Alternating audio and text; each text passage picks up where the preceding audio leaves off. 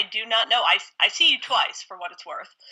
There we go, there we go. Greetings, Ranger fans, and welcome to Database Ranger's Power Reviews channel live stream.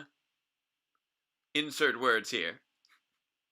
Sorry for the delay. I thought that I was actually talking to people, but apparently I was not yet. It took me a few moments to get it working. I hit go live, and it did not do the going of the live. But let me know in the chat if you are able to see and hear me now, because I realized that among the initial comments in the chat was, did Jake fall asleep? No, what makes you think Jake would fall asleep? Jake doesn't do that. Have you met Jake?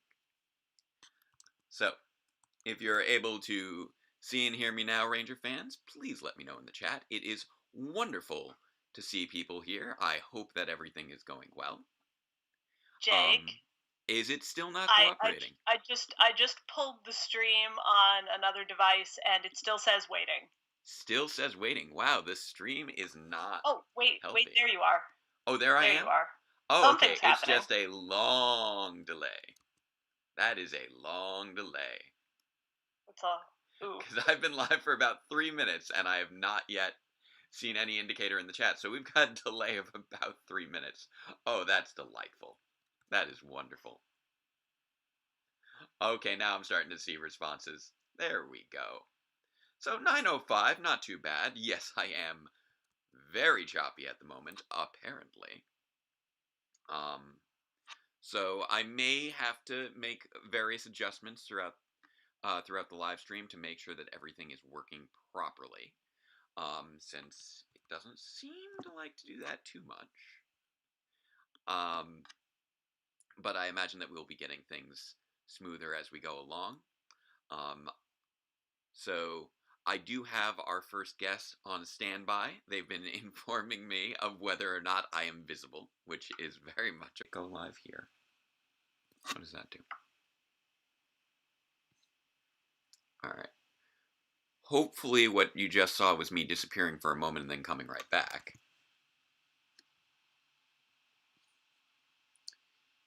It's currently saying the stream is healthy. We'll see how healthy it stays. So did it get... Oh, it just updated with some motion.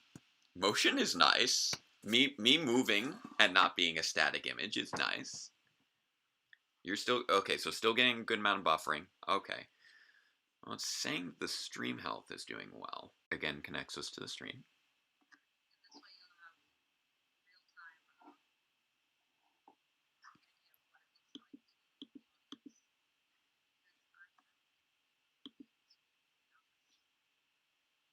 Okay, so hopefully I didn't just cause it to create something new. We shall see. They were just hearing me say that. Okay. Alright, there we go. I think I'm connected to the proper stream again. Stream is healthy. I've got my tech support right here on the phone. My wife, MJ, being wonderful. Very choppy. So that's not great. So,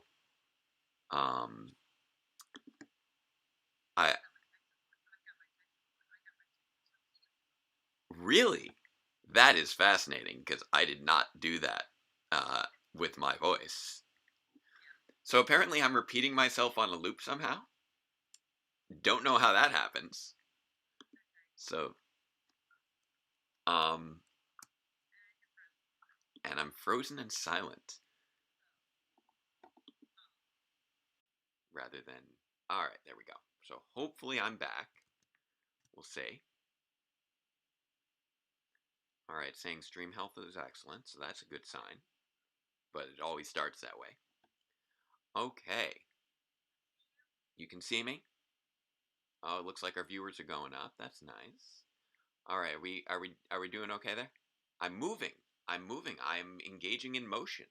Alright, that's promising. So hopefully that has cut down on the choppiness. We'll see. I changed my bitrate a little bit. It's saying that the stream is healthy. Okay. I suspected it was going to be jerky. Um, so we get a solid 20 minutes worth of, of tech support in this stream. That's fantastic. So, any, so how are things looking down there? So the video's operating? I'm moving in a choppy manner, but I do seem to at least be communicating clearly. So that's good.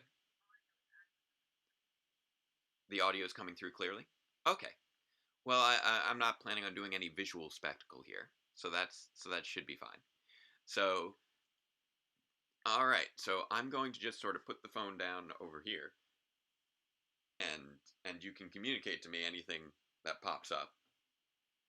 So tech, wonderful tech here. I have MJ here on tech support. I'll put them on speaker if need be. So I'm going to attempt to see if our first guest can pop in, and then I'm going to attempt to see if we can make our additional guests work past that point. So we're going to do it one at a time. We're going to see how this goes so we can finally kick off this live stream. It's going to be a long day. So here goes. I'm making my attempt. Here goes Skype doing its Skyping. And we'll see if we're able to bring in our first guest here without it destroying the stream. Okay, so before I introduce our first guest, I just want to check to see, did that break the stream? So I will ask my wonderful tech support, did I do anything that broke the stream just now? Or is it working?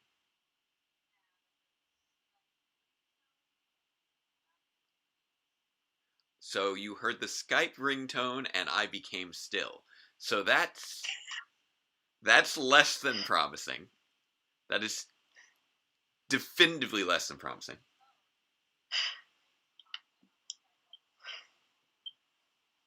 Okay. So that might be what we do, which will be funny. Try to see if I can just do basically video chat by holding the phone in front of the camera.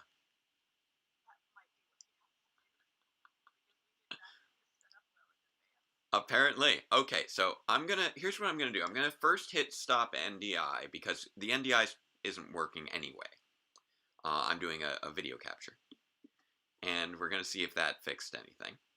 So just giving the computer a few things less to deal with. Because it seems to be coping with a lot right now. I don't know what may be happening in its personal life that's making things difficult, but it definitely seems to be having a rough time of things. All right, now I just did that. Did that smooth me out at all? I don't know if I'm back to being remotely operating as a person on the internet.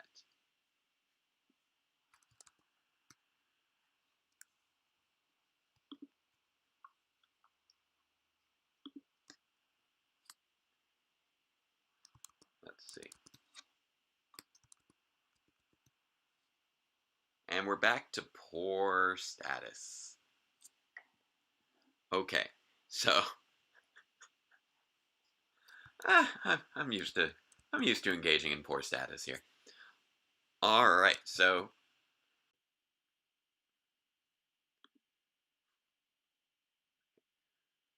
lower my.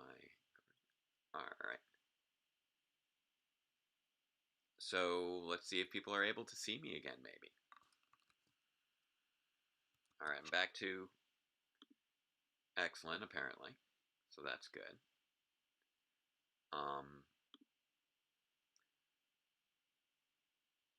Checking to see if there's anything else going on here. All right, am I back? Are we good? We're better. Are we back? Are we back to semi decent? Semi workable? Semi acceptable? Or does it just look like I've been hit by a semi-truck? How we doing? All right. Tech support, how am I looking? Okay, so that's not too bad. Right now it's showing excellent stream health, so I think I'm gonna try this. I think I'm gonna use my phone for bringing in our guests. So let me try this. Okay.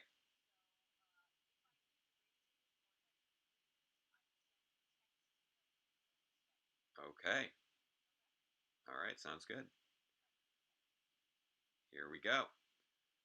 So we're gonna try this out. Okay. I'm trying to do the Skypey Skypes.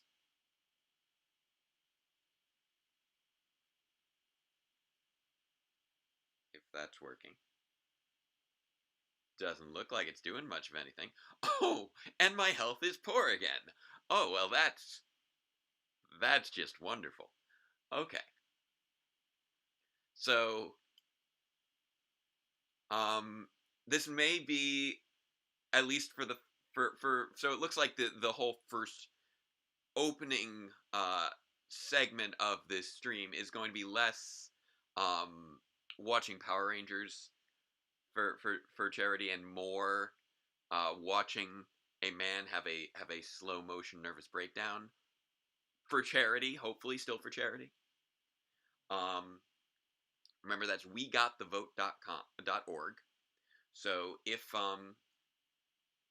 nothing else, at least make sure to drop them some money, um, so that I know that my suffering's not totally in vain.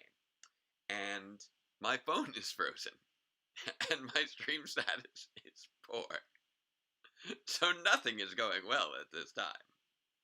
This this is my personal nightmare at the moment. Um, so that's a thing. Let's see here. I don't know um why Skype is not giving me any video, and why I cannot hear the person who I am calling. That would be that would be a nice thing for it to do. Doesn't seem to be a thing that it wants to do. Okay, fair enough. Um,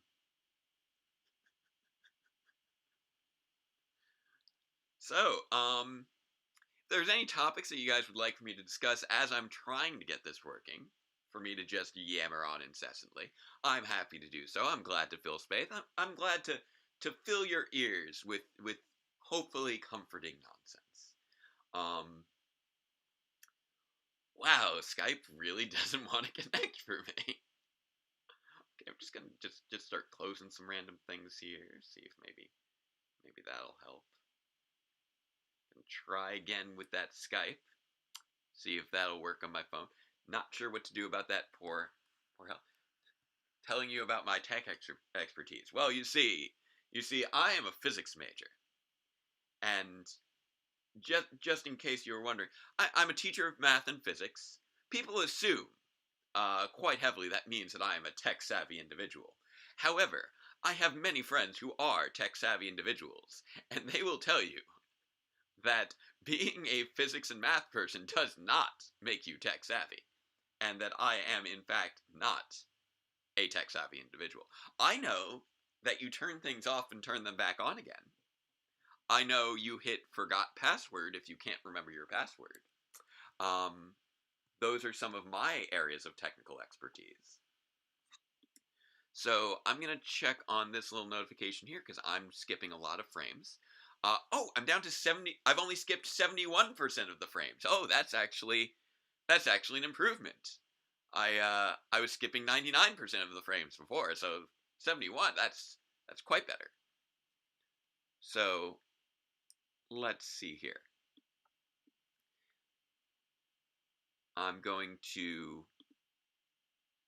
try to do what I can to fix things, as I may have made note of before. So let's see here. Maybe there's some information there that could help me. That would be nice. No, nothing there. I like how the things that it recommends I do to fix the problem are things it does not let me do during the time when it's capable of telling me the problem. So, for instance, I need to be on the stream in order for it to inform me that there are problems with the stream, but I need to be off the stream in order to fix the problems that I won't know about until I'm there. So that's just beautiful. That is a wonderful, magical thing. So let's see here. So I'm on the simple mode because I figured simple would be a good thing. I am going to once, and ostensibly I should be back. Hopefully I'm back. Hopefully you're back to seeing me again. So I reduced my resolution to see if that helps anything. So I made it that way I'd at least be somewhat pixelated, if not, but at least moving, which would be great. So can anyone? So tell me how I'm doing. How you doing? How is everybody? I'm in fact back, clearer and faster. Oh, that's delightful. Okay, yeah, I had turned down my resolution, so that seems promising. All right, I'm gonna see if my phone allows me to do things. Oh, there we go. Okay. Okay, trying for the Skype here on my phone, because we've determined that this laptop, not equipped for it. I need to buy a better webcam. Alright. Now, okay, so I can see you on my phone, so that's delightful. That's an improvement over my previous attempt. Alright, and now I'm just going to get rid of this little thing in the corner. There it goes. Okay, so this I think this might be about as good as we're getting. Now I'm checking with you guys. Am I seeming fairly, reasonable? Am I, I think I'm hopefully only dropping frames like maybe 50% of the time. So, 89%, not great. Okay. Oh, that seems to have cleared. Am I in Florida? I am not in Florida. I'm working to raise money for Floridians, because Florida is a very important state. But I am not from Florida, although I do have I'm Floridian on my matrilineal side. Okay, so now this seems to be doing well. And yes, we are in upstate New York. All right, so you know what? I think I'm going to only be able to do one guest at a time because I don't know if my phone will allow for more. So, Chris, I know that we were talking about doing bringing you in on the first episode. We may need to wait until a couple episodes in, because I don't think I can have more than one person on this phone and have it not like die. So let's introduce our first guest. This is one of the very lovely Toku ladies, a friend of mine who is local to me, but obviously everyone is virtual in these circumstances. So everybody say hello to Liz, better known as Pocky Squirrel of the Toku ladies. And Liz, you get to look at my face. There we go. So, oh wow, I'm seeing the reflection as I'm holding this up. It is not seeing you, it's seeing the reflection of the screen. Oh no. Let me turn up the brightness. See if that helps. Okay, there we go. Let's go for blinding. Let's see if that's better. Oh, there you are. There you are. Whoop. Okay. I'm trying to find an angle where it won't just reflect the screen. Now my face is on your face.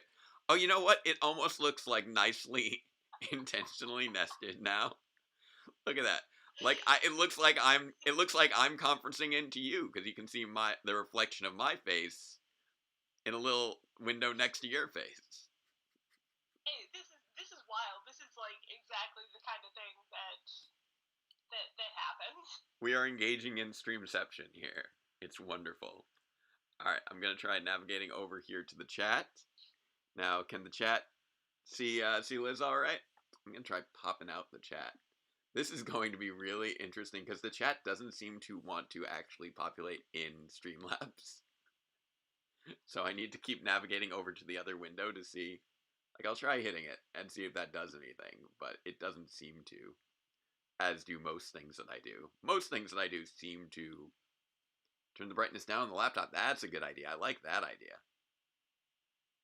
Oh, now the chat is on Liz's face. Oh, there. Wait. Oh, there. There's it. We're getting the positioning down. We're getting the positioning down. I can have a chat on my face. It's all good.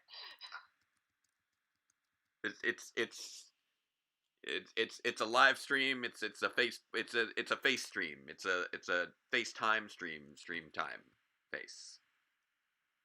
Insert genius app name here for and profit.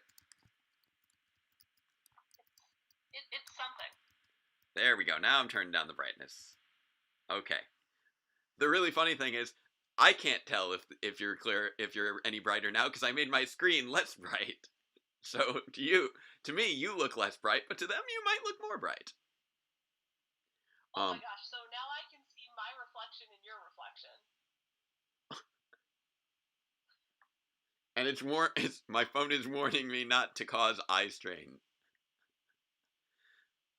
So there we go. So I see. There we go. I'm trying to also not reflect the TV as well because the TV is over there, and it is. The TV is kind of important. Okay. All right.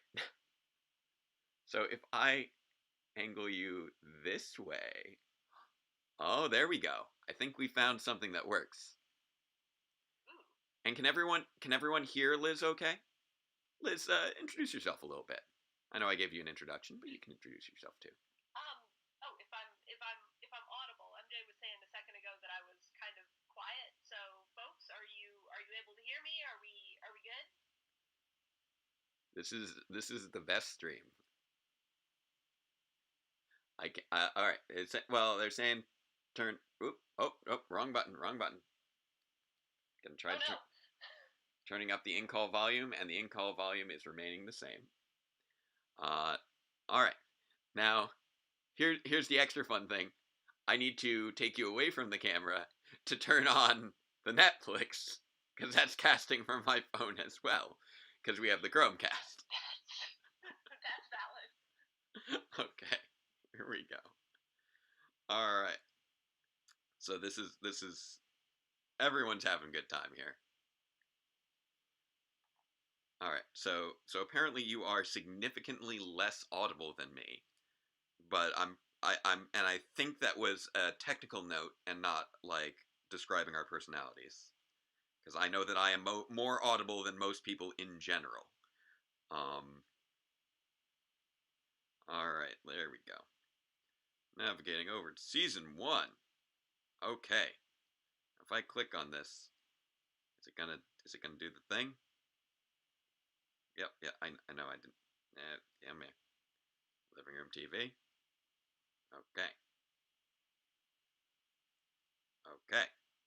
All right. I think I might be good to actually hit go on this. Is everybody ready for some Power Rangers?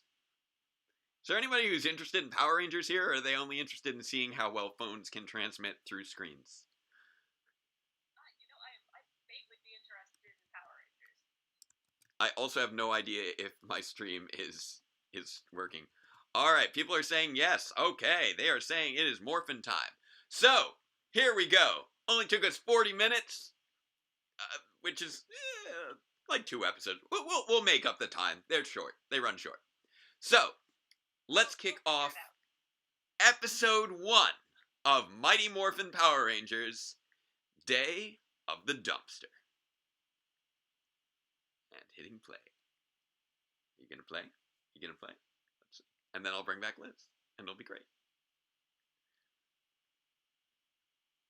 Oh, the donation link is borked. That's good to know. No. I'm gonna have to take a look at that. Oh, wait, really? Okay, best part of all this is apparently I'd forgotten that I'd been watching this apparently some weeks ago, so Netflix was paying it from like the middle. Here we go. Ah, everybody can hear that. It's time to conquer Earth. Here we go. Let's bring in Liz. Let's check out these teenagers with attitude. Whoop.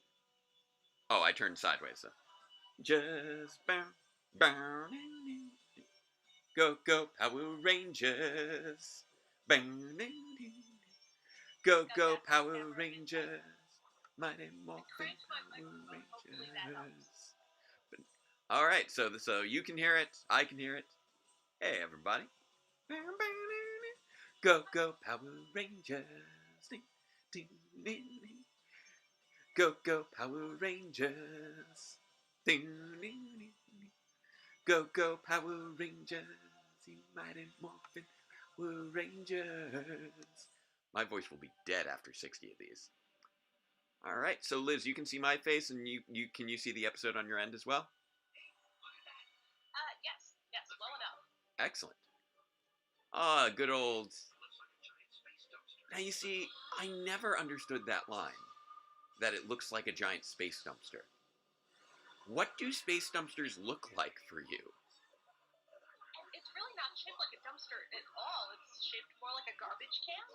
Yeah, and even then, it's it's a really squat-looking garbage can. Now I know squat's in there, but unintended or happy accident. I suppose so. It was. I'll go with happy accident.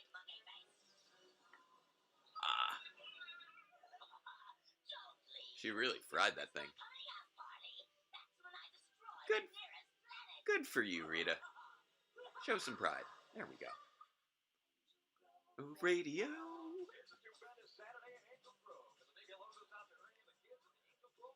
I have to say that this scene is excellent because it does such a good job of introducing all of these characters and really showing off what the actors are capable of at the same time. And the setting also, I was mildly disappointed upon becoming a teenager that I didn't have any place as cool to hang out as the youth center. Oh yeah, I mean, not that we'd be able to hang out any place like that in current times, but when the world's not melting, that would be a great place to hang out. And you see, it's like, good job, Zach. Thanks for teaching me, Jason. That was awesome, Kimberly. They use each other's names in their first lines and very quickly introduce the audience to who they are. There's your boy. It's my boy. He's ready to kick some butts. See, they name every single character in the scene as they enter into the scene.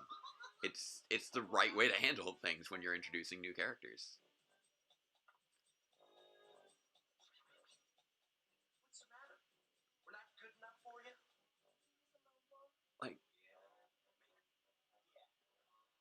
Mighty Morphin Power Rangers has such a...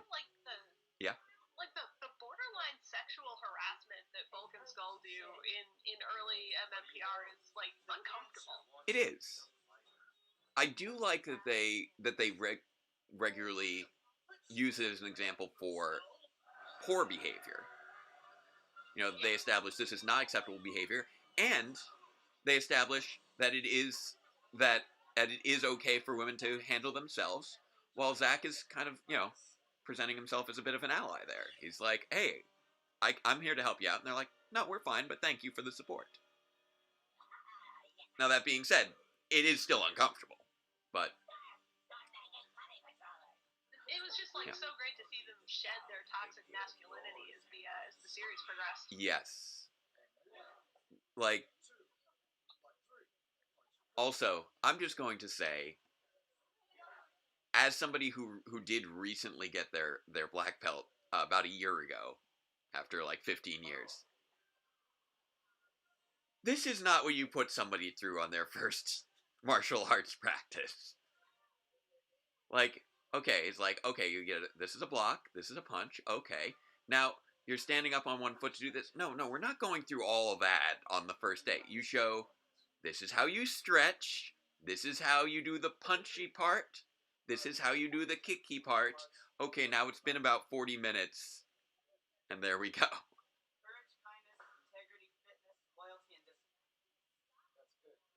It's relatable, though, in the sense of just, like, being in a situation and not being able to get your body to do what you want it to do. True. This first episode also just... It does so much to establish the characters, and to establish the world, and to establish the structure of the show.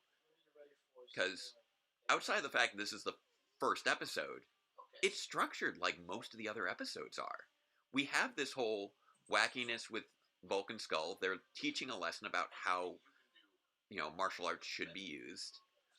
A character is dealing with a lack of confidence. All things you'd see in, like, every episode this season. And it's all there. It clarifies in a big way what to expect. Yeah. Like, they just did, I think, a phenomenal job with this first episode. As cheesy and corny as we all know that it is, it's astoundingly well structured. It's a strong pilot, and it's an especially strong pilot if you've seen the other pilot. Yes, yes, that is true. Where everybody wanted to fight in a bowling alley for some reason. Yeah, I mean, imagine how different, like, this fandom would be if they just hung out in a bowling alley for 3+ years. That change in and of itself, And there's another expectation sent right there. If there's food, it will land on Bulk. They hit all their marks so well. I remember when, back in the day when Second Batgirl was still running her episode review blog, and that was one of the tags. That was one of the frequently used tags, was covered in food. Yes. Yo! See, he doesn't actually say teenagers with attitude, which is the fascinating thing. He actually says something far more insulting. Like... But more accurate, also. I mean, yeah, but even so, like... These are... Like, really, Alpha should have, like... If you wanted somebody who was overbearing and over-emotional, why didn't he, like, teleport in Bulk and Skull? He chose, like, the 5 most well-behaved people. I mean, it's like, it's accurate in the sense of adolescent developmental stages, but yeah, we want some lawful good, overbearing and over-emotional humans. I kind of wonder if Zordon, like, if the teens ever knew that Zordon referred to them as such when he first called them in. It's like, alright, teleport some annoying adolescents here. Oh, hey, you're chosen to be warriors. Totally think the best of you. And this whole bit where they're like, hey, this is a crock of nonsense, and they walk out of the command center is probably, like, the most actual, like, oppositional teen attitude that they show in the entire series. Like people like to criticize that they're, goody two-shoe teenagers, but, like, yeah, I deal with teenagers every day. Yeah, they're gonna be like, yeah, sure, okay. This seems ridiculous, but okay.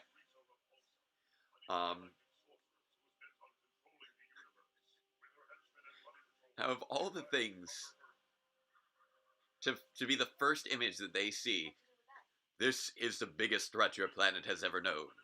She rides a tiny bicycle. She almost never rides that thing except for, like, in that clip.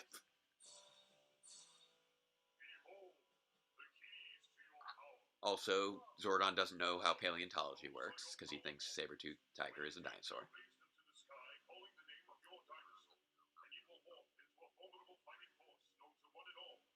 As the Power Rangers.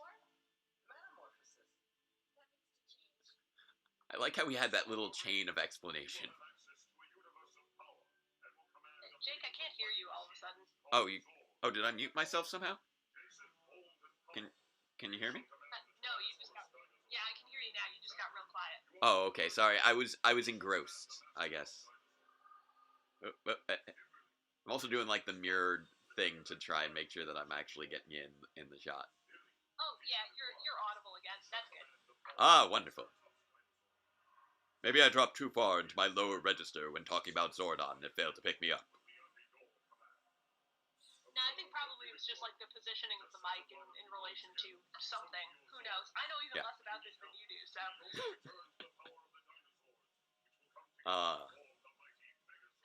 The mighty Megazord. Like, they jump right into the Megazord in the first episode. Like, half the seasons don't even get to that till, like, episode 3. Like, the efficiency here is astounding.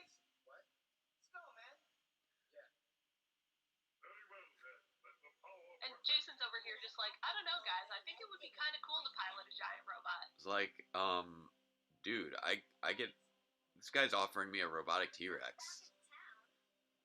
This is also, like, one of, like, maybe 5 times in the series that we actually see them actually walking outside. Oh, and there's that original pilot footage right there for a quick second. Because they didn't feel like doing those long shots again.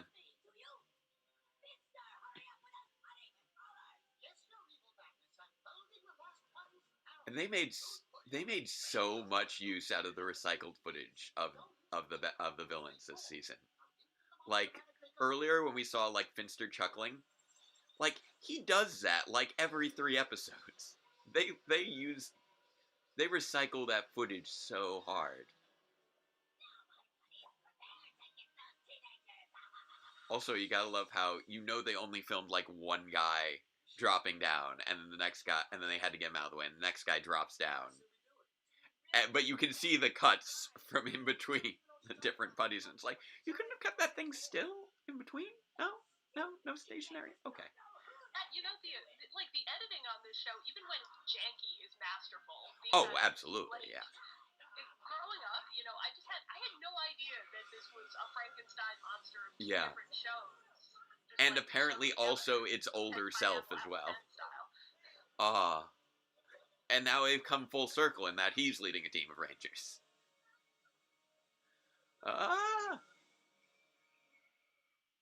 There we get our commercial beat there. Such a dramatic place for a commercial break. Yeah. And now we come back and we're having fun. You see, it's good structuring there. You do want to go into the commercial break on that suspenseful note.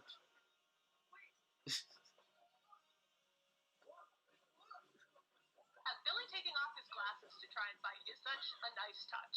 It really, there's so much.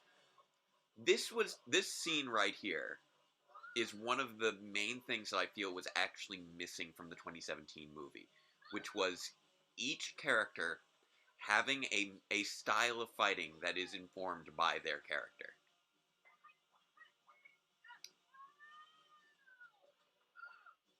Like, you look at their different styles of martial arts, their different skill levels, their different focuses.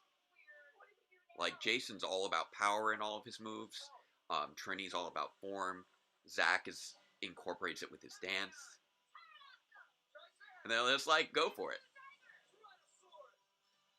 Also, I think we all love that Billy apparently needs to blink throughout his morph every single time.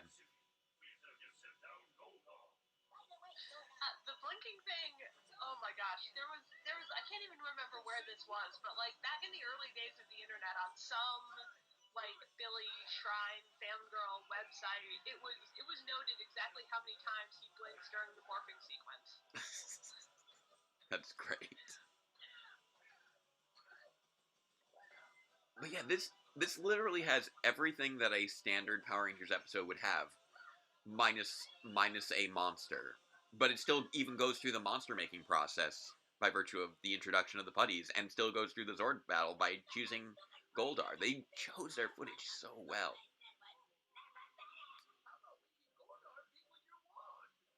There we go. There's another mechanic just dropped right in there. That's just something we do.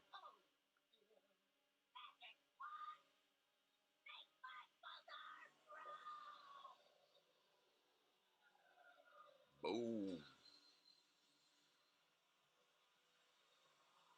Jake, your sound's fuzzy again. Sorry.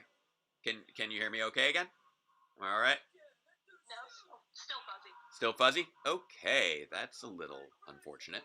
That was momentarily better and then worse again. I keep wondering if like my fingers are if I'm like letting my fingers slip over some part of the phone. Well, whatever you did, it worked because that's much better. Okay. My hand is just going to be numb by the end of this of this weekend. we should be able to find some place to put the phone so that you don't have to hold it up the whole time. Yeah, I know. I know I have like a GorillaPod somewhere, but I don't have anything to like mount it to. Maybe I'll grab like a snack bag clip, or like a binder clip, and like binder clip it to a tripod. That could work. Yep. That's like some true Billy Cranston improvisational skills there. Also, this raises a very important question about all future Zords. Do all Zords have the built-in stereo? Or is that a bonus feature? Was Zordon the only one who cared about blasting through those Ron Wasserman guitar? You gotta wonder. She says nice stereo. Is she listening to music right now? Is this what she's listening to right now? Does she, like, is it actually a stereo, I wonder? Are there some controls in the cockpit that she assumes will play music if she touches them, but actually they do something else? Oh, that was lasers. Oh, I'm sorry. I thought that was the volume, but no, that was the amplitude for the laser that I just... Oh. Well, no one's gonna miss that mountain. Yeah, it's the abandoned warehouse district. Yeah. Because, like, local governments are totally always engaging in construction, and always, like, maintaining buildings that well, that's one of the reasons that so many buildings in cities are out of use. They're directing those resources towards maintaining the abandoned buildings. There's no time to repair potholes. We've got another abandoned building to set up. I'm really sad that second Batgirl couldn't join us this morning because if she could, then we would be hearing about monster insurance right now, and just like the logistical aspects of taking care of all of the damage that giant robot fights do. Like we're 27 years into this thing, and we still haven't seen monster insurance yet. We've seen a monster alert system. We've seen monster tours. Seems like Lieutenant Stone was at the forefront of all that, but maybe that's what he's doing now. Maybe he's selling monster insurance. He did go through quite a few careers for a little bit there. So, is there a reason that the Megazord grabs the sword with the left hand and then grabs the sword with the other hand? That's a good question. Maybe it's a call out to the Princess Bride. It's like, oh, but I am not left-handed. Also, gotta love how its hands are just like temporarily tiny when it goes to grab the sword. Maybe one of the Rangers is a lefty and just like had control of that part of the robot at that particular moment, and then everybody else was like, "Wait, no, that feels awkward." Yeah. Well, Zach's the arms. Maybe that was one of the things. He's like, I have to control both. You get a leg. You get a leg. You get the chest. I have to control both arms. Like, this is tough to keep track of. Is that actually how it works, though? Like,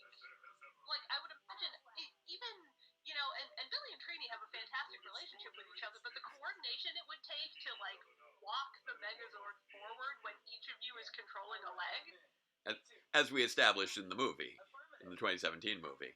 It's like, oh, I'm a leg. Oh, you're a leg too. Oh, we're legs together. Oh, that's cool. It's always been sort of my headcanon that there's like a low-level telepathic connection that the Rangers have with both each other and the Megazord while they're piloting. Yes. And that is also the reason why there is so much yelling in unison when they're piloting the Megazord. I believe back in like high school or something, a friend of mine wrote a fan fiction series, and there we go with. And it's hard to believe Chiplin is right there in those closing credits too. He was there as like I think it was a line producer in that first day. I mean, little notifications over here. Hopefully nothing too pressing. Okay, yep. I'm in an ongoing call. Good. There we go. So there we go. First episode of Power Rangers. And the next episode, I was going to put little pauses in between them, but considering that we're, we're like a good 40 minutes behind schedule. Oh wow, it just skipped the opening. I didn't realize it was automated. The opening, well, I mean, as iconic as the Mighty Morphin theme song is, that will help us. It helps highlight. Yeah. Yeah. Whoop.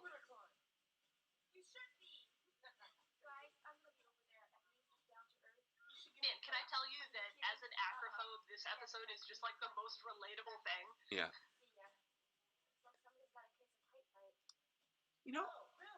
A name I saw see at the beginning, taking notice of little things that I may or may not have noticed before. Like, Adrian Carr directed both this episode and Day of the Dumpster, and that's someone who we've never had at Power Morphicon. I feel like there's got to be some answers. Oh, that's true now that you mention it. That's interesting. Yeah. I'm going to keep an eye on those director's credits and see what pops up. Just kind of adjusting you there as my fingers go numb. Still hear me okay? Yeah. Hang in there, Jake. You get to put me down after this. Yep. And then I'll pick up somebody else. I believe Chris has volunteered. Had volunteered for a number of episodes. But I don't want to try and do more than one person on the phone at the same time. Let's.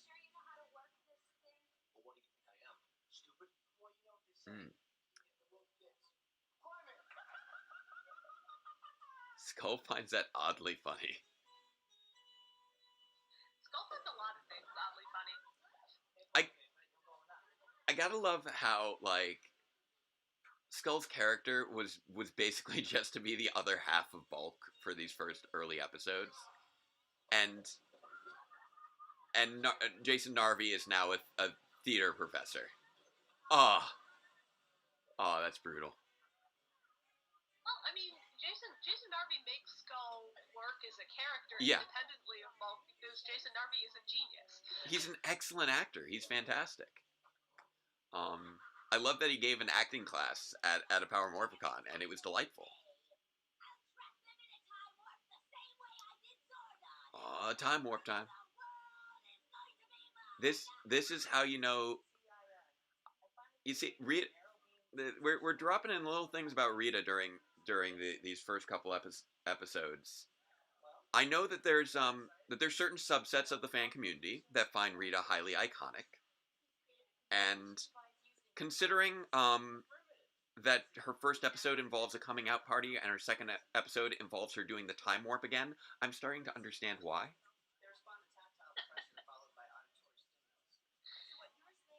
It's also just like the camp of her and the glam makeup and the hat and the Madonna bra and. Oh, it's fantastic. Oh, have I? I don't know if you saw. I got the Rita Z Lightning Collection 2-pack. It's so wonderful. Oh, you did. Congrats. Yeah, the moment that I saw the commercial for that, I told MJ. I'm just like, that's my anniversary gift for me. That's what you're getting for me for our anniversary this year. That's what I want for our 5-year anniversary. It's just no negotiation, no nothing. Just Hey, I'm getting action figures. Okay. it makes it easy. Also, I love that Billy just accidentally, like, invented technology like you would use on the USS Enterprise. Just like, yeah, I'm gonna make these little, like, wrist phones. Oh, they also, like, break physics a little bit. Now has he got the rat bug at this point? Do you suppose we haven't seen it on screen yet? But did he build a flying car before or after becoming a Power Ranger? That is a good question. Well, I don't think the rad bug. I don't think that it was something that was flight capable until around Green with Evil ish. Season 1 blends together a lot, but Green with Evil. Really does, yeah. Green with Evil's the first episode that I really remember highlighting the rad bug, just because they needed it in order to get to the command center. I'm trying to remember. I'm trying to remember which episode actually introduced it. Like introduced for that purpose, because it's the rat bug. Like the existence of the rat bug is fascinating. Well, but it's only ever used for a plot device. Yes. Well, it was in the Sentai footage. We've seen Sentai footage of it. Yeah. I've never. It's been years since I've seen Zyuranger at this point. I can't remember what it was for. But... Yeah. And I haven't seen Zyuranger, so I actually don't have that context. I've only seen the first 2 episodes of Zyuranger. And it was years ago. We watched Zyuranger at a couch con, so we binged like 40 plus episodes in the space of maybe 5 days, and there Beautiful. was a lot of alcohol involved. Beautiful. I should probably watch it again so that I, actually remember things, but... Yeah. Mostly I remember being sad for Dragon Caesar. And I have to say, MJ and I have started playing Heroes of the Grid. We started actually having a semi-regular game night with a friend of ours who one of the only people who actually comes to our apartment because they need to use our laundry. And it's a fun game. It's actually, once you get into it flows surprisingly smoothly. And Bones is a beast. Because among his abilities is resurrection. So it's like, if you don't destroy this card, all the other cards will come back. Oh no! Yikes. Oh no, it's a model space shuttle! It's Escape from the Gift Shop! Everybody run!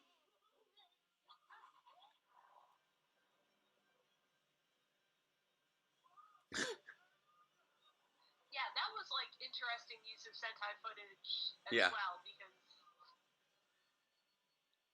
I don't know. Power Rangers likes to make things explosive that have no business being explosive. Oh, Divatox. Divatox love to make things explosive. I was actually a little disappointed when they phased out the detonator gimmick. I actually enjoyed the detonator gimmick. Yeah, no, it was really interesting stuff. I feel like the detonators, like, people make fun of the detonators all the time, but it was a refreshing gimmick at the time, I thought, because it added something that we hadn't had before, because it was just like, you send the goons, they beat the goons. You send a monster, they beat the monster. You make the monster big, the toys come out. Yeah. You beat the monster, and we have a happy ending. There we go. And it disrupted the formula just enough by like giving the Rangers something else to worry about. Okay, right. Now not only do we have to like fight grunts, something has happened. There we go. We're fighting the putty. I am trying to correct a link issue with the there's a donation link that I have down there that has spaces in it for some reason, and I don't know why it auto populated as something with spaces. That seems like a failure of how things are supposed to work. Yeah, so I'm gonna check to see. Yeah, Streamlabs has not impressed me today. They're like, oh, this will allow you to automatically do donations to your PayPal. And it's like, ah, there we go. Okay, so if I take out all the spaces, they're like, oh yeah, just paste it in and it'll be fine. It's like, no, no, that doesn't work. You can't just have spaces and an apostrophe. Yeah, and I don't know if you I don't know if this is an ability that just like exists in all YouTube streams or if it's something that you have to set up, but you could potentially accept donations through Super Chat also. Yes, which I have yet to figure out how to do.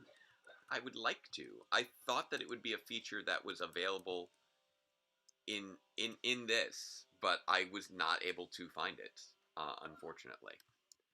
Which Apropos of nothing, Billy, no. Billy man, dude, dude, dude, you're too high. And this is like another one of those toku tropes that is just, you know, even though you're the genius character, you do stuff that is objectively stupid. Well, that's have you met like have like I'd say that we're both fairly intelligent people. This is true. Would we also uh would it also be fair to say that we are both idiots? Yes. I am definitely an idiot, but I don't know, maybe this is just like the extent to which my own idiocy doesn't dovetail with the idiocy that the story requires because Yes. I'm more like Trini. I'm an acrophobe. I would not run up the cliff to draw the putties away. I would Right. run someplace else. Whereas Billy, I imagine, in his mind, he's so concerned with the immediate threat, and it's like, hey, get away from me. Get away from me. Get away from me. Oh no, where am I now? Oh no. Oh, my spatial awareness failed me. Oh, this isn't good. Ooh, hyper focus can be a bee sometimes. Yeah. Alright, so yeah, so the link, I changed the link in the description, so hopefully it should work well for you guys now. That should go through to the PayPal so that that'll compile things directly, and then I'll make sure that all goes directly to wegotthevote.org, which I know in all the technical jargon we've been dealing with early on, and of course enjoying just wonderful episodes of Mighty Morphin Power Rangers. Group hug! Stop them with the group hug! Now the fact that this is just like something where he knows what to everybody immediately knows what he means when he says this. And it's like, that's not even a human chain. That is a... No, it's not. That's a human propeller. How is this some... Like, you have to imagine what was going on, like, in between the first episode and this episode, outside of, you know, them going to the prom with Matt, was that, you know, obviously Billy was working on his tech. I'm guessing Jason was trying to come up with, like, cool maneuvers they can do as a team. It's like, and whereas most people, it would be like, okay, we're going to do the flanking maneuver. Okay, we're going to do the Omega maneuver. You know, we'll do Greek letters on it. It's like, Jason's like, no. I got this. The human chain. What, like at a roller rink, like with the snap, with the whip crack kind of thing? No. You hop up on my shoulders. You get onto his legs. It's going to be great. Isn't that really more of a human propeller? No. Human chain. It's a code word. That way they won't know. If we say human propeller, they're going to know what we're talking about. If we say human chain, misdirection. It's also just like an opportunity for Jason to shamelessly flex.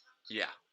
Yeah, I can literally hoist up two of my friends onto my shoulders and spin them and make this work. I mean, I've done that. Because I'm a beast like that. I've done that. Not with the spinning part. Yeah. I'm like I'm weird strong sometimes. Like, I don't have a great amount of arm strength, but I can haul a significant amount. So like, you know, I'm like the guy you want when you're like moving furniture. I'm that guy. Like the couch I'm sitting on, I have, you know, I have had it traverse back and forth throughout the apartment on various occasions without assistance, which did end up scratching the floor a little bit because you can't actually lift up an entire couch with the arm span. But I love the music cue on that. They actually did a little Mission Impossible music cue there. That was great. I wonder how they navigated the copyright for that. Well, it was just sort of a little. It was more of an homage. It wasn't quite exactly the cue, but they did it with like a little piccolo sound. Yeah, stick like the leitmotif in there, and it sounds just enough like Mission Impossible that you know what it is without getting lawyers called on you. Yeah. Also, that the carnival or whatever it was where they were fighting him initially before they got sent into this other dimension. That was a great location that they kept going back to for different fights, and I kind of love it. Like, carnivals and amusement parks are the random amusement parks fight is like a staple in Toku as well. Yeah. I mean, I've seen people like duking it out on a log flume before. Oh man. And when that stuff makes it over into Power Rangers, it's great. Gotta love that film. Gotta love the film grain also in just certain shots. That's one of the interesting thing. It's not just the Sentai footage. But it's specific moments with the Sentai footage where the film grain just gets really noticeable. Yeah, you kind of have to wonder why. Also, we stepped it up with the it's like we didn't have a monster in the first episode, we gotta have two in the second. We gotta make up for lost time here.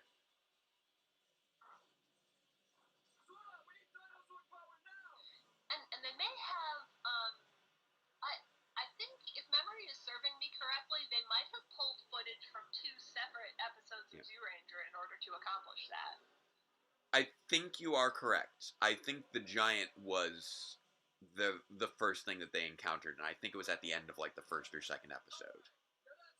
Yeah, because they had to like fight him to get the crystals or something along that line. I don't know. Well, the crystals I don't think popped up till King Sphinx. Right. But they definitely did need to. I think it was something about unlocking the no, Zords. it wasn't with their weapons. That's right. They had the power weapons. Oh wait, were the weapons in? But they weren't introduced properly until the next episode with the Minotaur. That was it. I might still be like completely misremembering this, and this experience is just telling me that I need to rewatch Zyuranger at some point. Yeah. But me rewatch things that aren't Kamen Rider Kuga, I don't know how to do that. How many times have you seen Kuga now? Like 6. That's pretty reasonable. Seems reasonable. I've watched it at least once a year since I initially saw the series. Right. Yeah, and and it has only been a few years.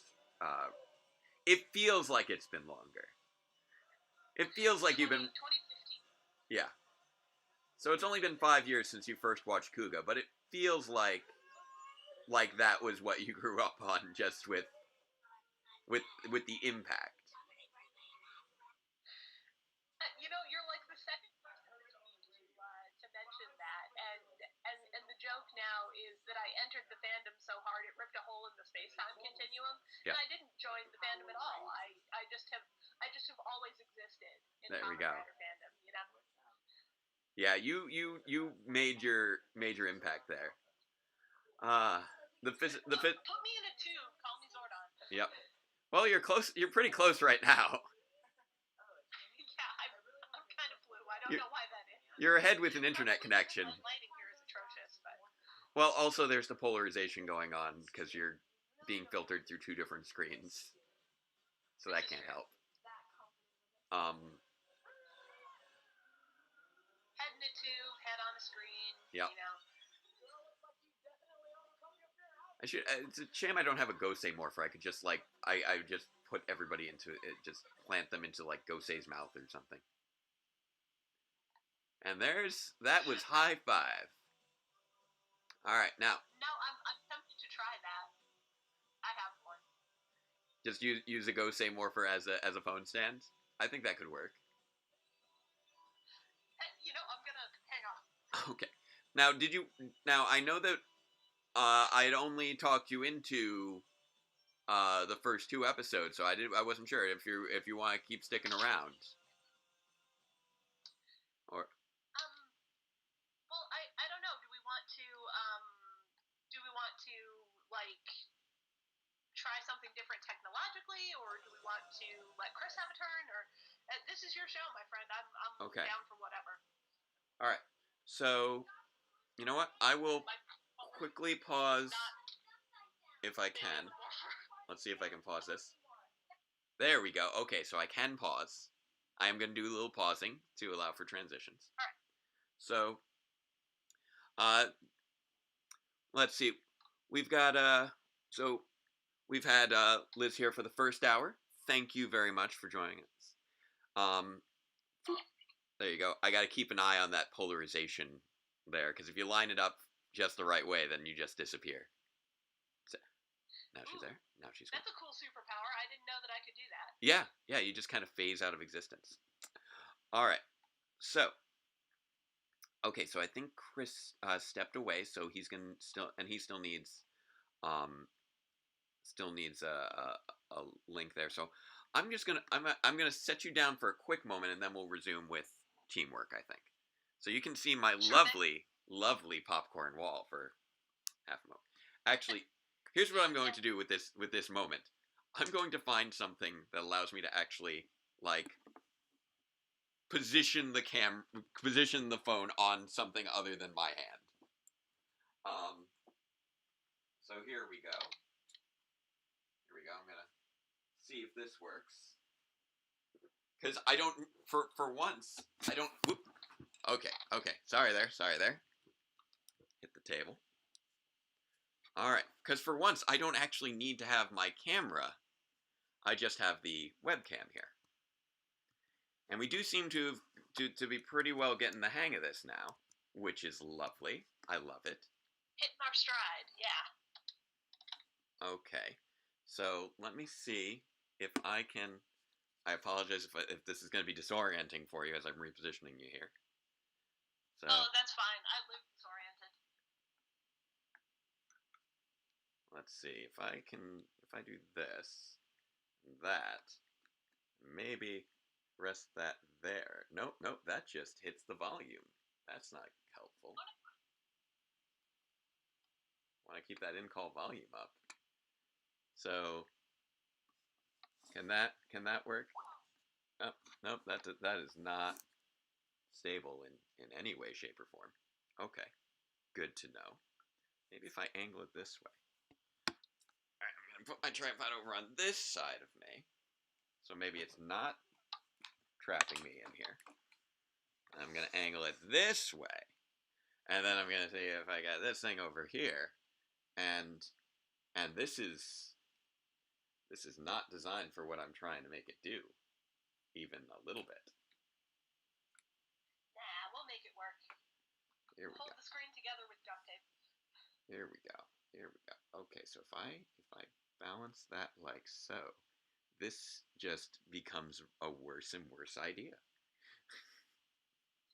As I keep trying to think, I'm like, oh, but if I do this, then no, that will almost certainly fall, especially whenever I need to hit pause on the screen. It made your audio all muffled again too.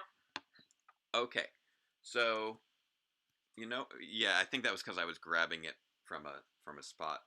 So here's what I'm gonna. So I see Chris is actually back in the chat there, and he had signed up for some of these early episodes. So I think that we'll do a little rotation.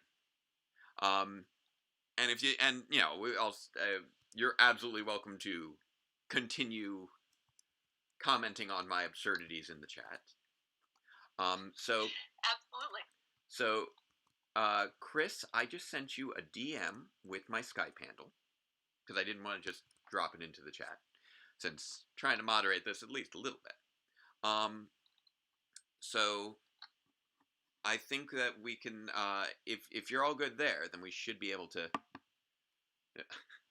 The question that that's a good question, and I wish I had a better answer. Somebody just asked me, where is Rider Log Build? That is a good question. I do want to do it because I love Build, and then I was just so busy. All right, and as we've established, I have theories that tie Build into explaining away Dino Charge.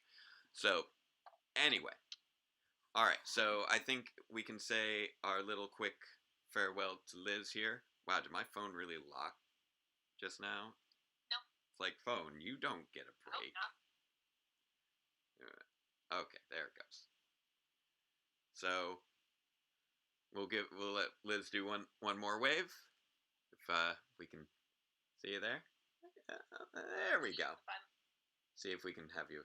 Bye, folks. All right. I'll be back. We'll bring you back after a little time with Chris. All right. Thank you again, Liz. And during this break, if you haven't already donated to wegotthevote.com, you people in the chat, the link should be working now. All right. So thank you again, Liz. And as always, let the power protect you. I don't know why I moved the phone as if you were the one saying that. All right. Thanks again. I'm gonna end the call for now and get Chris in here. All right. Thank you very much. Alrighty. Very appreciated. If I can hit the button. There's the button. This is like the process of watching just like an old man fiddle with, well, how does this thing work? Where's no, there's no buttons. Where are the buttons? Oh, there's the screen. Where's the buttons? Oh, okay, here we go. So now should be able to get Chris in here. So Chris, I'm going to send you a quick little thing. So, and I see I'm getting messages from MJ real quick. Okay. All right, there we go. So now, Chris, I'm gonna bring you into the call. I'm gonna send you a thing here. We should be able to. There we go. Do do do. Boom do do do. Hello. Hello. Hey, Chris. How are you? Good. All right. So I don't know if you want to do video or keep it audio. We can absolutely keep it audio if you prefer. But welcome to the stream. We got your voice in here. Thank you. All right. Thank you for joining me. All right. So I think I'll turn off my face, and then we'll just do the audio. There we go. And hopefully everyone can hear Chris okay? We all good? And Chris, if you like, you can tell people a little bit about yourself. All right. As you all know, I am Chris Taylor here on YouTube. I am known as Chris Freeman. I have a job. I work in retail. All right. Thank you for joining in with us, Chris. Are you ready for episode 3 of Mighty Morphin Power Rangers? Yep. All right. I'm gonna resume with let's see. Right now, it's I have the first few seconds in there, but it should be saying written by Cheryl Saban right now. Let's kick things off with Teamwork. Directed by Robert Hughes. Robert Hughes. He was the showrunner for Mystic Knights of Tiernanog, and I believe Beetleborgs as well. He got in quite a bit of work. All right, so I'm going to put the phone down, and we should be able to hear your audio. And feel free to pipe in with it whatever you like.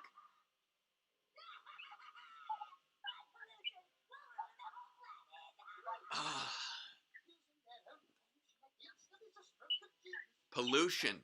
Back when it was, I remember the 90s when villains were all about pollution, and it seemed unreasonable that somebody would just pollute the earth just for the evils. And then we grew up and we realized that there are some people who just do that.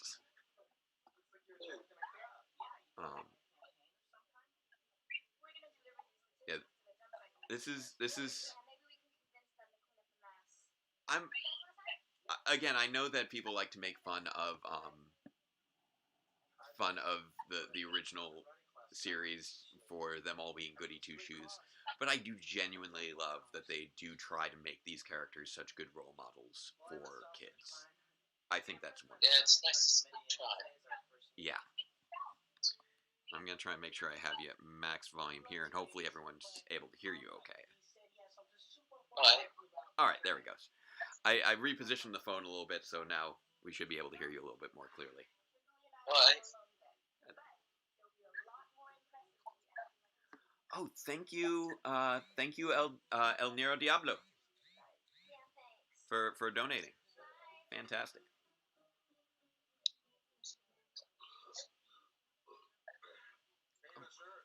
And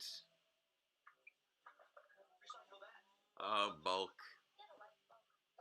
Oh, yeah, I can see on the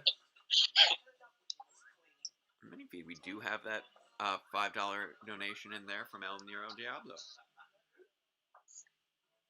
Also, I like this guy. He just, I mean, poor guy gets a whole trash can poured on his head, but I like that he just walked in and his first instinct is just throw it out.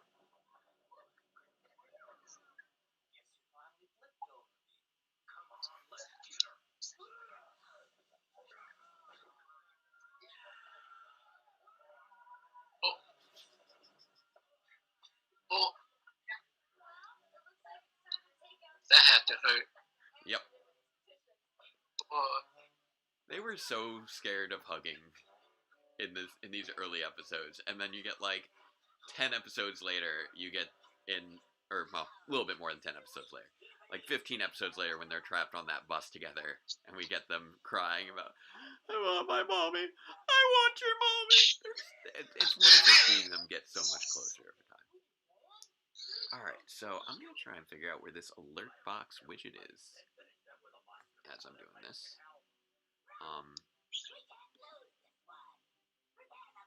Oh, hello. So, I'm just hitting things and seeing what happens. Alright. Hi, Rotisserie Soup in the chat saying hi. Oh, hi, Rotisserie. How are you doing? Trying to figure out. Okay, so I think I'm getting. I really need to stop. Every now and again, I accidentally hit a button in Streamlabs, and the button is almost always something that opens up a browser window. I really need to stop doing that.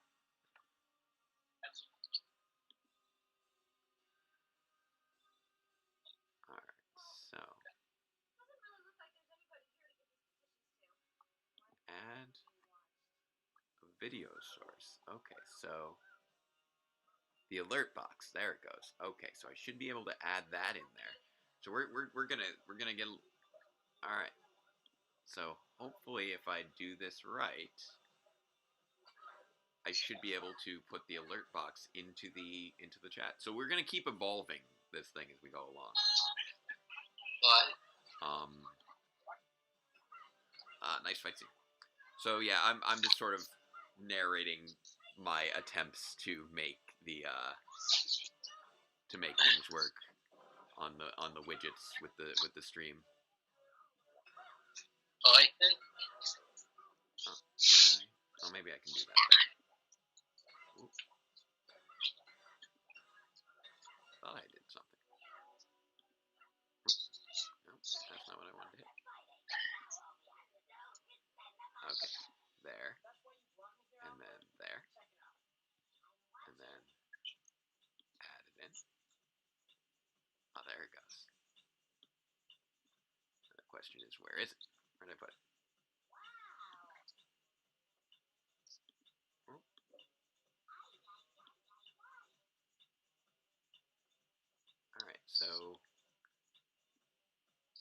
think I just put in the alert box. Not sure. We'll see. Alright. I'm very bad at telling if I've actually managed to do the things that I've set out to do in this program. Dudette's in trouble.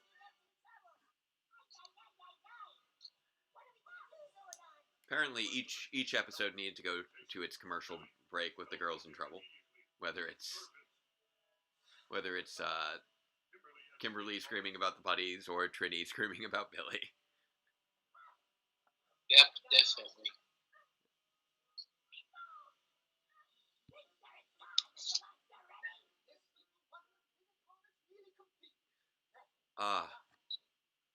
Finster, you are an artiste.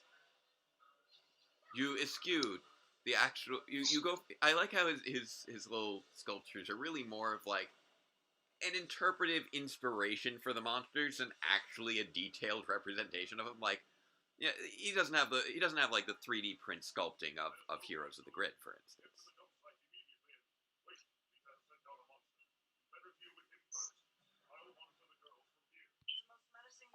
Yep.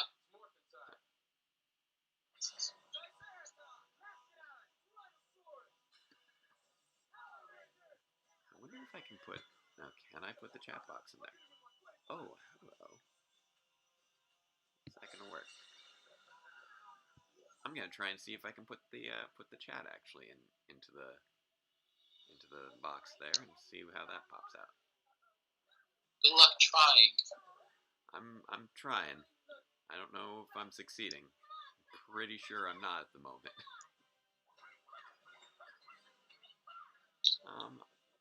Okay, I'm just going to see what happens there. Anything? Nothing? Oh.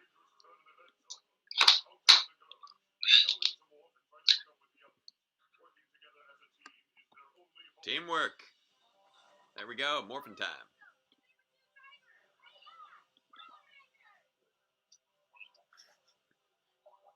And now they're in a worse scenario. They're like, oh, okay, now we're away from the toxic waste dump, but now we are dealing with Goldar. Yeah.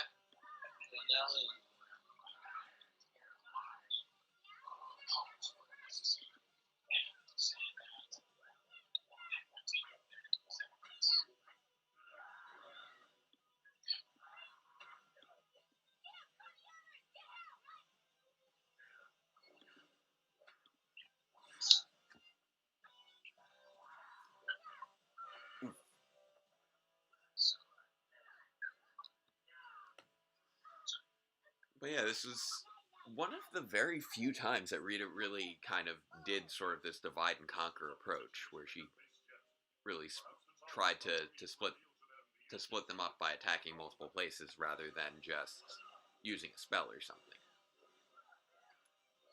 We actually still haven't gotten to our first episode with a legit spell. At least not as much as you often think of them being under mind control like every other episode. Like, there's actually very little of that in the first 10 episodes. Completely. Yeah.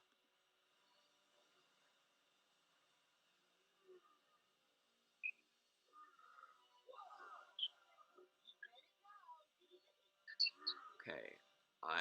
I still have no idea if I've actually made these widgets work. Eventually, maybe you'll see something pop up like next to my face, and we'll see. So, I guess the only way to test is to make sure that that somebody donates through that link.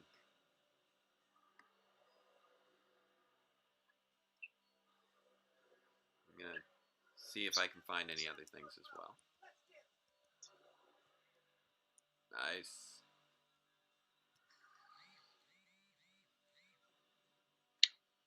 Some notifications there. There we go.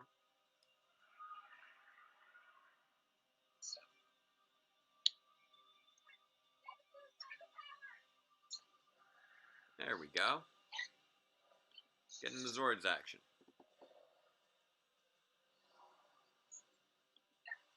This, I think, might be. This is one, if I recall, one of the few episodes where we actually really get a focus on the individual Zords, if I recall correctly. Because that almost never actually happens.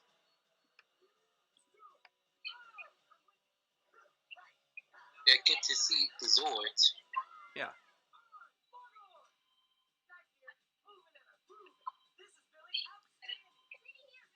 I say this is probably one of the more mishmashy of the early episodes. In just that it feels like things are kind of happening all over the place and isn't quite as focused as those first few are.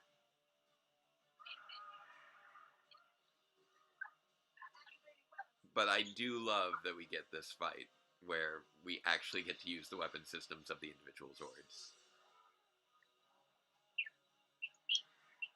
It's nice to see. Yeah.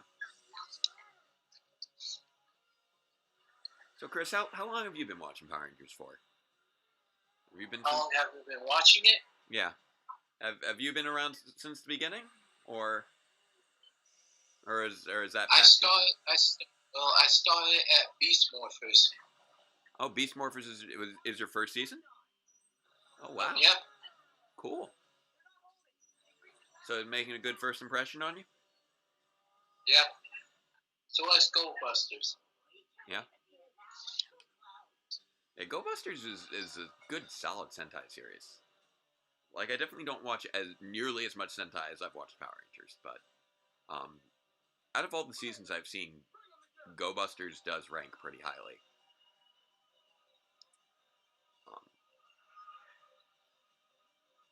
Here we go, some Megazord tank mode time.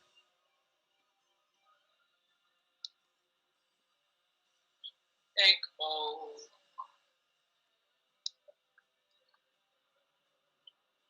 So, Chris, have you seen these episodes before, or is this your first time seeing some of them?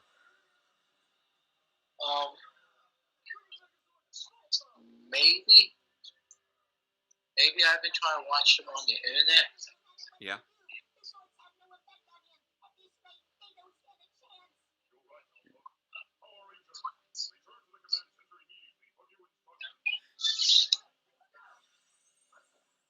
Okay, I kind of love that teleport move just now, because it works fine, but like, that was clearly them teleporting into the Megazord just played in reverse.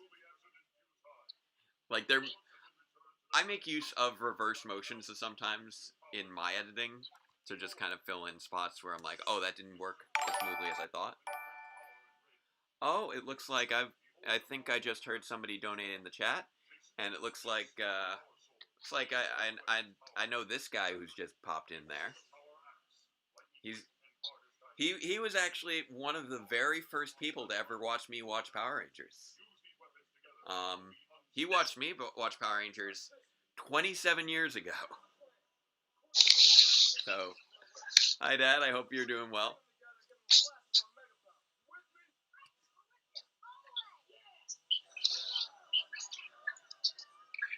And so I saw that. So I see on my mini feed, because I wasn't looking at it at the time, that it showed that MJ just made the test donation there. Now, did that appear for you guys over there? Could you see it on the widget?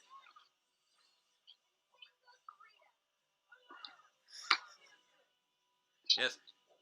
Lashana Tava, by the way. Happy Rosh Hashanah, everybody. Happy Jewish New Year. Hope everyone's enjoying this weekend.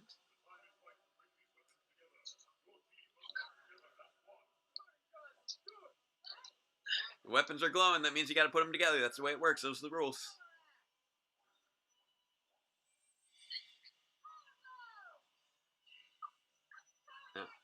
Okay, so it didn't appear. I don't know why.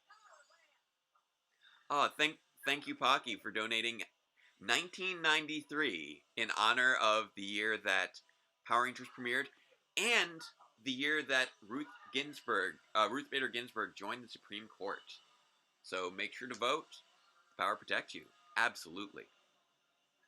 Yeah, vote.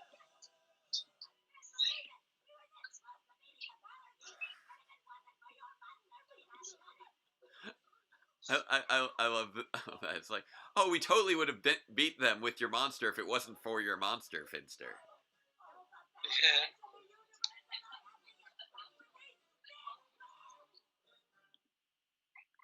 So I've yet to figure out why the alert box hasn't been appearing. So, trying to figure that out.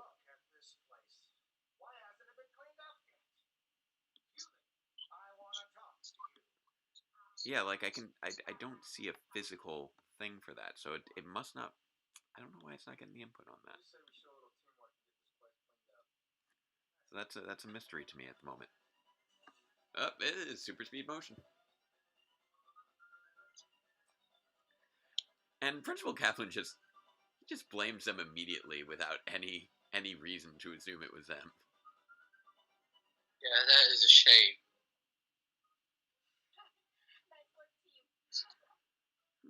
Now, it's interesting that Streamlabs is getting the little mini feed announced of the alerts, but for some reason I can't physically see it. Okay, so I gotta go live on a widget. How do I go live on the widget? That's the question.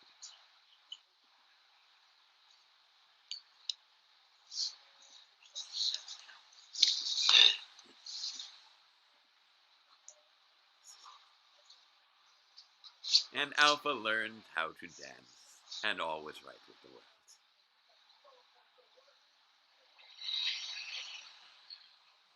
Alright, so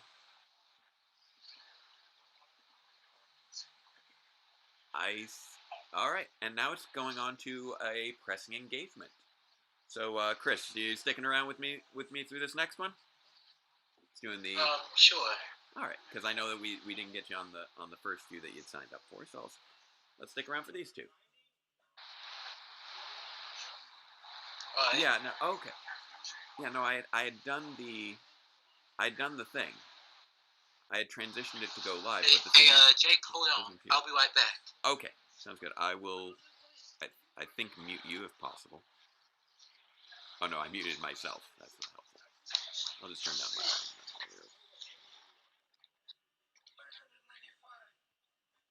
There we go.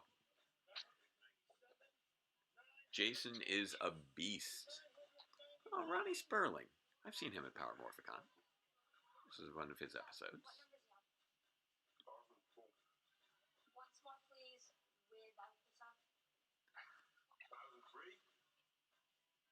Yeah, no, MJ, I tried moving the layer around, but I flat out it's just a bounding box without anything in it, which is very strange. So I don't know why that is. It's very strange.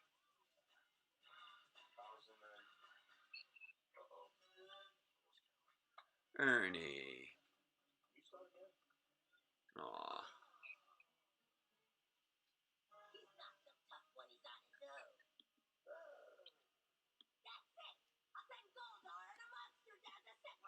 But yeah, I don't know. Not sure how if anyone's able to figure out how to make the alert box actually appear in some way, shape, or form, or the chat box properly appear. That'd be great. Oh, Principal Kaplan's toupee. All right. So yeah, I had transitioned in there, but oddly enough, the chat box also isn't appearing. But you know, I'm gonna drop out that chat box. Let me double check here. Okay, the alert box is on. It's visible. Okay, so I'll just hit the button again. Hopefully, the next time somebody donates, it should pop up. We'll see. I love they just give her like a pink balloon for the bubblegum bit. Face full of bubblegum. So if you guys in the chat want to help out with getting Floridians their voting rights restored, please by all means donate. If you want to help out with seeing if my alert notifications work, then by all means donate. So It does seem to at least register when things are donated to through the PayPal link. Okay, That's good. I'm back. If you do struggle with the PayPal link, there is also a link there for wegotthevote.org where you can go straight to their main site and make donations there as well. All right, so we have another test going through. Let's see if that actually shows up. So keep your eyes open to see if we get an alert showing up in there at any point.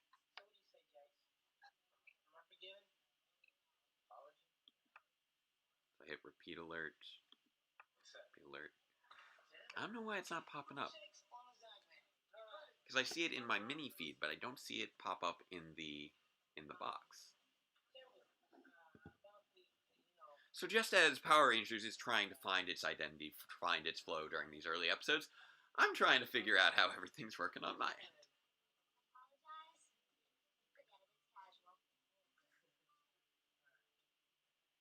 Am I absolutely sure it's on the top layer? I am not sure. I cannot tell because it's invisible. So you know what? Here's what I'm going to do. I'm going to just sort of change the sizing of me. Move me over. I'll change the sizing of the alert box and move that over. And then I'll make sure that it's not like some weird thing where like both things are transparent or something.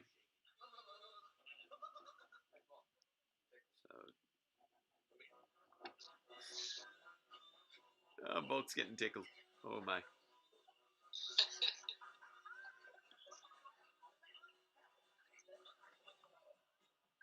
Also, it's funny that they present Bulk as if he's like actually a legitimate threat with his apparent lifting ability. See, I'm going back to general settings here.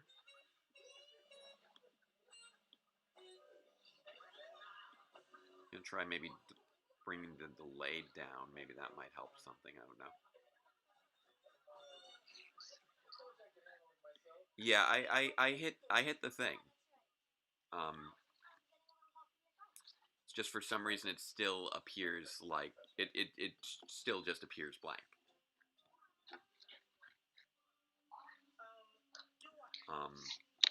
So, all right. So I'm gonna hit this transition and we'll see if something pops. So I've just repositioned myself, and now the alert box is off to the side. So, actually, I'll do that a little bit more, make myself a little bit smaller, make the alert box a little bit bigger.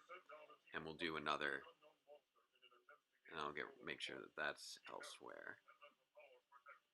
Alright, so this is the alert box, and now I put it there, so hopefully maybe now it might actually appear. Gotta love these tests. We're just getting these little bits in there.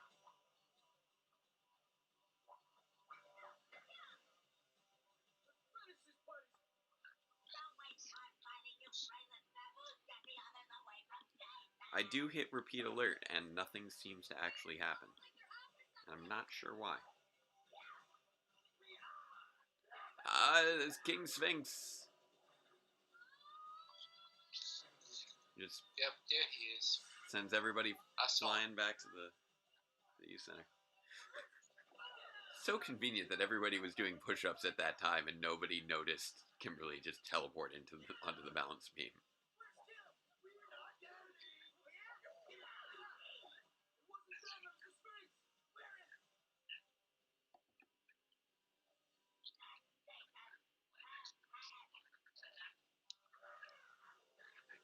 Dun, dun, dun. It's really funny to me how King Sphinx made it into so much, and again, nobody notices him just get teleported into the youth center. King Sphinx was in a fair bit of merchandising back in the day, and his whole thing, as far as being a threat, is just moving his arms like this to flap his wings. Like, that's the thing that makes him a big threat. Yeah, he is a big threat. Yeah. Oh, I'll turn your volume back up there. Sorry. All right. Oh, there you go. So, yeah, MJ, I'm pretty sure that it's not, that I did not set it up right, but I haven't figured out what it is that I failed at in setting it up, because I hit the, like, I went to customize it, and it just, nothing appears. It just is still a blank box no matter what I do to it, so I can't see, I can't change, like, any fonts or any colors. The color is ostensibly, it says the background color is yellow, but there's never actually been a background color that pops up, so I don't know what's going on there.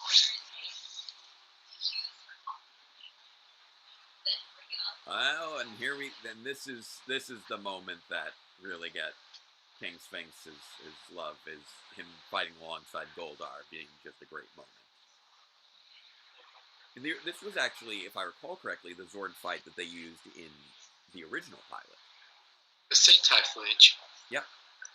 Well, specifically, this was the Sentai footage they used for their original version of Day of the Dumpster, which was filmed with a different Yellow Ranger before they had really gotten the go ahead for a full series. Yeah. I like how they gender swapped the Yellow Ranger. Yeah. That was like a good move like that. And I believe so, yes.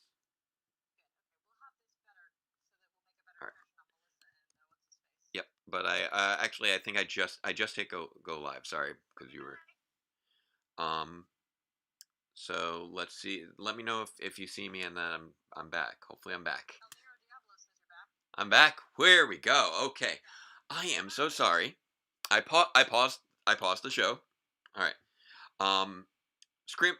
Streamlabs crashed. It just uh shut down while I was trying to manipulate things there. Don't know why. Hopefully it won't do it again. So I left it paused. We are most of the way through episode 4 right now. So I'm going to resume that. We're 12 and a half minutes into a pressing engagement with King Sphinx. Let's keep going on that. All right. And Chris, hopefully you can hear me okay on your end as well. Yep, I can hear you. Awesome. All right, so I'm going to check in to see how things are looking here. Seems to be looking okay. There we go. Oh, and apparently the things I was working on vanished. So that's fun. The feed is back. So yeah. That's good.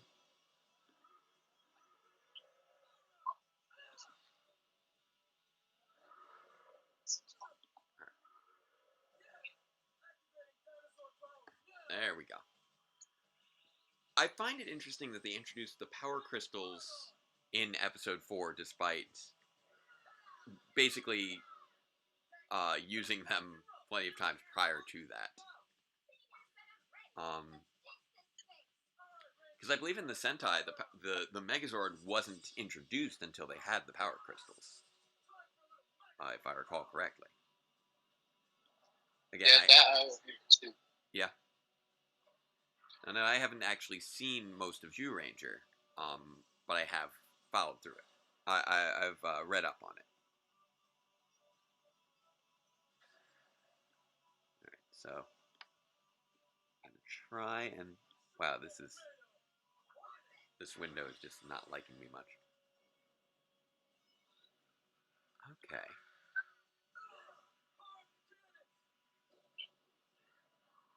Oh wait, there we go. I think I may have found something that might help. Shut down source when not visible. Alright, I'm gonna try and do that and see if that helps anything. And I'm gonna try and pick maybe a more prominent background color.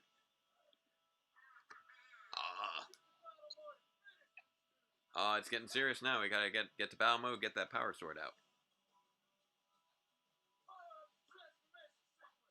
Yeah, time for them to grab it. Yep.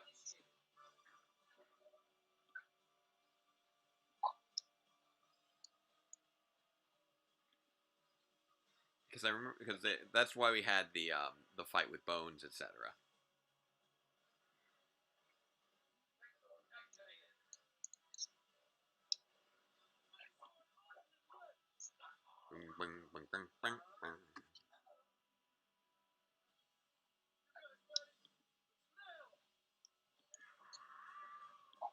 Okay. So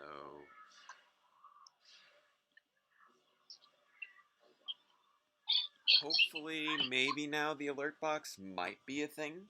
I don't know. I hit some other buttons. Maybe that did something. Don't know. But right now the Megazord is... Oh, it just kind of... just sort of dropped right out of Goldar's range there.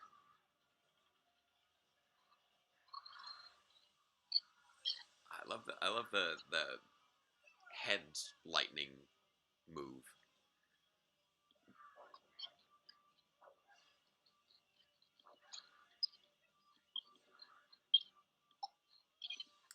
So yeah, if anyone does figure out how to make Streamlabs actually do the things I'm asking for it to do, please, by all means, let me know.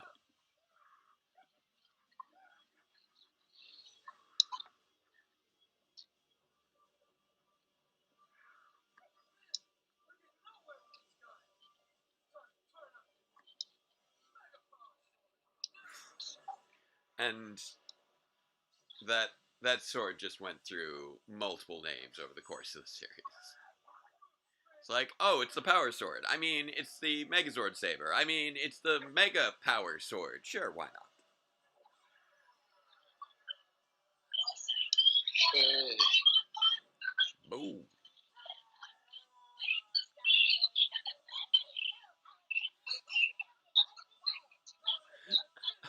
Kind of amusing. Alpha was like swinging his little stuffed teddy bear there for a quick moment, and then he dropped it, but he was stomping up and down, and it was like, did he just drop the teddy bear and then stomp on it? I don't know. I don't know why that happened. Yeah.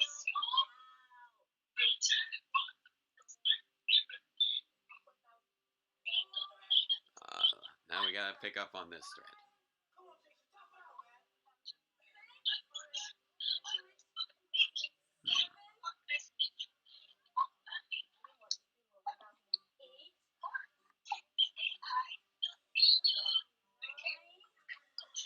I may need to give up on this alert box. I keep trying to find it, but I just can't quite do it. That is such a ridiculous number of reps. Like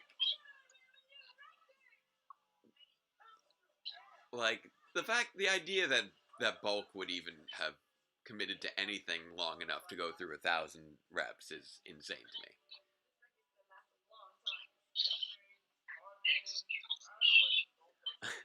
And there's the cake.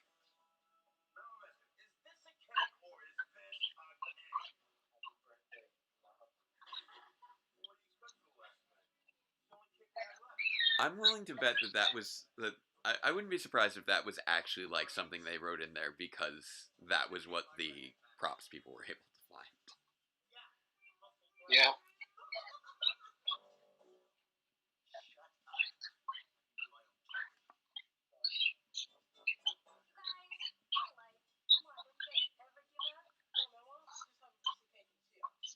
Yeah. Just have a piece of cake and chill. Oh, he's gonna get the first. There he goes. Boom.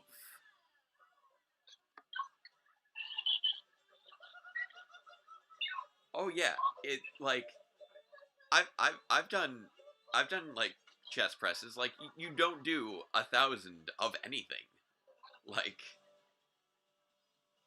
that would take forever, and you'd be like unless like even if it was just a bar, That's an endurance thing. All right, we got episode 5 up next.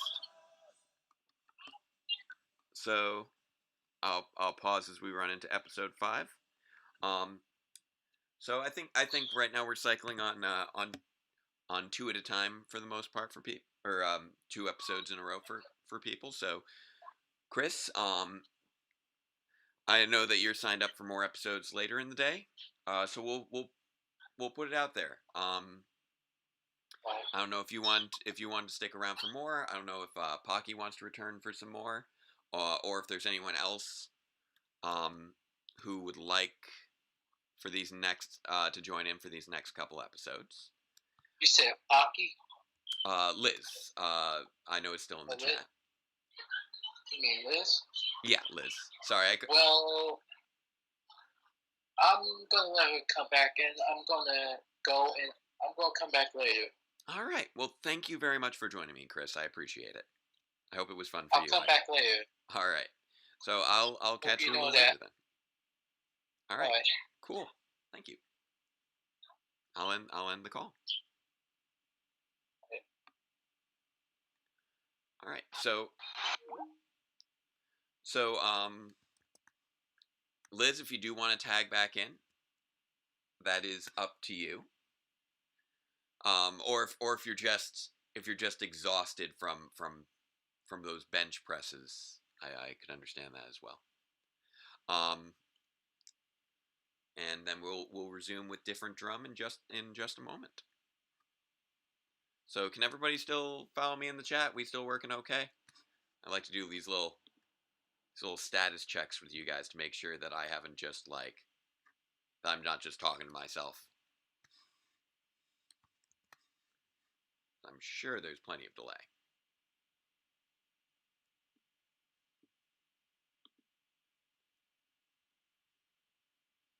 All right. Actually, you know what? I'm going to... Okay. All right, that's fine.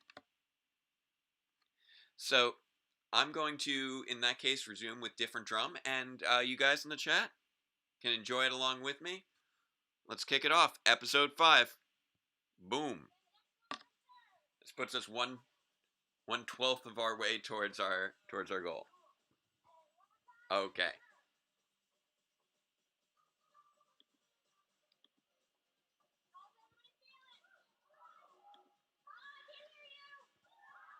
I love Ernie getting in on the jazzercising. Whew, going down. Up, there goes Billy. They had a lot of fun with the physical comedy during these early seasons, and they do now. Let's not pretend that this wasn't what inspired things like Ben and Betty and Victor and Monty. And this was just, obviously a different kind of humor and a much lower budget.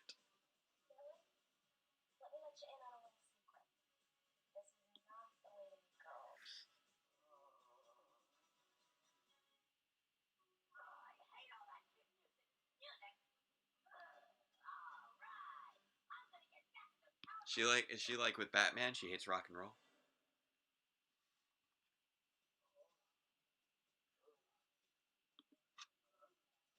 Now I'm gonna check to see who else is gonna be joining in with me later.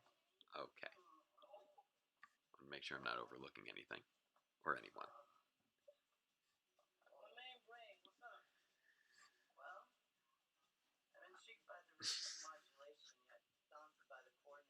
Oh, Billy. This is adorable. Yeah, I put myself in I put Jake in a corner. I was trying to test out the thing, but since it just has decided not to work, I will change it over here. Actually, no wait. I'm gonna try a silly thing and see if the silly thing works. I'm wondering if I could do a window capture on Streamlabs and see if that could. Oh, I love the use of sign language in this episode as being just something that Kimberly just knows, that she recognizes that it's on her to communicate with the other person on their terms.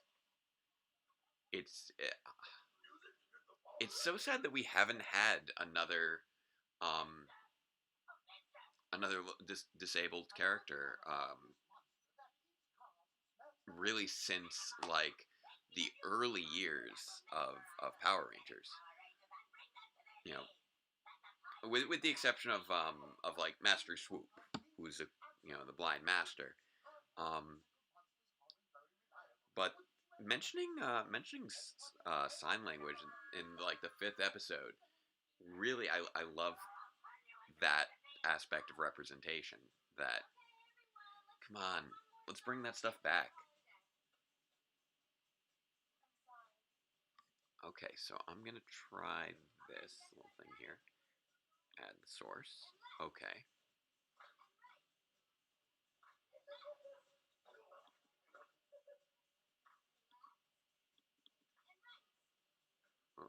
Okay. That's something else. I didn't want this one. I want a new one.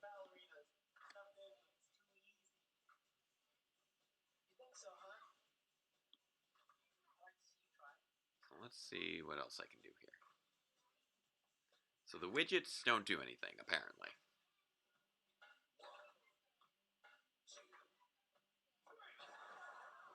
Oof. That was actually a little bit of a smooth move from Bulk there, where he got up in Jason's face there. Oof.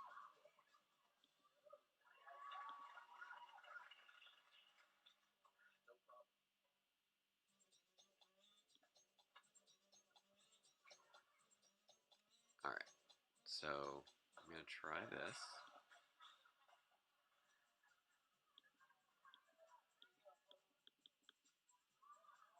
Okay. Now I'm gonna try and. I'm trying to do a workaround, but I'm having trouble making the workaround work. Oof.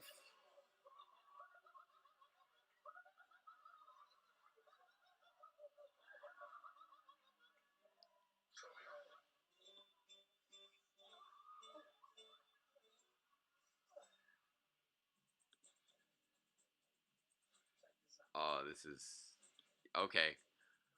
Okay, I'm gonna try and not do this too heavily here, because I'm creating Streamlabsception. Almost got it.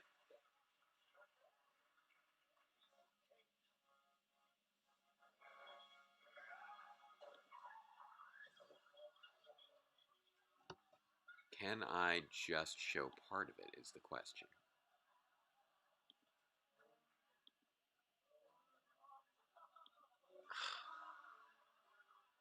Bulk has so much food in his face.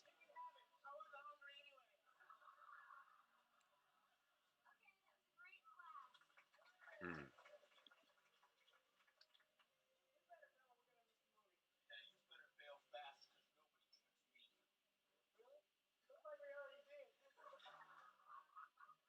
Hmm.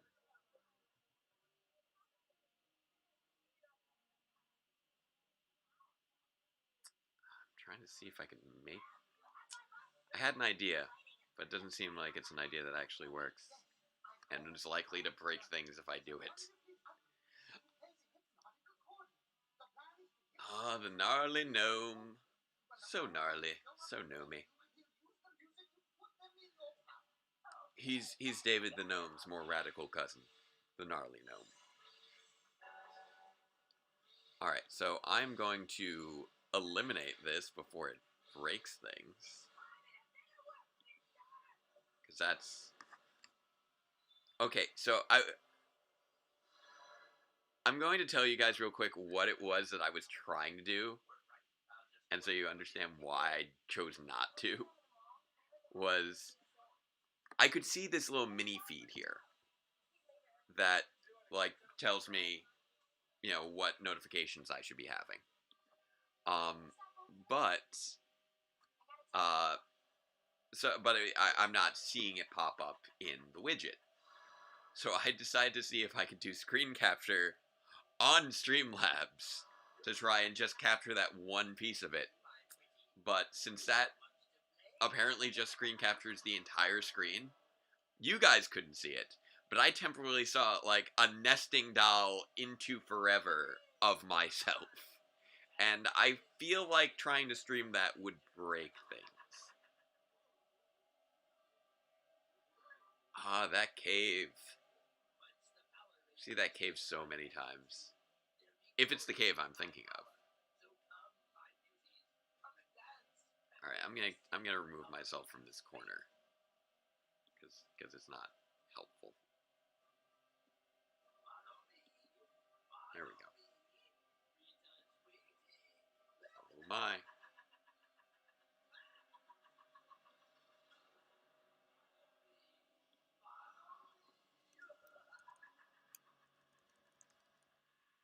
Turn the brightness back up so I can see again. There it is.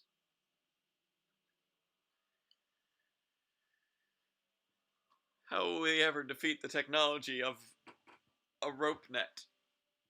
It's too advanced. This is alien technology.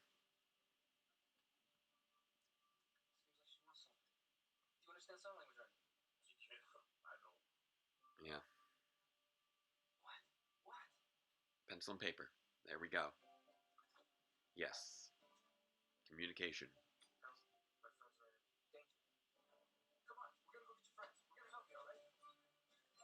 You should take that pad and pencil with you. It would probably be helpful. It's party time.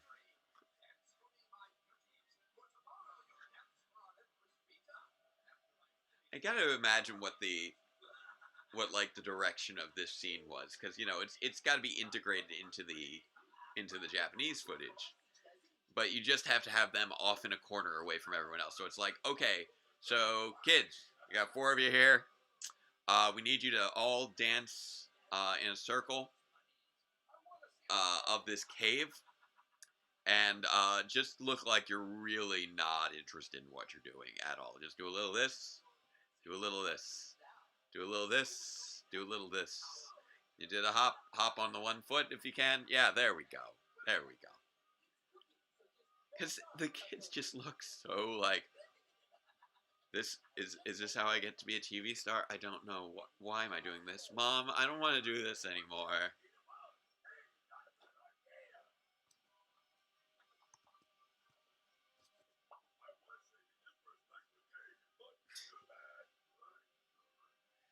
This is also what when we were still going through vocal evolution on Squat's voice right there.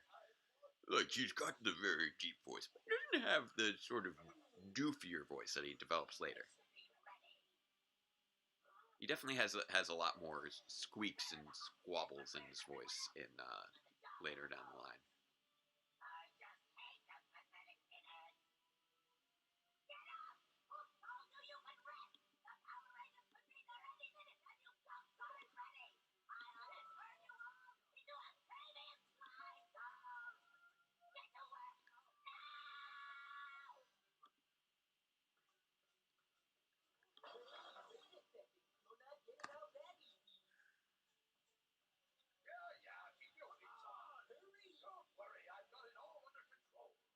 He's gotta get his shoes on.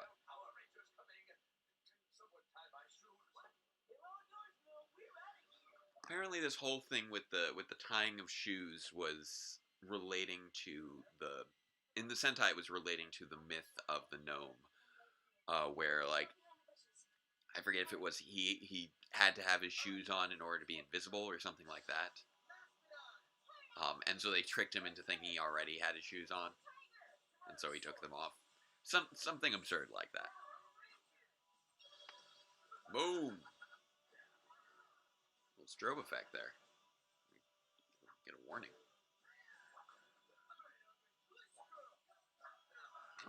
looks like I think I've been receiving we've been getting more donations than I've been seeing notifications for, because I think I see something over here, or that might just be, is that something else?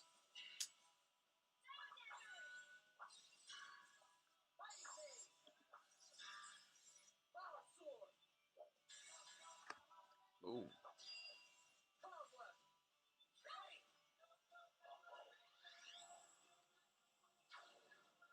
Nice.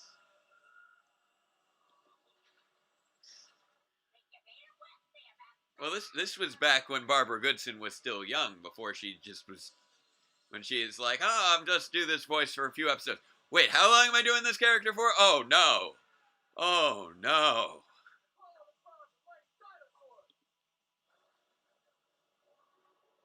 Those dinosaurs be mighty.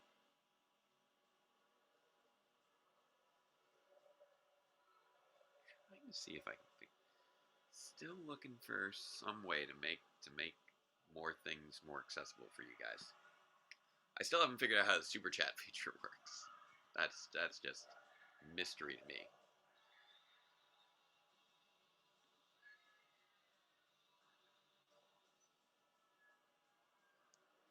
Ooh, what's this?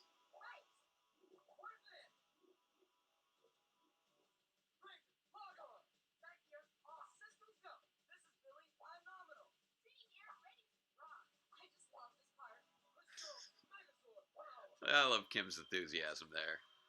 Just love this part.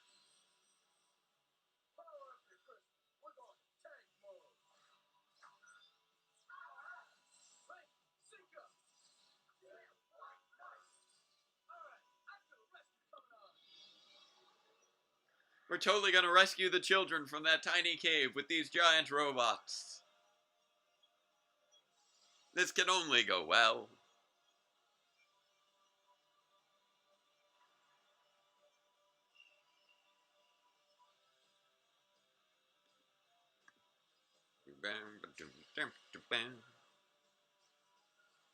He's got a rake, watch out!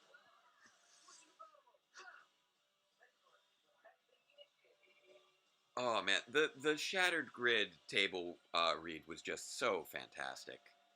I very much enjoyed it. It was pretty much the first time that whole convention that I actually got to sit down, so it made it even better. And I was sitting right near Ryan Parrott, and just the look on his face at seeing some of his words be part of it was just wonderful. Oh no, the accordion is making you somehow in a cityscape somehow sometimes. This is so trippy right now. He's using his accordion to, like, turn himself into a moving building.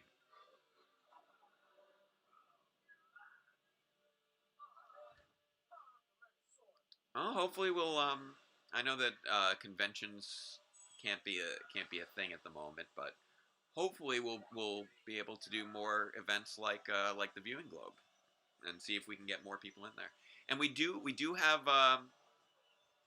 we are going to be having a few special guests um, uh, later today, and then later tomorrow, who have worked on the show, and I'm looking forward to talking to them.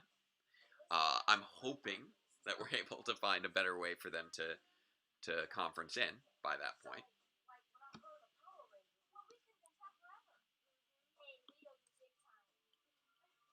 I'm actually going to keep testing things, because I might have some ideas on how I can make things work.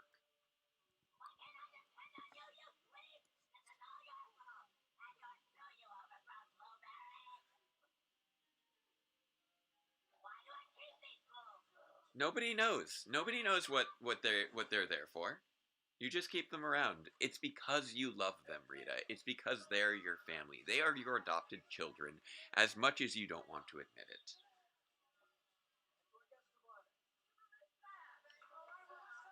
Yay, Melissa, saving the day.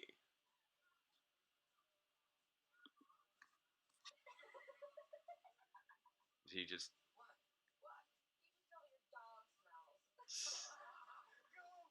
Gotta get the hang of that sign language there. Oh, nice.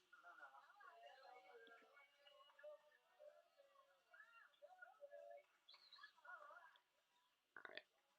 I'm gonna check something here. I'm not gonna put it into the stream itself yet, but I want to see, maybe I could try a different... I mean, I keep trying to think of different like window captures and whatnot that might allow me to actually make things work. I know that Skype was too much for it, but I'm curious if something else might still work. And here, David Yost just pops it right out with those spin moves.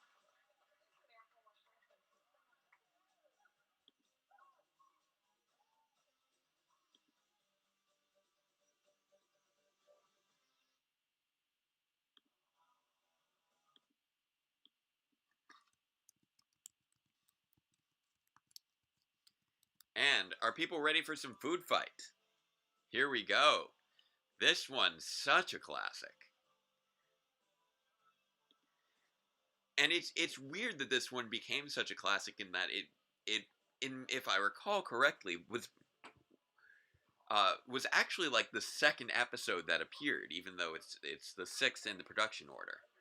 It sort of popped in as a bit of a sneak peek, if I recall correctly.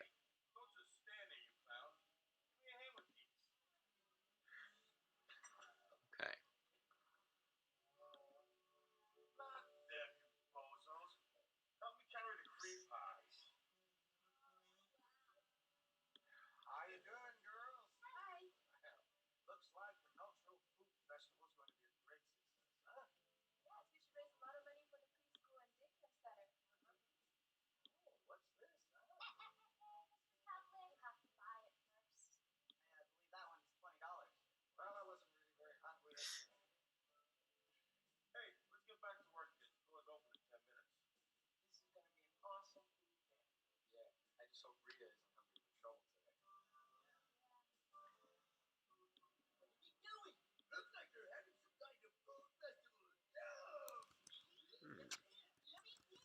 See, I've got some new subscribers in there, so I'm gonna try. I'm gonna try and figure out some other things here as far as making sure that I can still get people in here.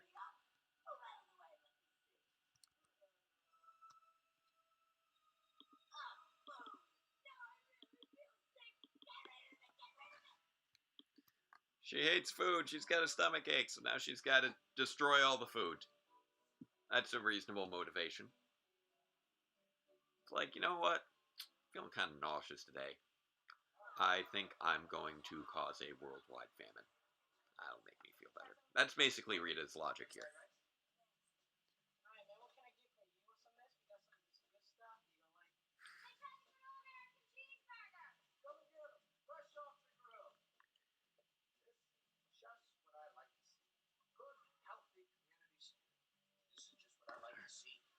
Let me try and check this out here.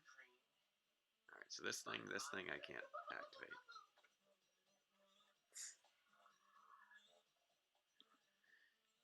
You gotta wonder how much of a threat could have been neutralized if somebody just gave Rita some Tylenol and a bit of Pepto-Bismol.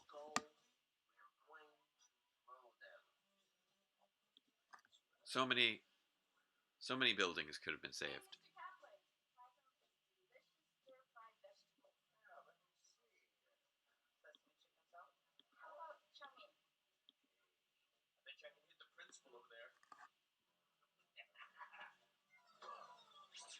Whoop.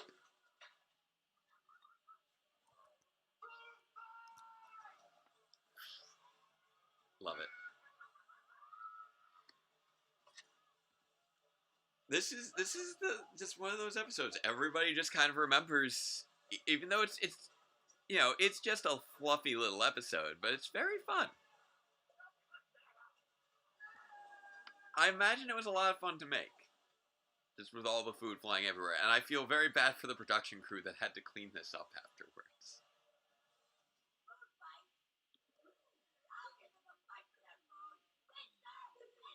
snap.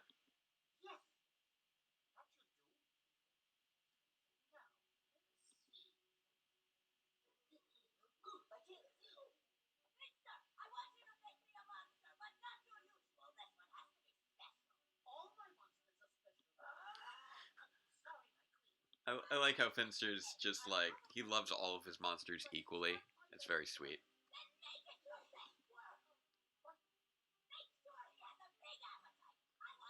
Ah, Pudgy. There you go. There's that Pudgy pig.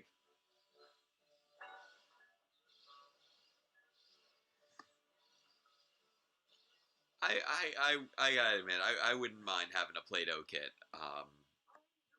with that worked as a monster maker. That would have been great. I forget if they made that or not. I feel like they made something like it, but that it was only available in like really limited markets. But but don't quote me on that. Why is there just a garbage can full of popcorn? Is this in the back of the movie theater? Where is he at?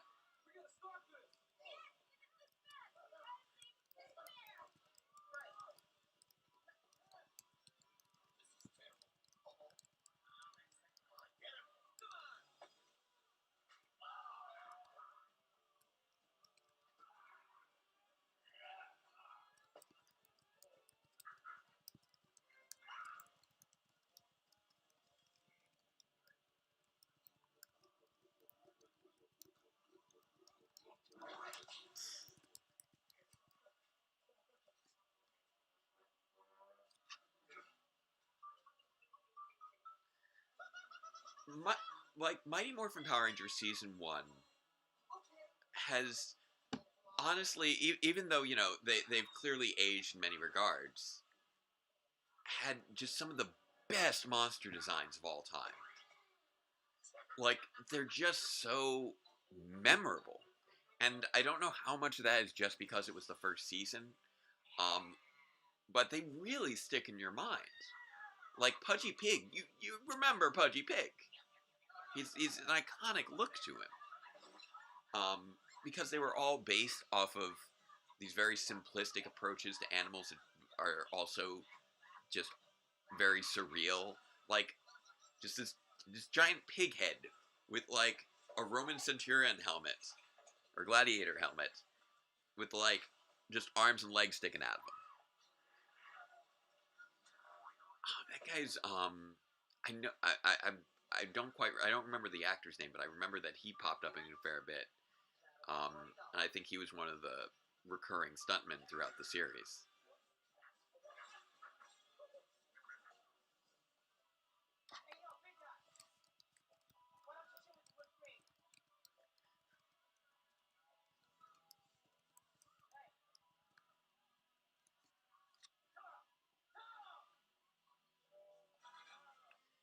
Torra.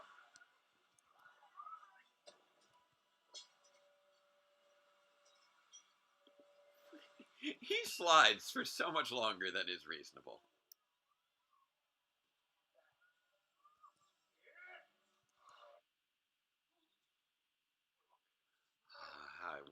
It's I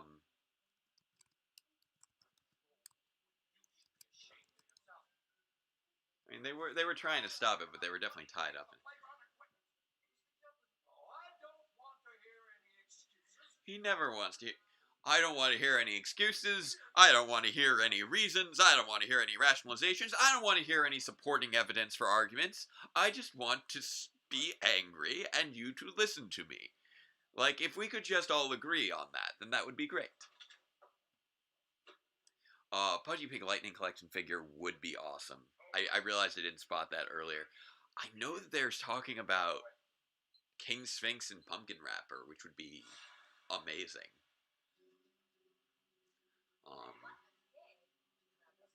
If we could get, like, Kyle Higgins to do a promo for that, I think that would be fun.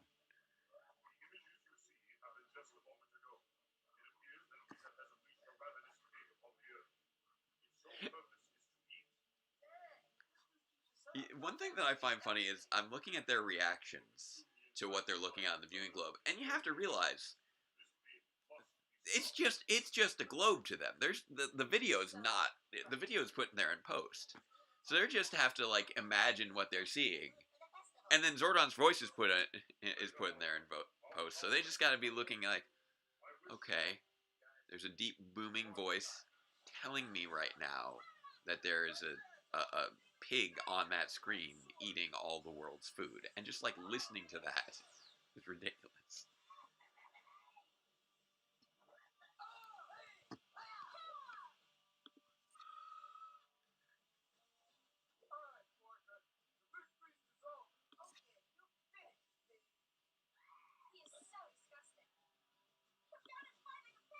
Come down and fight like a pig, indeed.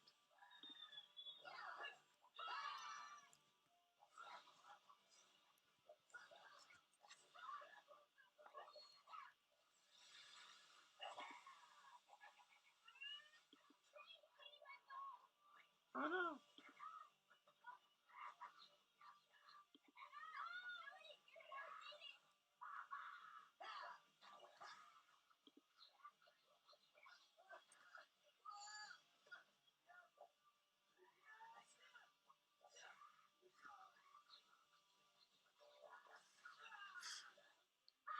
It was nice that they actually made use of the weapons in this episode as far as what they chose. This is such an interesting episode to choose as like the second outing. It does have the benefit of being, you know, right around the time the show had sort of gotten into its flow in a number of respects. They had all the key toys really at this point. They had all the weapons, they had the communicators, they had the power crystals, etc. Welcome, Pure Nerdy. Welcome back, Sheree.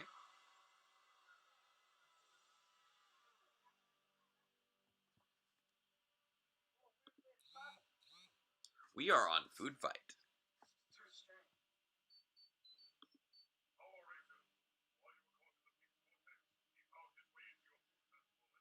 Oh no.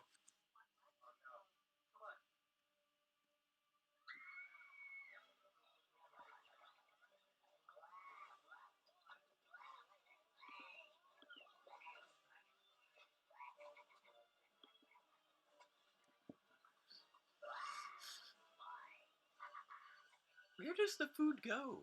There's no like esophageal opening there. It's just a big bit of foam rubber.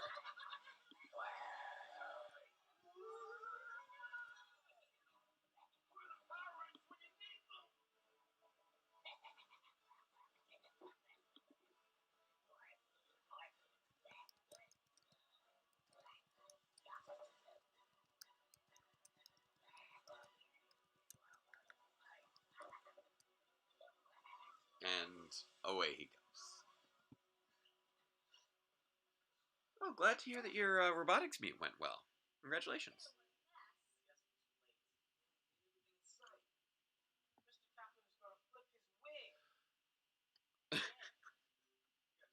Love the call out on Kaplan's wig.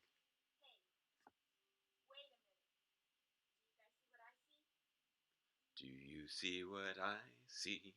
Do you see what I see? That food was too spicy. That food was too spicy. Hello, Smallville. Welcome.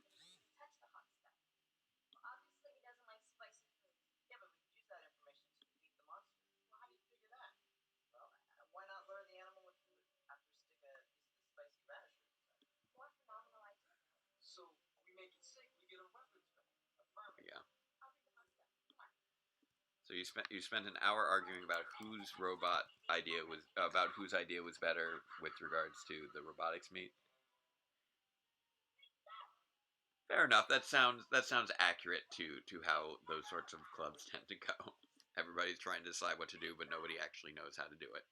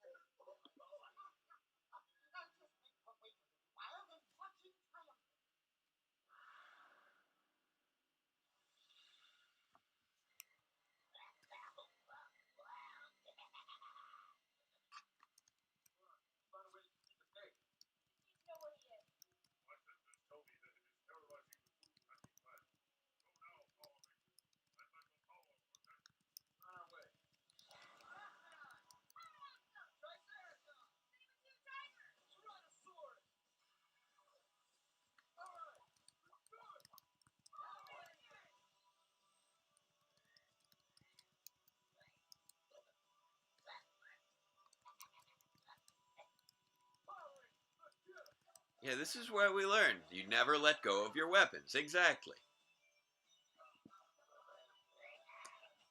Or if you do, you gotta make sure. I love the food. The food is hilarious. Like, that was a giant thing of sushi. That was amazing.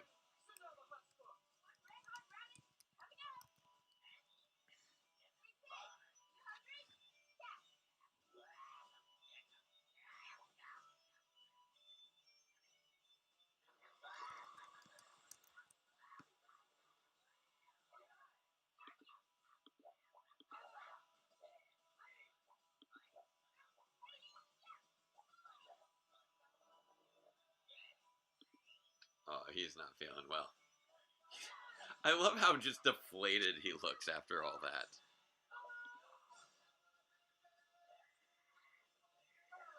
Rangers. That, you know what? I know I'm going to hear this song, 60 times. Well, correction. It does seem to skip past the opening credits as it goes from one to the next, but it's such a catchy song, and it always has been, and it always will be.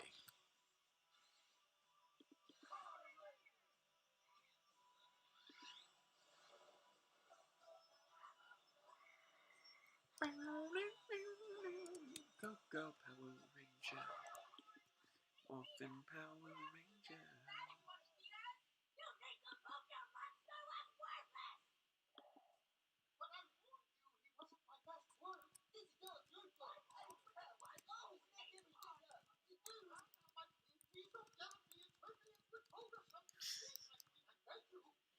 They're worried about her turn. Has she ever turned anyone into a toad?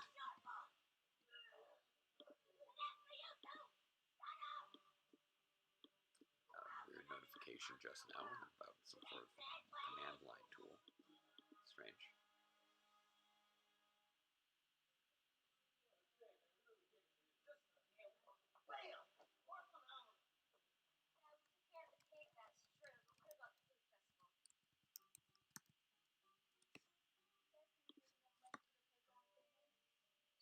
I hope you make enough money for the playground equipment. They deserve a good playground.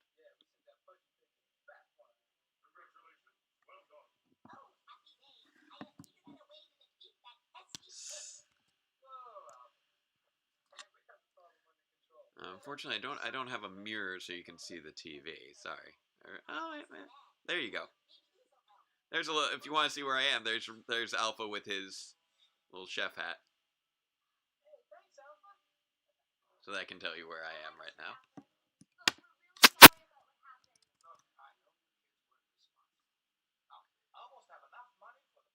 Please calm down a little bit.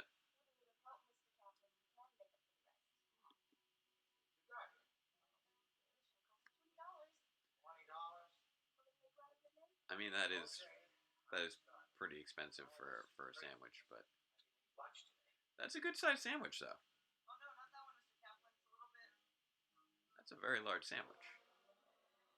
Stuff just hanging out of there.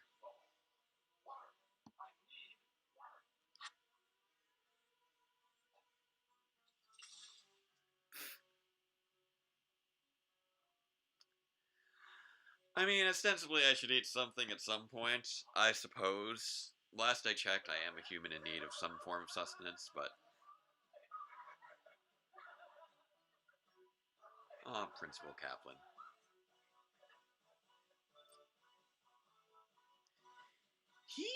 He stuck with the show for a long time, even though he was only, minor recurring at best. He was up there right through Turbo. And shockingly, we still haven't seen Miss Appleby yet. Like, he was on the show before Miss Appleby showed up, even though we all remember Miss Appleby a little bit more.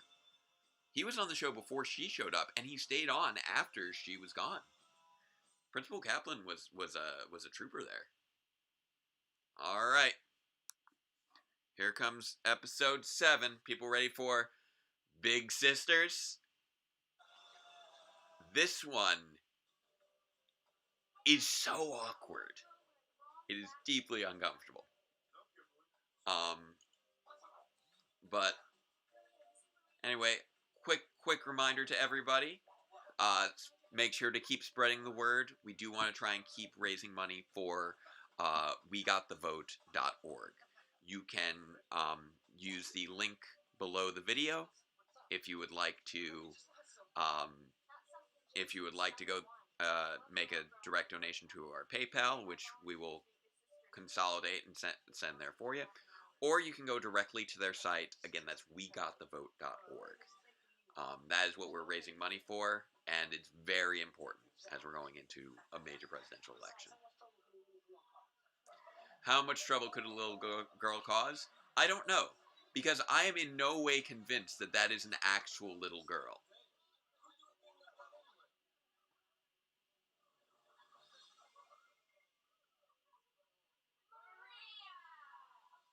Like, I don't know what the deal is with Maria.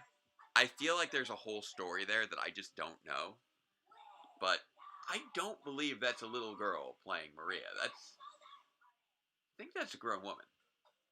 Or something.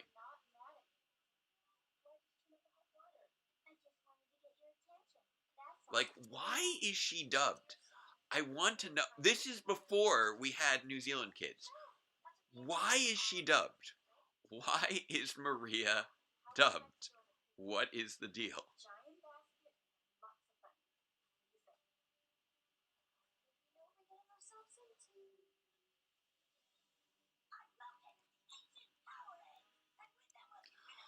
Oh, the power eggs. That's right. Guys, this episode, the episode with the weird dubbed child character, this is the episode that introduced the concept of the Morphin Masters that we're still debating to this day. It's just a great name, but it's like people don't talk about the power eggs anymore. I don't think we've seen the.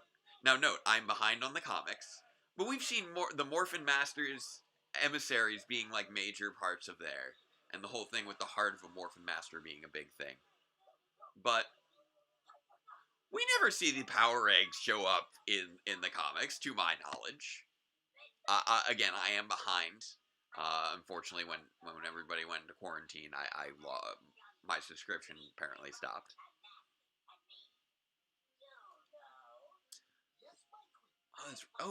We do get to see a little flashback with Zordon in this one, don't we? I definitely remember getting that footage in The Trouble with Shell Shock when we see the singing squash.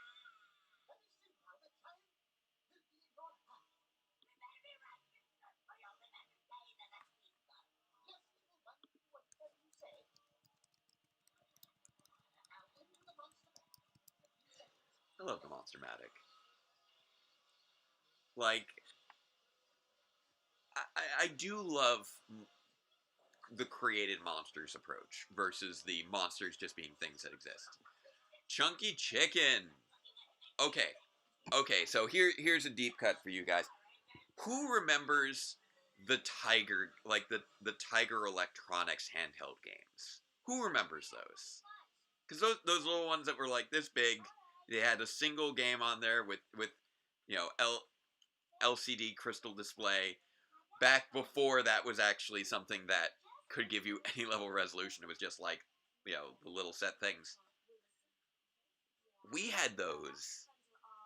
And, like, it had Chunky Chicken and Pudgy Pig in there. And the reason they were both in there was because they had just the same body shape. So it was just really easy to use almost the exact same liquid crystal display, form for him. So Maria's just like not phased at all by this whole thing. Like, I don't know, maybe she is just a child actor and she just can't speak, and so they had to ADR. I don't know. I do not know what the deal is with Maria, and I'm always, every time I see this episode, I'm just like, why? What is the deal with this little girl?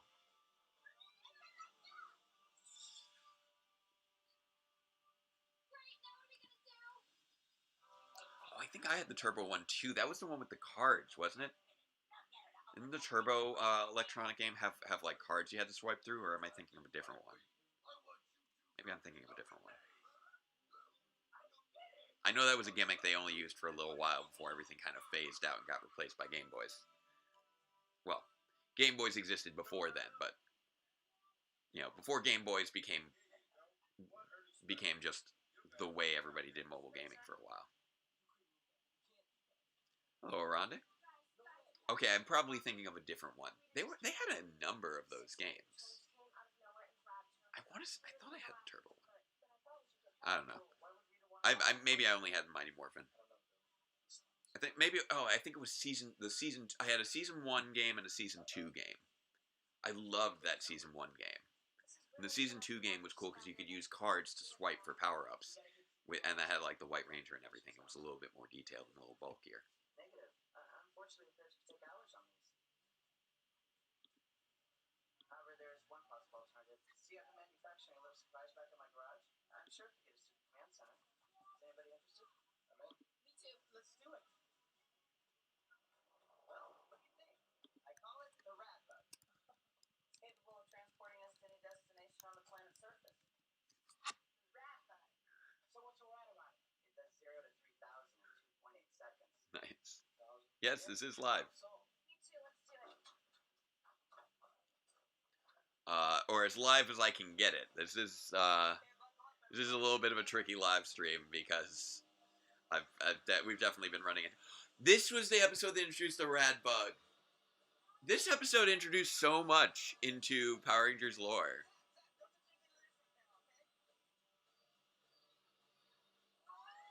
Whoa! Whoa! Whoa! Whoa! Whoa! I'm on the Rad Bug. They just drop in a picture of it.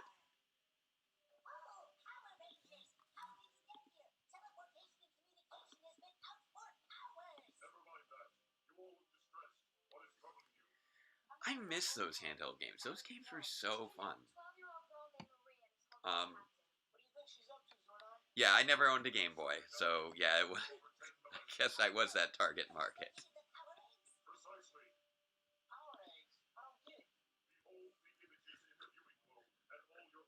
I feel like half the time Zach is when someone doesn't get it, they just give that line to Zach. Like, it's either Zach or Kimberly just saying, I don't get it. I don't get it.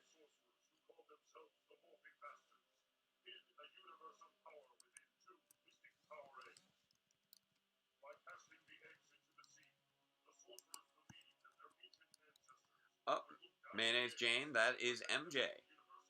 That is my wife, who is awesome and who is at work. Yes, that is correct. MJ plays Dr. K in Database Rangers Power Reviews.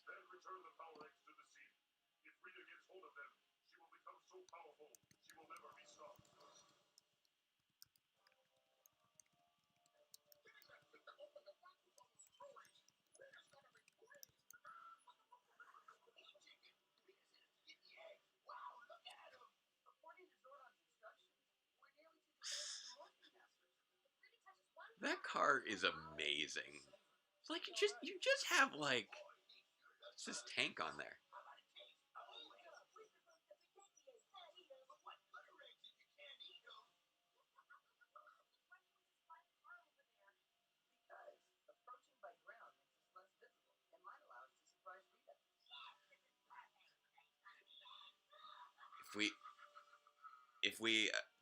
If we go on the ground, we'll attract less attention. But we'll still make sure we're taking the car that can fly, just in case.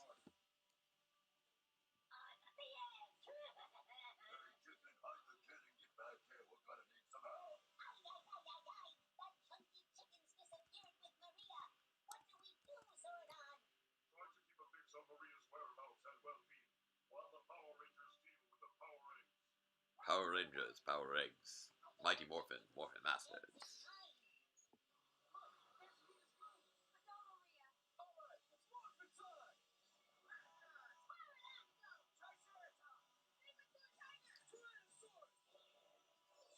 MJ is non-binary, but we do utilize both terms.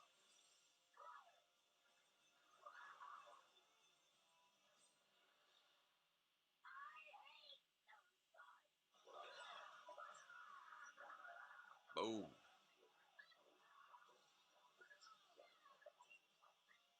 It comes down to comfort levels.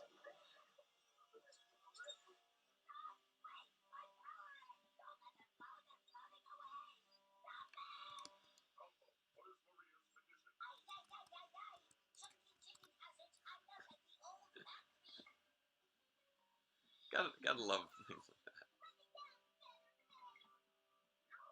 Now, clearly, for Maria, they had to find somebody who was approximately the same build as the little girl in the Sentai, and they had to put her in the wig. And it just looked so awkward.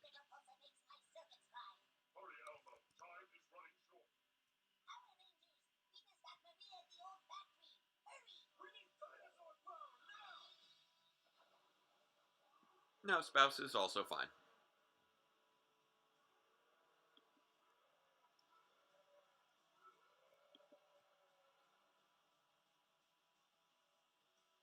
Alright.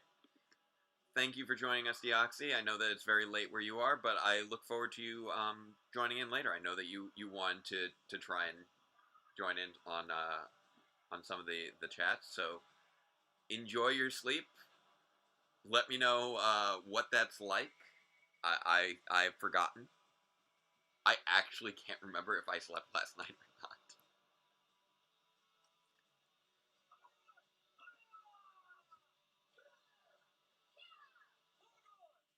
Oh wow, it's 2 a.m. Where?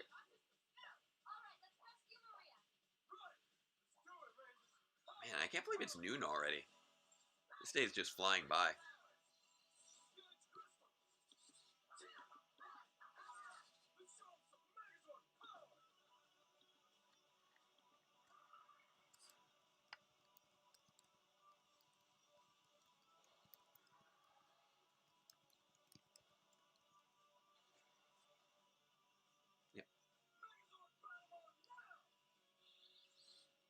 Like, I feel like I may have slept a little bit last night, but I'd be hard pressed to say exactly. Like, pretty much everything from like 1 to 3, I was struggling with I was struggling with uh, my animation software, and I was just like waiting for stuff to render in Premiere, and so I just kind of laid down for a little bit. I do not remember how long that was for. So like 1 to 3 is just like a blur. I do not recommend doing that though.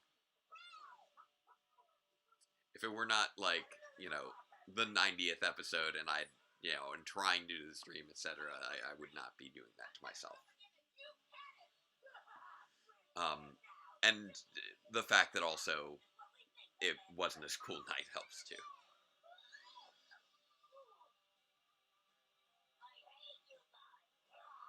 Yeah. We've got Ranger Vision there in the chat. Welcome to those of you who may have just joined in. This is also just one. There's a lot of interesting things going on in this episode. Like, it's one of the few times that we see Reed on Earth. We introduce the concept of the Morphin Masters and the Power Eggs, which are summarily never mentioned again in the series itself. We have a oddly dubbed little girl. We have the Rad Bud driving all over the place.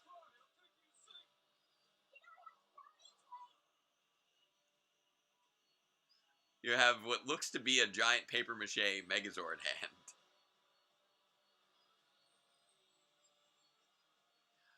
With regards to people Skyping in, we have people Skyping in occasionally. We are struggling with a few things on that. So, because of some of the struggles I've been facing, people will be Skyping in on my phone, and I will be holding the phone up to the screen until I'm able to figure out a better way to make things work.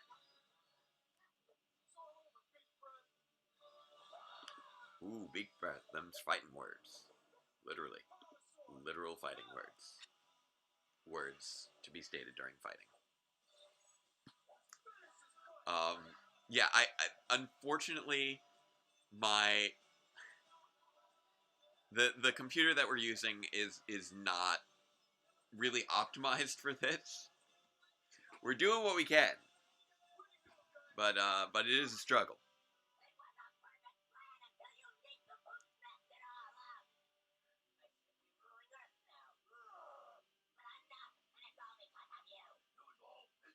I mean, whenever people say, "Oh, I failed because of you," it's like, okay, but that's on you, really.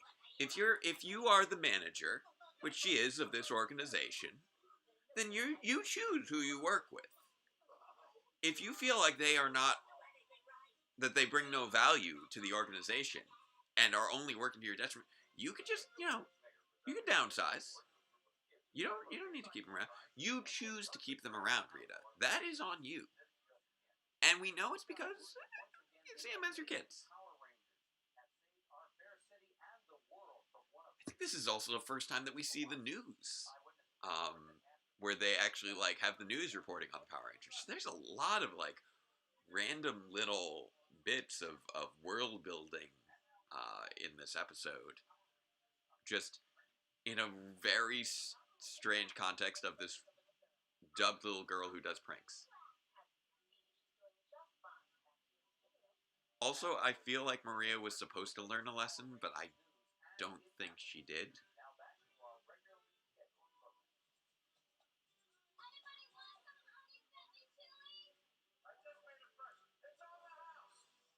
Okay, Kimberly, why are you holding it above your head like that? Who that does not seem like a good idea. That is specifically the way you hold something that you intend to dump on somebody.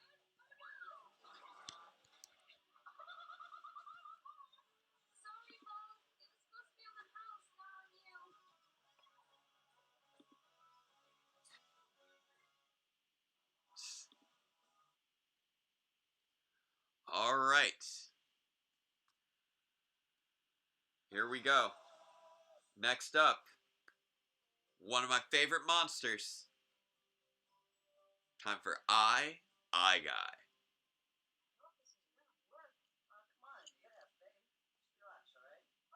And again, for any of those who have signed up, who want to be joining me on things, you can feel free to communicate via Skype. I know that pretty shortly I have somebody who's on track for whom the bell tolls, who's on track to join in about 10 minutes when it was originally supposed to be. So we've almost caught up to where we were originally supposed to be for the day, which is pretty great.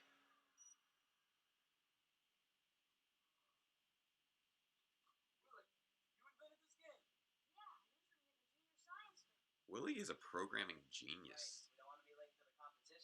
That's a lot of work.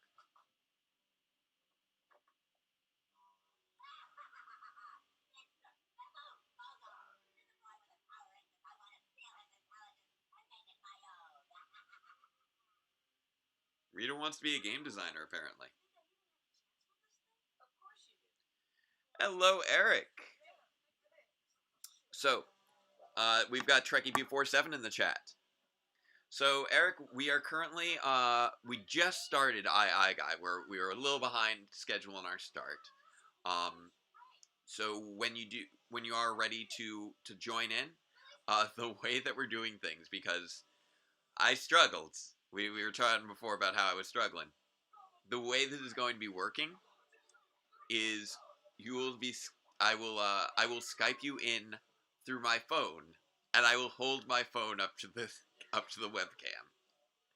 It worked I think fine for Pocky, so hopefully it'll work well with you. Netflix is asking. I think Netflix is judging me. Netflix is judging me right now, because what is Netflix asking me right now? Are you still watching Mighty Morphin Power Rangers? Yes. I am still watching Mighty Morphin Power Rangers. So I will continue that.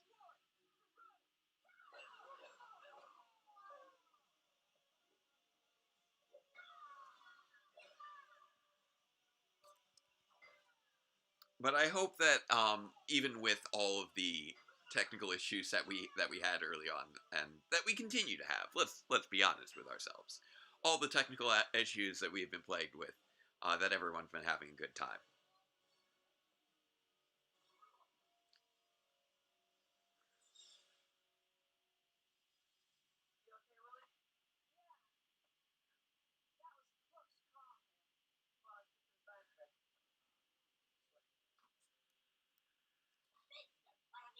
Well, they both had to be named for their ancestor William, from who first brought their family to Angel Grove, obviously.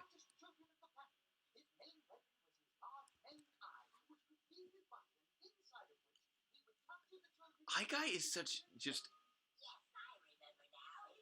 like, I love how they make use of all these different mythological creatures, combined with just random animals. And Guy, it really ties, if I recall correctly, more into Japanese myth. I think he's that same sort of eye monster that was I believe he's based off a yokai, just like we saw um, in Kaku Ranger and Ninja. Although I could be wrong. I if I am incorrect, feel free to make your to correct me in the chat.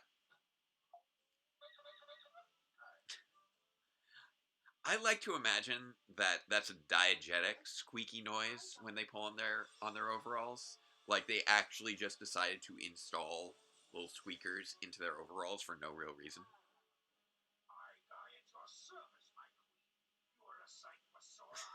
Yes. Good to see you again. I gotta just bringing it with the puns.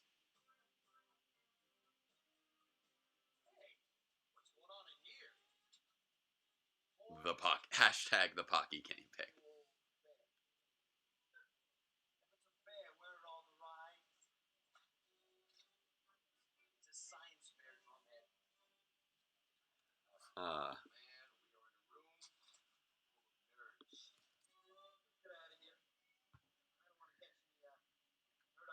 I'm gonna check on something over here. I want to check. I want to double check to see if if I am thinking of the right mythological creature. All right. So again, let's not forget what we're here to do. Let's raise some money to restore some voting rights. If you haven't donated yet, you can donate through the link below. That'll send things straight through PayPal. Alternatively, there is also just going straight to wegotthevote.org to make your donation to restore voting rights for those who are still being denied their right to vote due to past legal fees. So let's get those squared away so that they can have their voice in one of the most major, impactful states in this coming election.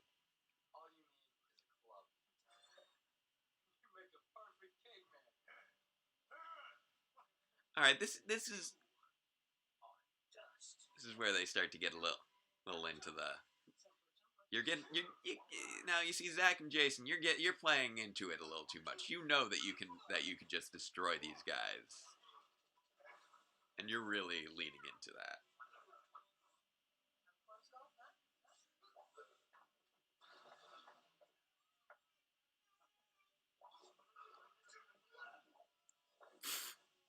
Billy just launched Volk right there. It's like, this is before he knew like anything with regards to fighting for the most part, and Volk came at him and he just did a right over his shoulders.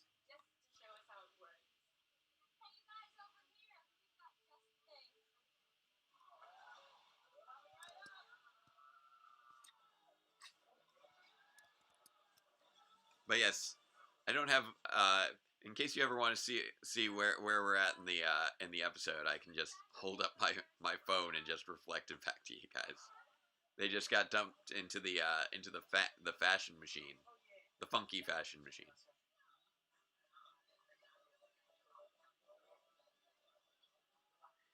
Which is such a crazy device to just exist.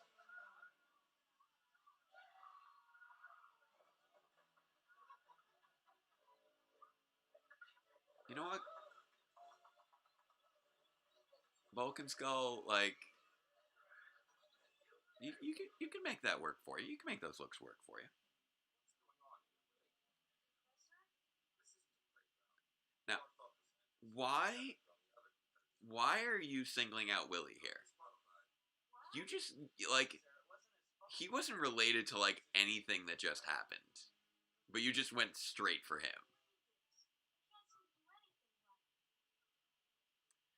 Thank you very much, Trekkie. Thank you, Eric. I get used to calling you Trekkie because of the screen name, but obviously, thank you, Eric. But I have to say, like, as a physics major who does some martial arts, like, that seems like it's a tricky move to actually pull off unless you get some experience with it. I love the eye guy puns throughout everything that he does.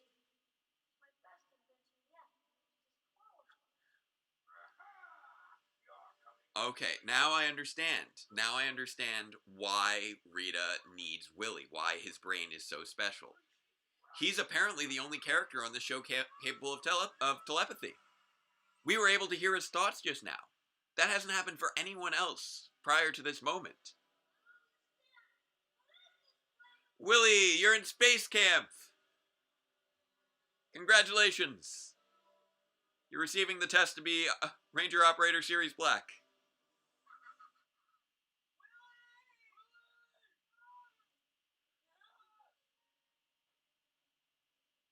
Free Willie! Poor Willie, he's having a rough day. He's just having a bad time of things.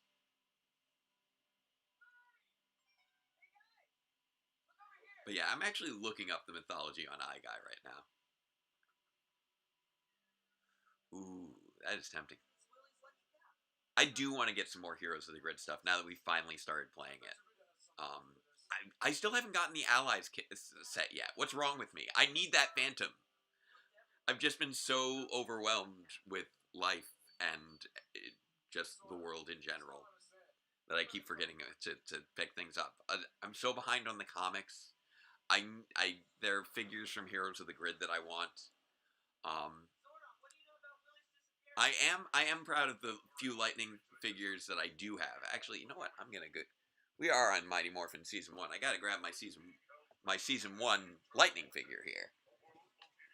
While I'm watching this.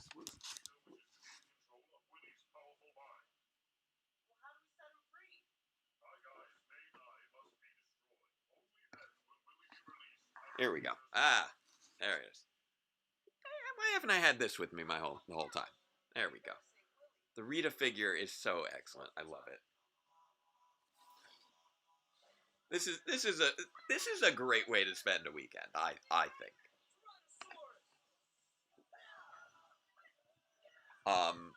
I'm hoping that this won't be the last time that I do something like this. Yeah, I only get notifications if it is through the PayPal link. So definitely let us know in the chat if you've been making donations directly through the site.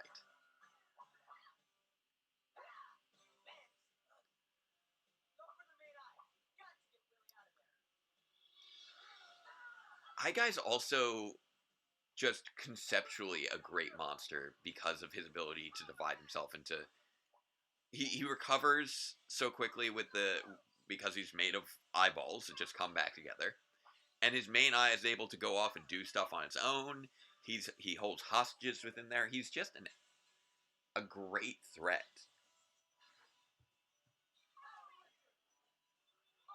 Like, as relatively innocuous as, Rita's plan to steal a child's intellect. Because, well, let's face it, that would be... The intellect of a child would be an improvement for her team. She picked a great monster to go and do it. I also really like the way that they used the Sentai footage of them fighting the Zhu Rangers unmorphed or capturing, uh, you know, children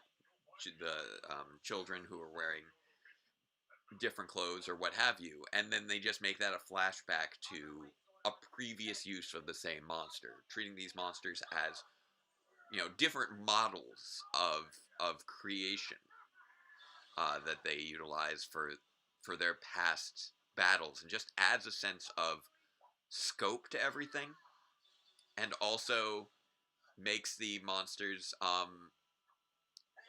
less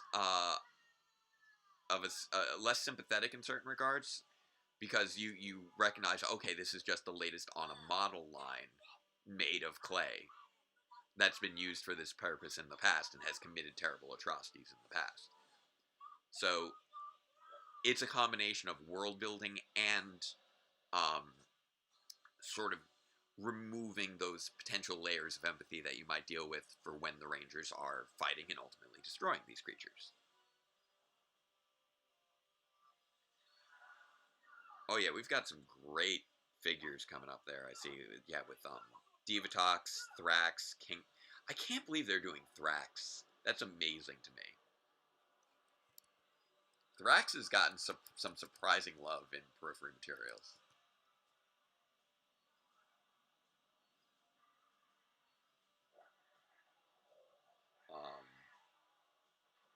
Yeah, Zord time.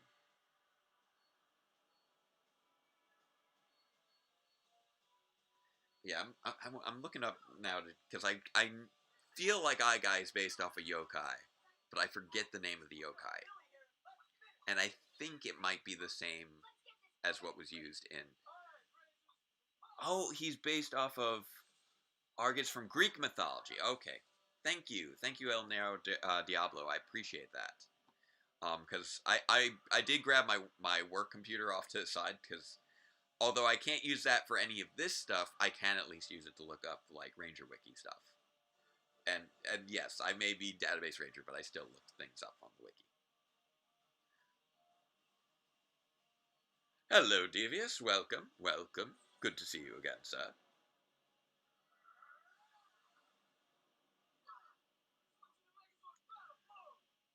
But yeah, Willie and Billy, they be illy with the Smarties. I should have made that rhyme more. I don't know. Willie and Billy getting lilies from Piccadilly.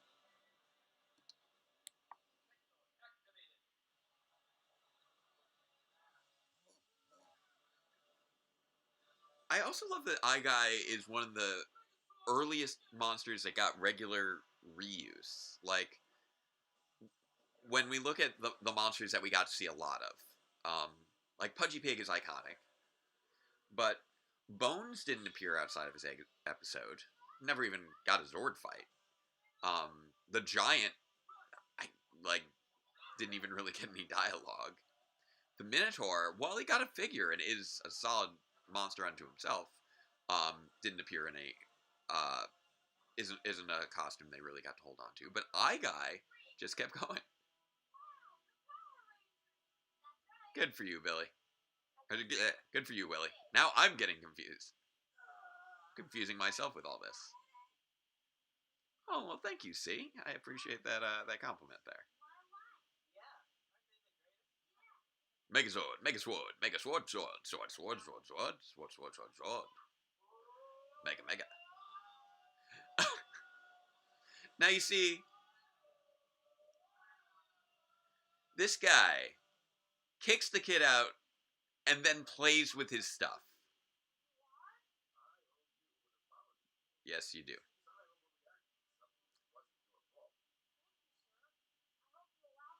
There's definitely a lot of, like, there's a lot of ADR going on in early Mighty Morphin, and not just with the monsters.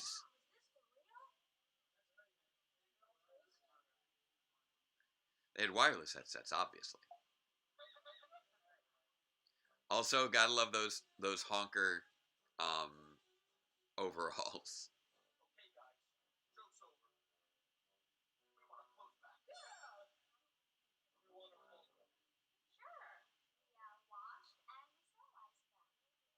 they're just this is a little excessive. Also, okay, let's face it, those are just adorable little outfits that like you want to see like kids dress up as Bulk and Skull for Halloween with those. All right, so here we go. I am going to pause this for a quick moment. We had another good, if my phone will allow me to, so we can watch our For Whom the Bell Trolls. Did you say that my sleep deprivation is showing? But I keep it so well hidden. Alright, so, time to bring in our next guest, if I am able to make this work. Should be on here. So, if I can bring you up. Mr. Eric Berry, come on down.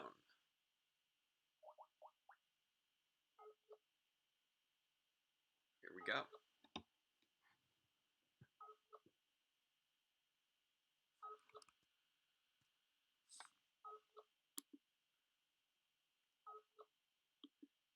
I believe oop, let me just make sure. I see I actually got a message from Eric, so. Yep. Alright, so it's not going through. Why is it like, okay, I'll try again. It made a sad sound. Well, it's saying that it's coming up as you being unavailable. Okay, maybe now it's gonna work. Let's try this again. Oh, that's the sound we want. Hello? Hello! How are you doing, sir? I'm here. I don't know if Alright. Okay, I've got YouTube going on one. There's a delay there, obviously. Yep. So, let me know when you want to start the episode. Alright, so I'm gonna turn you sideways here so that you can say hello. So, chat, welcome to our new guest.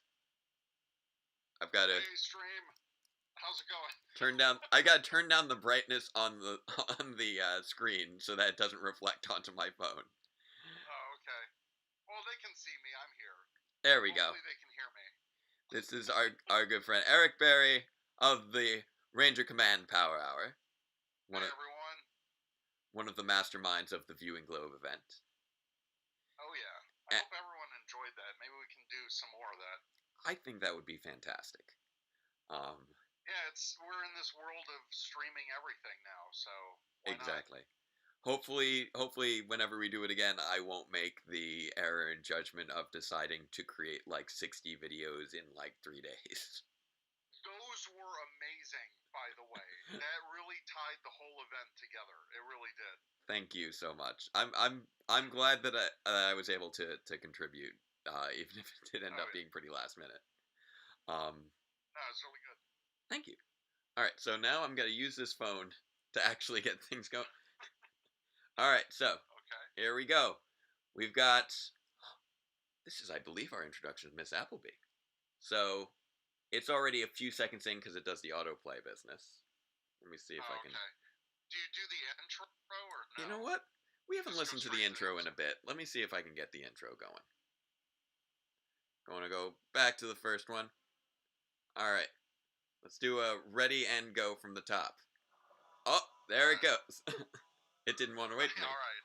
You got it? No, we're here. It's fine, yeah. All right. Now I will put you back on the screen there.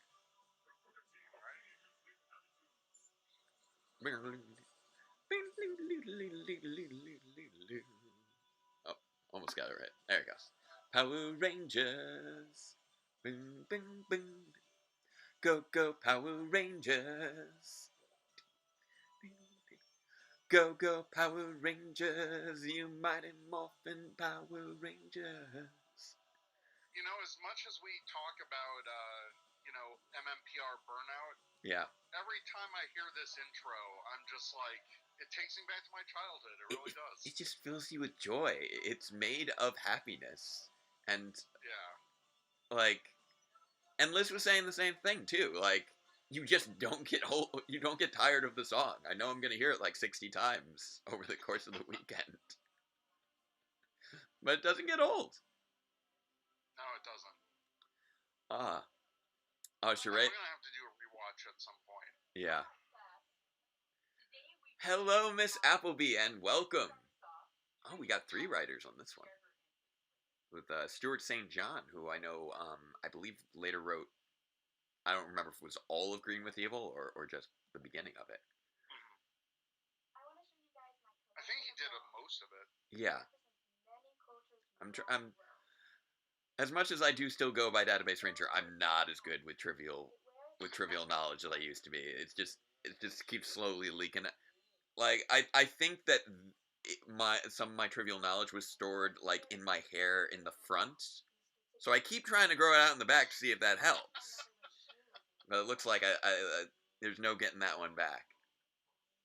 Oh my god, Tickle Sneezer is just the worst. The design is just nuts. Also, it's just like, okay, Trini, no judgment, but you have really creepy dolls.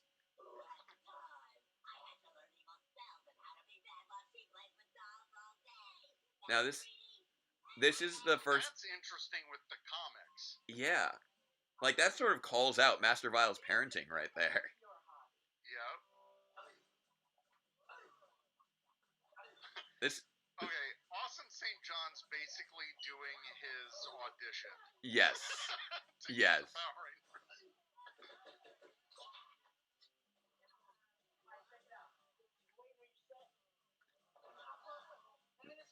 Now, it's so weird to me that Zach is doing surfing as his hobby here, not dancing.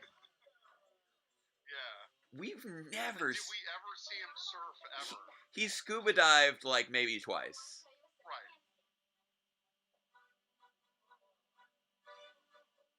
Also, Mrs. Appleby reactions. she's just like, where did they find these kids? She's like, I wasn't scared of my students before, but they are oddly terrified. like one, you know, is like spinning a stick around like he's gonna and grunting like he's gonna kill someone. The other one's walking on her hands, but the one that scares me the most has got to be the one with the creepy dolls, man. What's the deal with those dolls? Whose souls are in those dolls? And she's just relieved to have somebody come in with the volcano. That's all she wants. She's like, this is what I signed up for.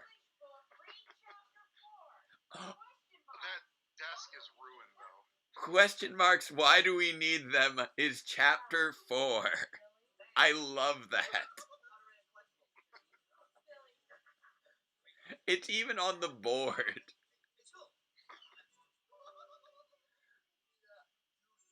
I want to pretend, part of me wants to imagine that it's actually, like, as much as we make fun of it being...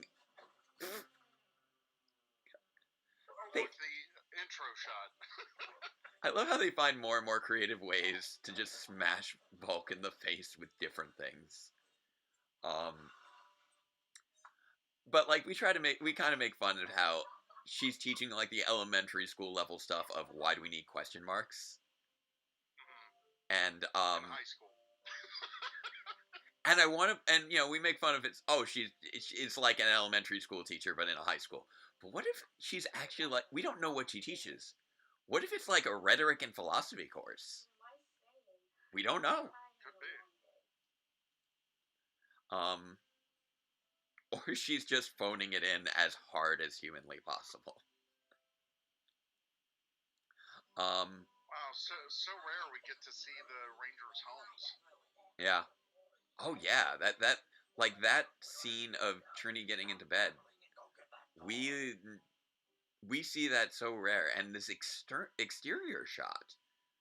Like, yeah, where did that come from? Did they borrow the Family Matters house? What happened there? Oh, and Sheree, what I was going to respond to before was, yeah, I do agree that it might be fun to do more live streams in the future. I want to see how this one goes and see if I get better at it. But I would love to keep doing more charity live streams um, to work through more seasons. Congratulations, Tickle Sneezer. You have been given life and slightly more humane proportions. Interesting that it's, it wasn't one of Finster's creations. Yeah. It was this technological whatever device. Yeah. What's more impressive to me is that the prop department actually created a doll of this Sentai monster. Yeah, well, they must have just went out and just tried to find the closest thing they could, I imagine, or did Mark? Because that seems that seemed a little too much of a delicate and detailed sculpt for Exactly. Mark Richardson's classic style of, all right, we got to go down to Walmart, we got to just grab whatever we see on the shelves, smash it together. All right, yeah, this TV remote placed in a colander, yeah, that's your brain control device. Go. It's also crazy that she needs to, like, do a chant to convince this creature that she gave life to follow her orders. This episode raises a lot of questions. It does. It's been so long since I've actually watched it. Yeah. Here's the goodies. Yeah, that's a nice bike, though. This way we're sort of getting a little bit of the con experience where you just kind of wander around. It's like, oh, there's a goodie. Oh, I want that. Oh, that one's going in my bag.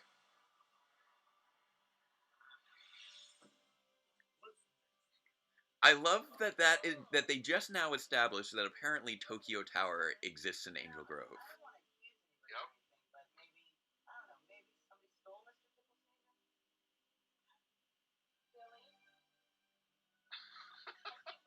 He's right there. That is so creepy. Oh no! Ah!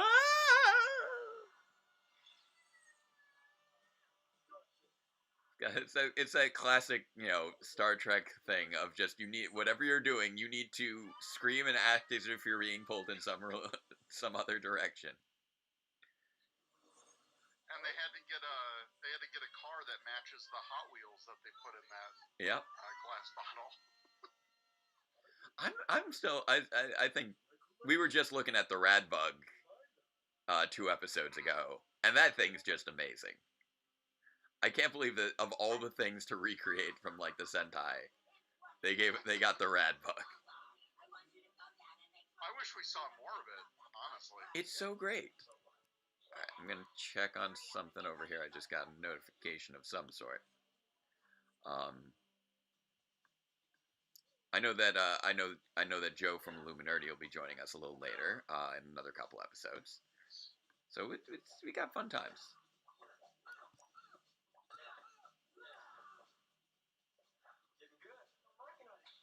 Eventually, I'm going to figure out something I can use to actually hold my phone so my fingers don't go numb by the end of the weekend.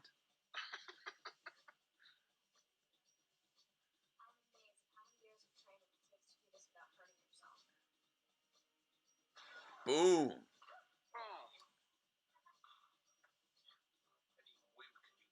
I like that they keep showing Zach training with Jason and increasing his fighting skills as well. Yeah.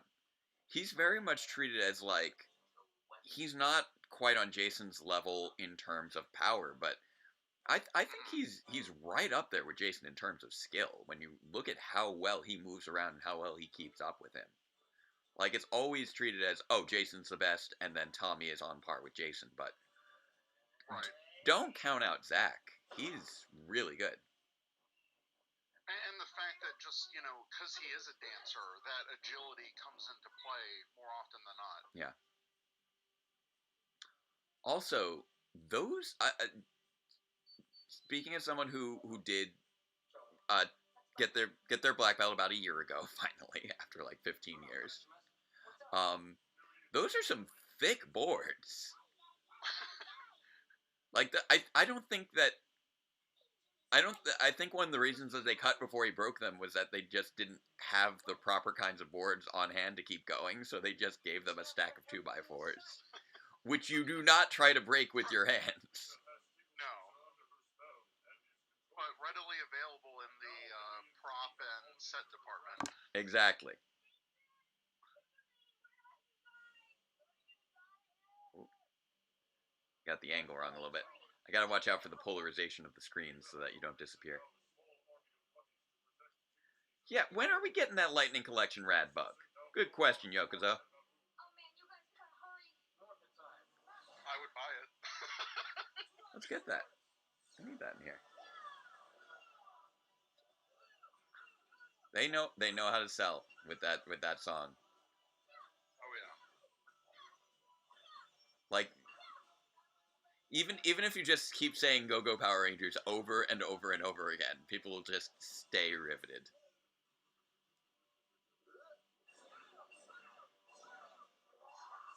I love the train yard fight. Yeah, there's some great locations. I was also saying earlier, just the designs on the villains are amazing this season. Oh yeah.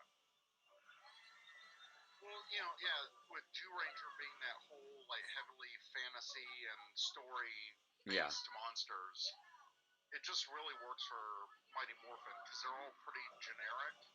Yeah. I don't mean generic in like their designs are bad. They're universal.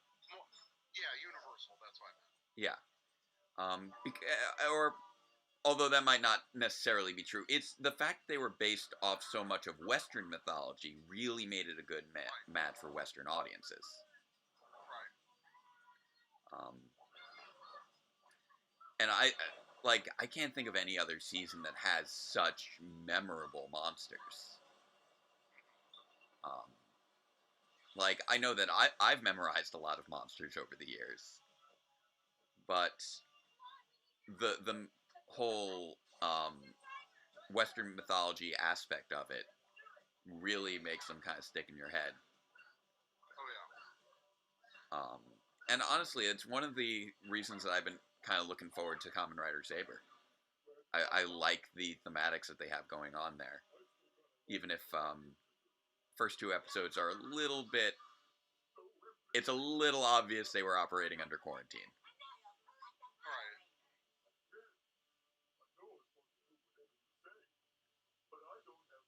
I was gonna say earlier that the comics, when they debuted Ranger Slayer and Go-Go Power Rangers, they also fought in a train yard. So right. This is like the same location. You know what? I could see Ryan doing that too. Yeah. Now that being said, as we know, with spoilers on this episode from 1993 that we're currently rewatching, this episode isn't actually in continuity, really, because it's all in Trini's head for some reason. Oh, right. So it was all a dream. And that is still so weird to me. That. Yeah, because it didn't need to be. Like, yeah. This is all perfectly. It fits. It fits with the events that we see in any other episode of Power Rangers. Yeah. Like, there is no actual reason for this not to just be normal, apart from I think they just didn't know how to end it.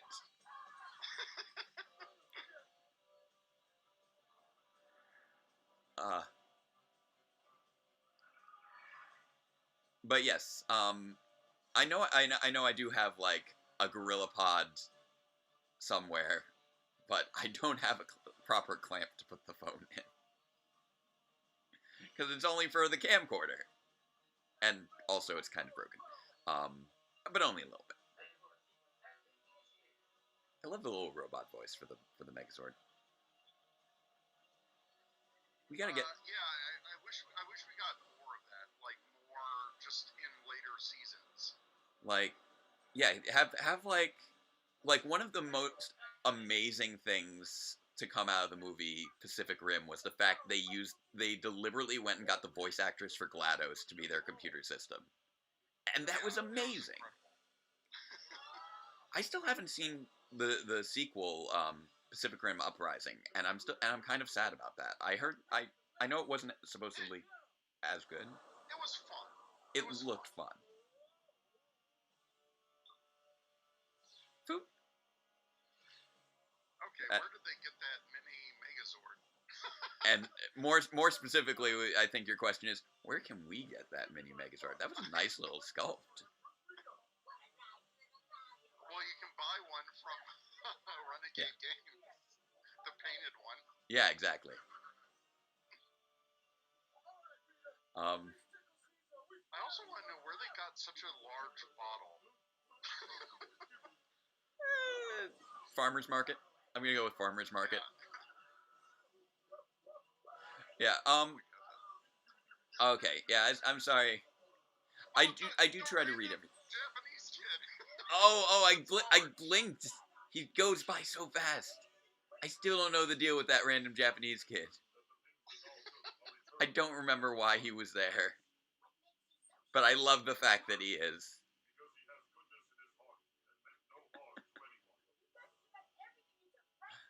Oh, and here we go. He's got so many little jars. There goes the train. Caesar, give it all back. That's it. Give it back, Jeff Bezos. Give it all back. Just somebody just sneak into Jeff Bezos's like room at night and just whisper that in his ear and see maybe he'll have that. Oh, I need to give it all back. It was only a dream. Dun dun dun dun dun dun.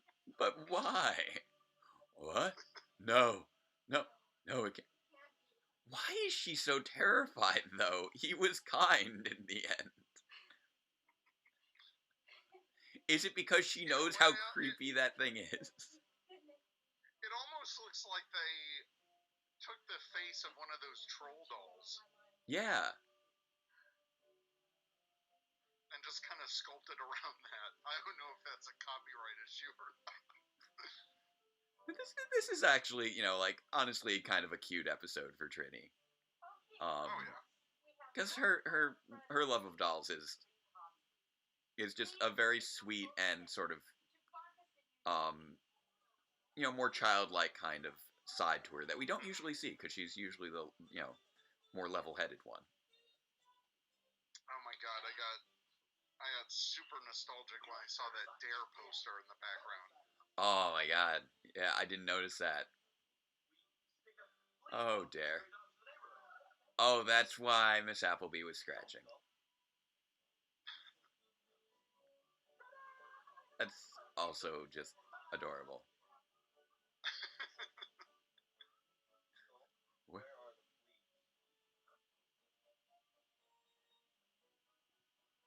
They did not think this through at all. Also, the point of a flea circus is that you don't actually use fleas because you're relying on people's imagination to fill in the gaps. You're destroying the magic, Eric. Oh, darn. All right. We'll let it go straight to the autoplay because it likes to do that, and the alternative would involve me like poking you in the face with my finger repeatedly. Rated TVY7 for fantasy violence. Happy birthday, Zach. Good old Zach, man. Ah, yes, the Keiko-matic. Another, just, like, this is why I'm like, no, this right here is an amazing Mark Richardson prop. Like, that this was, I need to make a what? What's a Keiko-matic? Let's just stick a blender on top of it. Or two blenders. Two blenders. Well, that reminds me of early in Power reviews. When we would film with the More Potsners. We just would they brought so much to those characters. And one of the things where whenever we had to go to their place to film at the Moore Posner's home, they would just do weird stuff to their place to make it quirkier. So like they took like all their books and turned them around so that the back so that the pages were facing out and the spines were in. They got like Oh, that's awesome. Instead of like a flower vase, they just took out a blender and put a leek in it so it was sticking out. And so we just made it a running thing. Yep. And they just have like a bowl of potatoes just sitting out. Oh, Ernie. Poor Ernie. Oh my god. It's also just amazing to me how many different ways they dubbed the exact same scenes over and over and over again. Like, that's just... And you know, it doesn't make any difference because it's really just the same conversation. So if you just put in different words, it doesn't really make a whole bit of difference.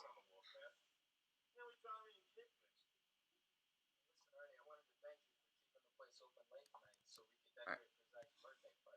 So I'm just checking on my schedule a little bit here because I see somebody is asking about S-Day. S-Day is supposed to be coming on in about another hour or so.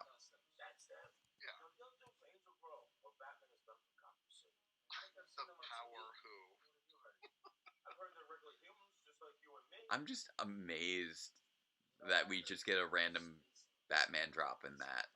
Yeah. And the question is... No big deal. The question is, is he making a comic book reference or is he making an in-universe reference?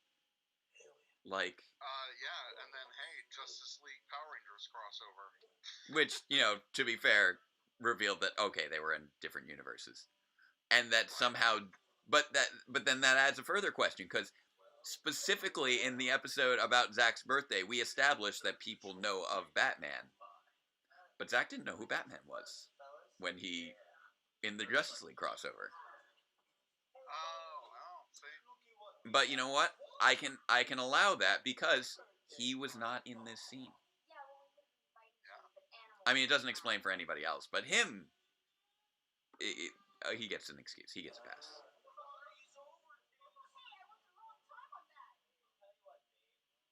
That's... Yeah, no. That's not the way that works. You don't destroy someone's... Like, that's you don't destroy somebody's work and then, you know, and then try and use that. It's like early negging right there. Right. Nice.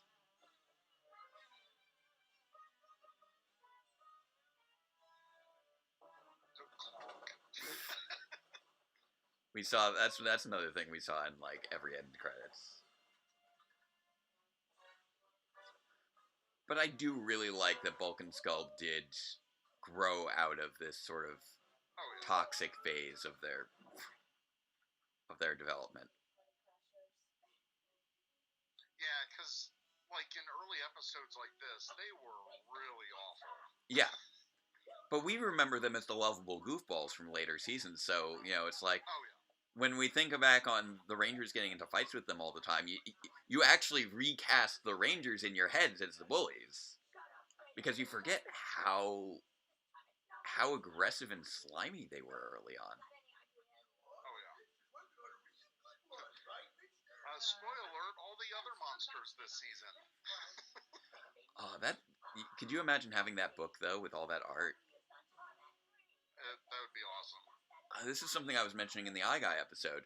The use of Ranger footage as flashback footage, I think, was just brilliant. It really builds up the world and builds up the threat of the monsters, because it's like, oh, this monster helped conquer a planet before. And yeah, this... it really builds that, like, universe 10,000 years war stuff. Yeah. And we're just seeing a small bit of it playing out here that's just now finally made it to our world.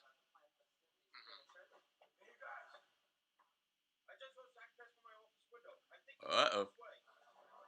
I'd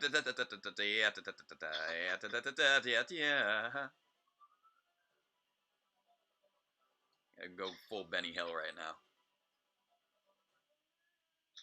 Took him 2 hours to do, but 10 seconds. Welcome, Noah. And I see somebody asked if I can yell out, "It's Morphin time." It's Morphin time. I'm not gonna yell too loud.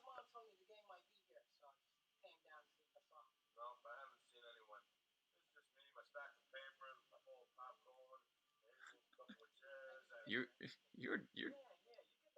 get the picture.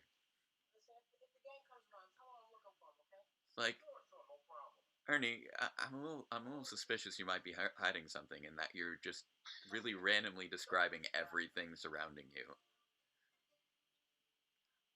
I wonder how long he would have kept going if Zach hadn't interrupted him.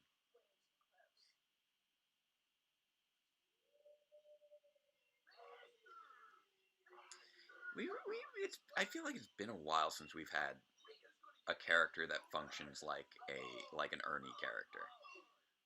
Like, we had the second Ernie, who I always referred to by the actor's name of Shailesh, because I'm just like, you're not Ernie though. And it's very weird for you to be called Ernie. All right. So I'll have your Skype for when I gotta contact him. Ernie's the Phantom Ranger is somebody's theory. I don't know. I have a few alternate theories on who the Phantom Ranger is.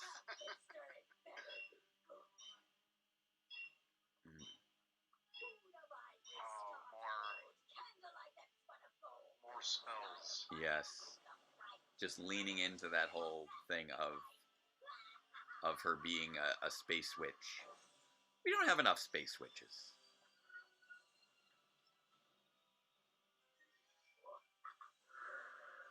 But yeah, these 2 episodes, she really kind of changed things up in terms of her monster summoning.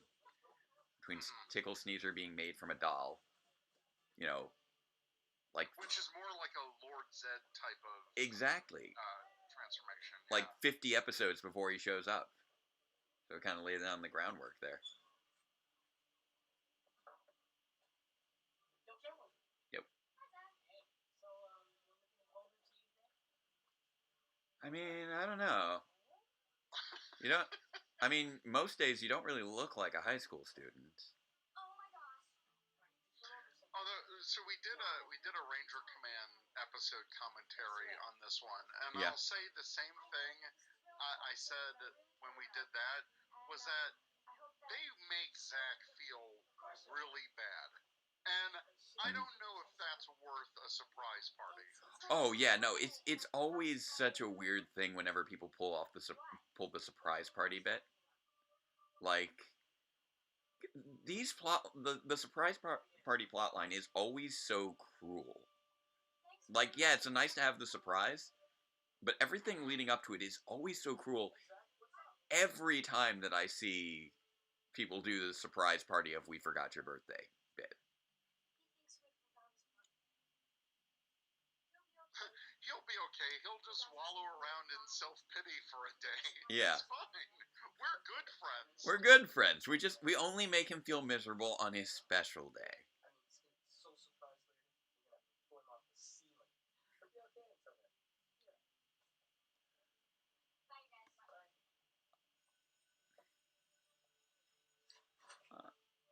I'm just looking through the chat, seeing here.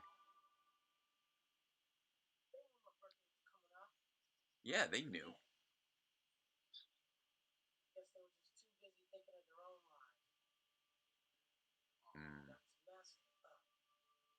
Taking care of their poodles, not taking care of their Zach man. Come on.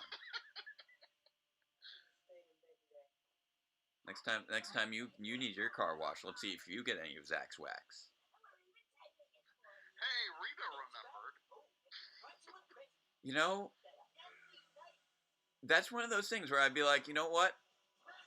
Like, I know you're trying to kill me right now, but I appreciate the thought. Thank you. Okay, Nasty Knight figure just so we can replicate this fight with Lightning Collection figures. Yeah. Oh, especially with the toss in a little lightning effects for the clash between the sword and the axe. Exactly. That'd be nice. I mean, I do have the classic figure like in storage somewhere. I loved those monster figures. Those were great. Oh, yeah. Those were so collectible. My favorite one. Sorry to hear about your Nasty Knight. Armadillo. Oh, Sacadillo. Sacadillo, yeah. Yeah. I had that figure as a kid. For whatever reason, that was like my favorite figure of those monster figures. It was just such a great design. I'm gonna tell you right now, the Sacadillo episode tomorrow is one you're gonna want to tune in for. I'm giving you that heads up.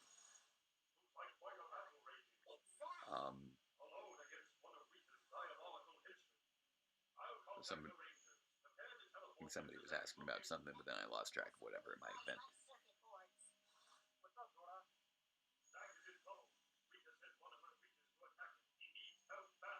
Yeah.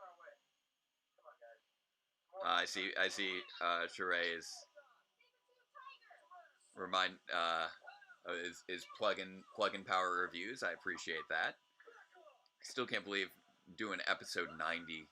That's coming out later today after today's stream. I just gotta put those. Congrats, by the way. That's another big milestone. It's just after this, just 10 episodes left to go. It's taken me almost 8 years to get here, but whew, getting close.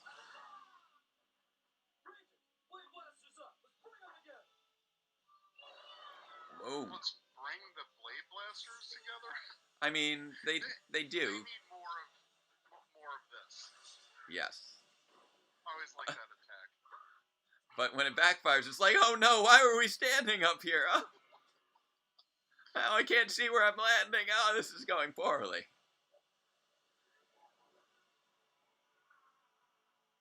It's interesting how many times in these first 10 episodes that Rita makes her way to Earth. Yeah, we're already seeing her again in this one after previously seeing her in Big Sisters and in For Whom the Bell Tolls. Which was a dream. Yes. Okay, yeah, that's fair. So it's only her second time. Outside of the little like clip that Zordon shows the Rangers in the first episode of her on her bicycle. Yeah. So Sheree was asking if I were to do another stream like this, what would I do? Honestly, I am considering. Currently, just considering. I want to see if it's if we get to the end of this and people are just like, no, stop, please don't do this again. But if we get to the end of this and people really have a high demand for it, I am considering doing the going in chronological order and hitting up seasons 2 and 3. Nice. Or maybe if I'm really ambitious and there's a 3-day weekend, maybe do 2 and 3 together. How many episodes is season 2? That was Season 2 was 52. 52. Okay. Yeah. And then we got 33 for season 3 plus the 10 for Alien Rangers.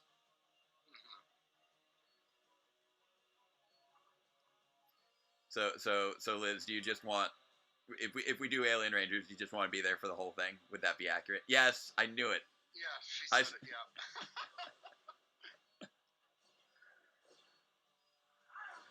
I know that I'm asynchronous with the chat, but I like that I actually got ahead of the chat for like the first time today.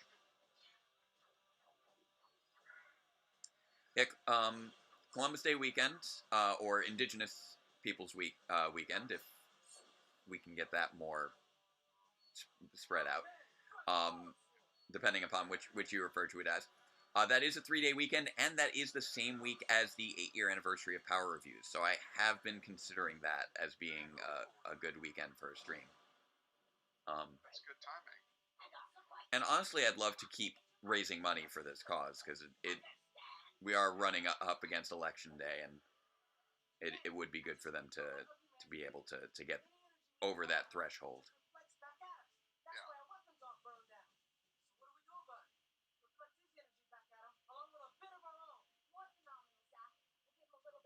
There we go. Zach getting some strategy in there. I don't know if that thing did what they said it was going to do. They went through this whole strategy thing, and then that's not what they did. I love how they described in significant detail what their plan was, and then they just did something completely different. They're just like, we're going to shoot lasers out of our eyes at his sword, and then he won't be able to move his sword, and then we'll stand up and we'll get recharged, and then we'll chop his sword in half, and then we'll beat him. And that, okay, maybe if we use some sort of metaphors, maybe that'll make more sense.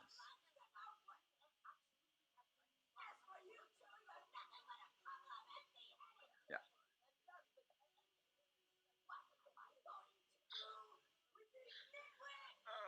Just classic Rita meltdown. And I was saying, Rita, you know, we know that you see them as your children. We know that. They are your children. That is why you keep them around. You have no other reason for keeping them around. They serve no purpose. Like, literally anything that she ever asks Squatter Babu to do could be done by a putty. Yeah. Oh no. Oh, the cake-o-matic. It's not successfully omaticing the cake.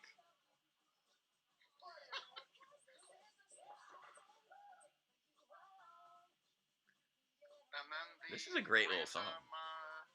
Original song for this episode. This is kind of a great, and it's really funny that this song, you know, this is just because they can't sing Happy Birthday. Right. Which is so weird. That's a song that's so in the public consciousness. Nobody has the rights to and can't actually do anything with professionally. I like that you can see the mechanism in the background that's like pushing out more foam. It's great. Right. And then do you just skip to the next one? Yeah, I'm just letting Netflix take the wheel up until it asks me if I want to keep watching Mighty Morphin Power Rangers, and then I yell at it for daring to judge me. All right, so next up we got another Trini episode. You signed up for a good pair of Trini episodes in here. It's a Trini and Zach sandwich. Only the best kind of sandwich. Mm-hmm. Oh yes, yeah. No clowning around. Yep. I have to admit, I never expected that until it became a thing. I never expected that the actor for Pineapple the Clown would become such a recurring guest at Power Morphicon. that just amazed me, because it's like, where have you been? And why do you still have everything? What's the deal? What's going on here? Hey, remember to keep your center of gravity correctly proportioned, okay? Check this out. You see, Zach's really trying to make the dance look cool up on the stilts, but okay, there we go. I'm pretty sure that those little foot motions were not made by him. Whoop. And there we go, our first kiss. Beating out Tommy and Kim. Like, okay, that was weird. That was state of the art effects right there. I was noting earlier, Adrian Carr was definitely a major recurring director that I don't think we've ever seen at Power Morphicon. But they did both of the first 2 episodes. They did Day of the Dumpster and High Five, and then we're seeing them again. Oh. I've just been kind of keeping my eye on the credits for what pops out at me. Yeah, I've got like this whole spreadsheet when we do Ranger commentaries for Ranger Command, and so it's essentially just a big checklist. I can see what we've done. Yeah. But yeah, I basically took it from Wikipedia, and it's got like all the directors, all the people who wrote it, Nice. and it's interesting, especially in like the Disney seasons or Neo Saban. You can literally see the block of directors exactly that they did for every episode. It's and that's the way you gotta do these things. Oh yeah. Like I even with Power Reviews, I do try to do a little bit of block directing, although it's a challenge.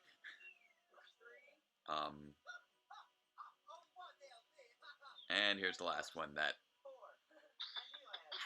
How? Defied the laws of gravity. Like, seriously, Billy, how far up did you throw that egg?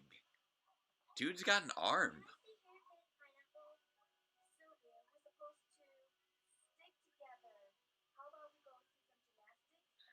How about we not play with the creepy clown, stranger? But pineapples. Oh, he's so creepy.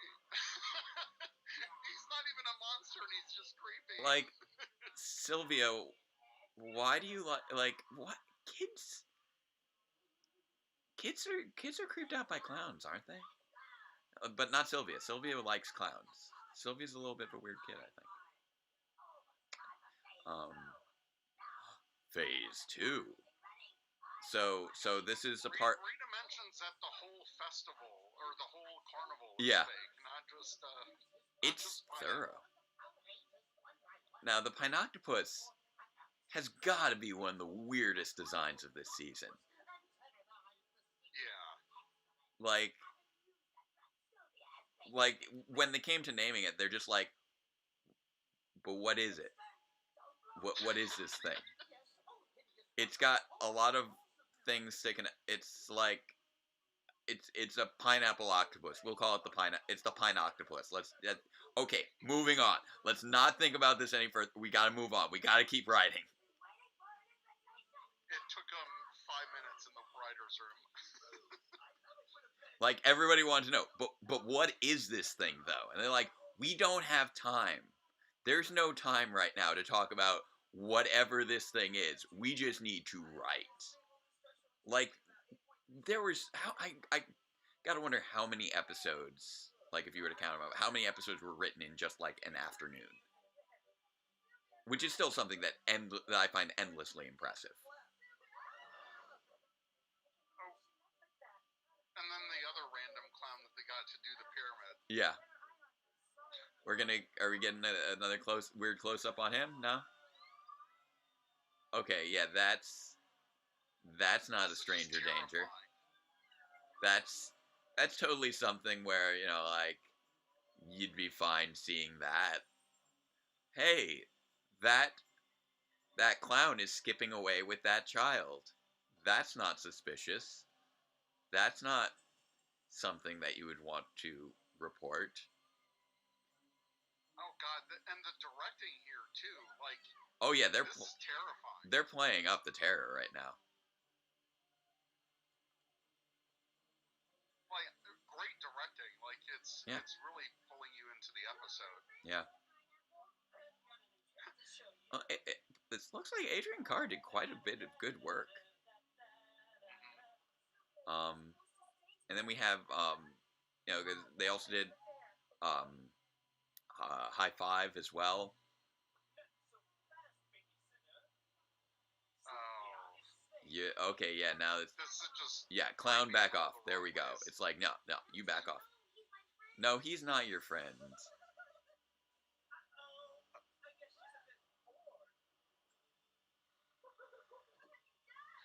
I also like that they did the work to to have the cutout also have a Yeah. print on the back. Yeah. She's been actually flattened.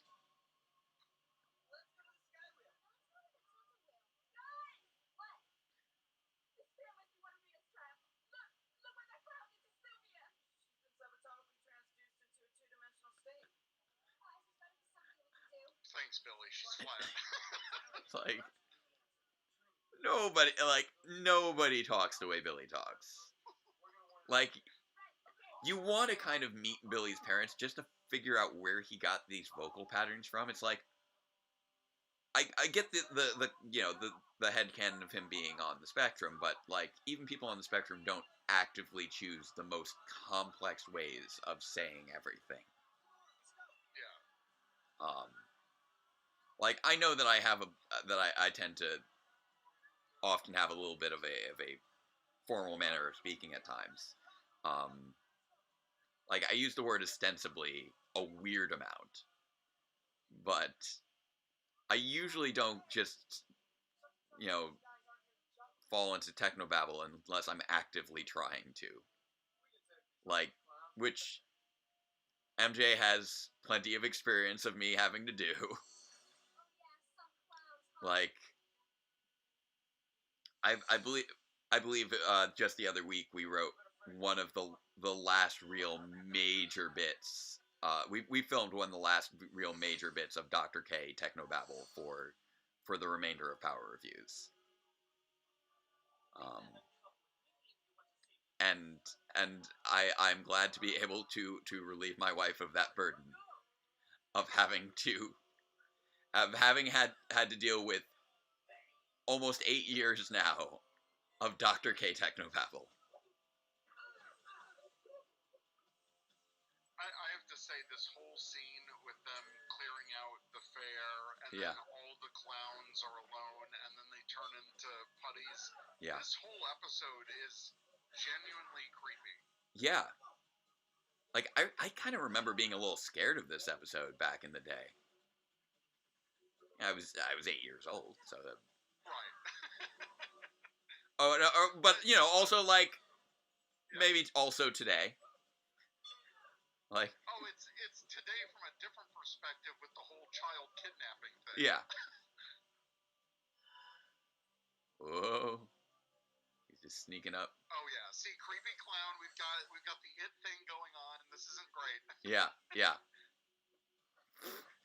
It's okay. The putty cutout though, that could be like one of those cardboard cutout stand-ins that you could have bought with the Power Rangers. Right. Yeah.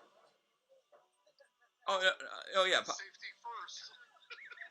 Yeah, Pocky will back me up. Yeah, you do tend to try and drop in like advanced terminology that other people don't understand if you're not thinking about it. That I think is something of a, you know, autism spectrum trait for some people,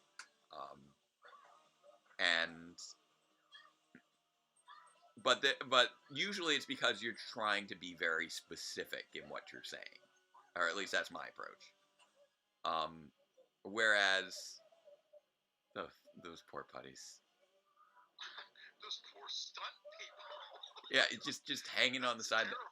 You got I one thing I can't quite tell is whether they must have just put a dummy on the side of it, right? Right? Like I would hope that they did. I would hope. Also, this was messed up. Like the clown just melts into whatever this is. Honestly, you know what? I'm gonna look up the pine octopus. And, like, what myth was the pine octopus? It's like SpongeBob wasn't out yet, so there wasn't like a whole pineapple under the sea market. Jack.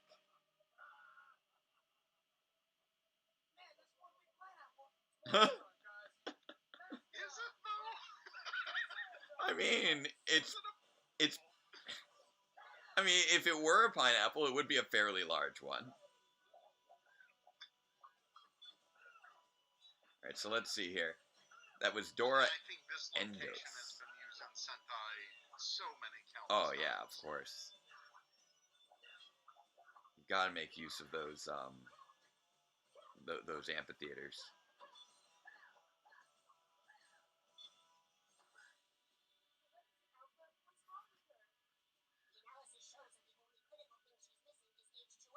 Hey, Alpha's out of the command center. Yeah.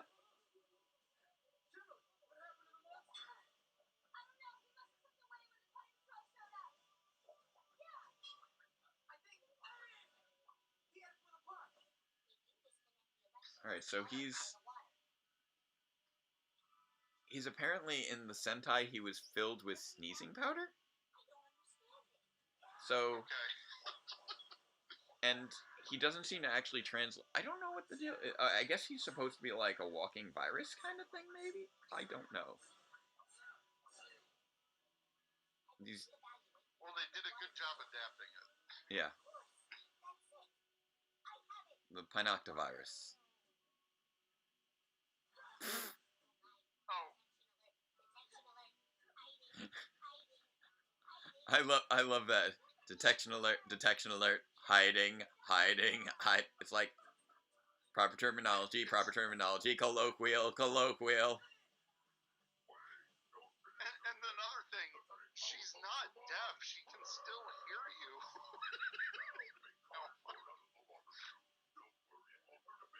They know I'm in the house. I'm going to move directly next to the bedroom so that they don't know I'm in the house, even the... Oh,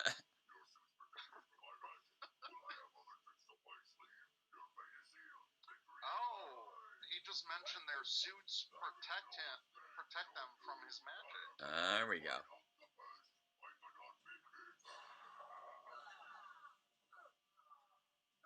I cannot be beaten nor comprehended.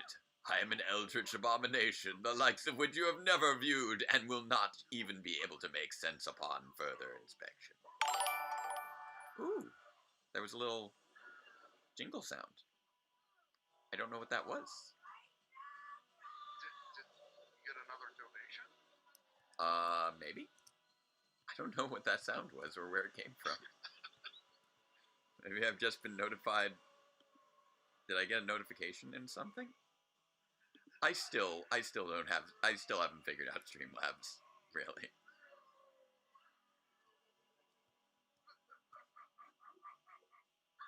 Oh no, copious amounts of glitter. No. Yep. Honestly, that much glitter is terrifying. You will never get rid of it. They'll be vacuuming that up for weeks. But yeah, MJ and I think agree that Dr. K did have a more appropriate application of whatchamacallit, Technobabble. So that was the donation sound. I didn't get a little thing in my mini feed for who donated. That being said, I still don't really know how this thing works. I'm trying, but I don't know.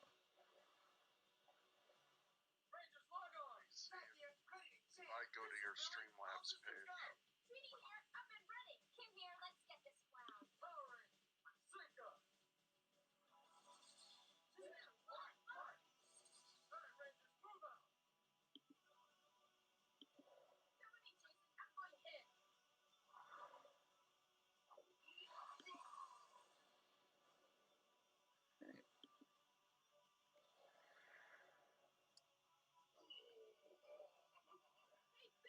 Oh, he's got like little eyeball things at the end of those tentacle things.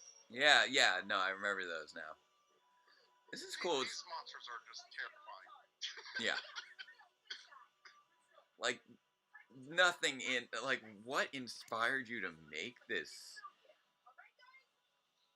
Like, it's a combination of, like, child's drawing and Lovecraftian fever dream.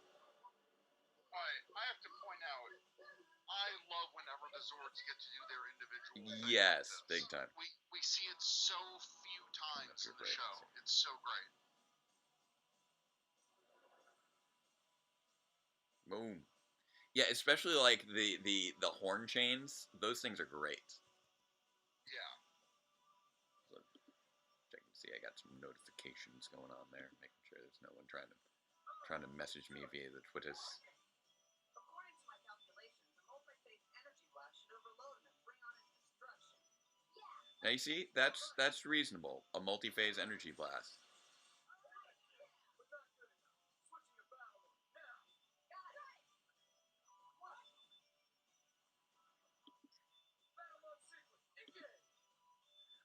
Love that.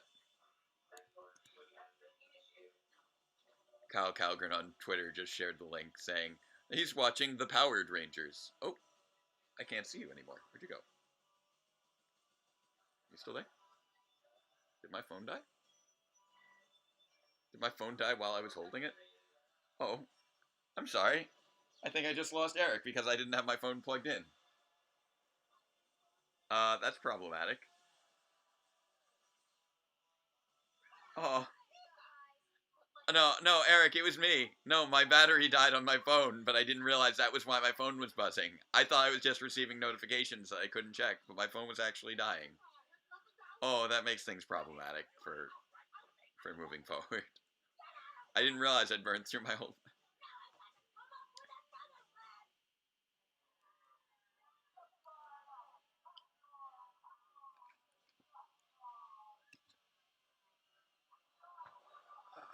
I'm trying to think if I've got any other way to bring you in. I know that,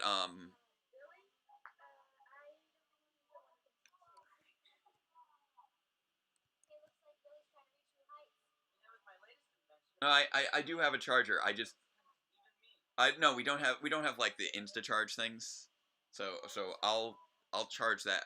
I do have an outlet nearby. I just had no idea I was low on battery because I wasn't looking at my phone. Yes, we have all the ways of charging the phone. I just put it on charger just now, so hopefully it'll be back to normal again shortly. Oh, that means I also have no way of pausing this now. All right. Thank you, Eric, so much for joining in. It was a great discussion. It was great talking to you. Hope to see you again soon. Yes, I was very silly on that front. All right, so it's just going to autoplay now, and I have no means of stopping anything. And, oh no, this was one, I can't get Joe in right now. I got to message Joe to let him know about the technical issue there.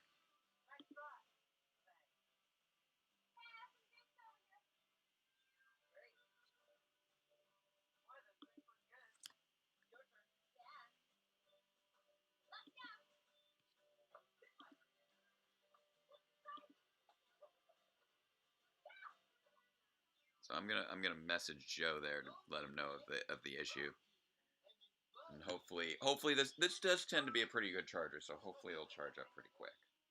Yeah, it's at 2% now, which is more than it had a moment ago.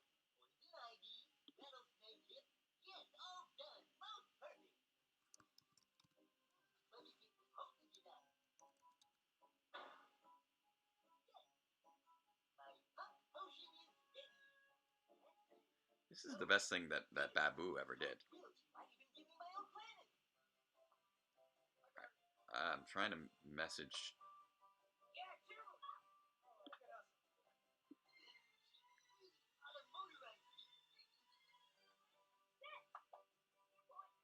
One thing that's also just like often confusing to me is that I am using MJ's laptop, and it's tricky because like the scroll is the opposite of mine. So yeah, we're on Power Ranger Punks now. I know that Joe Deckelmeyer wanted to be in on this, so I'm going to send him a quick message.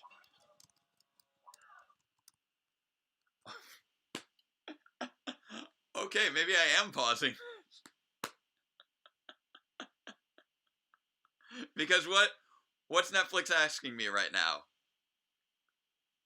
It's calling me out. Am I still watching Mighty Morphin Power Rangers? Well, I guess not until my phone's back on.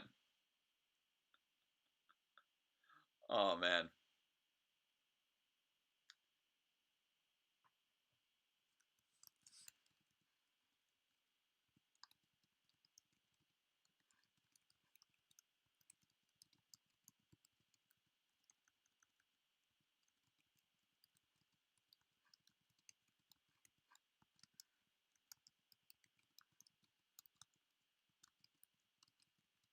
let me think if there's any.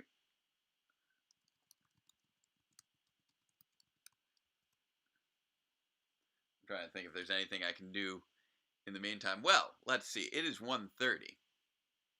I will restart. I think I will restart this episode once I am able to get my phone up and running again, and so then I'd be able to operate things. Because it is through the Chromecast. So, hopefully, now if you haven't made a donation yet, please do so. If you again are unfamiliar with the cause, it is wegotthevote.org. It's through the Florida Rights Restoration Coalition. They're working to take care of the legal fees and legal fines that are currently blocking people from voting. Something that many people would consider a poll tax, but unfortunately that legal battle has not yet been won. So the best way that we can get people their voting rights in Florida is to donate and help out with that. So that's where all the money that comes in through the PayPal will be going. And again, if you want to donate for yourself directly, you can donate through by going straight to wegotthevote.org. Good cause, and I think one of the it's also great that it gives us a concrete way of making a real impact in people's ability to take part in a major election. So let's see here. Okay. So I'm gonna, you know what? Now that I actually have the phone back, I think I've got an idea on what I'm gonna do, because I don't think I'm gonna be able to Skype properly on only 5% battery right now. But, and I do have his phone number. So I think I might actually do that. Let's see. Yeah, I'm at 5% as opposed to 0. It doesn't take too long to get to 5%. Where did I store his phone number? This is right. I don't think I saved it, but I do. There we go. All right, so I'm gonna try giving him a call. See if this works, and then we'll resume. I'm just doing this in whatever way I can. I'm going to get through these 60 episodes this weekend, one way or another. And we're going to get guests in, and we're going to be raising funds. And that's just, those are just the facts.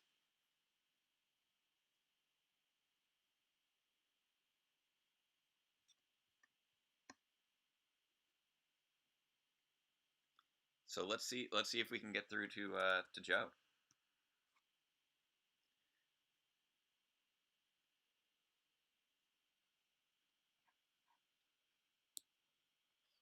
Hey Joe, it's Jake. How are you doing? I'm doing all right. So I realized I didn't communicate to you some of the technical issues I'd been encountering today.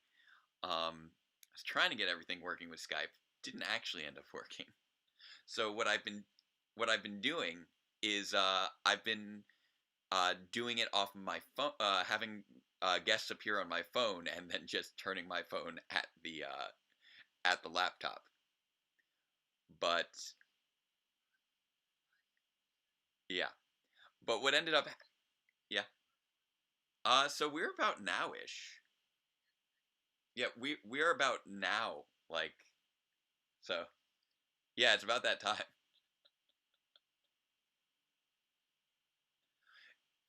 Eastern time.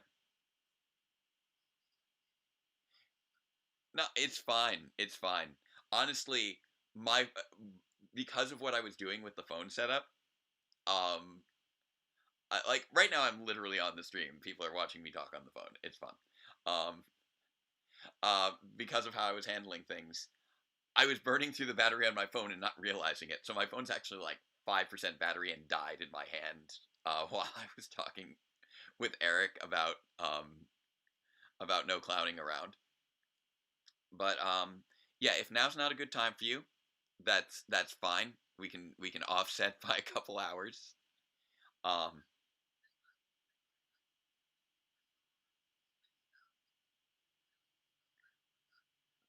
right. No, I get that. Yeah, yeah, exactly. Which we are surprisingly on schedule for right now, despite having like not been able to get it running it for the first like 40 minutes.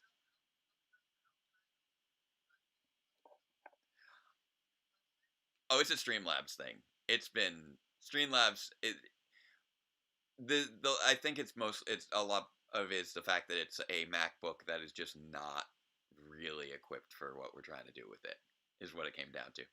I mean, it's equipped to have me hold a phone with a person on the phone to it, but that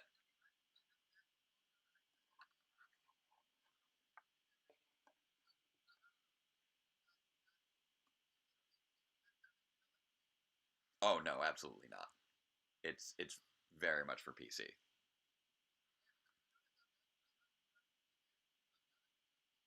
All right, cool. Yeah, we've got.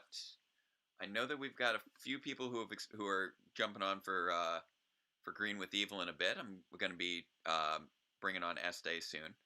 Um, and yeah, you know what? Maybe for yeah, we've got like Dark Warrior and Switching Places around like 2:50 or well, what'll be 11:50 your time.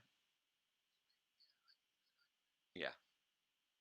All right. Yeah, we can knock out those two episodes. I think that'll work out pretty well. Yeah.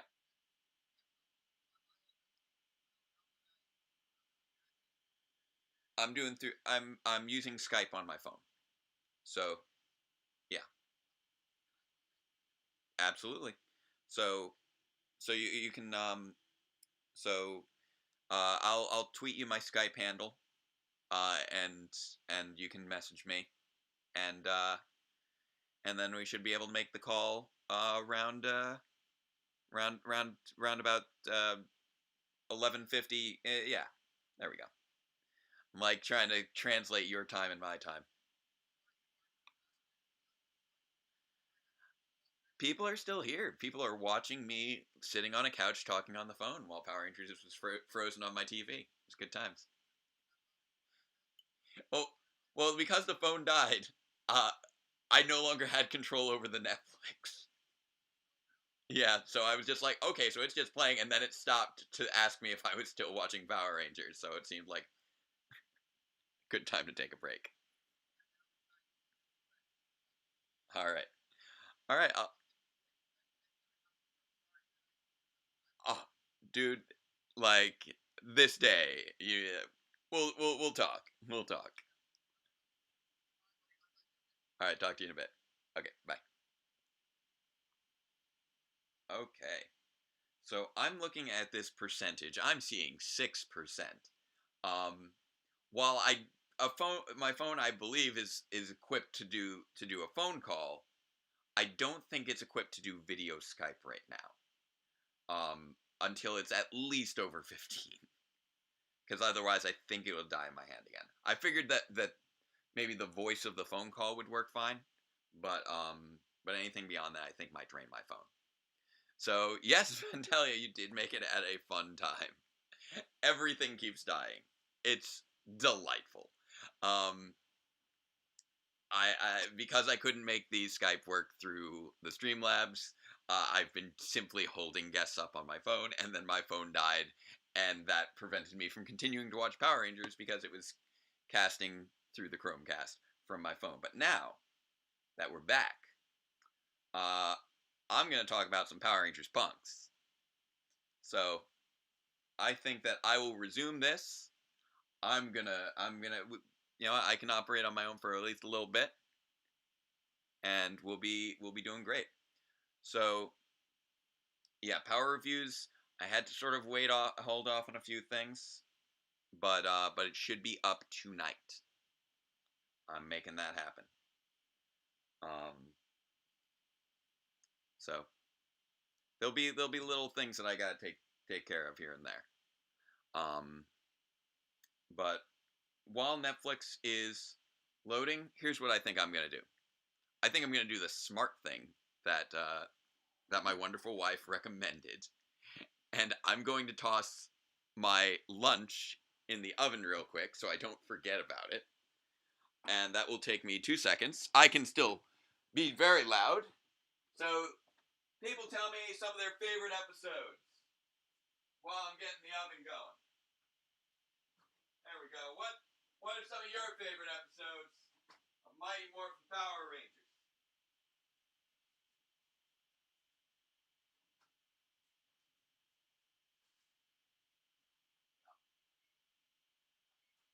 There we go. Gonna have some pizza. Lunch of Champions. Green with Evil is indeed iconic. I agree, Este.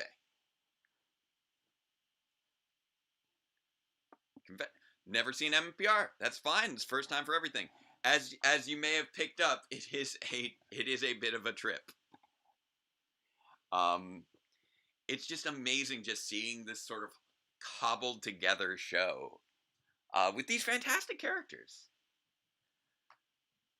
And speaking of watching this show, this cobbled together show with fantastic characters.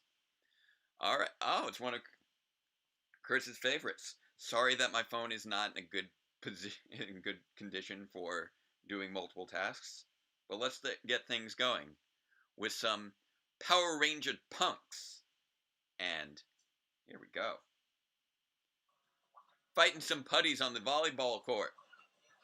Boom, boom, boom, boom. Oh man, that is that editing. Those were some quick cuts there. Oh yeah. Oh, Bad Reflection on You. That's one of the ones with Bryan Cranston in it. Oh, that my first monster figure was Snizzard, so I have the Bryan Cranston Power Rangers figure.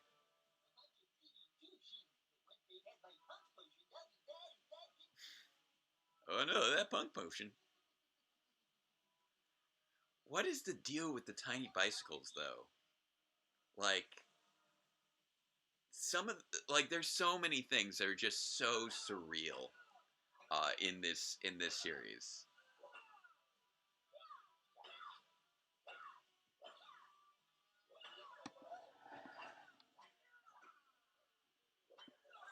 Yeah, I will admit they do sort of.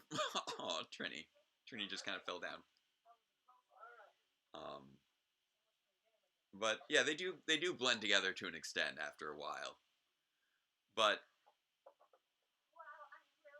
like these early episodes are definitely both overrated and underrated at the same time. Because yes, this is the iconic season, the season that everybody really remembers. But it is definitely a lot more thrown together and cheesier than I think a lot of people remember. But there's also just a bunch of impressive flying by the seat of your pants creativity and heart to this show.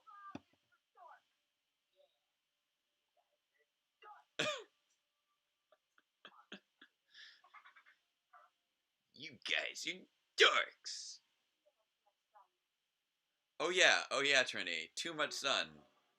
That totally makes Billy call people dorks. That's totally how that works.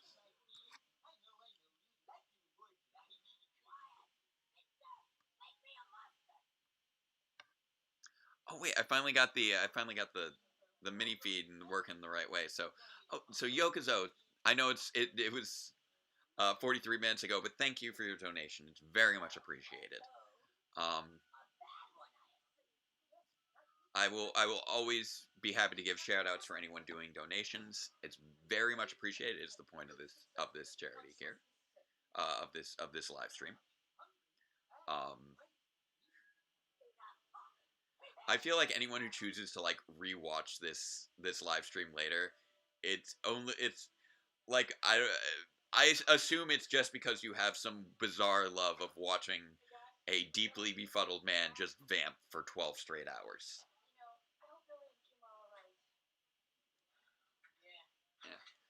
Yeah, Billy and Kimberly, they're having a rough time.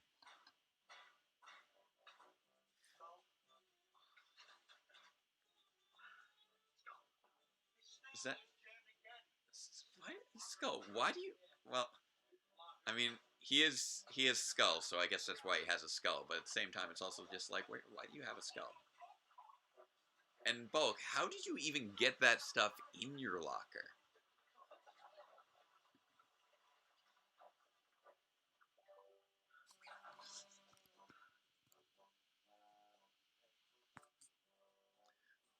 But yeah, it's kind of remarkable that this is the first episode where we actually have the Rangers under a spell. It took almost 12 episodes for us.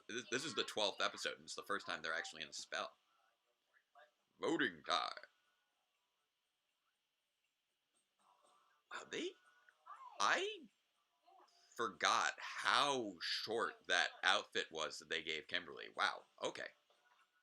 That is basically just a little bodysuit thing.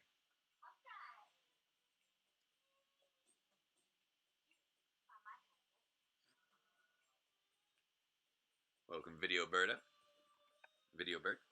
Good to see you.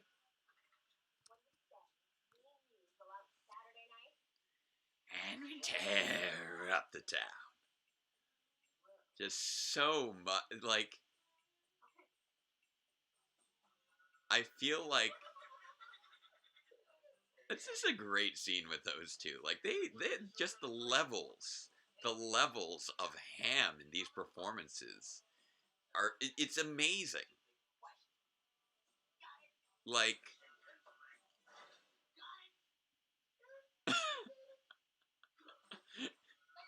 it's great seeing Punk Billy just intimidate Bulk so bad. And you know what, I think I was joking earlier about how, oh yeah, you know, just like shrugging off, oh, our friends were acting weird and we're not going to suspect it's a spell, but this is the first time that's actually been a spell, so it actually makes sense. Oh, the one with the kid show host, that was with Puppet Man. I'm trying to remember the name of that episode now, but yes, it was Zeo. Where it was the captain and Puppet Man.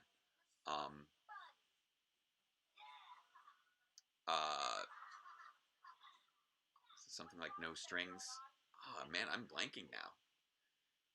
I clearly have not gotten enough sleep if I can't remember the name of an episode. Singing Squash! I'm weirdly excited about that. Why did I just yell Singing Squash?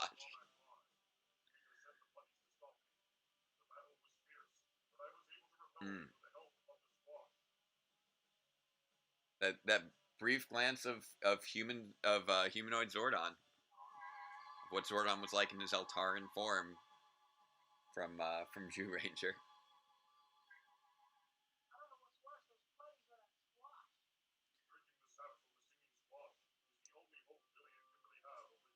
But yeah, now Video Bird, you got me thinking. I'm like, oh, which one was the one with Puppet Man? It wasn't like No Strings Attached or anything like that. What was it? It was a puppet. It was a puppet name. Oh, it was just called the Puppet Blaster. That was it, the Puppet Blaster, because Puppet Man got turned into a monster, but he wasn't called Puppet Blaster. But the name of the episode was Puppet Blaster. That was it. Just awkward laughing.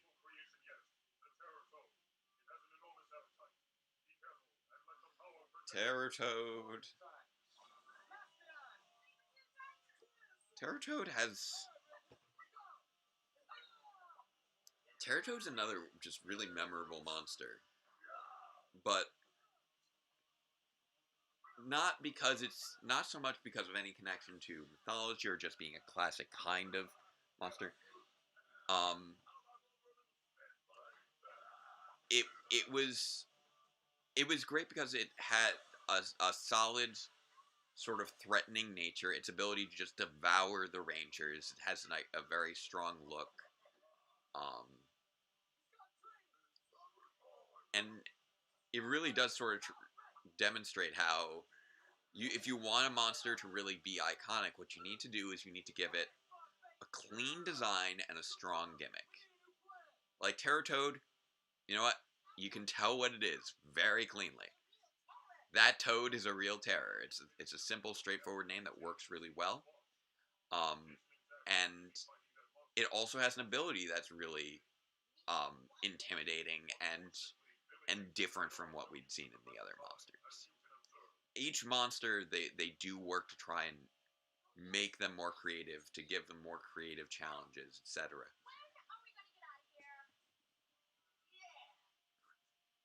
And there's just such great overacting going on here. It's where the Alpha's got to like touch the two buttons on himself to make that work.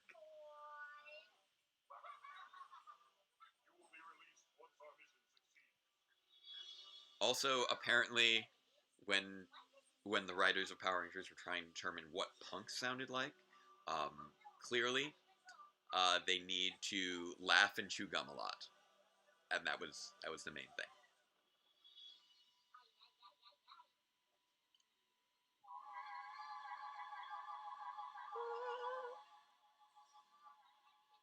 So great. Also, I think that other planet was just a room with a tarp.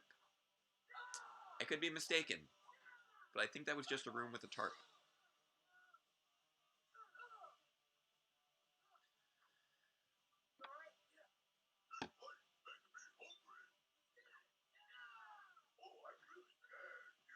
Whoop.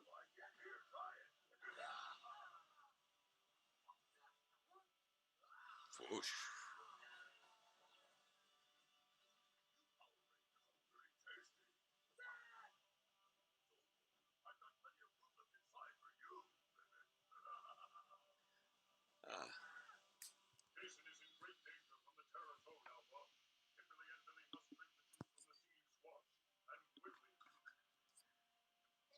Also, if there's any things that you guys want for me to be discussing more, feel free to let me know. This stream is for your entertainment and engagement to try and get more people together and more people aware of the voting rights issues in Florida. The fact that, you know, there was a ballot measure to restore the voting rights of formerly incarcerated residents of Florida, and that despite that ballot measure passing by vote, the government is still choosing to restrict those rights until their fines and fees are all paid off. So we are trying to see justice done here. Nice, we've got Billy and Kim back. Yeah, who did do Kimberly's nails? I don't know.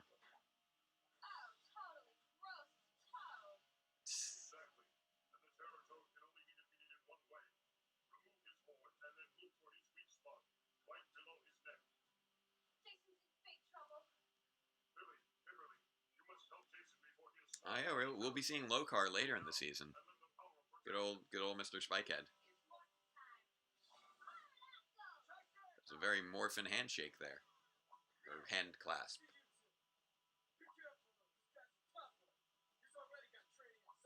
Yep.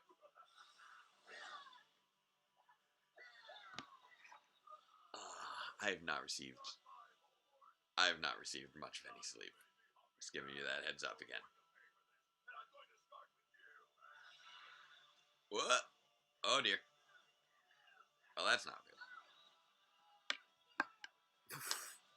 That's the first one they actually showed him actively eat, and that was mildly terrifying.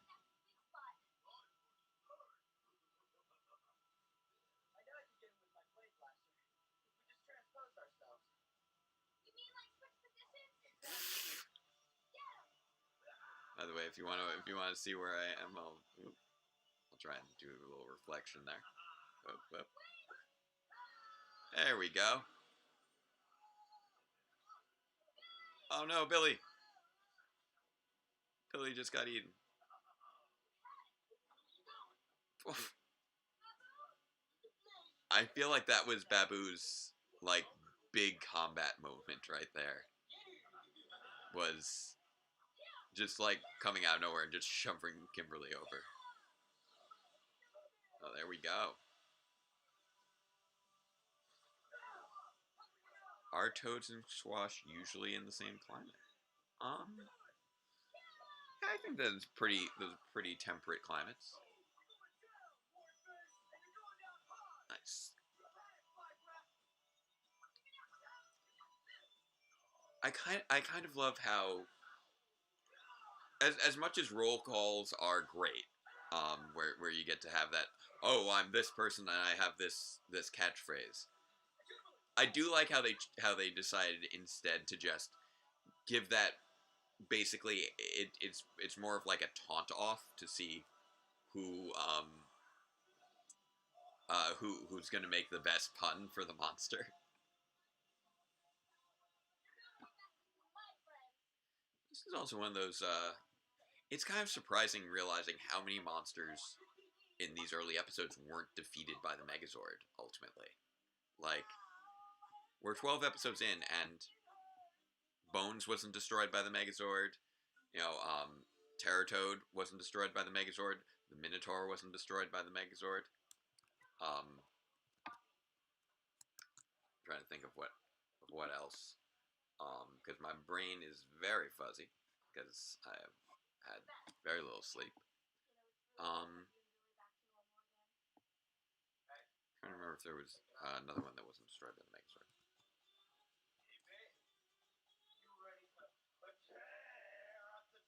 Okay, that's a little too close there.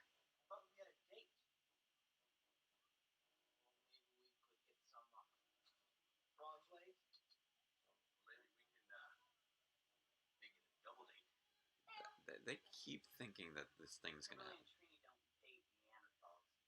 Okay, Billy's talking some smack there.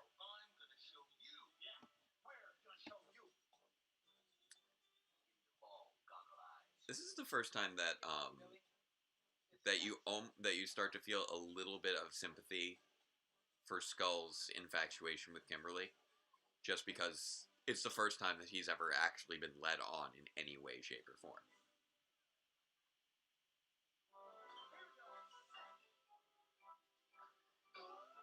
If you want to prove yourself to be a real tough guy, you're gonna play me in some indoor volleyball.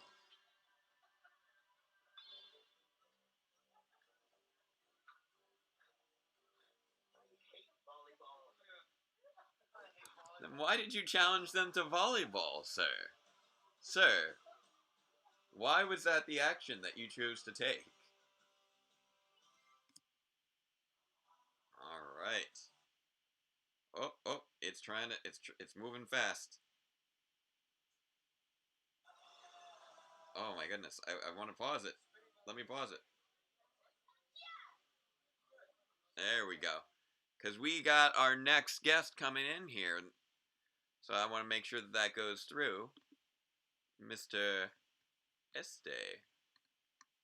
I'm going to get you to come on down.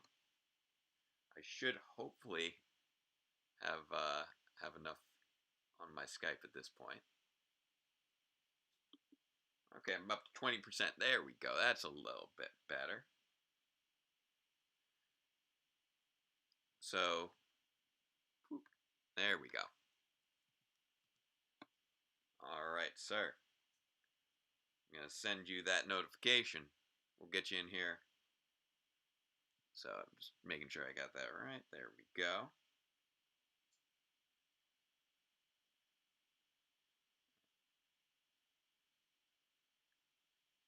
Alright, making sure I got it. Did I misspell something? Oh, there. Yep, I did. Left out a letter. Here we go. Apparently, he's located in Angel Grove. California, according to this. So, sending. There we go. Greetings, Este. How are you doing? Yo yo. You liking my my very cobbled together setup here? I'm messing with it. Yeah. It's as simple as it gets. Sometimes simplest solutions are the best ones. Facts. Facts. So welcome to my home with the Power Rangers posters. I love it, the posters, bro. I always wanted one of those. Oh, these things are great. Because me along with a number of other fans, we got to go to the premiere for the set 2017 movie. So this one, I don't know if I can reach with the charger. We actually have signatures from the whole cast on here, which is great. I remember I saw pictures of that. That was so crazy. Those are great. And then the little teaser poster has the note from Dean Israelite, the director. So those were great gets. All right, are you ready for some peace, love, and woe? I'm ready, bro. We started from like after the opening, right? Yeah, because Netflix apparently just hates opening credits, no matter how iconic the theme. If you want, I can rewind. No, I got you, bro. I know what you're up to. Okay, all right. So I'm gonna hit play, and then I'll turn you to face the people, because they were gonna. Hear you. I think you're covering the mic. Oh, sorry there. I'm gonna hit play. Alright, got you. And then I'll turn you around to face the people so they can see your smiling face. Got you. Okay. And play. Here we are at the juice bar. And here. I just love the 90s vibe of the whole thing. Oh yeah, well they had a strong 90s vibe in the 90s, you know. Oh. No, obviously. But it's just like, the clothing they would wear is just it just looks so good. It's iconic. Okay, let's see if I can get. Wow, the camera really does not want to pick up your face. It just looks like a black screen right now. You're not a vampire you have to tell me if you're a vampire. I mean, I wouldn't tell you if I was anyways. No, it's the law, you have to. You don't know about that? There we go. There you are.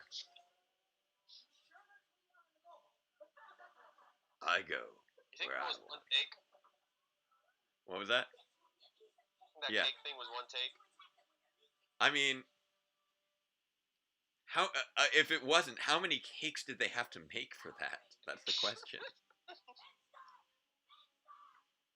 Oh, there we go. I'm starting to get the angle going. I got you. There we go. The polarization's just crazy thing, man. I know that we've got at least one of your fans in there waiting on you. So that's good. Hey. So Este here representing the cause. As someone from South Florida, this is something that means a lot. So. Yeah, big time. Yeah,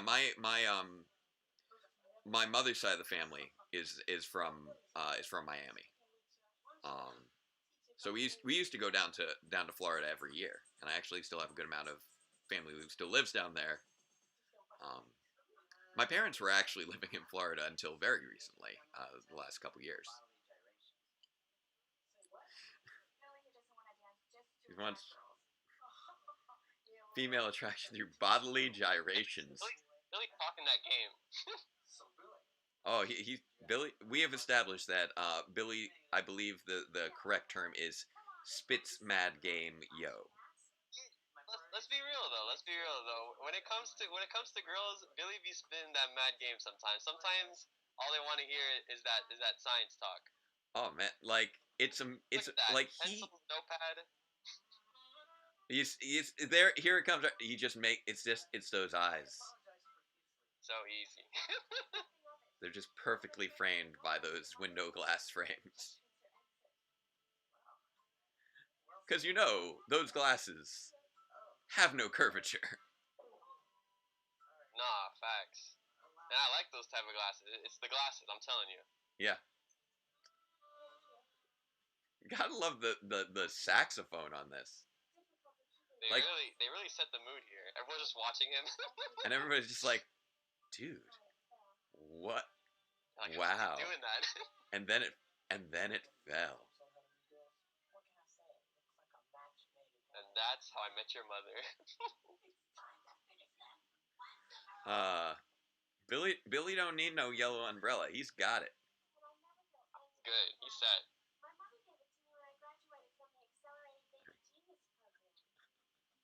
It's great. Who hasn't? Come on. Let's be honest. I'll be honest. I was not in an accelerated baby genius program. I was briefly in an accelerated PhD program, and then I'm like, no, wait, why am I doing this? That sounds like too much. That was definitely too much.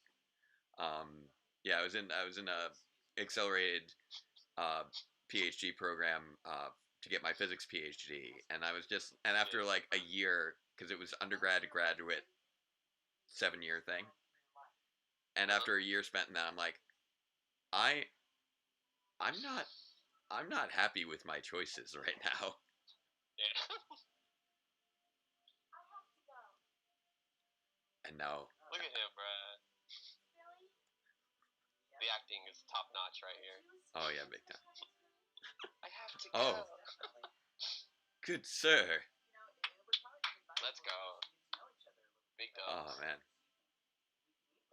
Oh, they're just to talk. Oh yeah. They're going to be doing some exchanging on that weather device. Capital I. I like how he's like, say precisely 4 o'clock. It's like he wants to be casual about it, but he also can't not be extremely specific. Yeah, we gotta be exactly on time. Madam, whoa. See if I can bring up the brightness on you at all. I don't know why. It's almost like. I wonder who's her nail stylist. Oh man, like she gets them done at like the best place.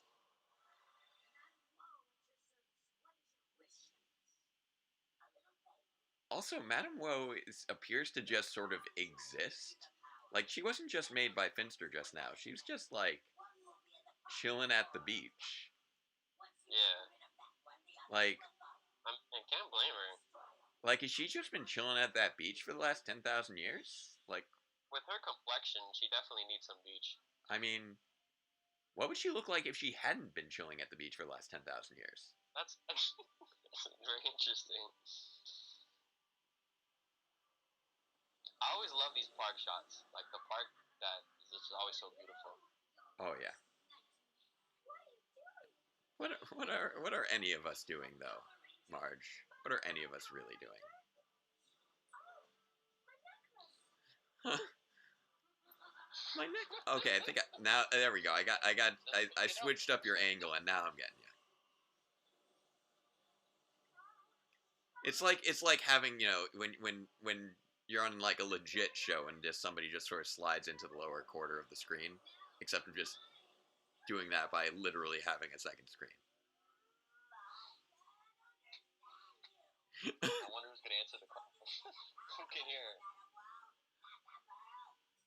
her? She's just likes to hear her own voice is what she's doing. Yeah.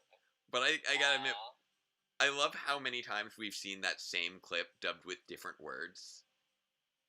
And every time she needs to just draw out whatever the first syllable is. Because she has her mouth open for that long bit at the beginning, and then it's some sort of rant. I noticed that. They really make good use of that footage.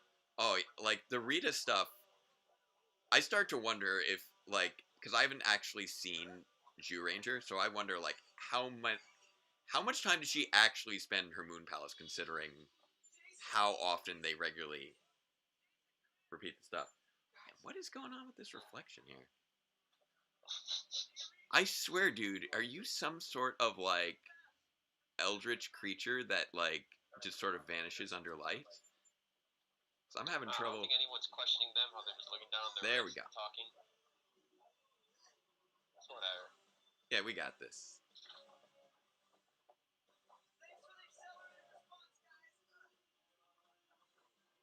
You know what? That feels like something that a person would actually say, but only it to be sarcastic. I believe that Billy was being genuine there, but like that's like something I would say to somebody who had clearly taken their time coming to help me. Like if I was screaming for help and I see someone like from the same shot. whee, whoop whoop, boom. This is also something that we don't get out of more recent seasons. Is just showing off the martial arts of the actors. Like, All right. These people they were just beasts. They had to knock out 60 of these episodes in a year doing all these stunts. Like that's insane. As like people, you know, like to make fun of the acting, but season 1 cast, they got run through the ringer like nobody else. Just in terms of sheer episode count and how many stunts they had to do. I can't hear you, by the way. Are you on mute on Skype? No. I hear you on the stream, but I can't hear you on. Oh, that's weird. No, I'm not on mute. Wait. I think the way that I'm holding... Can you hear me now? I hear you now. Okay, my fingers... Because I kept trying to adjust you so that you could be seen by the group on the stream. There he goes. Oh, that's weird. I need to hold you diagonally or else it doesn't work. That's what the problem is. Watch, when I do this and you disappear. But when you're diagonal... That's why I couldn't find the right spot. I kept trying to, like, hold you, like, at a straight angle, but apparently it needs to be a diagonal or the polarization of the light doesn't work. I feel like, as a physicist, I should know this stuff more. But that's what but I'm just a physics teacher, so I don't actually have, like, the whole legit PhD and everything. Because that's just exhausting. Yeah, I don't have the willpower for all that. Boom. It's pretty strong ability to do that. Yeah. He's like, no, this is my love interest. I'm gonna go do like. He's all in for someone who he is going to totally ghost in by the next episode.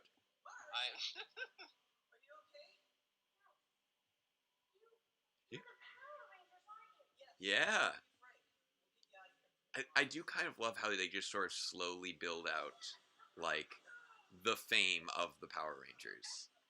We're talking before how in episode 7 was the first time we saw, like, a news reporter report on the Power Rangers. And here's the first time, like, we've got, it's not the first time, but civilians going like, you're the Power Rangers, aren't you?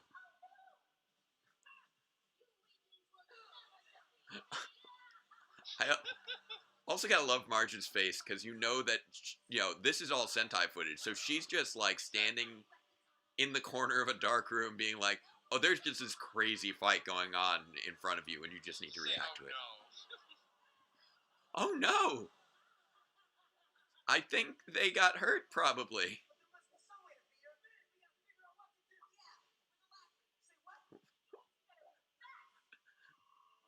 You know, it would be faster to just say fast instead of alacrity. I mean, with alacrity is like that's some nice use of your verbiage there. I like that. I approve. But you don't want to, like, you know, waste time trying to explain what it was that you just said when what you just said was we gotta do things quickly.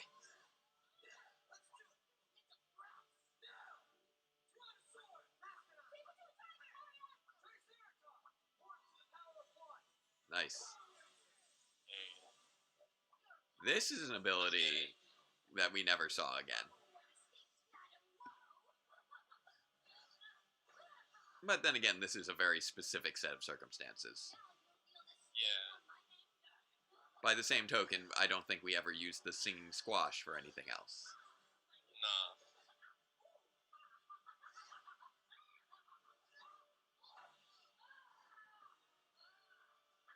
think the only other horticultural cure for a spell was the I want to say Deandra flower in the Trouble with Shell Shock.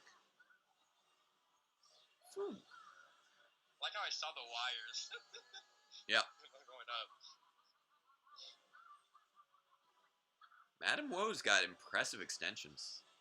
Yeah, nah. Where'd she get those? Amazon? I don't know. Like, well, she's got her manicure. She's got her extensions. She's just working it really well. She's pretty set, you know. I wonder who her stylist on the moon or something, you know. Yeah. Well, maybe we don't know if the beach she was hanging on was in Angel Grove. Maybe she's been she's been hitting the boardwalk. Not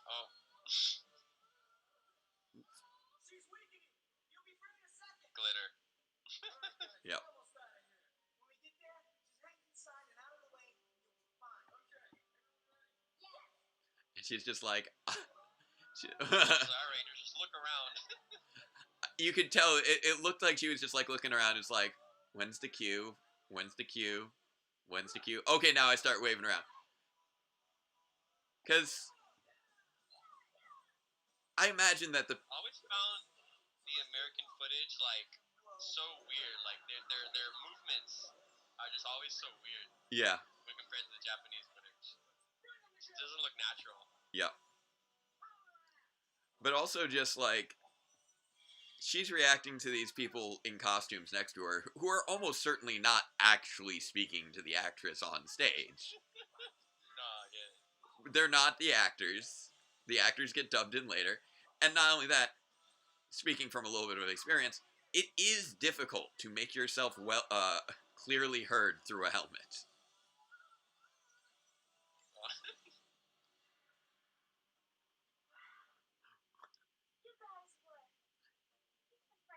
What? Totally awesome.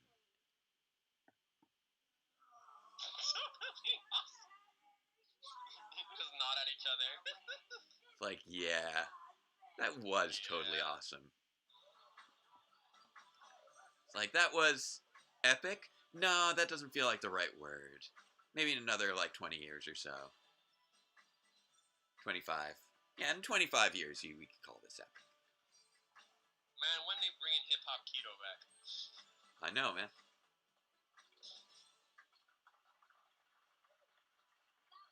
I do love that hip-hop keto is, Zach's special ability in Heroes of the Grid. It's kind of great. Yeah. We were playing Heroes of the Grid the last couple weeks. She likes blue. But yeah,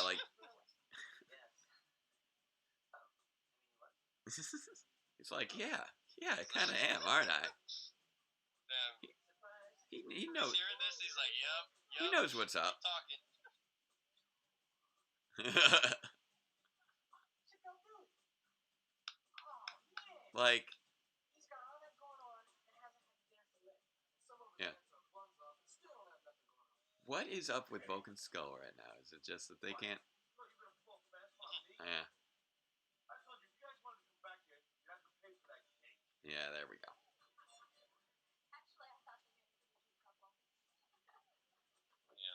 Is it like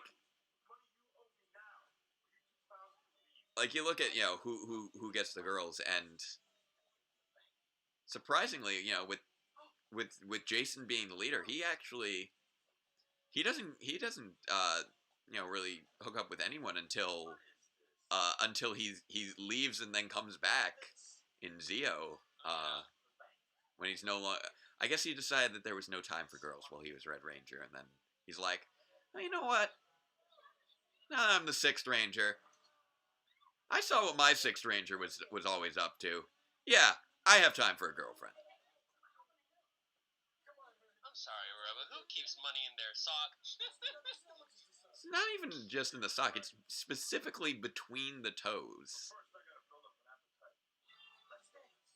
There we go. He's just like, you know what? I'm just gonna roll with this. I know I'm covered in cake. Let's just boogie. Let's just dance. Thank you, Athena. Sorry I didn't get to say hi too much. I know that you popped on briefly.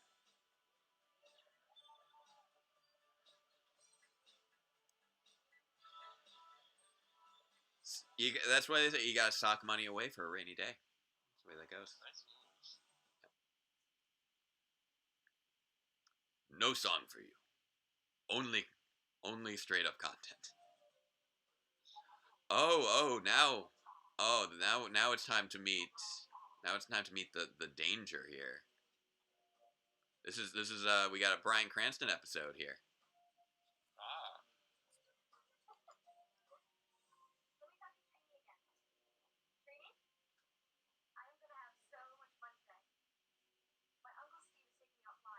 Ah, good old Uncle Steve.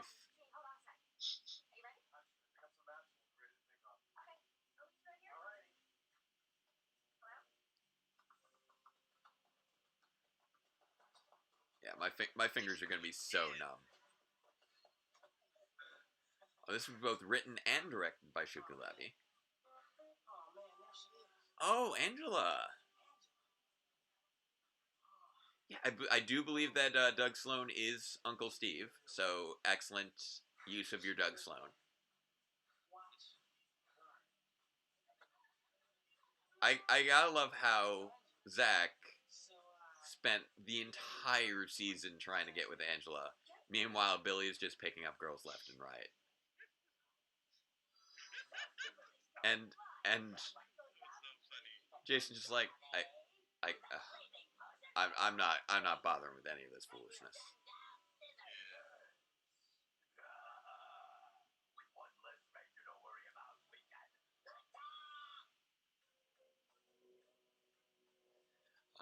The efforts to sync up the mouths with the voices are always great.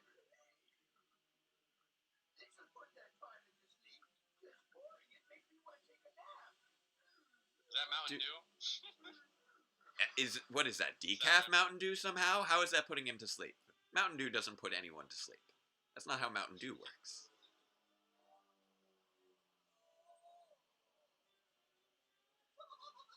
Always gotta like. Sounded too real in these headphones. Yeah.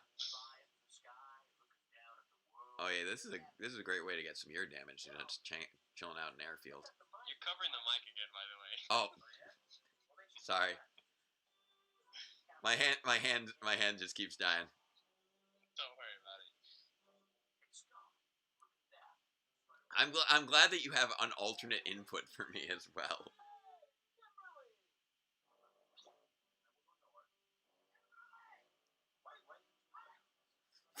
Just the look on her face. It's like, no, I am not in the juice bar right now. No.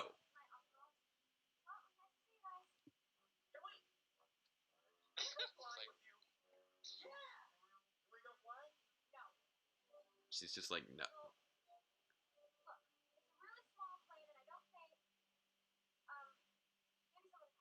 Yeah. No, they're not. Yeah, alright.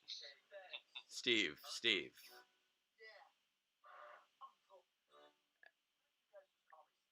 Because otherwise, it's kind of weird if you just call me uncle. Why are you doing that? Boop boop boop.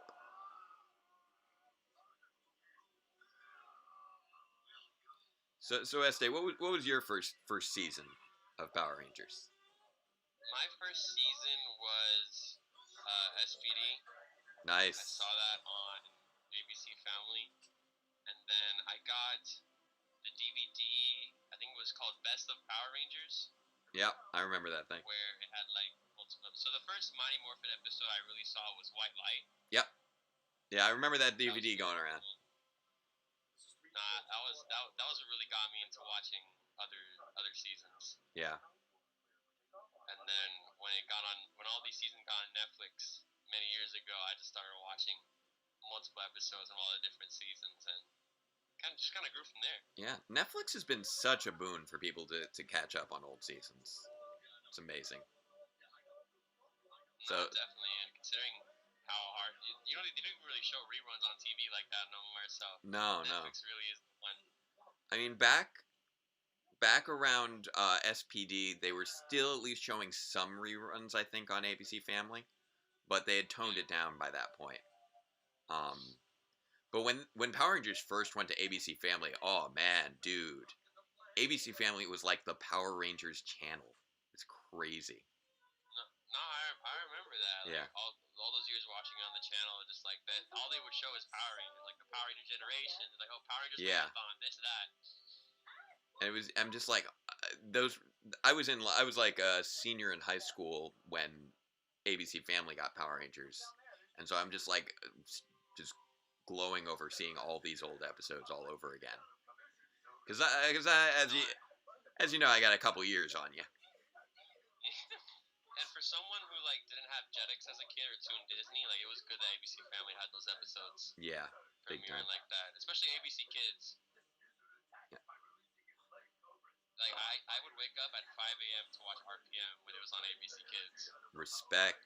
We got RPM at noon in our area. I know that you guys had it at terrible times. No, it was horrible. But some affiliates they don't want to play Power Rangers like that. RPM, yeah, you gotta do what you can to be able to watch that one.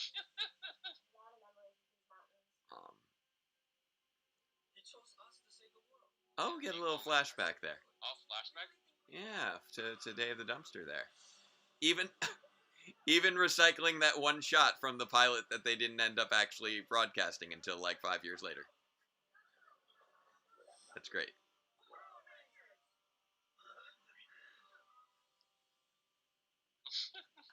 I love they used that shot of the putties. Because that shot was not in that episode. It didn't make the final cut.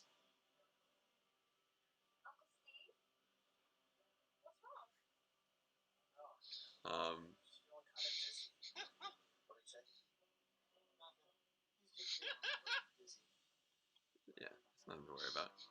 Ah! And I'm sure that will make him feel better to have people just screaming behind him. Oh yeah, you're dead. If this was me, I'd be like, yep, this is it. This is where it ends. Honestly, truth be told, if it were me, I would probably be like, okay, I'm just going to take this wheel now. I'm going to roll with this. Probably going to die. Almost certainly going to die. But I'm going to try not to. We'll see what happens. And I'd probably be saying those exact words out loud, trying to calm myself as I'm doing all that.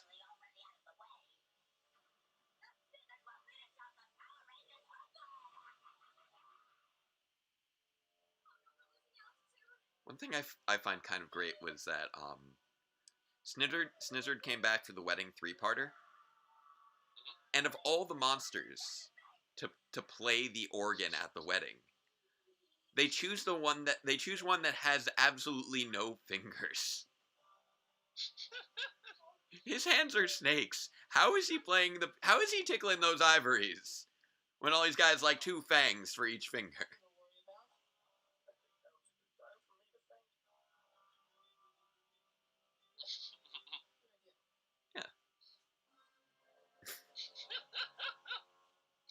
That was a very deliberate feint. You know, Vulcan's skull stuff is still generally funny. They're just so good. Like I don't know if you've seen them at conventions, but that's just who they are, and it's great. I feel that. I've told the story many times of how I once got in trouble for not stopping them from causing a pie fight.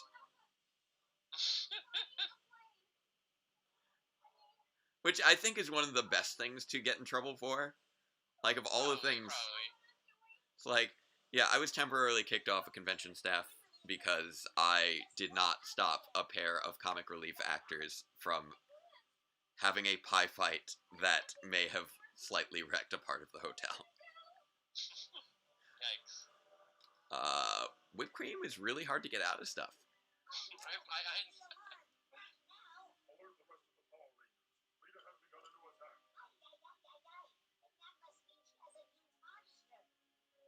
I mean, not always Alpha. Sometimes it's just Goldar, but yeah, you're probably right.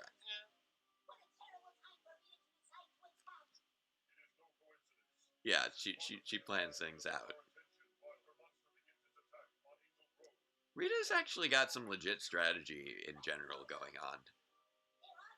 Like, as in many ways, it feels like her routines get repetitive over the course of, 60 episodes. She gets pretty creative. Nice.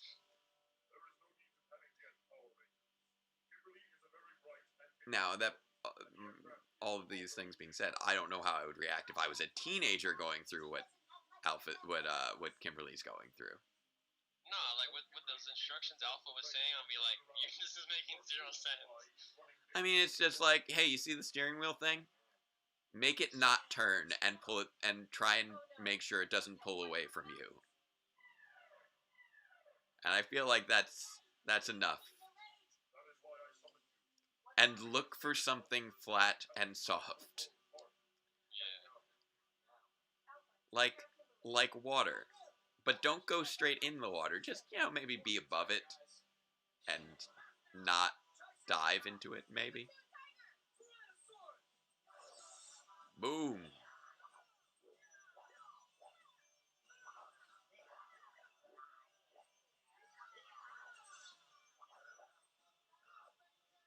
I was looking at videos of like all the morphs in like season 1, and they're always so like inconsistent.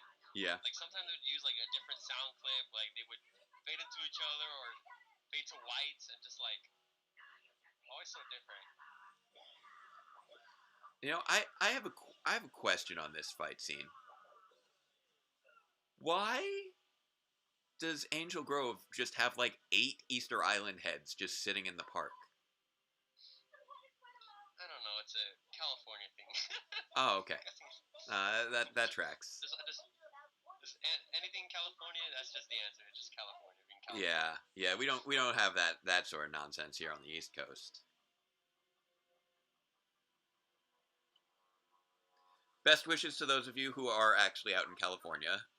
I know it is a rough time out there right now. So hopefully everybody's staying safe.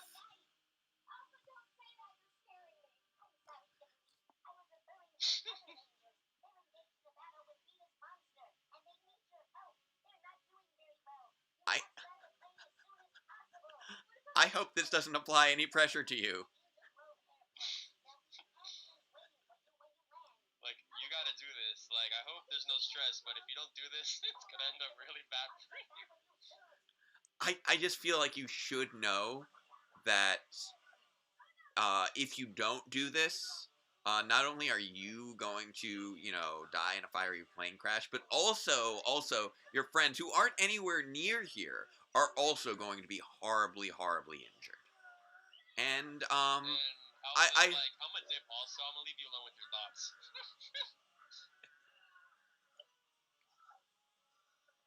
Now you see, the best way to imagine this fight is to just layer on the context of just Walter White just screaming into a microphone. And it just becomes amazing.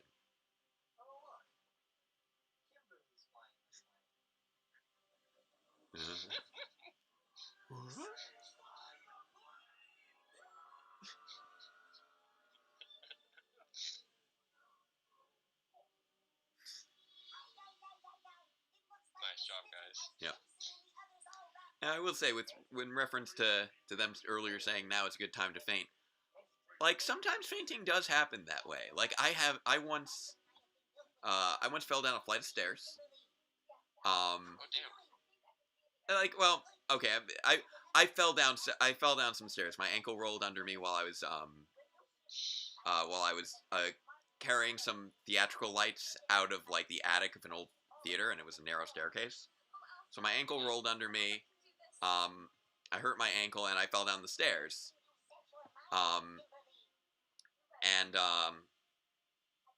And remarkably, I landed on my tail, still holding the lights, passed them to another theater tech, removed my shoe because I could feel my ankle already swelling, and then told the person who was in front of me, by the way, I think I'm about to faint, and then lost consciousness. I'm sorry for laughing at it. No, it's objectively hilarious.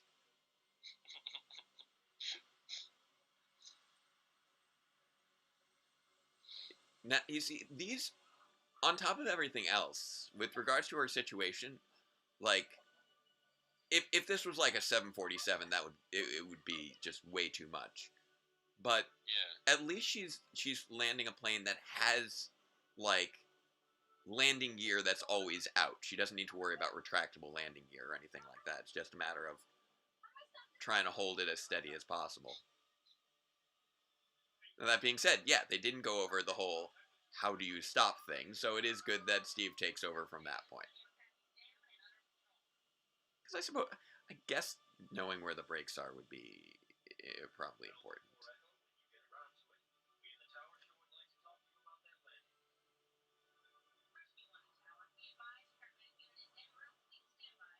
Nice.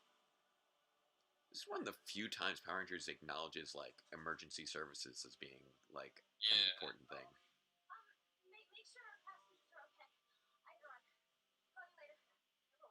like I'm out. Sir. Doug Sloan is so young here.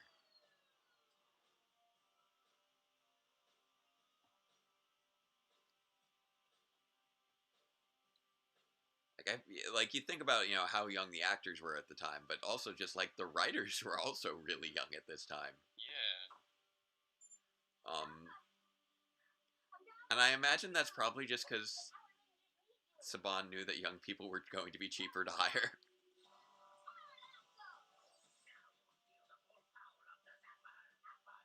Oh no, not the Zapper apple. I don't think that plane footage, so I see someone commented on it. I don't think that plane footage is Sentai footage. I think that it's probably just regular stock footage. Yeah. Yes, today in plots very obviously written before 9/11. Very fair.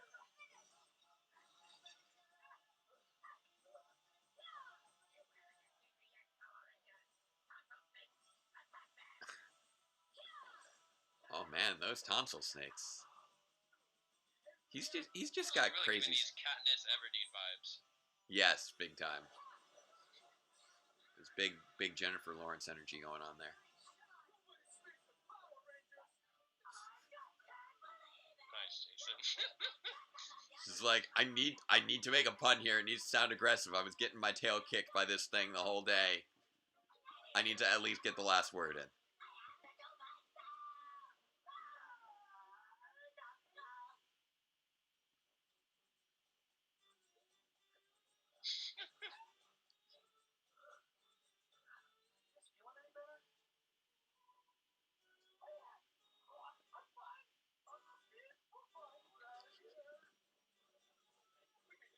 I feel like one of the things that makes Uncle Steve memorable is that they also call him Uncle Steve, even if he's not at all related to him.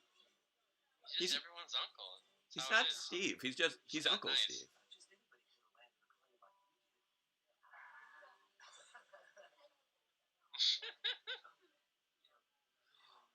Wait.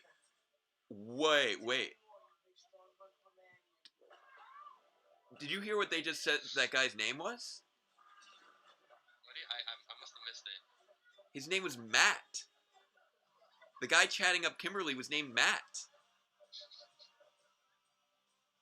I gotta wonder if that's where Ryan Parrott got that name from. If that's just a total coincidence that the first guy we see talking up Kimberly is named Matt. There has to be some connection to that. Like that's pretty great. Yeah. But hey, this was super fun though. I'm glad we made this work. I know we're kind of like you did a good job with the phone. I tried.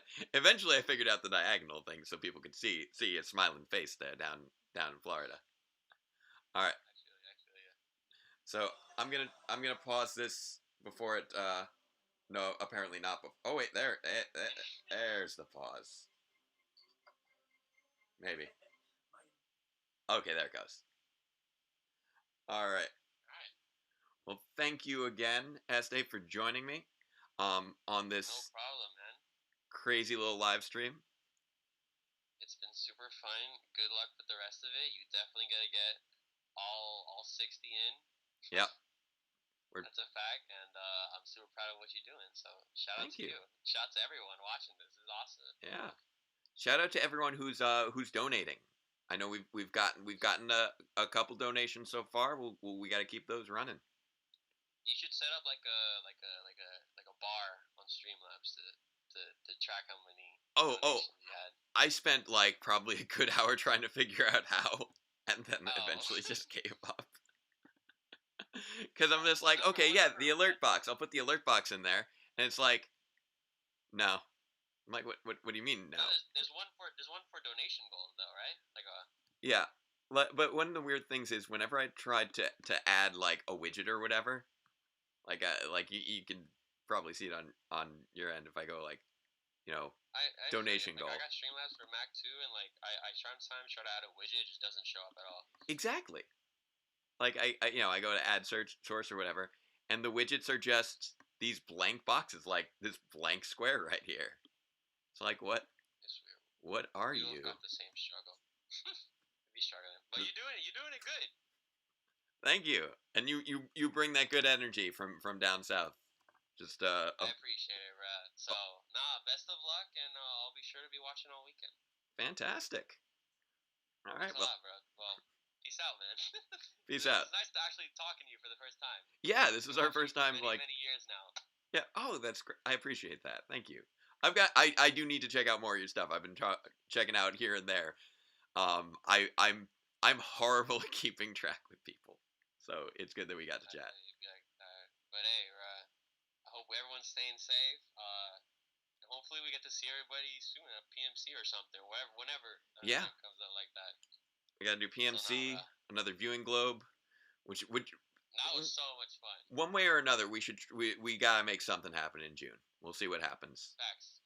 I gotta celebrate the end of the school year and my part. But nice talking to you, bro, and I'll catch you later, man. All right, catch you later. Have a good one. All right. Thanks again. You too. All right, bye. I'll say. There it goes. All right. So there we go. We had our good man, that Este. He's a good egg. That kid's going places. All right, how's my battery doing? I seem to be doing okay. Oh, and we have it looks like Joe's ready to go. So I'm gonna make sure I got him on Skype here so we can get it going. All right, here we go. So I'll message him. This is a fun. This has been a fun day. I've honestly, despite all the craziness and everything continually falling apart, I've been having fun. I hope that you guys have been having fun with me and with our wonderful guests. With our next one, hopefully to be arriving quite shortly. I just messaged him to message me on Skype. So once I get that call, we will continue with the Dark Warrior. So I'll check a look there. So how are you guys? You're having fun? Fantastic. Like, I don't know if watching a guy sitting on his couch playing with his phone for 12 hours a day is necessarily the most highbrow form of entertainment, but we do what we can here at Database Rangers Power Reviews. And I am also releasing the 90th episode, which is going to be which has been insane to put together, especially with the limited contact I've been able to have with my actors this year. And once again, if you haven't donated already, thank you, Este. Thanks for having me on this one. Loved watching these episodes. thank you, Este, for your donation. So appreciated. So we are almost a quarter of the way through with the first season. We're nearing that halfway point in the day. So let's see. All right, I just got to copy that from Joe, so he should be joining me any moment. So that's excellent. You guys probably know Joe from the Viewing Globe as well. He was a big part of making that happen. Kind of one of the masterminds. And yeah, we're going to be checking out Dark Warrior, where we get to see good old Trini's Uncle Howard. And then after that, we've got Switching Places lined up, where we get to see Billy acting as, again, not Billy. Oh, Netflix for Beast Morphers in Australia only has season 1, not any of season 2 yet. Well, that's fair. That, I guess they might be waiting on things. Oh, here we go.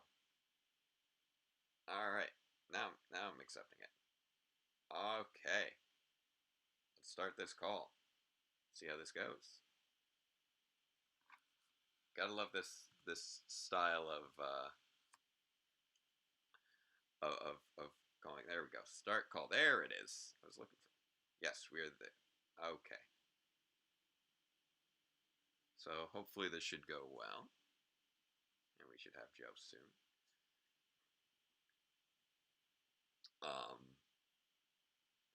Yeah, there's always fun stuff to talk about with any Power Rangers episodes. Doug Sloan has done some great work outside of Power Rangers. Obviously, he got to run Ninja Storm and Dino Thunder alongside Ann Austin. And after he was done with Power Rangers, he went on to work on projects for DreamWorks, most notably How to Train Your Dragon, Race to the Edge alongside John Telegen, who you guys know from the Disney era. Let's see, and I'm hoping that I got this right. Okay. Oh, there it is. There it is. There he is. There's the man of the hour. How you doing, buddy? I'm doing all right. How are you doing? I'm doing great, man. I know that you were having some technical things, but this is such a cool idea. Yeah, I'm trying to make it work. I'm trying to make it work as best I can. I'm gonna try to turn you over around this way. So, I'm going to apologize in advance because I've been doing a bad habit of accidentally covering up the mic on my phone. So I'm gonna try not to do that. So I shall quickly reveal you to our audience, and you can let them know a little bit about who you are, what you do, and then we'll kick off with some Dark Warriors. Sound like a plan? Yeah. There we go. Here we go. Go for Joe. What up, guys? How you doing? This is Joe with the Illuminati. Always fun to be on doing cool things with other fans in Ranger Nation, and Database Ranger Jacob and I have become buddies over this whole thing. So, how you doing, man? How are you? How are you holding up? Oh, I am on the other side of exhausted. Whatever it is that's the other side of exhausted. I haven't determined the word for it yet, but that state. Well, you know what? What you're doing, it's such a great cause, and I think it's so awesome. And look, let's be honest. We all want to share our enjoyment of Power Rangers, and I think this is such an amazing way to do it. It's such a cool idea. I like the innovation, Jake. I like the innovation. I try to come up with what I can. So you'll probably be seeing, like, for the most part, the reflection of me in the screen or what have you, while I try and actually downplay that so that it doesn't reflect too much back on you. And oddly enough, I need to keep you at a diagonal, or else you go invisible, which is so strange. But I don't. Oh, that is super weird. Maybe I don't know if I can put on another light. No, it has nothing to do with the amount of light you have. The same thing was happening for Liz and Este earlier, and for Eric. It's a polarization issue. When they're aligned, you vanish. So a little physics lesson there. Because I gotta go back teaching physics on Monday. So. Physics. So let's see. You got some good folks here in the chat. Yeah. Can I jump in and talk to the chat a little bit? Yeah, sure. You let me know when you're ready, and I'll kick off the episode when we're good. I'm all about it, man. We got El De Niro Diablo says checking Netflix for Beast Morphers. Netflix Australia only has season 1 of it. I believe it's the same here in the United States. Also, that we also only have season 1. Seeing as season 2 is just airing starting this morning, actually. Well, the second half of it, yeah. That was one of the big things for today. That's right. It was 8 a.m. I believe, so it was a little earlier. But for all you hardcore fans, I'm sure that you guys were up 8 a.m. watching it. He also says he got sidetracked delving into Ranger Wiki, and now I want to be able to dive into Beast Morphers in one hit to see what happens. So Beast Morphers is always cool. I like Beast Morphers. I dig it. Yeah, I'm down. Let's check out this episode. I love this episode. All right, so I'm gonna do my little thing here on my phone because of course I'm operating not just talking to you on my phone, but also operating my Netflix via my phone because we're clearly a professional organization here, obviously. Hey, you're doing a great job, man. I was gonna say that the way that I thought you were on a computer for some reason, but I forgot that you had the issues with the Streamlabs. Yeah. And I was like, oh, makes more sense. So yeah. Yeah, because it's on a MacBook, and Streamlabs apparently does not acknowledge that lifestyle choice, I guess. Oh, that was we literally when we just got when I was still at the hashtag show towards the tail end there. Yeah. We had just got a brand new MacBook Pro, and then Streamlabs never like really was compatible with it. So it is what it is. The buttons for the widgets are apparently just there for show. All right. Tell me that's a Crystal's poster behind you. That is a Dark Crystal poster behind me. That's amazing. Yep. We've also got the Labyrinth poster over there. These two belong to my wife MJ, and then I've got the two 2017 movie posters up here. From with the one got with the note from Dean Israelite, and the other one from the premiere with all the signatures. So those I had to put on display. All right. Tell me, 2017 was such a cool year to be a Power Ranger fan. It was astounding. That was a great experience. Like those Rita Repulsa acrobats at the after party is just really funny. That's just a really funny phrase to be able to describe. So. That's where I love when the fandom is thriving at its best because you get to go to cool things like that and all the fandom gets to enjoy it. Yeah. And now we're on the precipice of this Hasbro PulseCon, so I'm excited about that now. So yeah. Hopefully that's really innovative and changes the game. We're just crazy, turning out crazy online fan content every weekend now. All right. I love it. Let's get to it, Jake. Let's get to it. Resuming on, so it's already auto-played past the opening credits, so we see good old Uncle Howard in his lab. Ready? And go. Resuming. Maybe. Right. There it goes. As soon as it decides to act. There he is. He's got the invisibility formula. I actually just recently watched back this episode not too long ago, and there's so many cool moments in it, like that you completely kind of forget about, like because I haven't revisited this episode in quite a while, just recently, so I'm doing this one again. I almost wish that Uncle Quan here, is it Grandpa Quan or Uncle Quan? I believe it's Uncle Howard Quan, if I recall correctly. Uncle Howard. Uncle Howard here. I feel like somewhere in Power Ranger history, somewhere in Power Ranger chronology, he somehow developed a serum that is later used in the Phantom Ranger's powers. This is my own headcanon, Jake. And I know you're a big Phantom Ranger guy, just like I am. Yeah. So I think that's gonna be my headcanon. That's what I'm gonna go with now. I could buy into a little bit of that. Well, I've got various other things. I can't reveal too much of my headcanon without doing spoilers for my series. But yes. Episode 90 coming out later. Yeah. I was hoping to get it out this morning, but but I ran into a corrupted file that prevented me from finishing up an effect, and that just drained hours out of a night when I was already up all night. Right. Now, here's something that I think completely goes overlooked when I was a kid, especially with Bulk and Skull. Yeah. And it's so fascinating because Bulk and Skull can easily be very slapsticky. We've gotten that in more recent iterations of Power Rangers. Yeah. But they do such a good balancing act of the physical comedy, but also playing some of the roles completely straight sometimes. They do a really, really good job, and it's so underrated on how much appreciated Bulk and Skull are in the early parts of Power Ranger history. Yeah. And I think that it's crazy because now, even thinking back now at some of the other duos that we've had, comedy duos that we've had throughout other seasons, another one that stands out a lot. I know we're not talking about it, but like Dino Thunder. Yep. Cast, yeah, they're amazing and they're well developed characters. Oh, big time. Same question that we get here with Bulk and Skull. Oh yeah. Well, I was talking with it's interesting talking about Bulk and Skull like at these different intervals with different fans.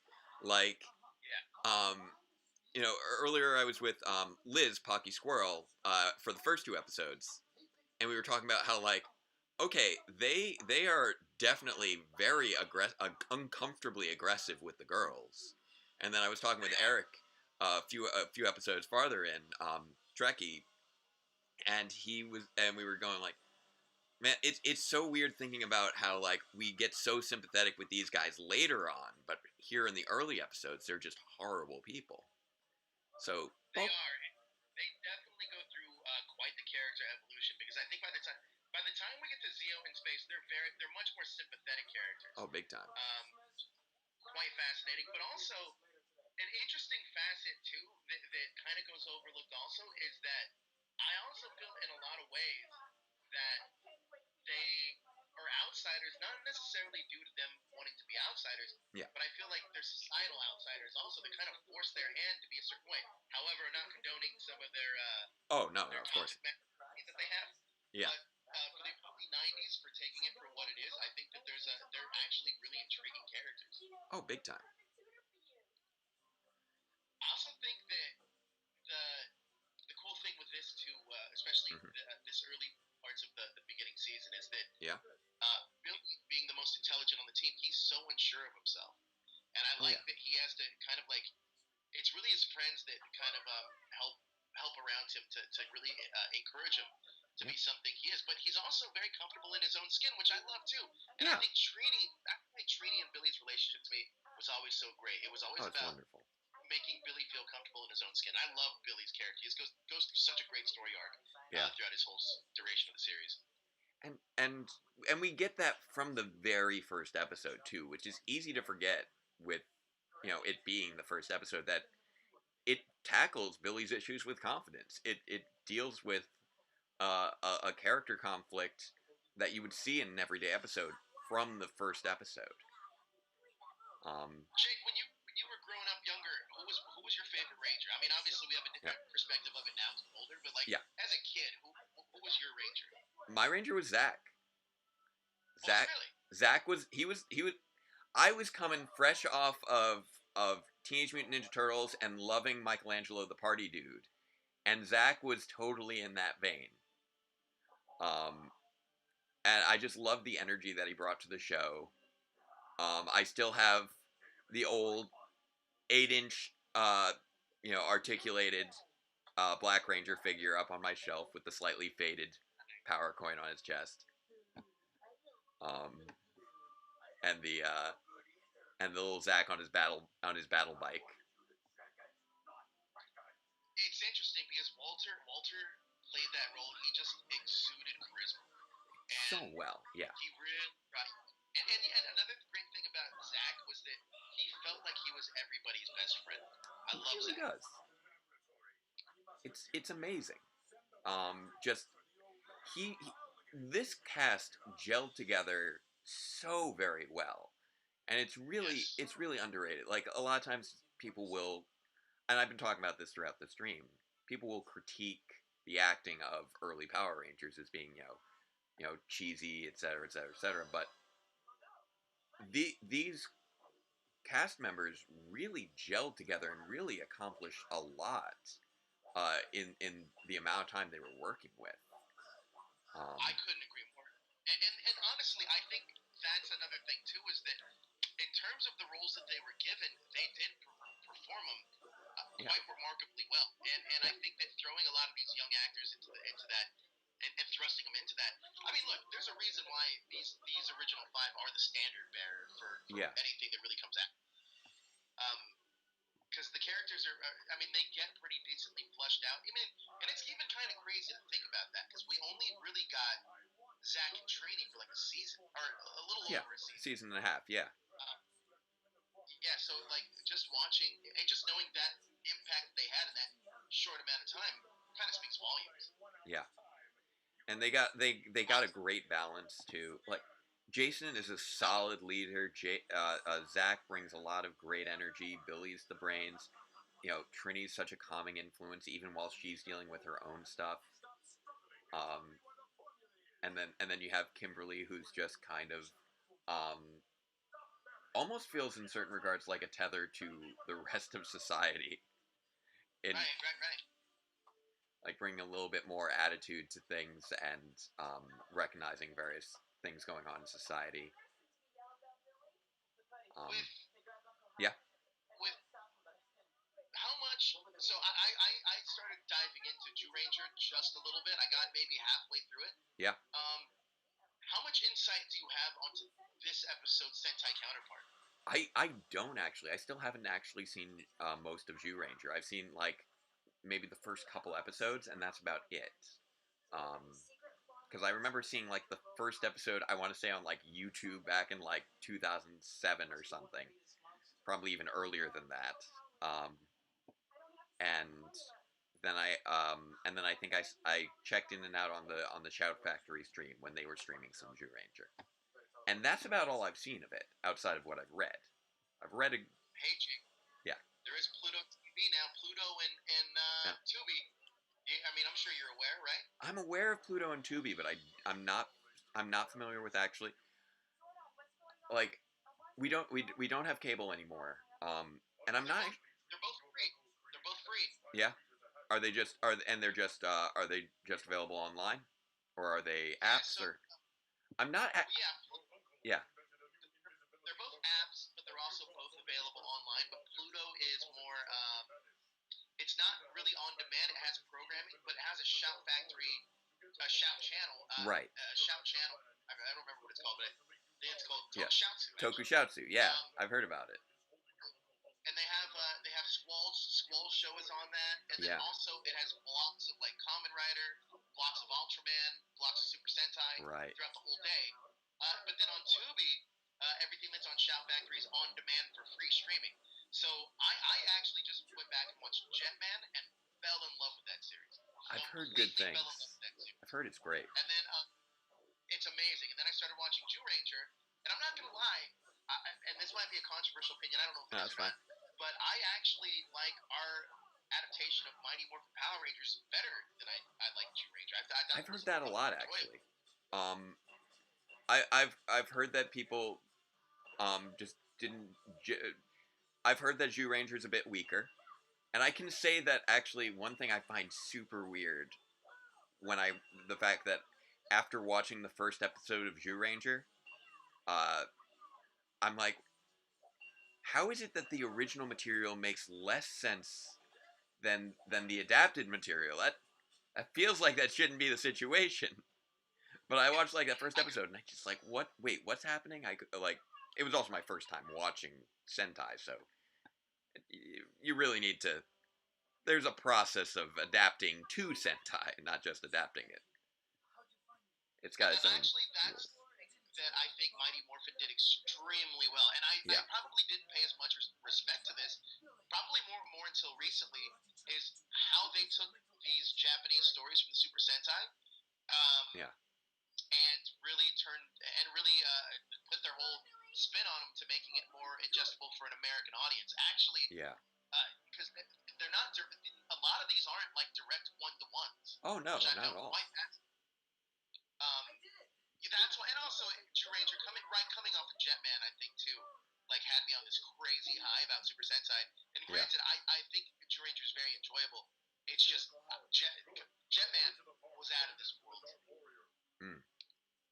I know that was one of the big ones as far as on the list of Sentais to watch, Sentai series to watch back in the day. Once you get a chance to actually decompress from all this that you're doing, download Tubi and watch. Just take a little time and watch some Jetman. I think you will thoroughly enjoy it. I think I'll that is probably gonna I'll add it to my very long list of things to get caught up. I'll try and put it closer to the top. But yeah. Now all this action stuff, and I love. I mean, this is like what drew me into Power Rangers right here. Right here, what we're watching is kind of like, okay, this is the stuff that I fell in love with the show. Yeah. Like, gosh, and this is a great looking villain too. Like for a Monster of the Week, I think that especially in this Zoo Ranger era, they had some really menacing looking week to week monsters. I mean, some that stick out that are super notably are like King Sphinx, right? Yeah. Or like Nasty Knight. Yeah. Like they have so many iconic weekly villains that I love this show for. The designs in Jew Ranger are just amazing. They really tapped into something iconic with those designs of pretty much everything. Like you get the occasional like, okay, this monster's a little on the goofier side, like Babe Ruthless. Right. But so many of them are just based heavily in classic Western mythology, and so they really picked something that was going to jive really well with Western audiences as a result. Like I can't think of any other season that has such memorable monsters involved. You're completely right. I can't either. And it's interesting too. Like I think back and like this first season, 60 episodes. Yeah. And I know that within those 60 episodes, I can't tell you off the top of my head all the monsters of the week. Right. But I can if I saw them, I'd be like, oh, that's season 1. Like I'd be able to tell you like what that plot line was based on whatever that monster of the week was. Yeah. The only like sort of spillover there is that the Jus 2 stuff really also managed to maintain those pretty strong monster designs and maintain that same aesthetic, which was impressive. Like Primitor, Piranhaset, even those guys at the beginning of season 2 are pretty strong. Like oddly enough, the actual Die Ranger villains in season 2 were probably the weakest designs in season 2. It's true. And I also like that when monsters are kind of like this, where they look a little bit more humanoid. I like because to me, I know it gives it more of a menacing kind of like boogeyman feel to me, like more of like a Marvel villain, I would say. I can see that. I mean, you kind of described it best because I felt like this season lends itself really well to a Western adaptation. Yeah. And man, there's nothing that really beats this first Megazord. It looks so iconic. Like I feel that most people, even if they're not into Power Rangers, can look at that Megazord and be like, oh yeah, that's like the Megazord. Those primary colors, the sharp defined form, the fact that it's dinosaurs, it just really blends together well. And I feel like later dinosaur-based Megazords haven't had that kind of clarity of design that the original Megazord did. In that they do tend to get much busier, and you have all these pieces hanging off it, and the just simple, clean form of the Megazord kind of gets lost. I've always liked the sleeker Megazords that feel like they... Yeah. And it's weird because it feels like that's, okay, the simpler thing for the suit actor. But it feels more tangible when it feels like it's more humanoid. It's one of the reasons I love when they get the giant bikes for the Megazords too. The one other thing that we talked about too is how well this cast does really gel together. Oh yeah. And it's crazy because I know Aubrey Dubois, she was originally in Trini. I'm curious to see how, like, in the alternate Earth where that happened, like how that chemistry was. But man, I don't feel like he could have cast a better group of 7 people here to really play off each other. I mean, and hell, if you want to include Ernie in that too. It's great. Everyone in this is just so spot on, and I feel like their characters. And I know that we look back very fondly on this, but I know that outsider perspective looking in, they'll be like, "Oh, Power Rangers, like it has this negative stigma to it." But these characters are actually pretty well defined, and like you said, Jake, you won't want to do that right off the bat. I love it. This is some of my favorite stuff. The physical comedy stuff. I love what these guys do. Oh yeah. And it is very fun to do those sorts of physical comedy bits. It's pretty great. It really is. So, would you say this episode is definitely a Billy focused episode, right? Yeah. Which is surprising because it's Trini's uncle. Yeah. Exactly, and actually, I find that pretty cool. Yeah. Is that they're using another character's relative to kind of inform the main plot line here, which I thought is a really smart move. Yeah. Like looking at, because you're expanding the world. Yeah, How much exactly. fun is that? Is that just a watch, right? Oh, it's so much fun. I get a big kick out of it.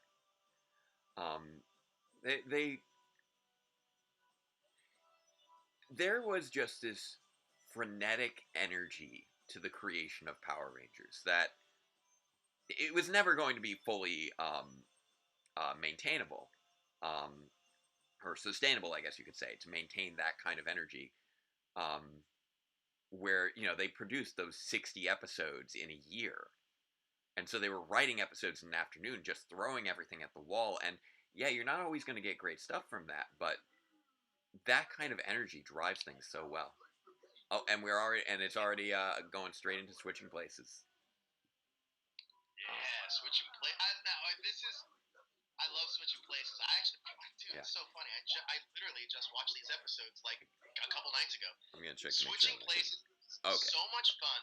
Yeah. Because I love character swaps, because I feel like, look, even as Power Rangers, these actors had to have been challenged in a way to like get those characterizations over.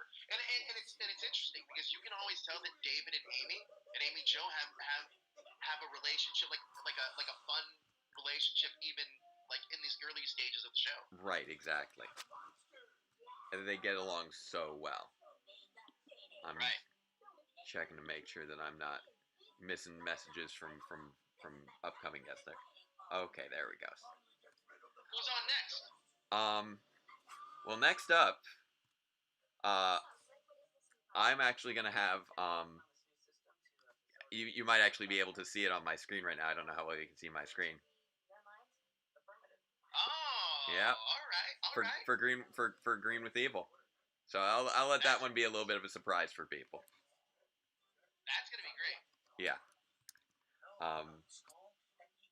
So I think that's gonna be a great one. More classic role here. I love these characters. Really, and I actually love seeing the evolution of these characters, because you get to a place where it's interesting, because I also like the fact that the Rangers at some point accept Bulk and Skull as being like friends. Yeah. You see glimmers of that, or like highlights of that throughout the series of the last season of Mighty Morphin, season 3 of Mighty Morphin, and also Zeo. One thing, it's also just fun noticing all the little firsts. Like, I'm realizing just now was the first time we've heard the phrase more phenomenal, I believe, today. Right.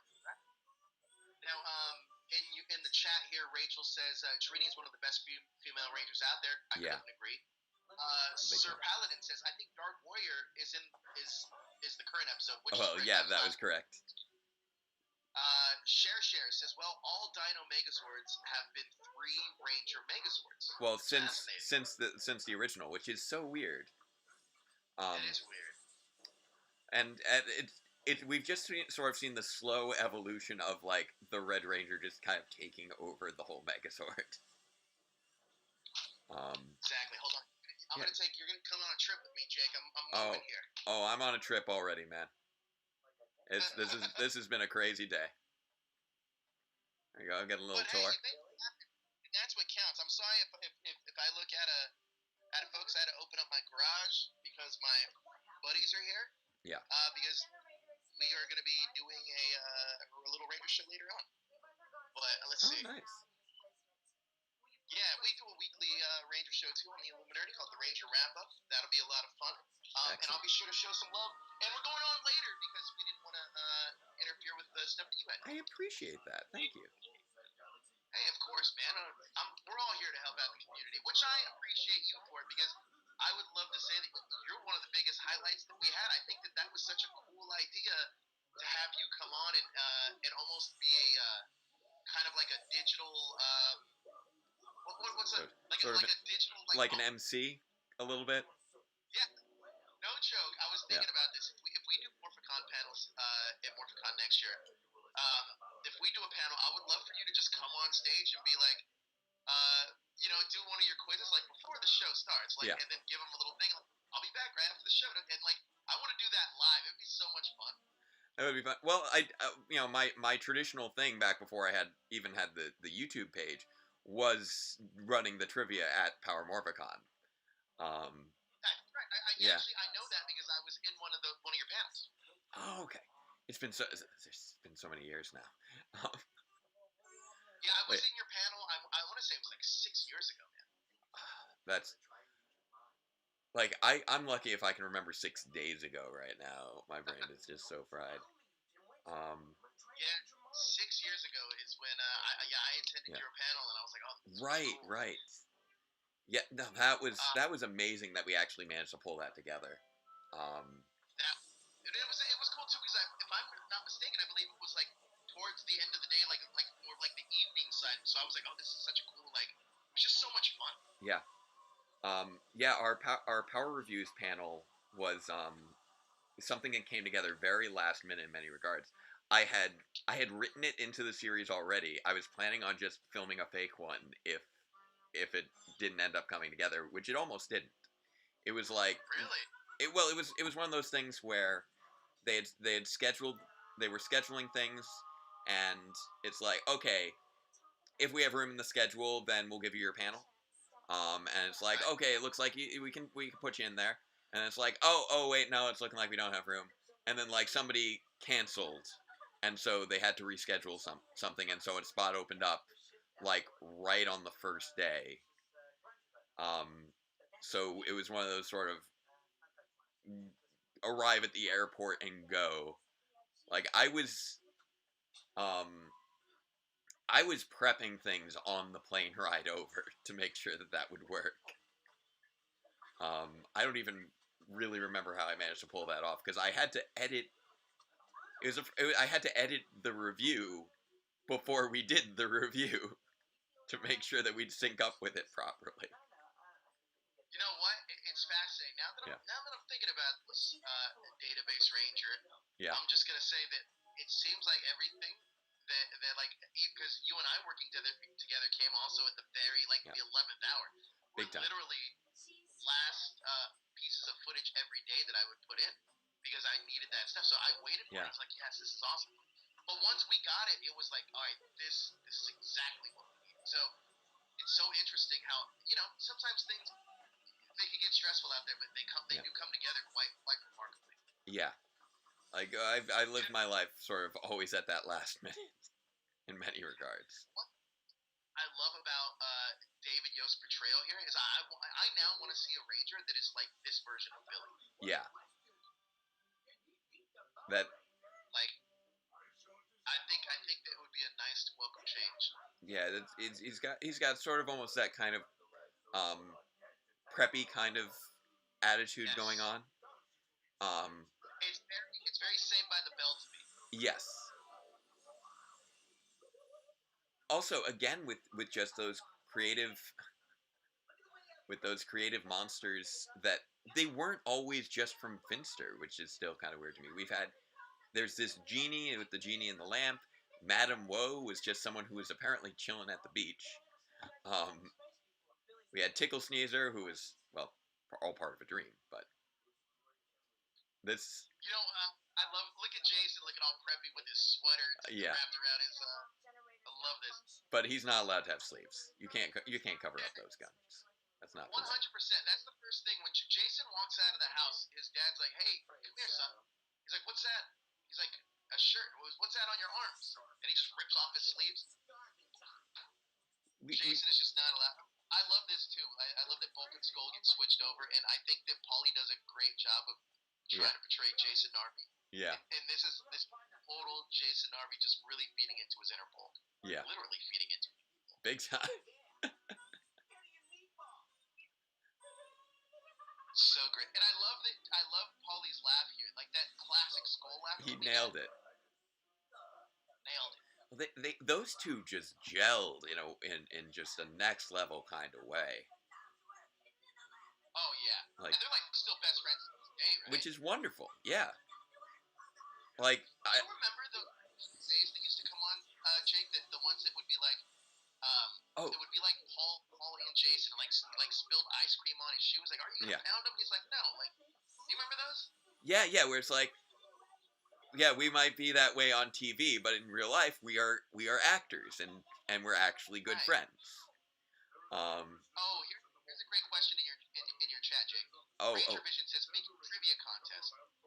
Can we not have the against the VIP party? Can we not have it against the VIP party at the next in-person MorphCon?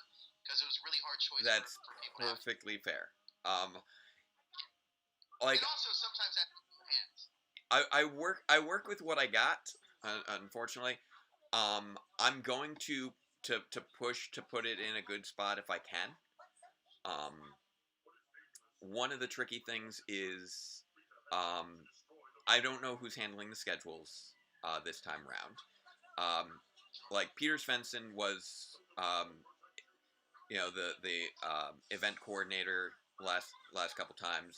Before that it was Chris Finero, and I assisted both of them. And I have reached out to Scott to say that I'm always open for taking over that role. But I know that I'm on the East Coast, and although I have worked with Scott, on almost every Power Morphicon now, we've never been like super close or anything. And I know he's got a ton on his plate, so I don't know who's actually running that aspect of things next time around. It's gonna be this guy this time around. No, I'm just kidding. I mean, I'd be up for it. I'm always up for it. No, I mean, look, like Morphicon comes around, I bite off a lot more than I can chew at times also, so I know exactly where you're coming from. I just need to get the stuff I want to do over. Yeah. But I think that going into it ahead of time, that maybe a few of us, because I think there's some cool stuff that we did at the Viewing Club that I'd love to see translated to real life. But it's like one of those, like, being an influencer or a content creator in Ranger Nation, like, what does that really entail? Like, how do you do it? And I think that there's so many great people. Like, this whole community has brought so many of us together that completely different styles of content, which I love, because it doesn't. I can watch everybody else's stuff. It doesn't feel like a competition as much as it feels like everybody working together on different types of content. Yeah. Which I love. Like, this is, like I said, like, this is a great idea that you're doing here today. I'm trying to do what I can. Like, right now, one of the things I see is, Power Rangers is very much about, people who are, although they're clearly idealized in many regards, they're basically just normal people who have been put into extraordinary circumstances and need to rise to that occasion. And I feel like right now, we're all ordinary people in extraordinary circumstances, and we need to try and do what we can to rise to the occasion. So I didn't want this time to pass me by without trying to do whatever I can to raise awareness and to get people help so that they can have an impact in the shape of their lives. Because right now a lot of people don't have that freedom, and this is one way that we can provide them with that in a very tangible sense, which is so hard to find nowadays. You always, like, you donate things, and you're never entirely sure exactly how it works out. All right, they have just jumped into their Zords. Again, we are in switching places. So yeah, sorry if we've lost track of you guys. Billy's online. I love Yeah, that. I mean, yeah, they're just into their swords right now, switching places, and they're about to form the Megazord, so that is about to happen. Oh, Ranger Vision's got an interesting theory. What if this genie is just a Syrian who got trapped in a lamp? Ooh, I like that. I do like that too. I like that a lot, actually. He's a cursed. I'm willing to be down for that. He's a cursed Syrian. Hey, that's a great idea.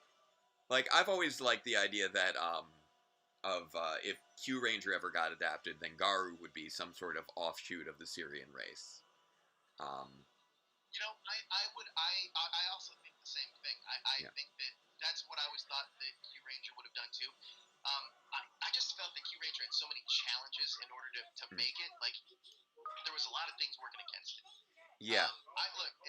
It's the one Sentai that it's actually my first Sentai I actually watched all the way through. I love that series. It has a fondness in my heart. But at the same time, I almost didn't want to see it adapted either because I was so enamored with the Japanese version that I didn't want to see it. I didn't want to see an inferior version in the United States. Yeah. And, it was the first season where I decided I wanted to watch live because I just fell in love with those designs when I first saw them. So that's why we started doing Sentai live reactions because I'm like, okay, I usually don't want to get spoiled on whatever's coming up for Power Rangers next, so that's why I'd always avoided watching the Sentai series.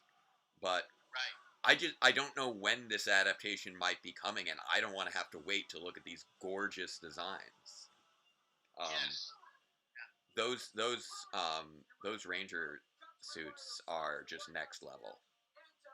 And the mechs too are remarkably well designed that they're so interchangeable. Yeah. Which I thought is brilliant.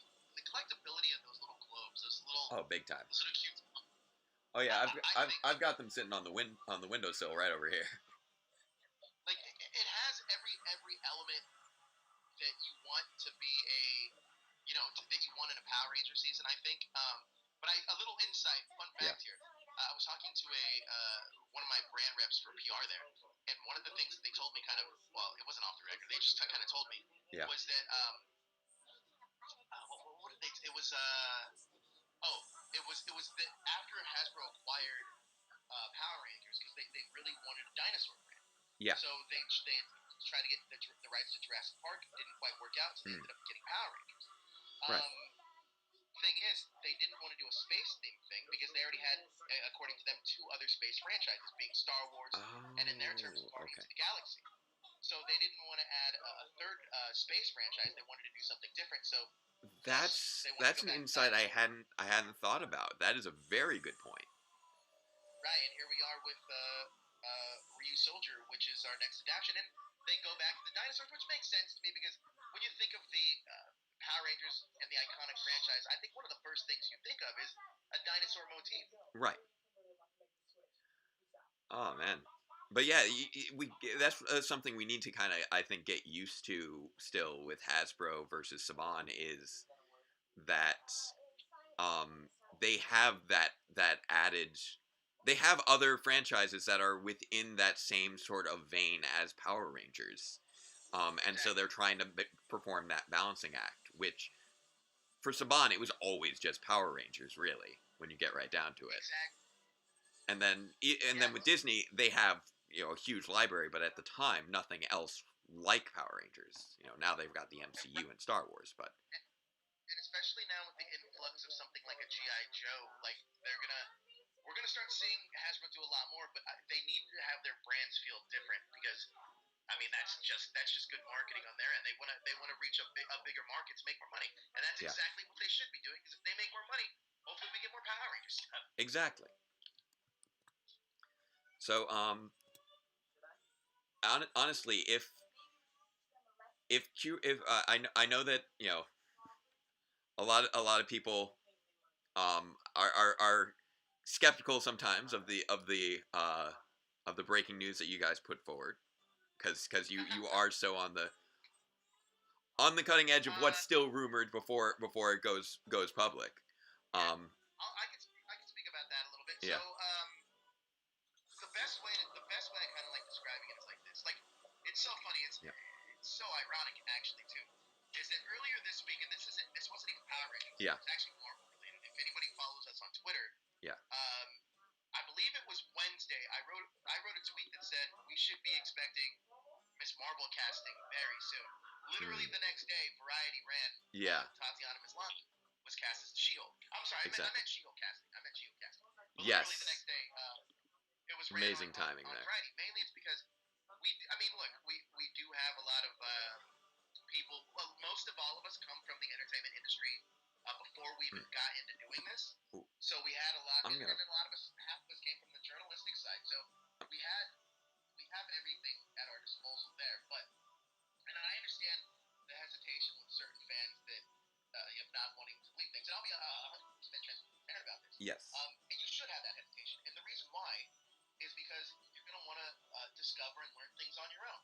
Yeah. However, it gets down to a simple fact of like, listen, at the end of the day, we're delivering a message, and we're delivering a bit of that news.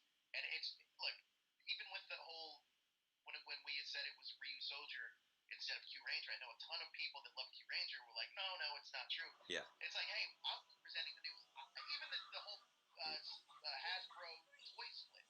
Like, I don't want that either. To be 100% honest with you, it's just the rumblings that it's just stuff that we've heard from. And that one I actually sat on like 3 months or something because I talked to like 6 different people from Hasbro, from Entertainment One, and then even from former people at Saban. So that one was crazy. And even Paramount. Yeah. I even had to ask my PR rep from Paramount about some of the movie side of stuff. Yeah. So, I mean, it is what it is, and look, we're going to continue to keep doing Power Ranger news because at the end of the day, another way we look at it too is that we want to keep the show trending throughout the whole year, not just when certain announcements are happening, because then I feel that it's not on the tip of everyone's tongue like Marvel or DC is, and I'd like to get this franchise to be shown in the same light as those other franchises. Yeah. And we and I think it's important also that people recognize that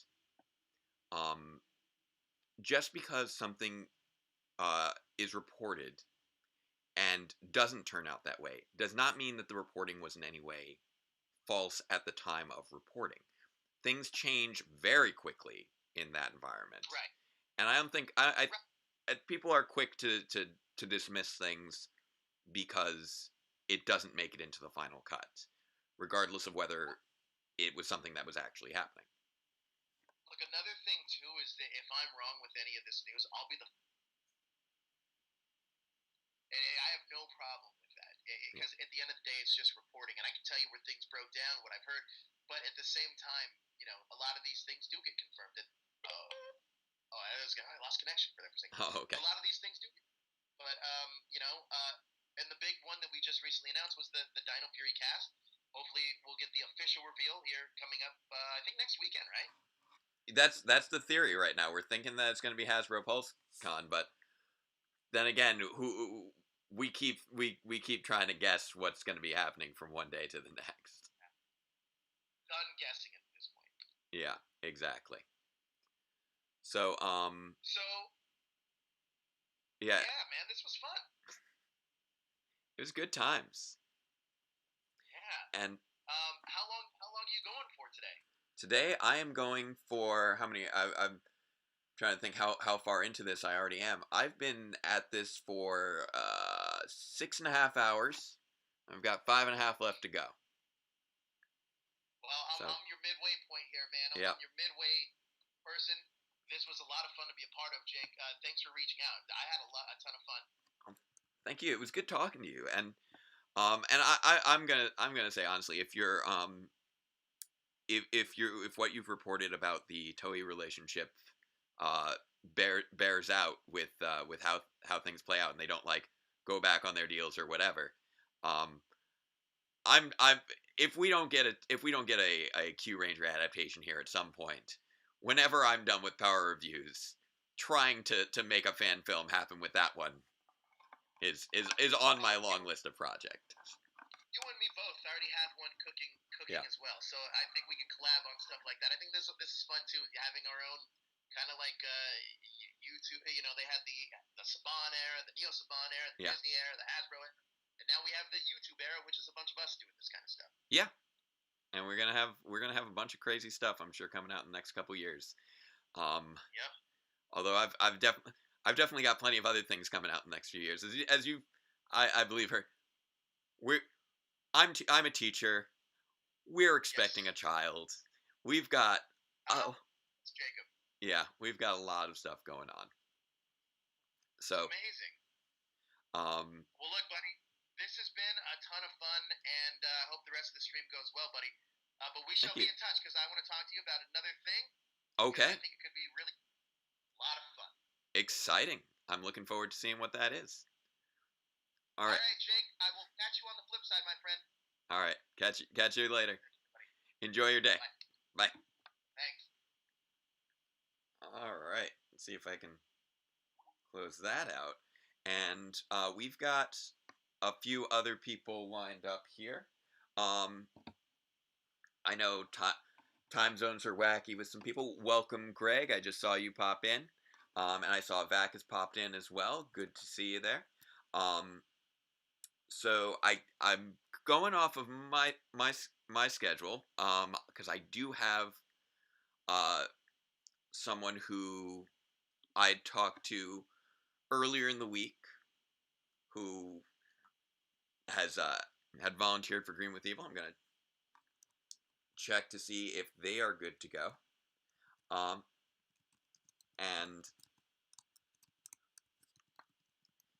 And then we're going to try and bring on our next guest and bring on the big arc of the season.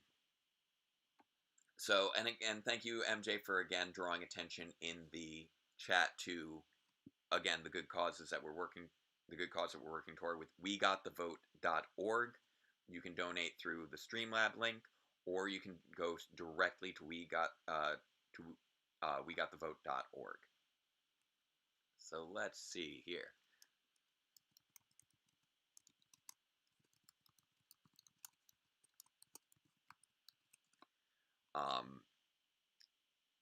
I want to make sure my next scheduled guest is good to go. If not, I know I've got some backup people. So again, for those of you who are just checking in, as far as the way that I've been running this stream, and how we've been handling our guests has been via phone, because unfortunately Streamlabs has not meshed great with our computer. So we just had Joe on from Illuminerdi. Earlier we had Trekkie B47, we had Este, we had Liz, aka Pocky Squirrel from the Toku's Ladies podcast.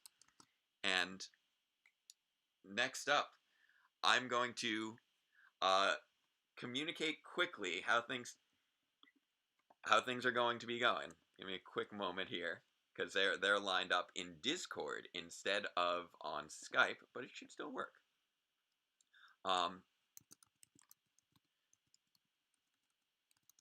So I'm just messaging them real quick.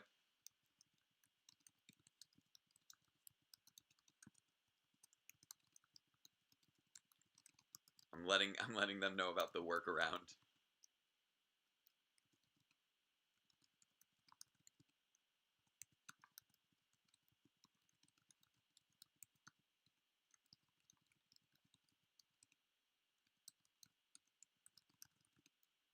Here we go. So I know that for many of you, this who started when I started, this was the big arc that got everybody into it. Green with Evil. That's what we're about to be kicking off.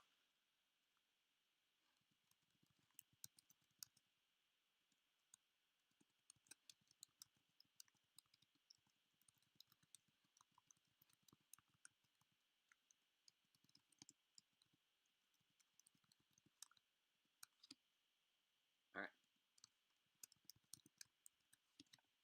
So here we go. We've got our next guest all queued up.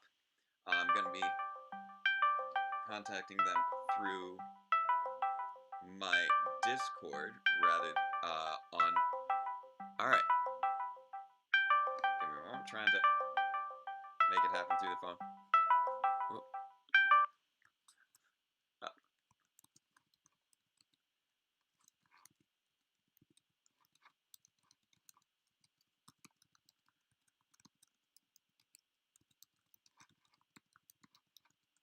There we go. I'm going to try this through the phone. There we go. So if I'm right, then I should be able to connect properly. Hello, there it goes. Hi there. Excellent. How are you? I'm doing well. How are you doing? I'm good. You're gonna have to excuse my cat. Oh, that's fine. She just suddenly decided that she wanted to be a part of this. I'm amazed that I've been sitting on this couch for over 6 hours watching Power Rangers, and at no point have either of our cats. Some technical difficulties. Oh, yes. I can't hear you, man. Oh, there we go. Sorry, my fingers went over the phone for a moment there. Okay. But yes, I definitely have had technical issues throughout the day. Sorry to hear that, man. I know that sucks. I've had my share. I feel you. Apparently, Streamlabs really does not like our MacBook, and that was all we had to work with. But Okay. I am going to introduce you here to the chat. We have a very special guest to join us for Green with Evil. We've been having Power Ranger fans throughout the day, but this is someone who's actually worked on Power Rangers in a number of roles, including bringing some great things like the comic books and Hyperforce, and working as a co-producer on Beast Morphers. We have Ms. Melissa Flores here in the chat. Whoop. I'm gonna go. What's up, guys? Hi. Go. Here's the kitty cat. I'll turn it. Interestingly, you disappeared for a moment when I turned the phone around. Okay. Oh, where'd you go? I don't know if they can see me. Oh, I can't see you right now, so that's troublesome. Give me a moment. Let me see if I can. It's weird. We can try to sketch the Skype. The only thing is with Skype and video for me, hi buddy, you need to stop. Yeah. It goes like it tends to cut out on video. I don't know why. It's super annoying because it works everywhere else. Strange. Okay, now I see you again, and now there we are. So now they'll be able to see you here instead of having like. So we just kind of pretend like, oh, the little screen popped in on the side for us to be able to see you.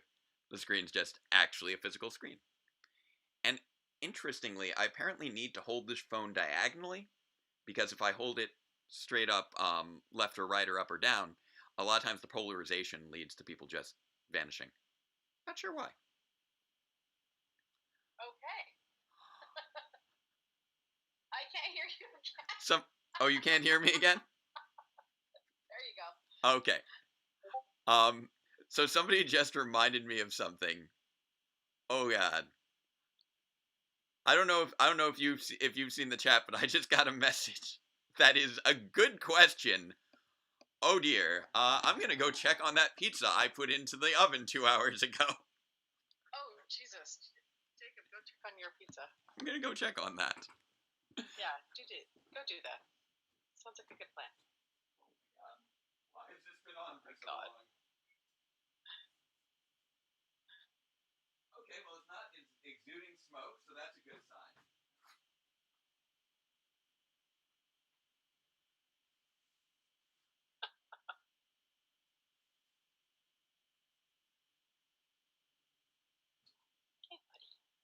Oh wow, how did this survive? This was in the oven for 2 hours and it survived. That is amazing. Okay. I'm not going to eat it right away because I'm sure that it's very, very warm. Oh. And one of my lights. There it goes. And I'm back. Thank you for being here with me and putting up with the wackiness of this stream. I'm obviously a very professionally run outfit that I have here. It's all good, man. You're doing it's really cool what you're doing for charity. It's very Thank cool. you. Yeah, we're trying to do our best. I was just talking to Joe from Illuminati a few minutes ago, and we really, it's a time. Power Rangers is about ordinary people being put in extraordinary situations and having to step up. And right now, we're all kind of ordinary people in an extraordinary set of circumstances. So, For sure. yeah, the chat apparently is now more interested in the pizza than they are in Green with Evil. Because they want. As am I. I'm very curious about this pizza. It's been in the oven for 2 hours. So it has been nicely browned, but it is not blackened or anything. So here we go. So there's my pizza. It's still pizza colored. I'm trying to do this with the hands I have available. Here we go. So yeah, it's still very much a pizza. Well, congratulations. Good Yep. for you. We are doing. So we're doing Green with Evil Part 1? Yep. Got it up Okay. on Netflix, and Cool. and I'm of course also, before I had figured out this phone solution, this was what I had set up to play everything. So I also need to cue that up from my phone. So I've got the big blue man up on the screen right now, ready to summon some teenagers with attitude. Are you ready to go? Yeah, should I just skip the intro credits and just You know what? let me know when the intros are done? I'll let you know when the And intros then are I'll done. just play. Normally I skip the intro. But I just skipped the intro. okay, I'll hit skip intro now. And here we go, kicking things off with Green with Evil, Part 1. Oh my god, the Martial Arts Expo! I forgot about Oh. this. How did I forget about this I thing? hit- I've seen this art like I hit 100 skip. times. I hit skip intro, and this is the first time it's played the intro, and there it goes. I gotta love all my technology today. Oh, Jason. Oh, this is a great opening.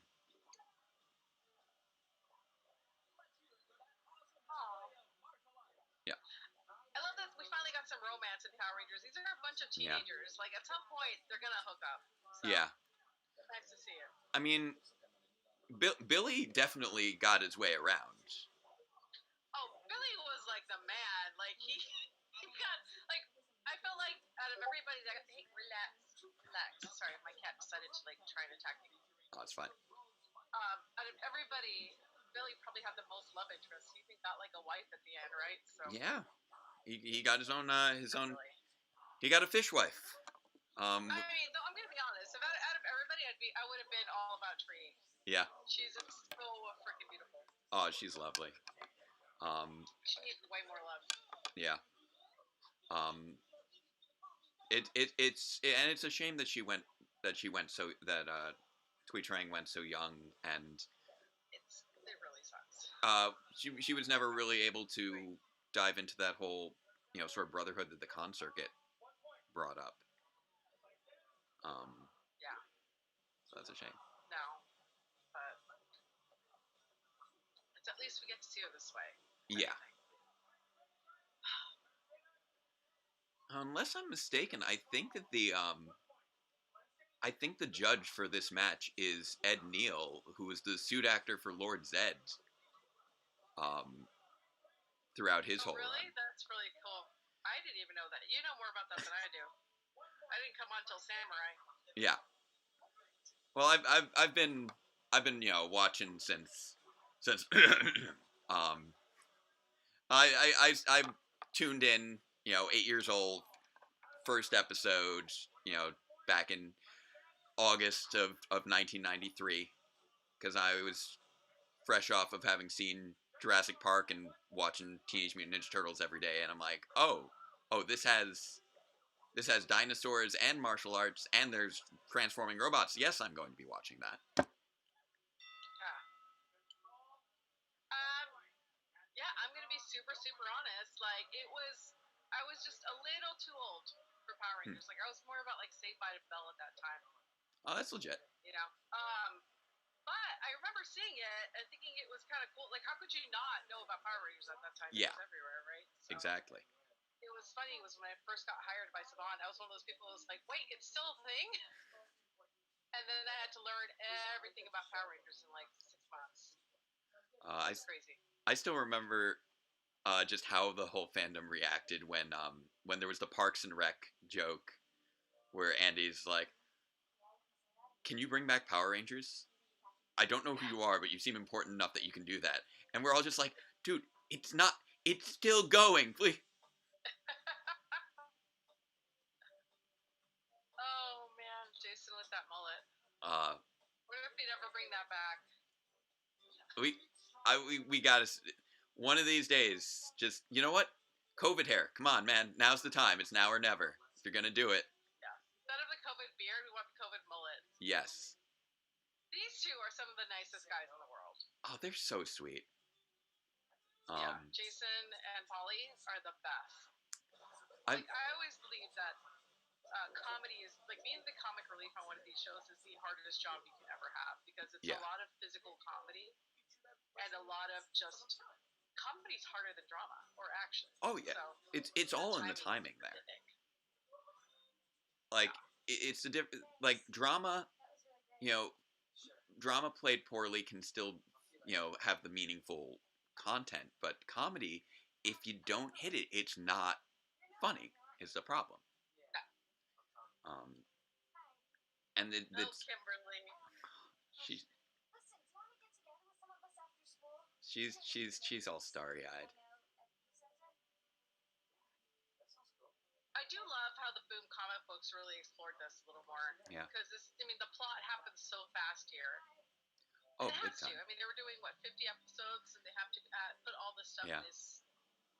We think about it. They have to do all the character stuff. They have to do the suit acting stuff, the footage, the monsters, the Megazord, and they didn't know this arc was coming. Oh, so no. having to adapt it on the fly like that is pretty amazing.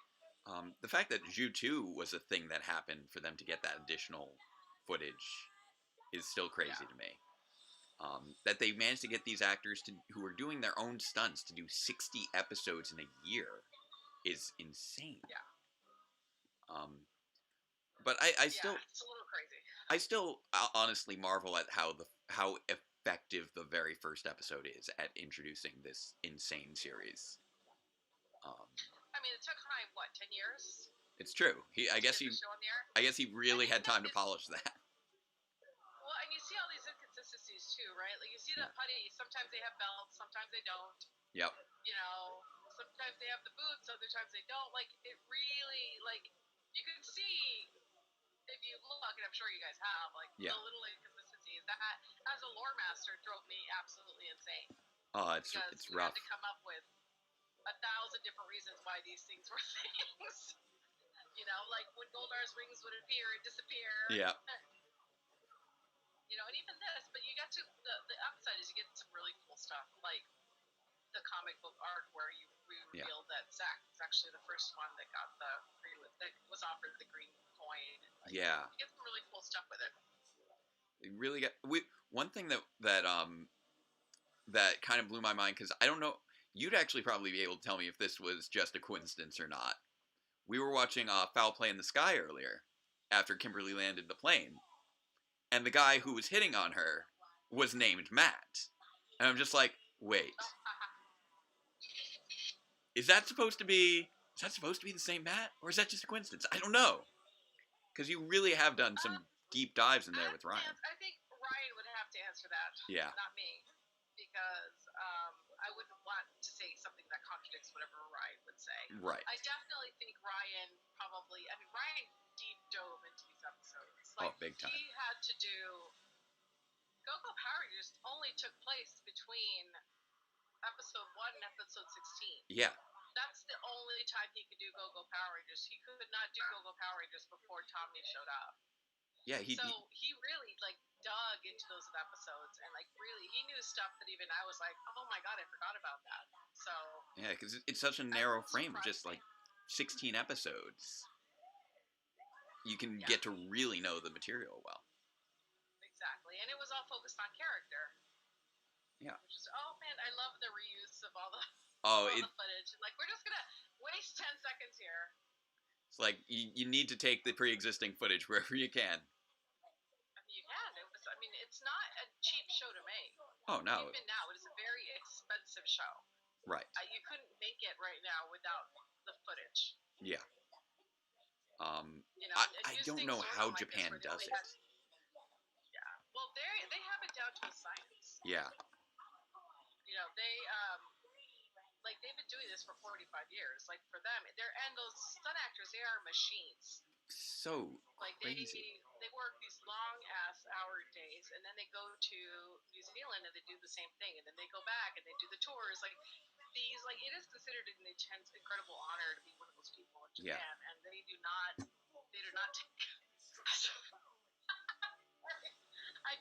The CD just went into Alpha 5 and I forgot about that. Oh yeah. Hey, that was the cutting edge technology there. Oh my god. Nowadays it would have to be like a little USB drive or something.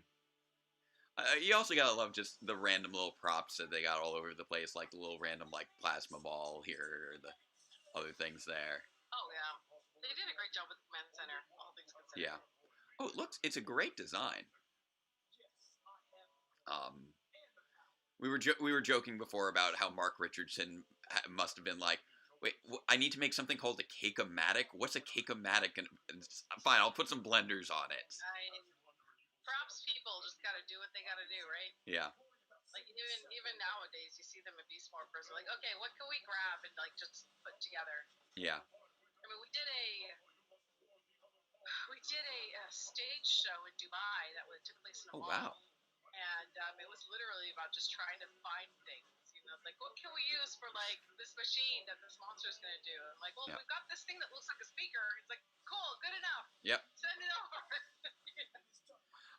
I think for you just work with what you got. For like an episode of my web series, like we were supposed to be in a lab or whatever, so like, and we were filming over at my old college, so I just like grabbed some overhead projectors and like shoved them on top of each other. I'm like, there, now it's science, now it's more science.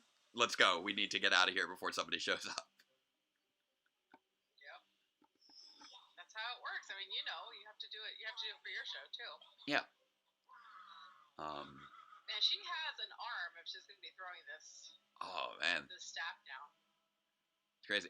I actually got the Rita Lightning figure, with the Rita and Zed 2-pack.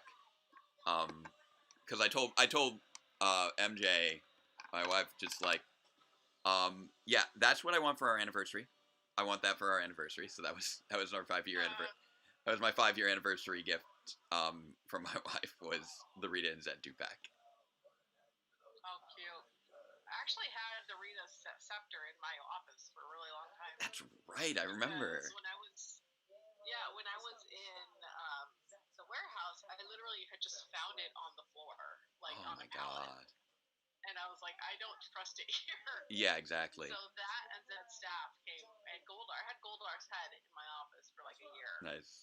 Because I wanted to try and get it refurbished. Yeah. Somebody asked why I didn't just use the lab at the school. Because I wasn't a student there anymore. I didn't have access to those labs. Oh my god, Jameson's pants. I love the 90s. It's wonderful. It was a beautiful time. Like, the 90s shouldn't have ended. We should have just stayed there. It was a simpler place.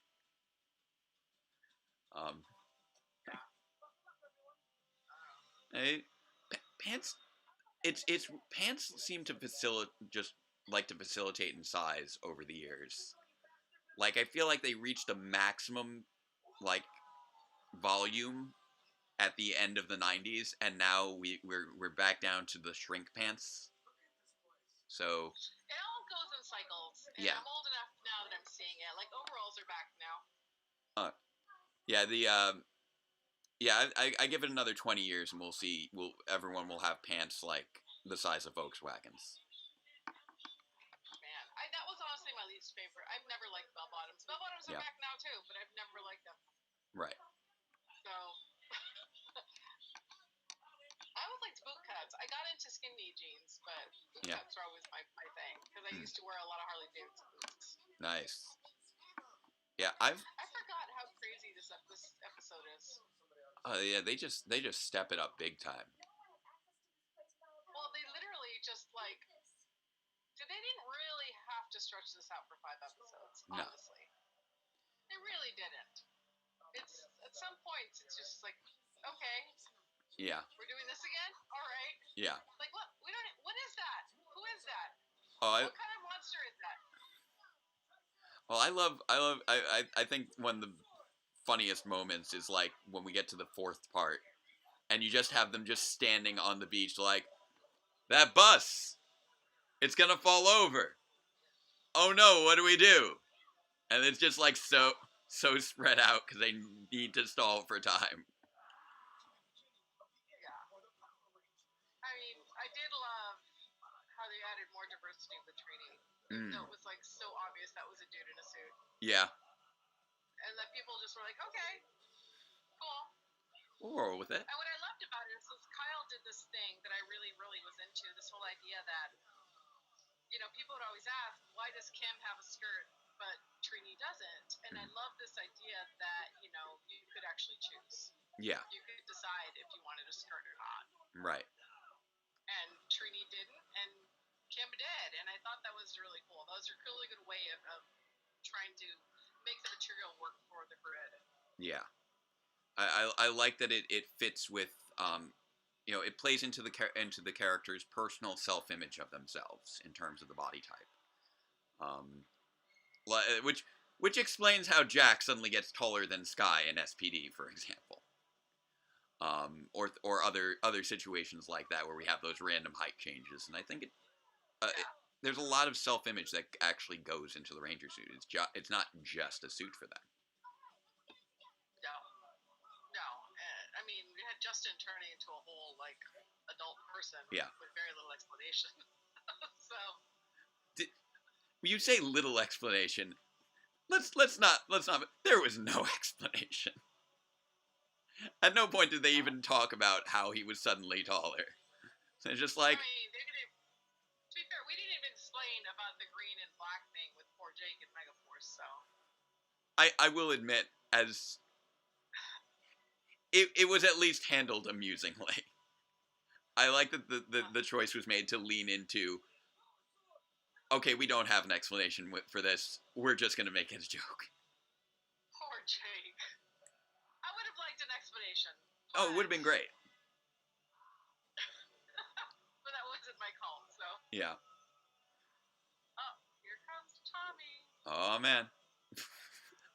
There was a meme that came around where like, this is Tommy is 2020. Yeah, and it's just like.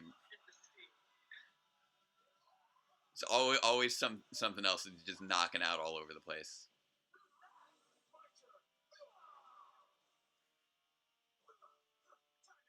Man, they landed very soft considering the height that they fell at. Yeah, they tend to recover pretty well. It would be kind of amazing if one of these days we had a Ranger who gets knocked out of their Zord and they land and there's an actual crater in the ground from them landing.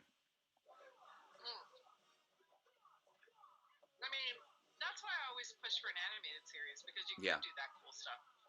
It would be great. I always thought that I've often thought that an animated series would be a great sort of complement to the show. Like, I still would always want to see the live action series because there's a unique quality to that. But having something else to expand the universe in ways that you can't in live action, much like the comics are doing, would be excellent. Yeah.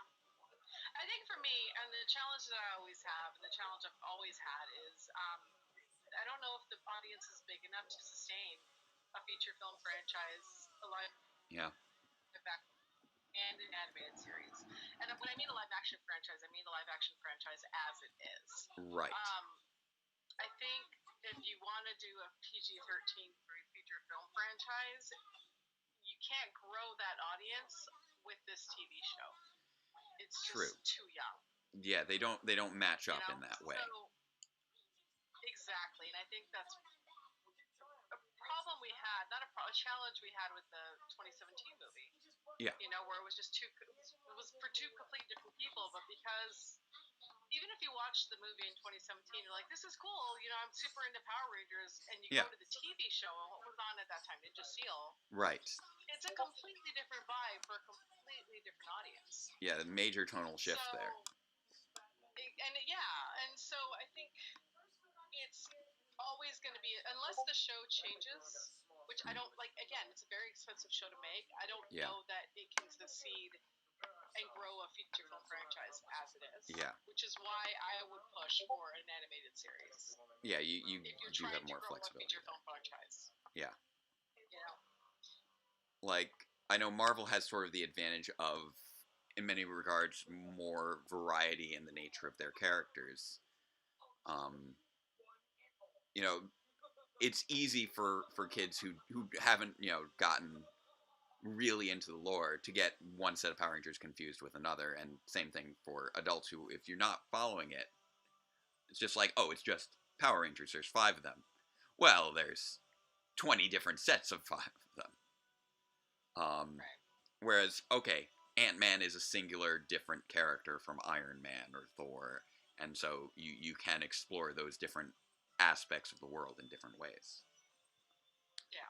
Well, and you have to always keep in mind budget. Budget is always going to be an issue. Oh, yeah. That's why it's hard to do a live-action series that you're filming in New Zealand and you're casting from America with a very limited budget, is that you can't, because Power Rangers has only existed in one form for 26 years or so.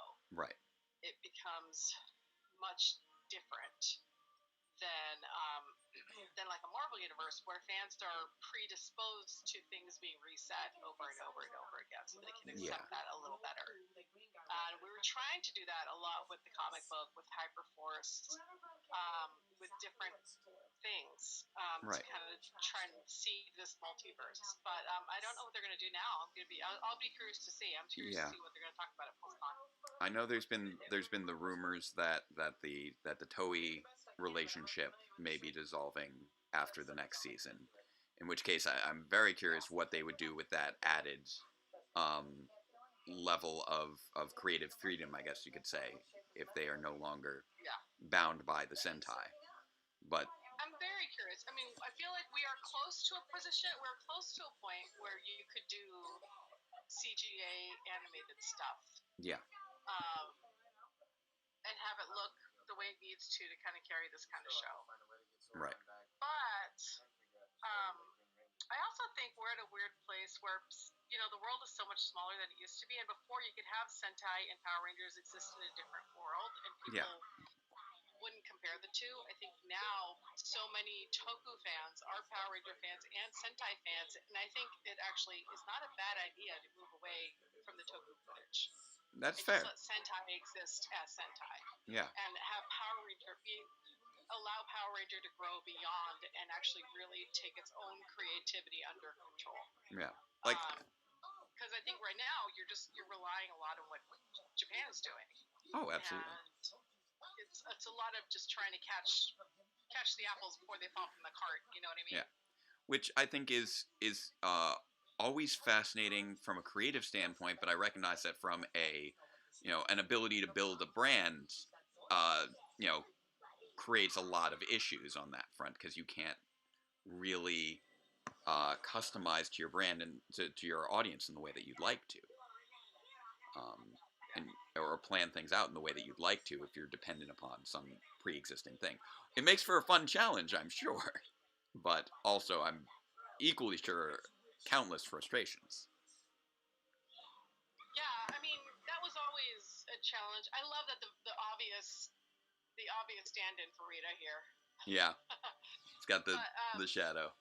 Before they got Carla Perez. I mean, the lore was actually something that was a big part of my job by the end of it, and it was a lot of just trying to figure out a multiverse and how that works. And you kind of saw it in, Dimensions of Danger. You saw it in Beast Morphers. We were really trying to create this concept of a multiverse in different universes, and you really saw it. We were really able to play with it in the comics. Where you had this. One of my favorite arcs continues to be Beyond the Grid, because that really explores the whole mythology of the Morphin Grid, and I think that was what I was getting really excited about, is really giving them a place to start where it started to feel very Star Warsy in that mythology. Yeah, it's true. With the Morphin Masters and the Morphin Grid, and what does it mean in a world that doesn't have the Morphin Grid, and how does that affect everybody, and what does that mean for your powers, and how does that change who you are? And one of the things I was always really fascinated by in the Morphin Grid is it's like, in a way, it's like the Force, where both good and bad uses it. Like, it's not just good people that can use the Morphin Grid. Yeah. You know, bad people can too. It just tends to work better for good. Yep. And we've been exploring that a little bit in the Necessary Evil arc, I know, which I know is wrapped up now, and I haven't had a chance to finish yet because I hadn't been keeping up on my purchases during the whole quarantine, unfortunately. So I'm really looking forward to seeing how Ryan tied off that arc. And now the new Dark Rangers. Oh man, yeah. Well, it's fun because this is like before I left, I saw a lot of what was coming. You know, so obviously the Dark Rangers weren't a surprise to me, and I knew what their design was going to look like. But for all I know, they could have changed everything after I left because I'm not approving anything anymore. So they could have been like, "Oh, Melissa's done. We can change everything," and that would have been fine because that's their prerogative. So I'm really curious to see what they're going to do now. I knew how Necessary Evil was going to tie up, and I really loved that. I hope you do get to finish it because it was very cool. Oh, I know I will. I just gotta find the comics and find the time. Once I find the comics, I'll find the time. Man, look at Trini's little hat. It's the most adorable thing in the world. Oh, it's great. It's such a cute hat. They had a great costume artist here. Yeah. Like, their costumer, their wardrobe person here was fantastic. Yeah. They did a great job with their characters. They allowed them... One of the things that I really disliked about Megan Force was that they only had one outfit. Yeah. That seemed... That guy looks like he's got a gun in his back pocket. A little bit with the way he tucked it, the back of his shirt is tucked in, but the rest is untucked. Yeah, it looks like he's got like a gun in there. Like that would be like if I'm a teacher. If I was walking the halls, that would give me a second glance. Although, considering current circumstances, anytime I saw this many students in a hallway, I'd probably tell them to clear out. Oh my god, yeah. It's so weird now, isn't it? We live in very weird times. It's just weird right now. Like, I see people that are totally crowded together, and I'm like, what do you... This is so... Like, I just feel weird about it now. Yeah, they... Can't really... Aw. Aw. Poor Kim. Yes, she is, Tommy. Yeah. Excuse me for living. Oh, I love her. She's so silly. It's so cute. He really, like, truth be told, like, Jason David Frank really did just seem to lean into the whole playing evil thing really well. Like... Jason's great. They're all great. They're fantastic. I mean, Jason loves Tommy so much. He loves the brand so much. He puts so much passion into it. You know, I mean, he made a living out of that comic. Oh my god, they're doing a dance. He started the big con circuit before a lot of other people were doing it. Like, he made it into a thing. Yeah. Like, he never stepped away from it. He never stopped being Tommy. And I gotta give him props for that. Like, always embraced it. Like, I remember just having my mind blown back in 2003 with Dino Thunder. Partially just because at that point we'd gone through like 5 years worth of online message board rumors saying, oh no, this is the year Tommy's coming back. Oh no, they're bringing back Tommy this year. And like, you know, because, you know, 20-year-old spoilers, obviously after he lost his Green Ranger powers, he got them back. After he lost them again, he got the White Ranger powers, etc. So there was always that rumor that he was going to come back to the cast again. So when Dino Thunder came out, everybody thought that it was a joke rumor until it actually happened. Yeah. That was a great season too. Oh, Dino Thunder's excellent. It was great. Yeah. It really leaned well into the legacy of the series. And just had a great set of characters too. Dino Thunder's a lot of fun. Crotch shot. There we go. And then the music cue afterwards. Just like, oh, that poor putty. He saw some things.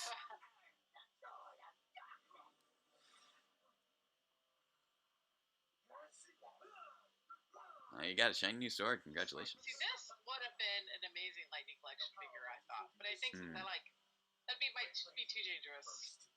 Oh, how cool is the Sword of Darkness? Oh, it's got a great look to it.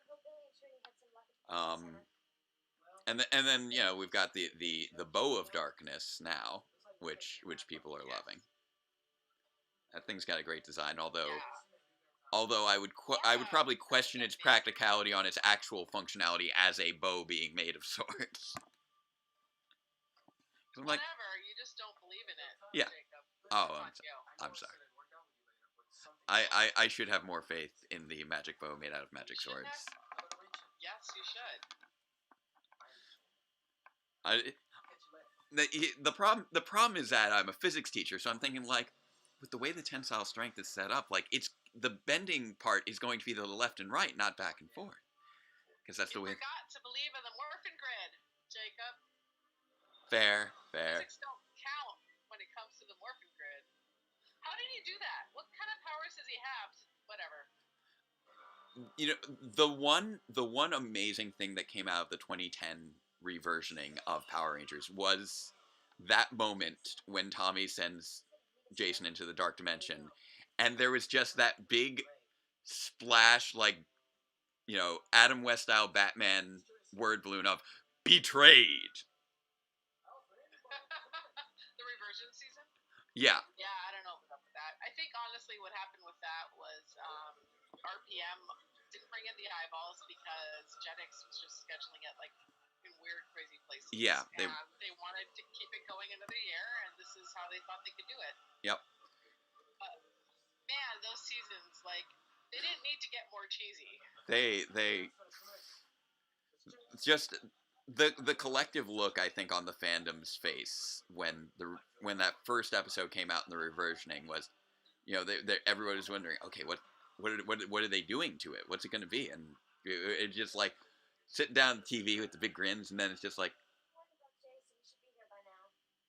I want to be in that executive pitch room where they're like, okay, we're going to take the old episodes, these 20-year-old episodes, and we're going to just add a bunch of silly Batman effects. Like, you could tell that, like, people thought this was going to be the best idea ever. And you have to wonder who that was for, because I don't know if the fans... Yeah. Like, the fans wouldn't have wanted it. This is like the George Lucas version of adding the new footage into the original Star Wars. It's so weird. So, question for you. Yeah. Would you go back and reshoot Obi-Wan Kenobi and Darth Vader's duel in A New Hope, if you could, considering all the cool lightsaber scenes that come after? Honestly, the duel between them is, in my mind, it's a duel between two seasoned old masters. They know how to handle themselves. They're not. It's not a desperate fight for the death. That's not what they're going for with that. And so I think the way that it worked pretty well tonally for what they were going for. It was really more a test of wills in terms of, getting to know each other again after so many years apart than it was trying to see who was really more skilled as far as that went. So I think that restrained approach actually worked well character-wise. So I don't know if I would redo it that way. As fun as it could be to see, Darth Vader doing somersaults in some regard. We've seen his. I think I would buy it more if you didn't have like the scene in Rogue One and a couple of the scenes where you see Darth Vader just like decimating people with the crazy athletic moves, and then you go back to A New Hope, and they're literally just like boom, boom, every 5 minutes. Well, in Rogue One, I mean, I don't remember him having that much by way of athletics in Rogue One. He basically just waved his hand and was smacking people all over the ground doing that and twirling his and just doing a little Helicopter with the sword. Did you play Jedi Fallen Order? I did not. I've not played Jedi Fallen Order, so maybe you're referencing stuff I don't know. I haven't gone that deep. Interesting to me, but Yeah. I understand why it was done with the way it was done. And Right. I'm just curious.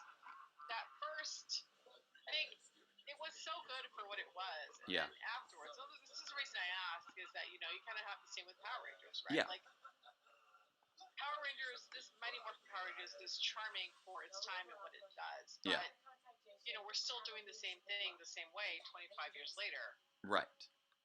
You Is look at that how the things right evolve. move, in your opinion? Exactly. Yeah. Like, it feels intrinsically, if you're watching this and you're watching what we do now, Yeah, the whole what is approach. the inherent difference? Like, how we evolved, how the brand evolved. Yeah. The approach to the storytelling is so different now as well. Where we've had sort of. I really find it interesting how Power Rangers set the mold in many regards for how shows could be structured differently. When you look at other series that have had anthology seasons like American Horror Story or True Detective, where you really get to sort of lean into, okay, we know this is the type of story we're going to tell, but we're going to tell a new one each year and see how we can play on this formula. And I find that really fascinating, and that's one of the things that keeps it fresh for me. I know that it's not always going to necessarily be delivering the type of story that I'm looking for per se, but it's always going to be presenting a different take on something I've seen before. And I always want to see, okay, how can this be reinterpreted? How are they going to take the Japanese story and reinterpret it? Which has been really interesting watching Beast Morphers, because it's the first time that I actually watched the season ahead of time, the Japanese series, and then saw the show. And I haven't finished Beast Morphers yet. I know today we had the return with the Evox snare. But I mean, I watched Go Busters and then made my own fan film, which I still find it really funny that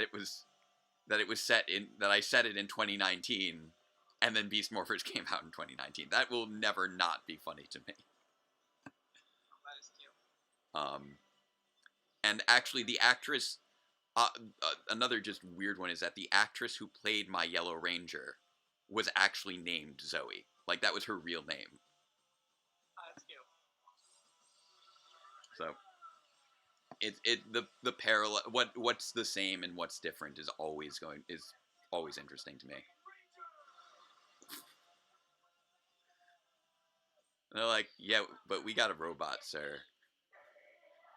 It's like, when we don't let you into the robots, you're suddenly a little bit less intimidating.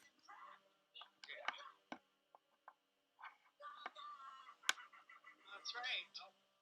Yeah. They did the Megazord without Jason here. Yeah. Which is the first time that we've seen that back in the day. Although later on we would have issues where it's like, oh, this ranger isn't here, so we can't use their Zord.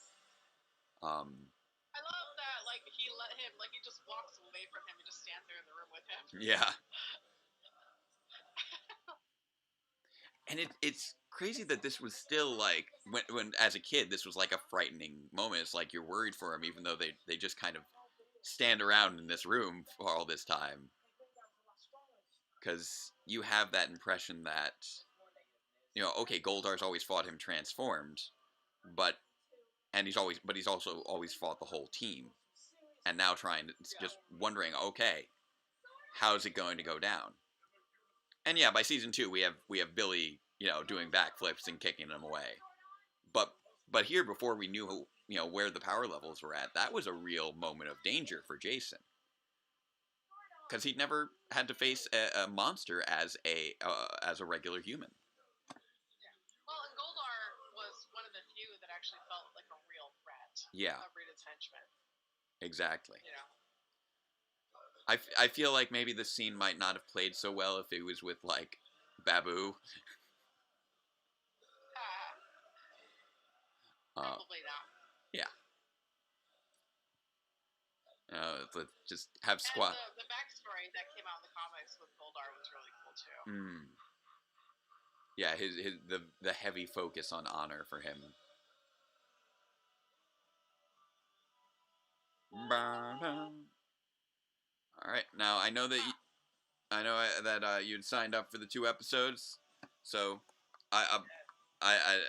unless you want to stick around, I'm sure you have a lot to take care of. I've got a few things lined up today. That is totally fair. So I will pause this so that we can say a proper goodbye without it starting to play into the next one. All right. Well, make sure you eat your pizza, dude. Yes, thank you for reminding. It's been sitting like sitting here next to me this whole time. I mean, it's gonna be cold now, so. Yeah. No, it's actually still surprisingly warm. Thank you. Thank you for joining me, and I hope to see you again soon. All right. Talk to you later. Thank you again. Bye. Have a good one. Here we go.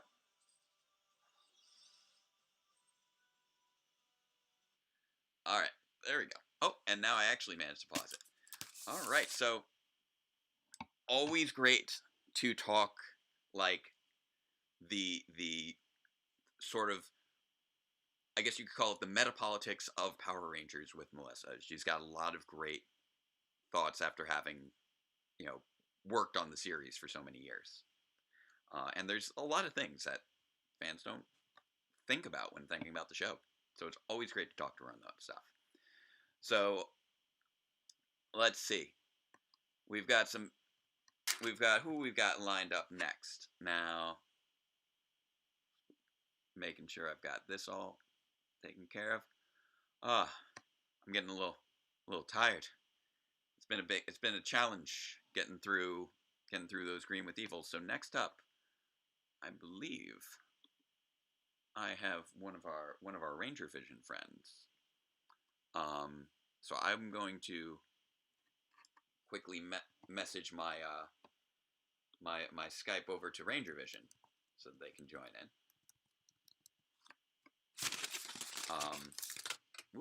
What's it doing?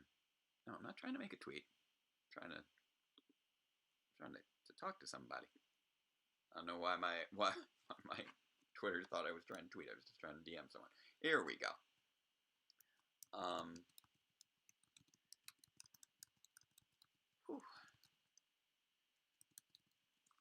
So I was doing a little stretch there.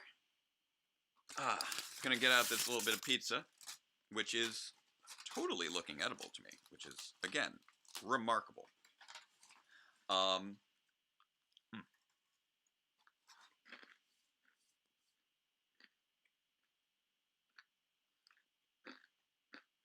little crunchy. Just a little bit.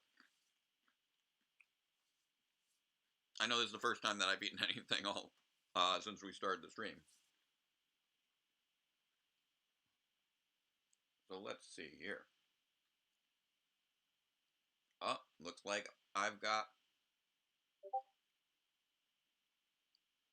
my streaming people, my next guest ready to go. All right. So, our next guests we've got from Ranger Vision. And there we go. As we will continue this saga of the Green with Evil. We've had Tommy keeping them on the ropes for these first 2 episodes. Jason's out of commission. And here we go. Got Skype run.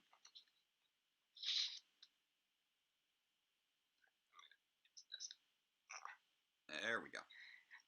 Hang on, let me get a better light here. Hang on. Okay. There we go. Oh, you're joining us? Oh, we've got to. Well, I'm sitting here doing nothing else. I might as well. I'm the one that connected the 2 of you. I'm so glad that my phone is actually reacting to this well. I wasn't sure how it was going to deal with 2 people on there. So we have some gentlemen here from rangervision.com. If you'd like to introduce yourselves to the chat, here we go. Feel free to say hello. What's up, guys? I'm Gold Phoenix Ranger, the head administrator, one of the administrators at this point of Ranger Vision Defender. Yeah. Good to see you. I can't hear Jake. Can you not hear me? Am I muted? So, with me is Shadow Ranger, one of the moderators. He doesn't seem to be able to hear you at the moment, Jake, so there might be a slight issue. All right, let me try unplugging the charger. Can you hear me now? Can you hear me okay? I'm pointing at me. Yes, no. Can you hear me? No? Well, that's slightly problematic. Making sure I'm not muted. Oh yeah, he's right. I'm hearing you through the stream and not through the other thing. I was only hearing you because I had the stream on. I didn't notice that. Huh. Fascinating. All right. That is weird. I don't know what's going on there. Because I can hear both of you fine through the phone. And I can see you both through the phone. I assume you can see me. I can unmute the stream here. Okay. All right, so I guess we'll just roll with this as best we can. I don't know why my phone's not taking... I don't know, maybe I've been melting my phone by using it too much today. Good enough, it works, right? Yeah. Okay, so you can only hear me through the stream, so that is fascinating. So, but I believe the chat should be able to hear you. That being the case, we do apologize if there's a slight 3-second lag in our responses because we're waiting to hear you through the stream. We'll treat it as if you're my correspondents via satellite. We'll go with that. All right. Are you guys ready to tackle part 3 of Green with Evil?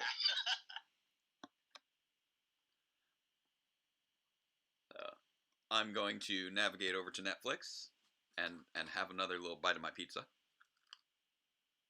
Yeah, this should be good. This was Shadow Ranger's request to be here for this one, so I'll let him talk about that if he wants to. Awesome. All right, Green with Evil, part 3. Let's go, time. Maybe. Absolutely. Are we going straight from the beginning, or are we skipping the intro? We are, I think, skipping the intro. No, we are not. Oh, here, let's skip the intro. All right, I'll hit skip the intro because we've been doing that a lot. So, ready and skipping the intro. Okay. That works because I paused after the intro, so. Yeah, that seems to line up best for people. Normally, I love watching the intro, but I wanted to work with, with the circumstances we got. So I'm going to go back to pointing you guys at the chat. There we go. And having my bit of pizza.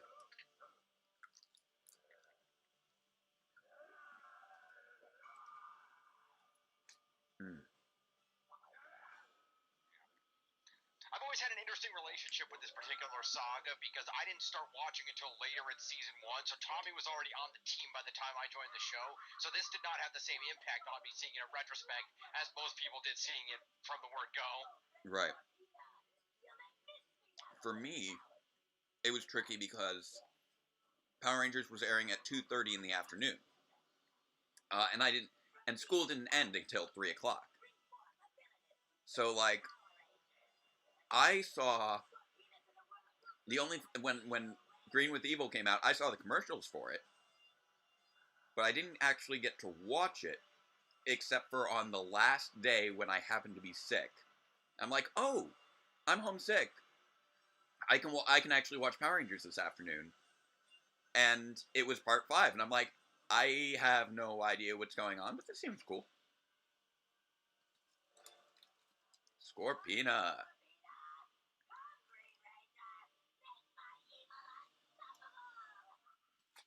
Yeah, I remember the same thing. I went to an after-school program after school because my parents were working, so I didn't frequently see it. But by the time season 2 rolled around, I realized, wait, I have a VCR. I'll just tape and watch it when I get home. Right.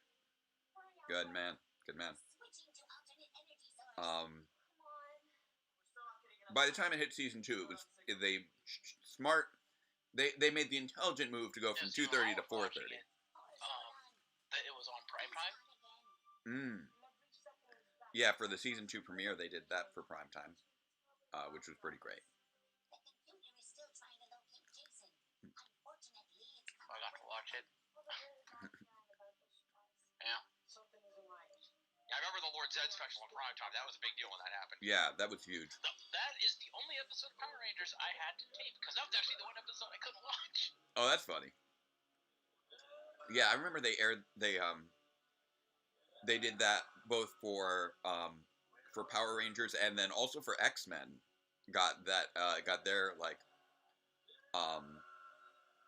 I want to say it was their third season premiere.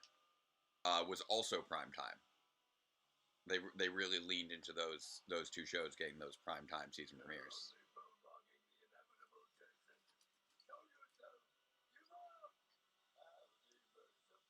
This whole thing with just Jason and the dry ice chamber is kind of amazing. There. I will never forget Green with Evil because I was in middle school when Power Rangers started.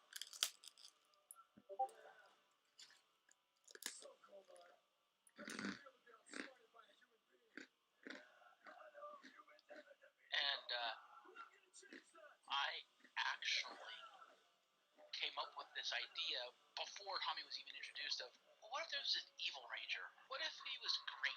What if he had a dragon sword that looked like Godzilla? Nice. Next thing I know, hi, I'm Tommy Oliver, evil green ranger with a Godzilla sword. I'm like, wait, what?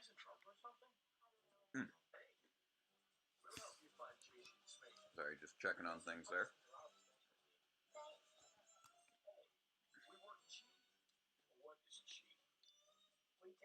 I finally saw MJ messaging me about the issues with the pizza. By the way, just take a moment while we're on the air. I do remind everybody, please, if you have the opportunity, wegotthevote.org. We do want to donate if possible to try to support those people getting their voting rights back.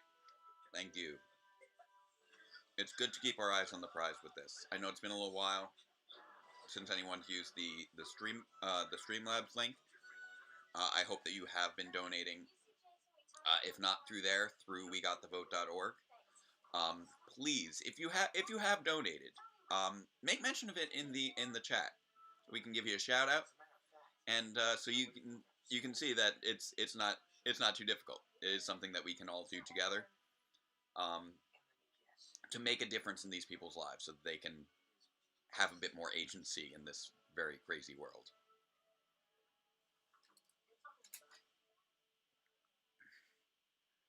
Tommy does not feel like socializing.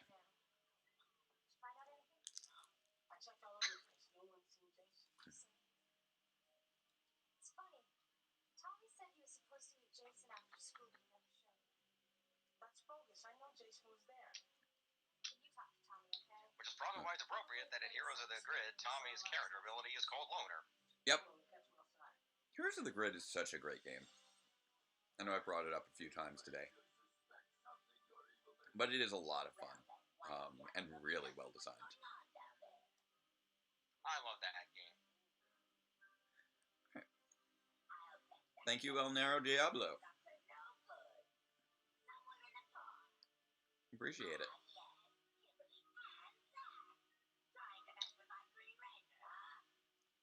So, shout out to El Nero Diablo, by the way. He is our also one of our moderators and sometimes Ranger Agent technical administrator, so it's always nice to have him hanging around. Excellent. Good work. And if there is anyone who anyone knows who they think should be joining us here in the chat, who would enjoy this conversation about Power Rangers, or who you think would be a good person to continue to spread awareness of this charity, then by all means feel free to spread on your social media. I'm currently swamped by I've got my guests in one hand and my lunch in the other, about 4 hours late. So it's a little tricky for me to utilize the social media while also engaging in the stream. So I'm trusting you guys who are there in the chat to keep spreading the word and raising awareness. Your multitasking is amazing, Jake. Thank you. If there's one thing that You see, there's one thing I knew going into this. I didn't know how well the streaming was going to function. I didn't know how well, the technical aspects were going to go. I didn't know if everybody was going to show up and there to be the guests, or et cetera, et cetera, et cetera. There's one thing that I knew, and that was that if push comes to shove, I can talk for 12 straight hours about Power Rangers. So, if that's what the audience is, what brings in the audiences and gets them involved, I'm happy to do my part.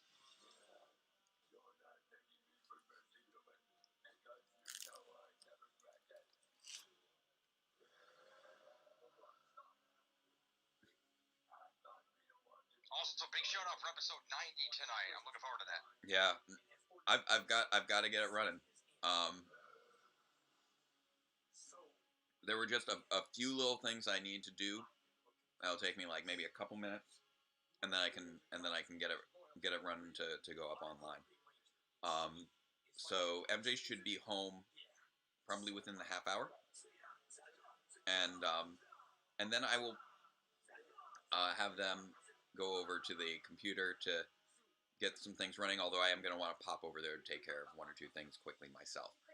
So probably right after Green with Evil, I will pop over to my computer to make sure that I have everything in there that I wanted to get in there. There's always things that I realize after the episode release I forget about. So I try to be thorough as best I can. I'm sure there's going to be, sounds missing here or there, or maybe a background that's not quite the way I would like it, but you guys deserve to have the next step in the story, and I've definitely drawn out my time more than enough over the years.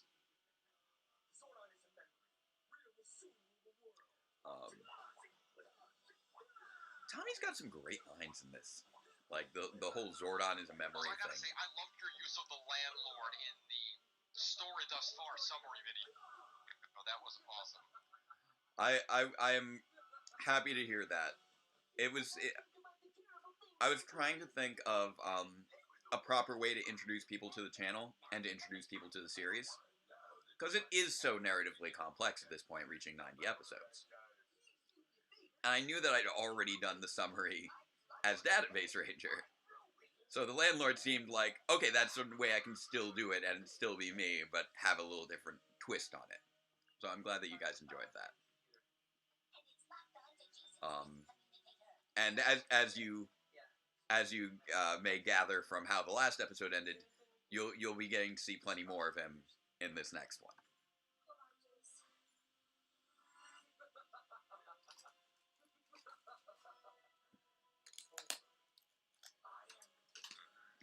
Interesting parallel here. We see Tommy standing over Jason, this time about to destroy him. The next time, if I recall correctly, the two of them would be in a similar situation down the line, would be in the Turbo movie, when instead Tommy is saving him. Yes, which is great. I apologize to everyone in the chat for how crunchy this pizza is. I also want to thank everybody in the chat for reminding me that it existed. Well, it was in the oven for 2 hours. That's to be expected. I still can't believe I did that.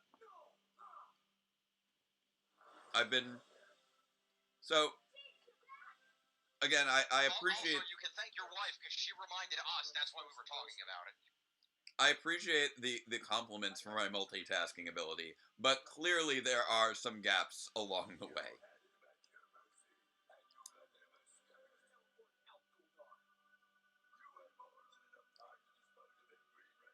Goldar, you had more than enough time to dispose of him too. Don't judge. You were stalling for time for almost 2 straight episodes, dude.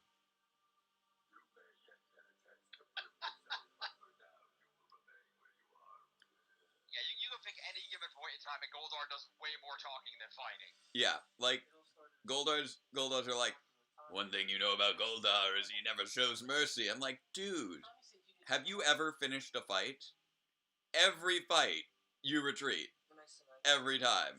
regardless of whether you're winning or not, you just always retreat. You always leave the monsters to finish the job and for them to go down. It's really kind of hard to portray yourself as, you know, a relentless fighter in that regard. Hmm.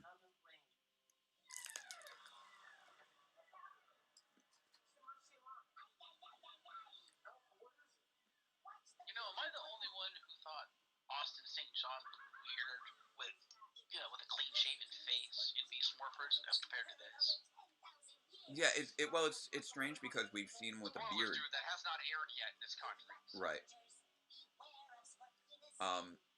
I will put it. It's not a spoiler. You can actually see images of him from the show. In the trailer for the new season, for the new half of the season. Yes, but Jake's channel is very good on not spoiling people if at all possible. If they've chosen not to watch the live reaction. Yes. So we can talk about the Evox snare since that has already come out, but we'll for the most part stay focused on this. Okay, I gotta admit, that was an excellent little dub job there for Scorpina saying "Attack the Power Rangers." Like they did a pretty good job matching that up for the lip sync. But yeah, it's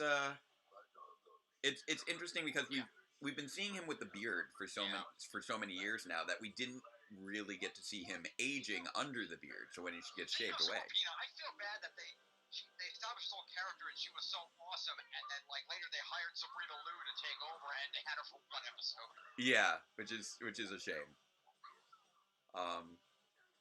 I really liked the interview with her during the viewing globe the other week. I don't know if you guys caught that one or not, but apparently she does a lot of work with autistic kids. I didn't go back and watch that. I only got to see parts of the viewing globe. She appears to be a major autism advocate because her son is. Like for instance, they have a hot tub in their backyard because it works well for self-soothing practices, and so he was just there in the backyard in the hot tub like during the whole interview, and it's really nice that she demonstrates that respect and caring for how an autistic person should be treated and communicated with. There's a struggle. Seeing these two together just reminds me of something. When they got up to Overdrive and they were trying to come up with a character for the anniversary, they should have had it be Goldar and Scorpina's child, considering they had Zero Ranger footage of the two of them with a baby. That's fair. I mean, it would be. It's probably going to be. It would have been a little bit less iconic than Rita and Zed, but it probably would have also made a lot more sense. Oh, we've got the eclipse coming up in the next episode. True.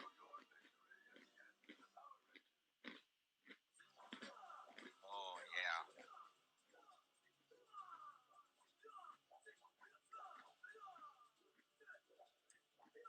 I remember...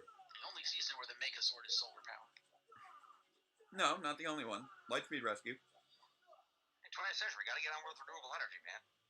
Don't forget, Lightspeed Rescue had the Max Solar Zord.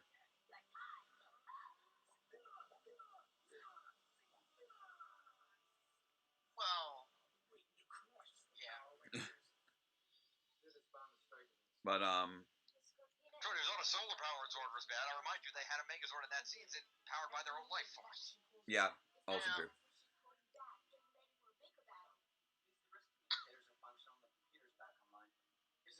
But it is interesting. I remember seeing those commercials back then for Green with Evil, and I remember that scene of. This part always confused me. I never understood whether Zordon, is Zordon being tuned in from another dimension within the time warp? I never understood how this worked. That is how it works. He's trapped in a time warp, which means that he's not on our dimensional plane. So he needs to be communicated with through the tube in the command center. Now, one thing that does raise some confusion is the existence of Zordon's tube in Power Rangers in Space. Zordon was released from his time warp at the beginning of Power Rangers Turbo. when he went back to Eltar. But he did not regain a body when he was released from the tube, or from the time warp. So Larigo released him from the time warp, but did not grant him with a body. So that's why you still see him in a tube in Power Rangers in Space, even though it's no longer the same type of tube. It's no longer a communications tube. It's I guess more of a storage tube after that point, a containment cube, I guess you could say. So I always found the mechanics of how Zordon operated to be rather interesting. And then just to add even more confusion, the alternate movie timeline, his physical body's apparently in the tube. Yes. So they went for a different interpretation of the Time Warp. So less of it being the place where he is and more of a thing that happens to him. Like he needs to stay in the Time Warp to stay alive in that version. And then you have 2017, where he was in a wall for some reason. And that was pretty cool.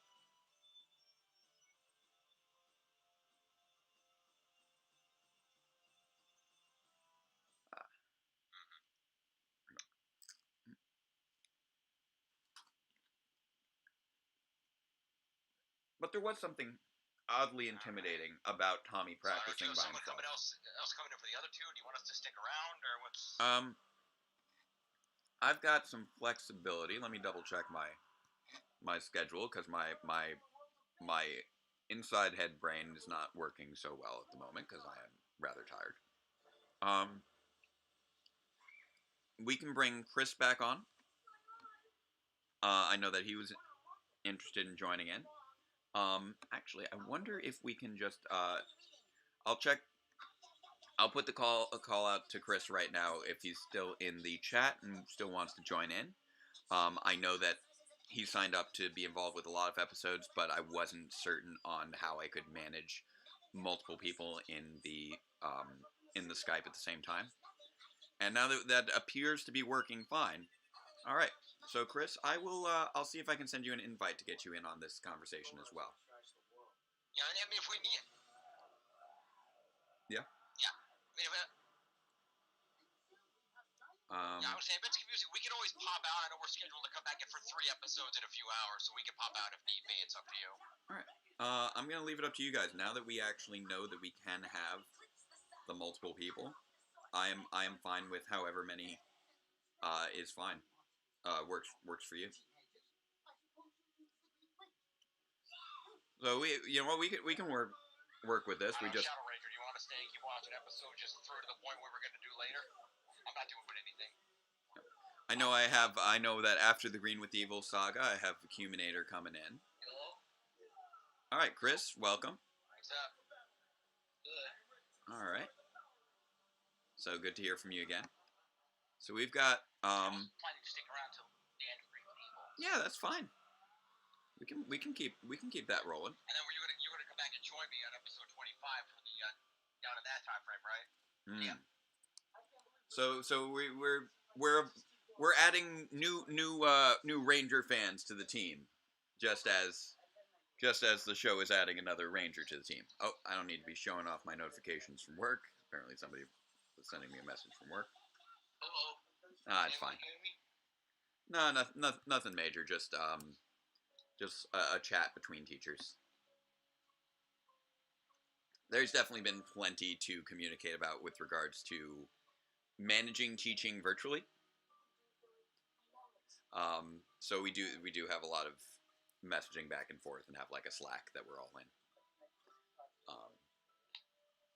So there we go, Billy. You can fix things. Lights on. There we go. Good job, Billy.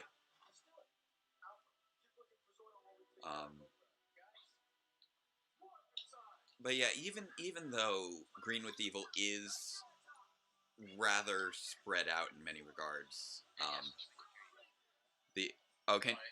can you hear me okay? Even though it is... What's up? Oh.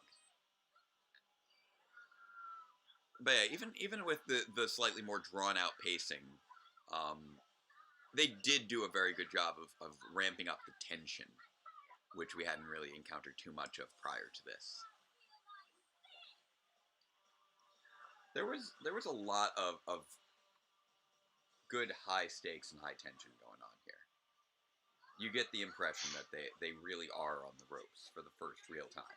Yeah, I was always impressed for a show that is ostensibly been children, how well they were able to build up serious drama in certain episodes between this and then later things like Island of Illusion, Doomsday. Like, they did a really good job making the stakes serious.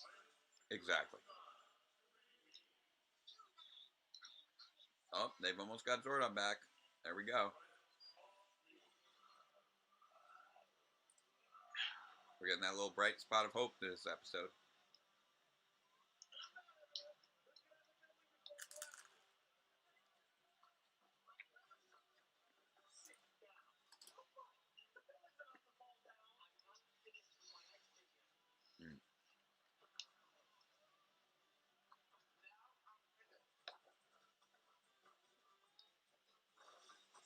I also find it funny how, with the first season, which is much more episodic than I have to say, I miss Bolt Skull. oh, they were great. This season is a lot more episodic than later seasons, but it's still engaging, just because there's so much experimentation happening, and there are such fun characters and an exploration of a world that we hadn't really seen prior to this. And I think that's part of what kept the series so engaging during that first season, even though structurally there's a lot of repetition. Oh, and I just noticed that Alpha's shoulders have changed up. So I hadn't been keeping an eye on it, but I know that Alpha's costume had that design shift on the shoulders at some point during the first season, and it looks like it was right around the time that we kicked off with the Green with Evil arc. Oh, there's Rita and her bike. She's part of that alien cycle gang. I thought it was kind of silly that I just now realized the resemblance between the Blade of Darkness and Rita's staff with the red gem on it. I literally did not notice that until right now. That is a very good point. I hadn't really ever thought about that particular design element, but it does blend very well and makes sense.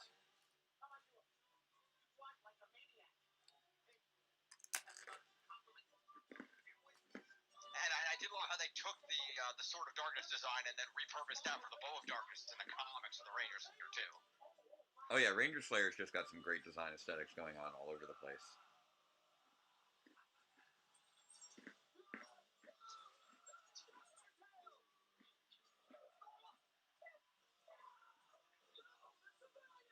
I'll do my attack. Okay. The scaling with that hand is also just really funny, because with the way it's reaching down in that first shot, it looks like the traffic is like ants compared to it, and then when it picks it up, it's like the size of a toy car.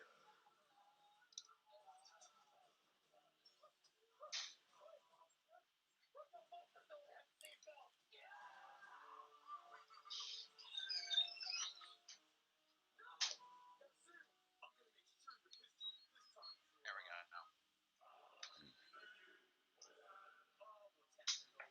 Yeah, mine's right there.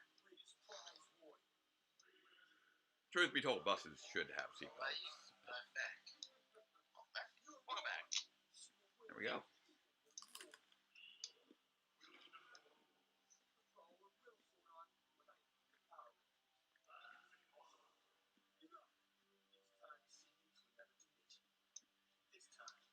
Oh, and I had missed it when she did it, but Misty Flores donated $10 as well, so that is delightful.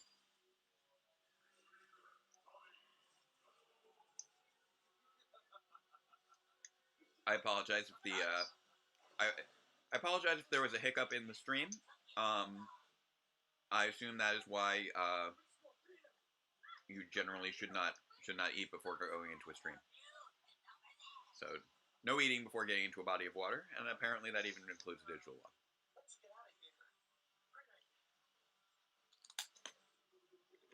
Arnie's cannot beat that while structurally built if that giant steel beam just detached itself from the very minor amount of shaking we're seeing.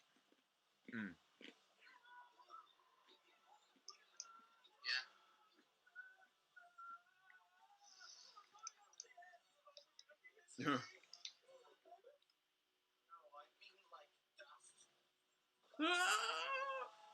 Bulk and Skull are kind of are really just the stars of this episode.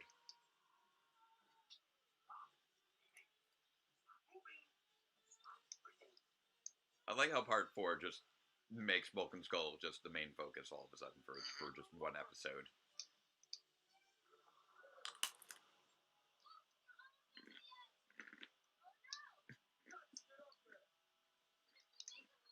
I love Trini's oh no. It seems rather short-sighted to me that Zordon's security system was you can't enter without a power coin, when he seemed fully aware that Rita had a power coin. Yeah, there was a flaw in that logic there.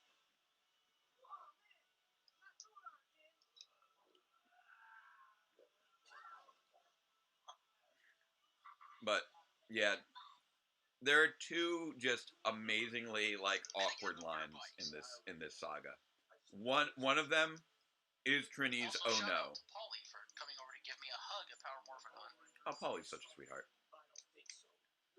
Like Paulie and Jason are just so great. They're always so nice every time I see them. An a-hole at Morphicon, admittedly in jest. That sounds like them.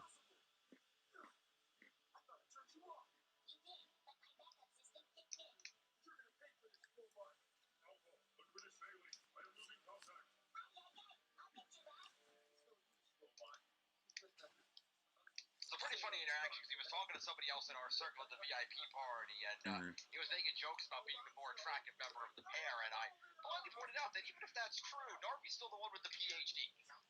Nice. Very nice. I love their little news segment. I love the little news segment that they released on YouTube back when the quarantine lockdown really got started. It was a lot of fun.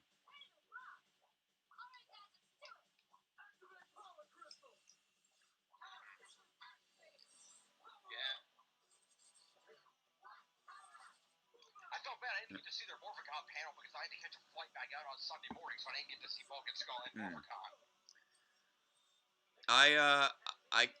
I came close in certain regards with the whole pie incident, where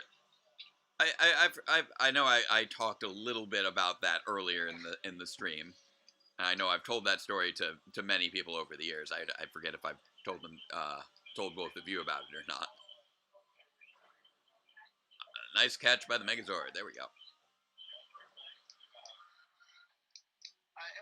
We've heard it around. What was the bill for that wall? $7,000. Something ridiculous like that. It was not good. We tried to clean it up as best we could. It was just.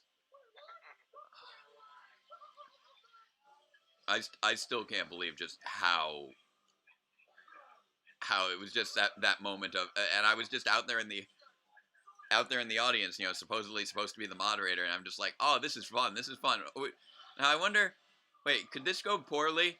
Oh wait. It was like I was too caught up in how fun the idea was, and the idea that it would go poorly occurred to me just before it went extremely poorly. It just feel where you expect a group of evil space aliens to have a better method of pushing a bus over a cliff. Fair enough. I love Scorpina's monster mode. It's such a unique mechanic compared to so many other characters and monsters over the years. To have a separate form. Like seriously, Rita could make one of you grow and you can push the bus over with one hand. Like there's no need for this. Oh yeah, no, that was ridiculous. Goldar and Scorpina are taking them down.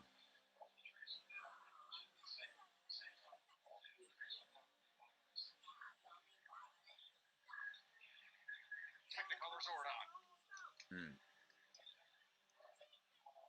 So I might be a little bit ahead of where you guys are. Since where I'm right at the eclipse at this moment.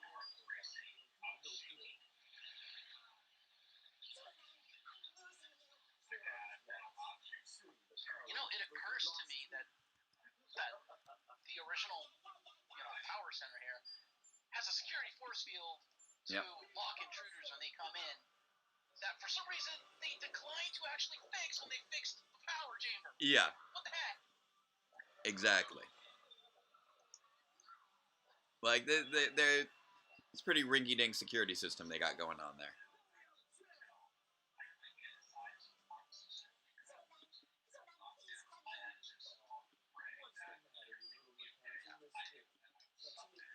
Oh. And to be fair, we have documented evidence that Alpha regularly bypass it to kidnap random children to celebrate holidays. Yes, so that is also a thing. Really than that. I think I got a message from somebody, but I'm not sure who yet because it's a little delayed on some things.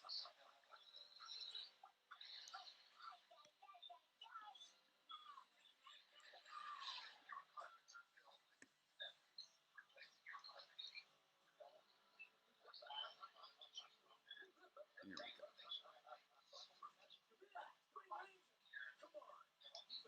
For the longest time, I misheard that Megazord activation line and thought it said Megazord sequence had been issued. Oh, okay. Years upon years later, then I realized it was initiated. Yes. Right. Honestly, I imagine with regards to the differences in security between the power chamber and the command center, that they had more measures in place initially and then lost a good number of things when the command center itself was destroyed. Things that, for all we know, could have been magic-based as opposed to technology-based, considering the show.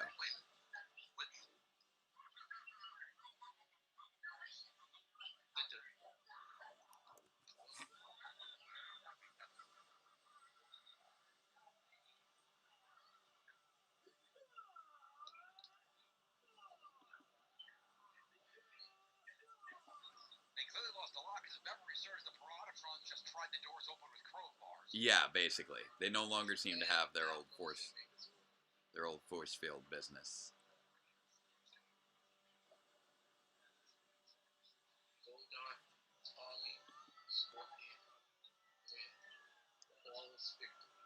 There we go.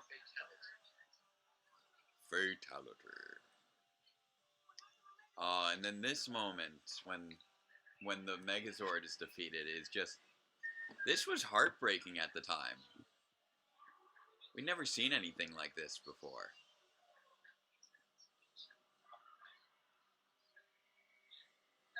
It's like you gotta wonder what the scenario, what they do from there, especially when the Zords were introduced right from the first episode. In the first episode, it was treated as the main part of their powers.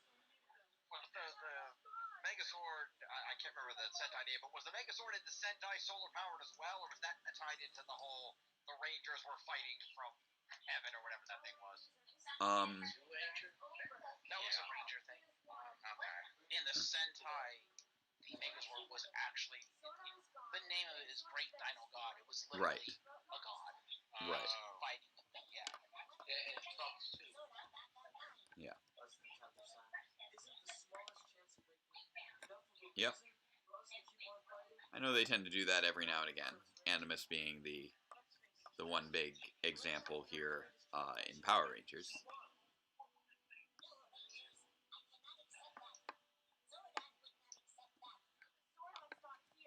I love that Alpha just maintains the optimism there when even the Rangers can't. I like how Jason's telling them not to give up. Yeah, Jason's always great at motivating his team. That was one of the things he was best at. He held everyone together. He was a very strong leader character. And he doesn't, I like, even outside of his, obviously, my poster. Obviously, popular status as being an amazing Red Ranger, like, his ability as a leader was very strong. He was much more of a leader. He had this sort of calm leadership that others just sort of followed, while also being an aggressive beast in battle.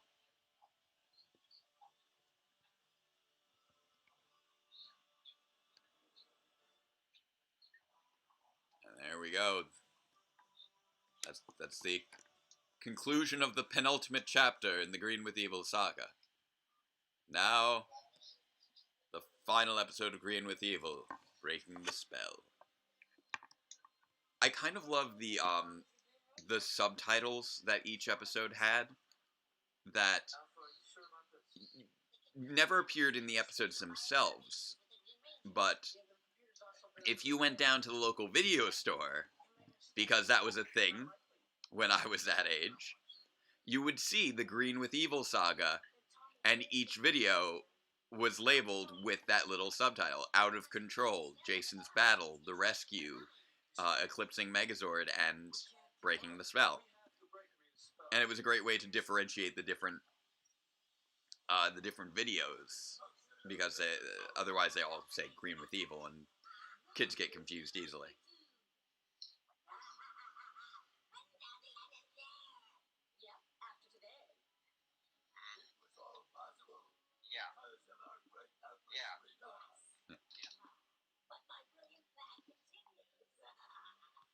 I've actually got one of those videos. I actually got one of those videos right here. This is oh yeah. This just says Green Ranger miniseries part 1. Yeah, it seemed to vary where those secondary titles were actually listed.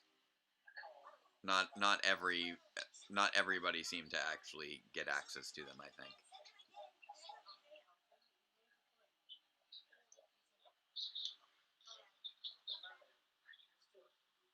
Alpha really demonstrates a lot of leadership in this saga, and it's great.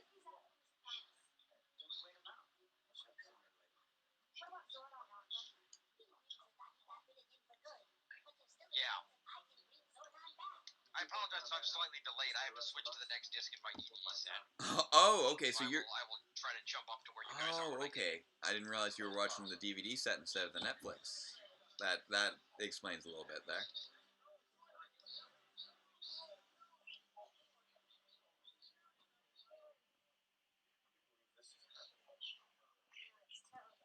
Yeah, unfortunately, a member of my family canceled our Netflix because politics. Okay. I imagine that could mean a number of different things. I don't know exactly which politics with regards to Netflix people could object to, because I know that we are raising money for voting rights here. People. What about the recent French film that people are not happy about that Netflix advertised for? Oh yeah, Netflix really messed up the advertising on that. That just completely subverted the original intention of the film. Like, I haven't seen it. It's not something I'd be interested in seeing. But I've never seen a marketing department miss the point of a work quite so hard. It's like, yeah, this is supposed to be like an exploration and deconstruction of these issues, not a celebration of them. Why? Shout Factory, the big sale on the yeah. part of Green with Evil being on the next disc. You could have had one more episode. Fair enough.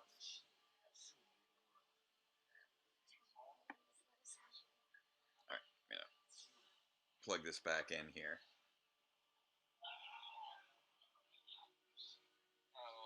I don't know. Shadow, about where are you guys at? How far in are you? But Goldar, we haven't seen this sword in 10,000 years. Got it. Alright, let's see. I'm looking at it. Yeah, they're discussing the Dragon Zord now. Here comes Dragon Zord. Looking for a smokestack to chomp on. Got it. Okay, I'm about right. I'm within a minute. Yeah.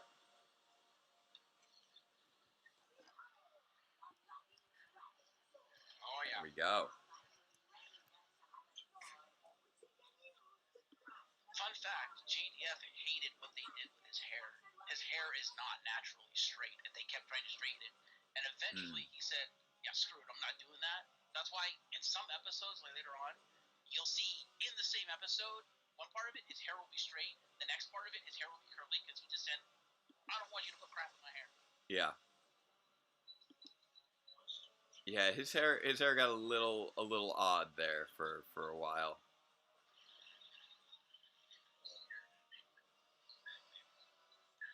I felt bad because we almost got long hair Tommy back briefly because he grew his hair back out for his Yeah. cameo in the 2017 movie with Amy Jo Johnson. Yeah, I They ended know. up having to reshoot it. By the time they went to reshoot it, he had cut his hair back off again. Exactly.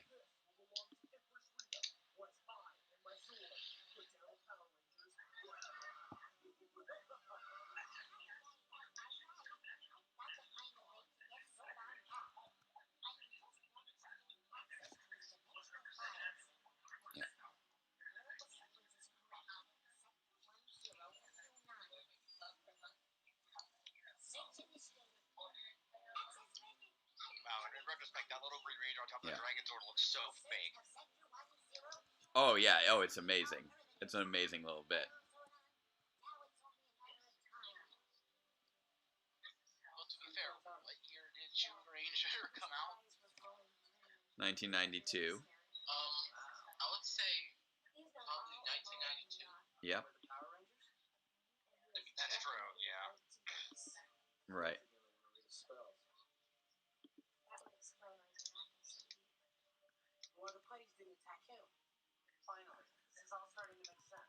Everything's making sense. There we go. They're all on the same page. It's all going well.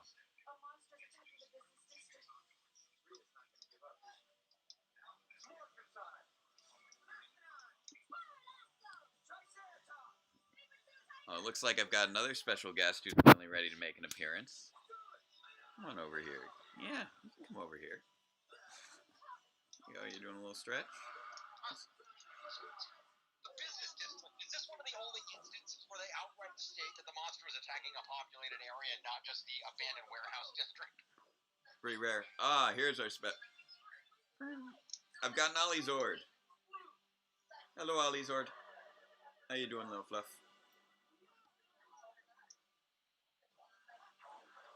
It's Ollie! Yay!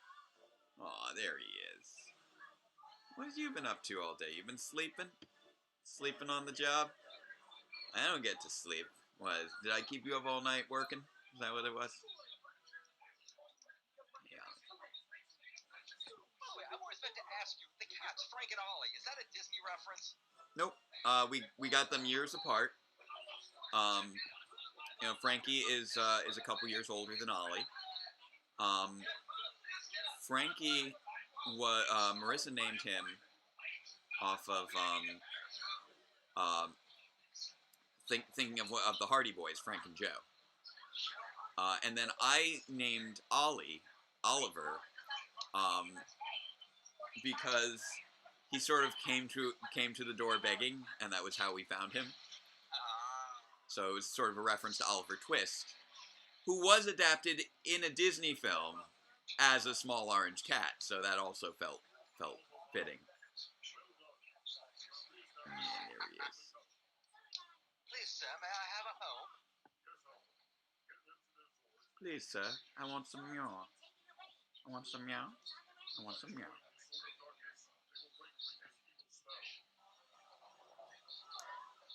So kudos to those of you who've been sticking around all day today. It's been, I know, a long day.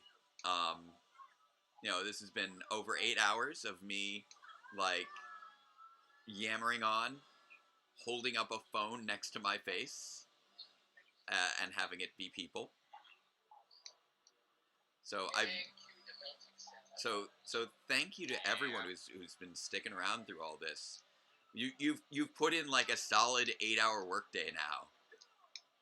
Well, this is nothing, because other than a short period of sleep, you've been running for what? Got to be closing in on 24 hours at this point, if not more. Oh, I don't even know at this point, honestly. I think maybe I got 2 hours sleep last night. I don't actually remember. Same thing with the previous night. So, yeah. I've gotten let's see. It's about 5:30 5:30 in the afternoon, and I woke up.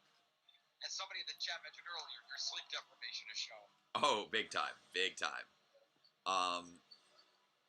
Yep, we're still on Green with Evil. We are on Breaking the Spell. We have the battle between the T-Rex and the Dragon Zord. Oh, keep the drill from the face. He's not a licensed dentist. So that's where we're at right now. And, yeah, so let's see. So, let's see. Noticed there's a red piece of duct tape on the right side of the Tyrannosaurus' neck. That seems right.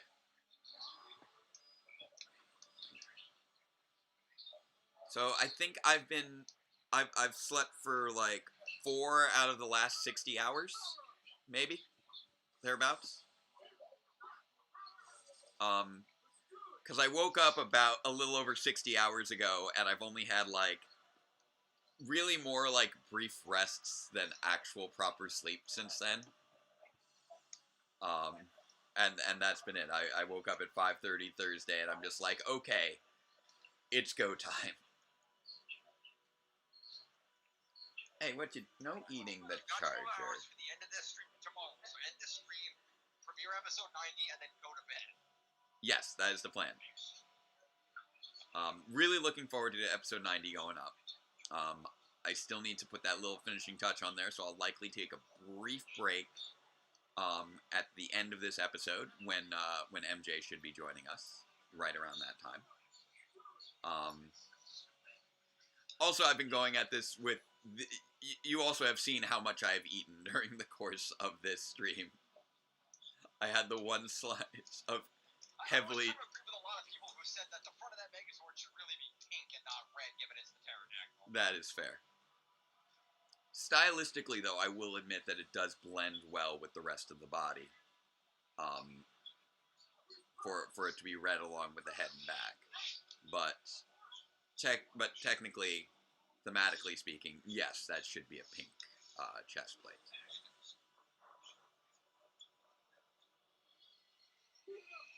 What's up? You give me a chomp. Are you trying to eat my guests? You're not allowed to eat the guests.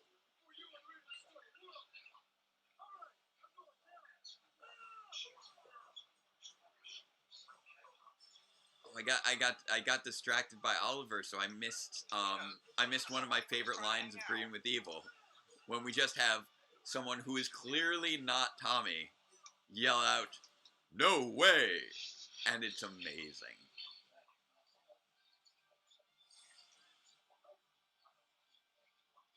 We are not doing a Beast Morphers reaction tonight. This is going till 9 o'clock, followed by the premiere of episode 90 of Power Reviews.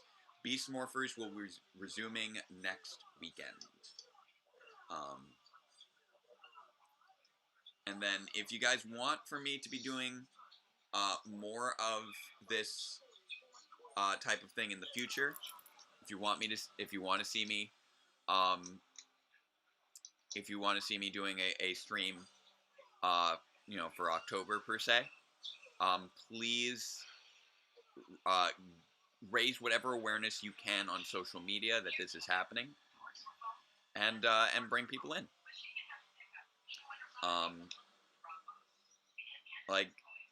This is my first ever charity live stream, and this is something that I do feel rather passionate about. I try not to be. Yeah. If the scheduling works out and you're doing season 2, I want to right now call that I want to be in for White Light. You want to be in for White Light? That's fair. I will say again that so today we had Melissa Flores join in for the beginning of Green with Evil. I do have another former employee of Power Rangers lined up for tomorrow. Probably not someone who you guys would necessarily expect, but I'm telling you, you do want to make sure not to miss it. And that'll be towards the latter portion of the day.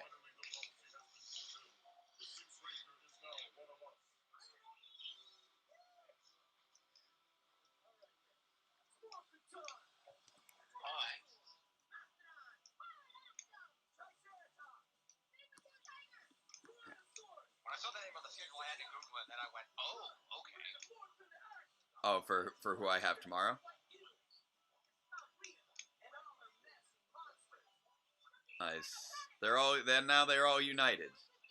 They're all friends. Yay, friends. Yeah.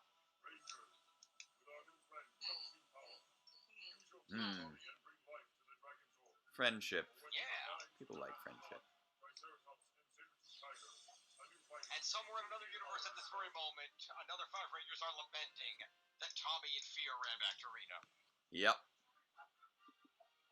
Which is just conceptually great.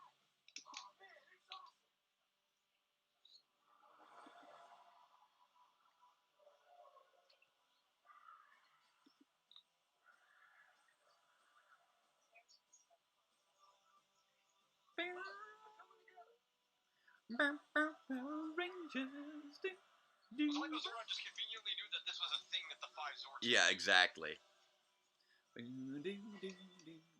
Go, go, Power Rangers.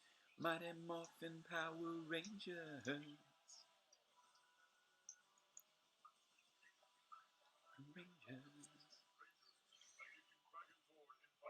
There we go. Well, 4. This was a question. They established that Ninjor made the power coins. Did Ninjor build the Zords to go with them, or were the Zords created by Zordon and generated by some kind of magic? Or what? I never understood the deal there. Yeah, me.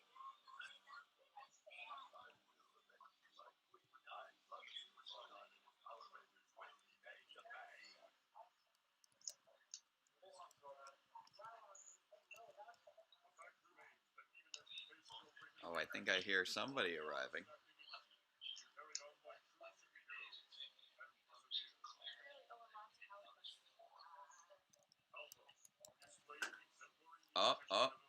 Oh, here comes this here comes a new special guest coming in through the door, I think. Who we got? Who we got crashing the party here? Oh, I just might be home from work. Oh, there we go. So MJ want to say hi to the chat? Hi, chat. Hey. Yeah, I haven't been reading or responding in the chats because I've been driving home. Yep.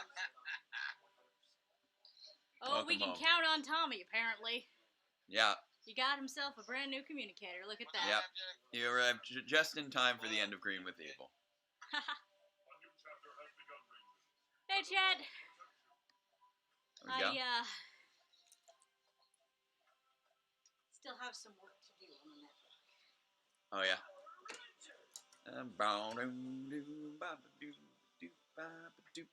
Alright, so I'm going to try and pause this and see if I actually can this time. Just to have a quick moment of a breather. We've got a little bit of... Or it's just going to autoplay before I even have a chance. You've got 2 guests at once on there? Apparently that's doable. That's cool. So I'm trying to... It always takes me a little while to pause because I got to navigate on the phone. What time you want tortellini on the table? I'm You fine actually ate the burnt pizza. Yeah.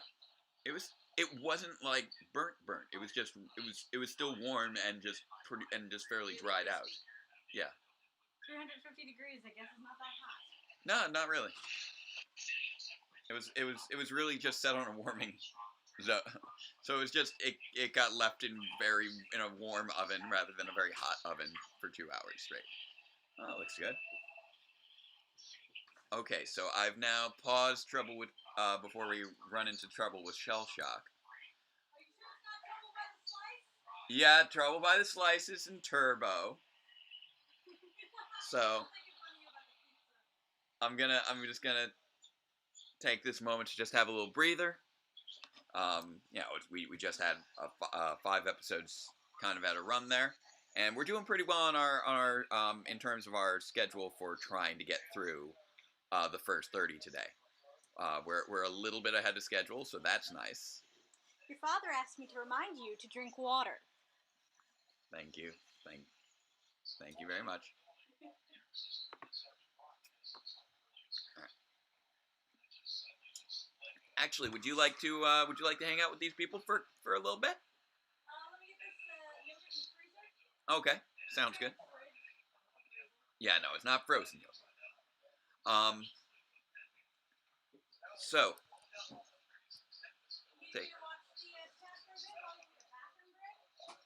a little bit. I wanted to take care of one or two quick things. And I know I know that Vacuuminator we've got next up joining in. So I don't know if you guys want to be sticking around. We want to see if we can fill this out to a group of 4. But I'm fine with that. Everybody's gonna keep getting smaller on that screen. Yeah, the only problem is, we won't be able to see your faces very well. It'll become more and more of an audio chat. We can try, but if it becomes a problem, we can certainly, like I said, we can pop out if it becomes an issue and you need us to. All right. So I am going to leave you in MJ's capable hands for a few moments, while I take care of making sure that things are in good shape with the episode. Oh, okay, so you're gonna handle the upload then. So I want it. Not necessarily the Well, upload, but I want to just The what it's working on right now. Because I did have one more thing that I wanted to do before I hit the button, and I didn't have time to do that before we got started. So I'm gonna pop out for a quick moment, and I'm tagging in Am I MJ. starting the episode or?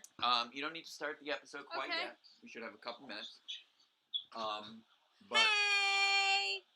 let's do a little discussion, a little Q&A. Did I have fun at work today? Yes, I did. The pizza was nutritiously dry. Apparently so. I still got Jake's friends here on the phone. Remember to hold it at a slight angle, because if it's horizontal, everybody disappears. Hey! Heck you, Chrome. Chrome Crash. Yeah, sounds about right. Hey MJ, now that we've met, go Phoenix Ranger, one of the administrators of Ranger Vision, with me as Shadow Ranger, one of our moderators, and also Chris Taylor is here with us. Hi! I tried to wave to you, but I'm on the wrong side of the camera. So hi!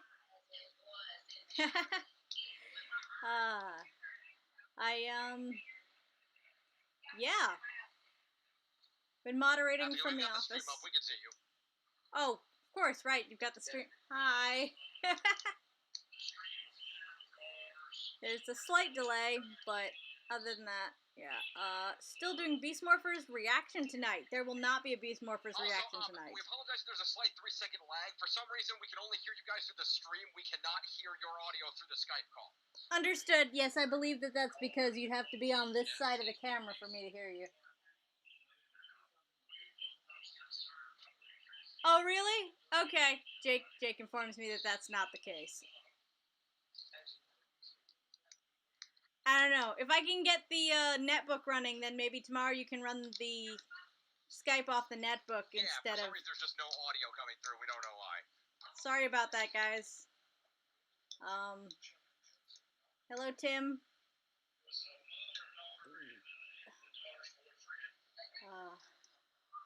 But then wouldn't you have to hold the netbook up to the camera? That might be heavier. Well, the idea would be that maybe, also overnight he can, rig something up so that it sits next to him or something, like on something. But, this is also heavy. But that netbook might be a little bit, first of all, less glary. Because, wow, is this cell phone glary. It's very, very, very, very glass. The netbook has a slightly more matte screen. So, and then, you guys wouldn't be... Yeah, Jake's been using the reflection to help people keep track of where the episode is. Yes, I was watching and moderating up until about 30, 40 minutes ago, when I had to leave the office and make my way back home. Oh, look, it's Rita. Look at Rita next to the computer here. Make my monster grow! Hi, Aronde. What do you got over there? Good times, good times. Something very crackly. So yeah. Hi. I don't think he was supposed to be back right now. I'm going to take off. I will be back Okay. later. Thank you for having me. It's been Thank fun. you for being here. See you later, Chano. Jake says thank you too, but you probably can't hear him from the other room. But he heard you and shouted thank you. Thank you for being here. We appreciate you very much. We appreciate all of you for being here, especially our guests, but also those of you who are in the chat. Because obviously, you know, no audience, no charity stream. That doesn't work very well that way. Okay. And now you've gone full screen. Ta-da! Look at you. You're bigger now.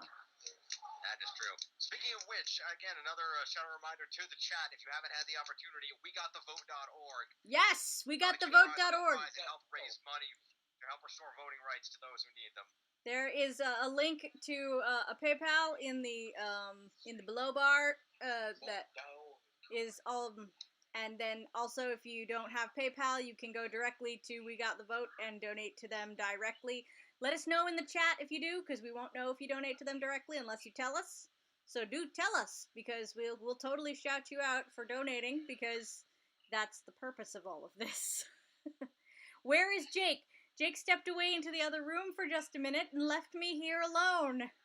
I don't know what's going on, because I just walked in the door from the office. I gesture over here. You can kind of see where we keep the keys. There's a door right there that leads to the outside world.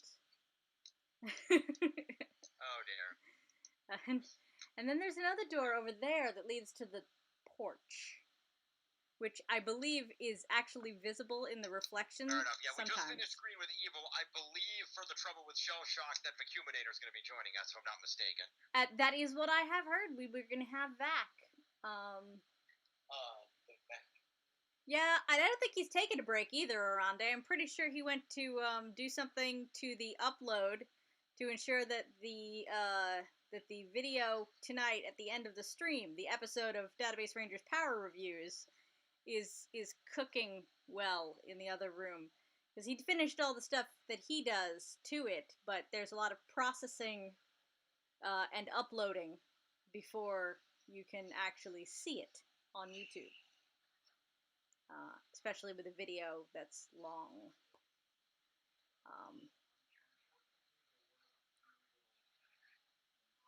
You know what? While he is over there, maybe I'm going to play around with the alert. And very effects heavy from what I hear. Alert box. Move that to the top here. And then let's see if I go, not the layout editor, the dashboard. That's going to be in another screen. If I pull up the dashboard, oh. Okay, that's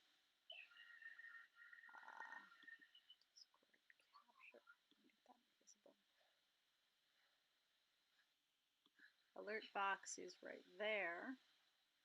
Let's see what happens if I try replaying the alert. No, you don't see it at all. Let's check the settings on this.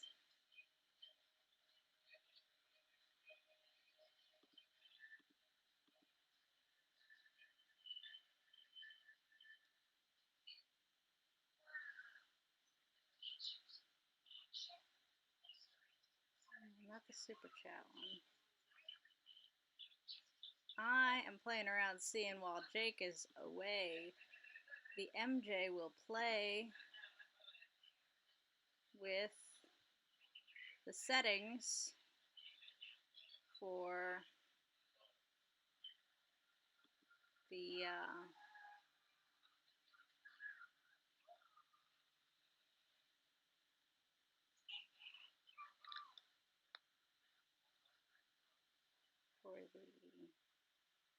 alert box to see if maybe I can get that to work. Possibly. Where's the chat? I've lost the chat.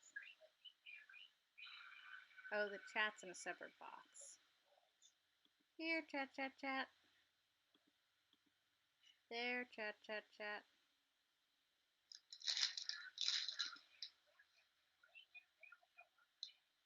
Oh, no, I might just be staying really still. Sorry,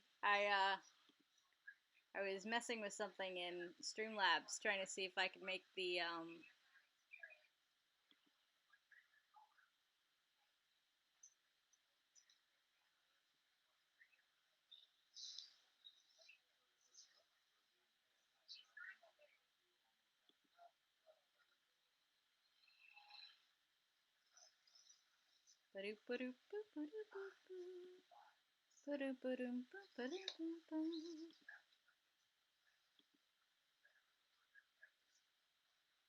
Well,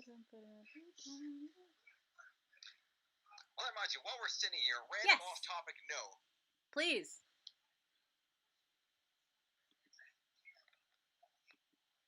A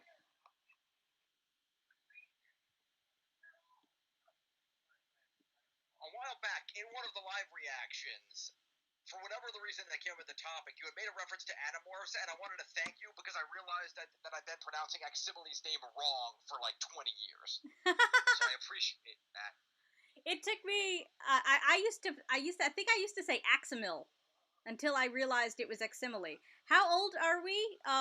35, both of us. We're 35.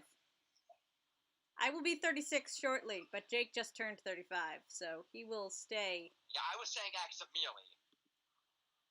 Yeah, it's like facsimile, only with an axe at the start. Aximile. And I only know that because, and I assume that that's how you're supposed to say it because of the Nickelodeon television show. And I assume that whoever, did the television show was that they were, they... Right. I'm not a big fan of that show. I wasn't really a fan of it either. I really didn't like how they swapped the personalities on Cassie and Rachel, which was terribly annoying to me.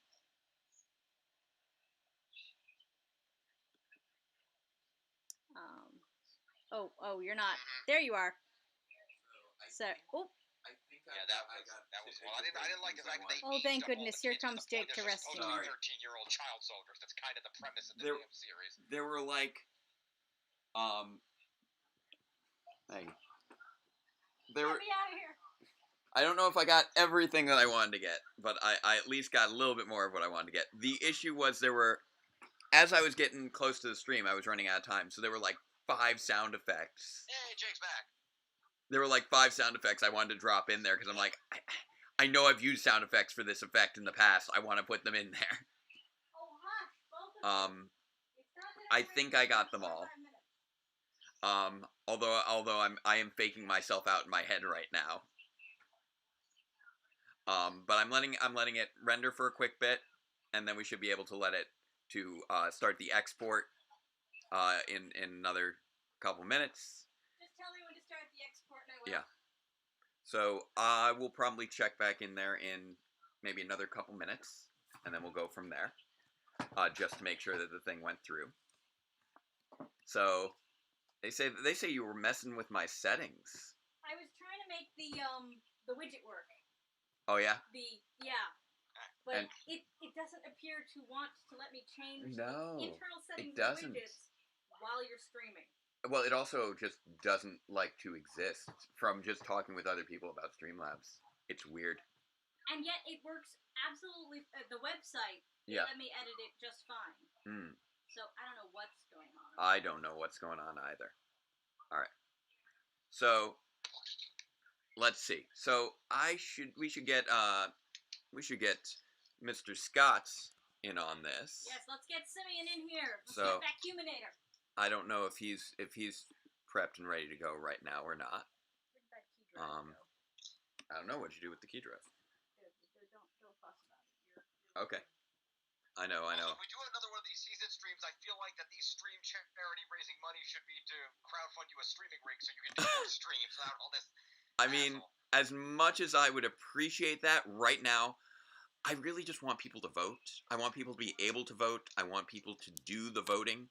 And one thing that I wanted to talk about today, but I didn't prep myself with the right information to really plug it, is check if your state has early voting. I realize I haven't been talking about that today, but check to see if your state has early voting, because if it does, you should absolutely take advantage of that. Because we are in a time when, you know, we don't want crowded polling stations. That is a major risk by the time we hit November. So if you do have access to early voting in October, do it. It's probably one of the best ways you can make sure that your vote gets in. So I just wanted to put that out there and check to see here if is Vac still in the chat? I can't quite tell. Yeah, I'll throw in the chat. Here's the link with information on all the states that will tell you whether or not your states have early voting. Thank you. I like that. That's a good idea. Thank you. There's a lot of information that I was hoping to be able to share in the stream throughout the stream, but having my hand caught up with balancing the phone made things tricky. All right, so Vac, I should be able to invite you via Skype. I believe that we have each other on here via Skype. I'm about to double check, but I'm pretty sure. Where is it? There we go. So, add people. All right. Let's call the people. There we go. I see. It is a person. So I am sending the Skype invite right now. You don't have your Skype installed, sir. Sir. How very dare you? Good sir. But yes, Vacuminator, better known as Simeon Scott, is an old friend. He was my assistant editor for a brief time. I've done a number of guest spots on his podcasts with the Analytical Fanboys. He's been doing various Power Rangers, pro wrestling, and Transformers related material for a long number of years, as well as various other bits of Toku as well. I wish that I followed his work more closely so that I could tell you more details about it.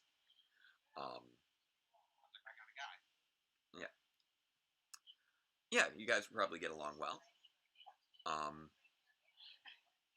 So, I know we had a little miscommunication earlier in terms of timing, so I wanted to rectify that. So It would help him out. I mean, I can switch over to Discord if that helps. I don't know. that would help. That would help. We can switch over to Discord. If he needs to use Discord. So I could do that. No wait. You've got Skype up? Okay. Yeah, we're already in Skype, so we might as well use it. So I will send a fresh invite. Add people. And here we go. Okay. Hopefully. Okay, there we go. This one. Have the same audio lag issues. I have no idea. It seemed to go pretty well for Melissa, but you know, you never know with different people. Testing, 1, 2, 3. Here we go. Good to see ya. There we go. Hey, oh wow, the stream is lagging behind what you guys actually are. Yes. By a number of seconds. Yeah, at least. Let me get my settings up. I haven't actually used Skype in I want to say 2 years now. I know, kind of the same. I've been dealing with that all day. No, we can't actually hear Jake's audio through the Skype call, so we have to depend on the laggy stream to hear him. Yep. Oh, jeez. Yeah, we're communicating kind of via satellite, arguably. That's right. I don't know what's wrong with this conversation that my voice doesn't carry through. It's been very strange. So actually, I'm going to the thing that I did while I was off screen it needed another 4 or 5 minutes to finish what it was doing. So I'm going to do just one more quick check on that, which means that... Okay, I can kind of hear... Make sure the microphone on the phone isn't muted or something. It's fine. No, I checked a couple times. I can mute myself now. Now I'm muted. Now I'm not muted, according to my phone. But clearly my phone lies to me, as we can pretty well tell at this point. My dear MJ, might you be willing to just pop in real quick with these guys for just a quick moment, just like 1 minute this time. I'm sorry. So this way, Vac gets a moment to get his settings right, and I'm gonna check to see if what I just did went through right, and that I didn't forget anything as I was doing that final check. Hi. I don't know why I'm here again. I'm stealing some of the water.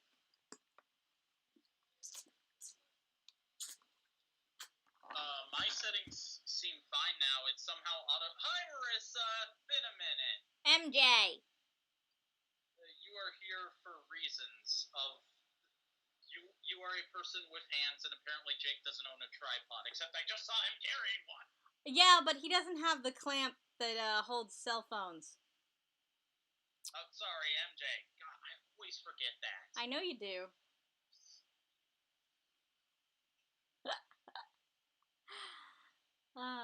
Plus, I'm not really sure how you'd set the tripod up on the couch.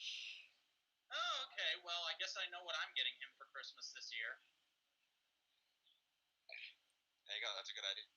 Yeah. Seriously.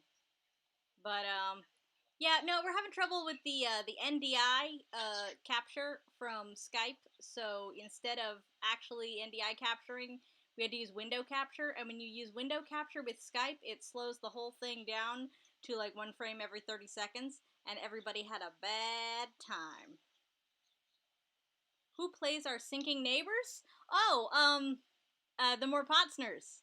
That would be Sarah Morehouse and Justin O. Potsner. They're, in fact, married in real life.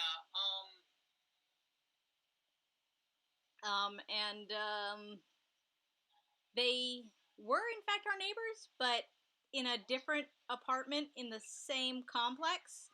So that's why the Morepotsners actually had the exact same apartment layout. So you guys are using Streamable, correct? No. They're using Streamlabs. Oh. Streamlabs OBS. But they were trying. This is still Streamlabs OBS. I tried to alternate help them through OBS Studio, but apparently that won't even open on their MacBook. Really? I was about to suggest OBS. We were using OBS before, and we may go back to OBS in the future. The problem is that I accidentally upgraded this MacBook to Mac Catalina, which is crap. Studio, and I've never had a problem with it like that. So I don't know. Maybe it's Catalina. But I don't it's Catalina. Kind of get a better machine guy. No, it's Catalina. Mac OS Catalina is the problem. I need to roll back to Mojave, but that's an all-day project. If it helps, MJ, when I was talking to Jake last night, I sent him a link to information and a download patch for Catalina for OBS Studio that might help. He did get that, but it was at stupid o'clock at night, and he was editing, and I was already asleep. So, yeah. I know, I feel really bad about this, but I had to give up on the whole tech support thing. It might be something worth giving a shot. It's definitely something worth giving a shot, but I'm not even going to be keeping Catalina. When I get this computer back, which is my computer, when I get it back, I have to roll back to Mojave because you have nothing to be apologized for. You are 6 months pregnant and you have a job to work at. You did the best you could. You have nothing to be sorry for. I can't even play Portal on this thing anymore. It's just like power reviews. It's like all DR productions. It's very emblematic in being that guerrilla production held together with duct tape and prayers. Yeah, I did say that. I have always said that Jake went to the Ed Wood filmmaking school. If you've ever seen Ed Wood or any of Ed Wood's movies. Which is hilarious because I pointed out earlier in the Green with Evil episode, there's a very visible piece of red duct tape on the side of the T-Rex sword, so we're watching the right series for that level of production. You know, it's actually improved over the years. If you go back and look at DRPR number 1 versus like DRPR 90, it has improved drastically. But it is still a one-man, zero-budget production. And this right here is a lovely indication of how zero budget we are. Because we are literally just using my everyday laptop to do this. He wisely spends his budget. He spent his budget on a Phantom Ranger helmet. That was a wise choice. It is a pretty cool helmet. The Phantom Ranger helmet is better pretty than cool. what some of my budget choices have been in the past.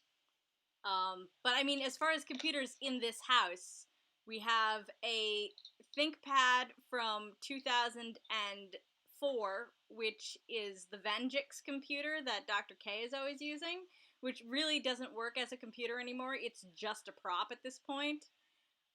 We have a dead MacBook from 2002. That was Jake's college MacBook.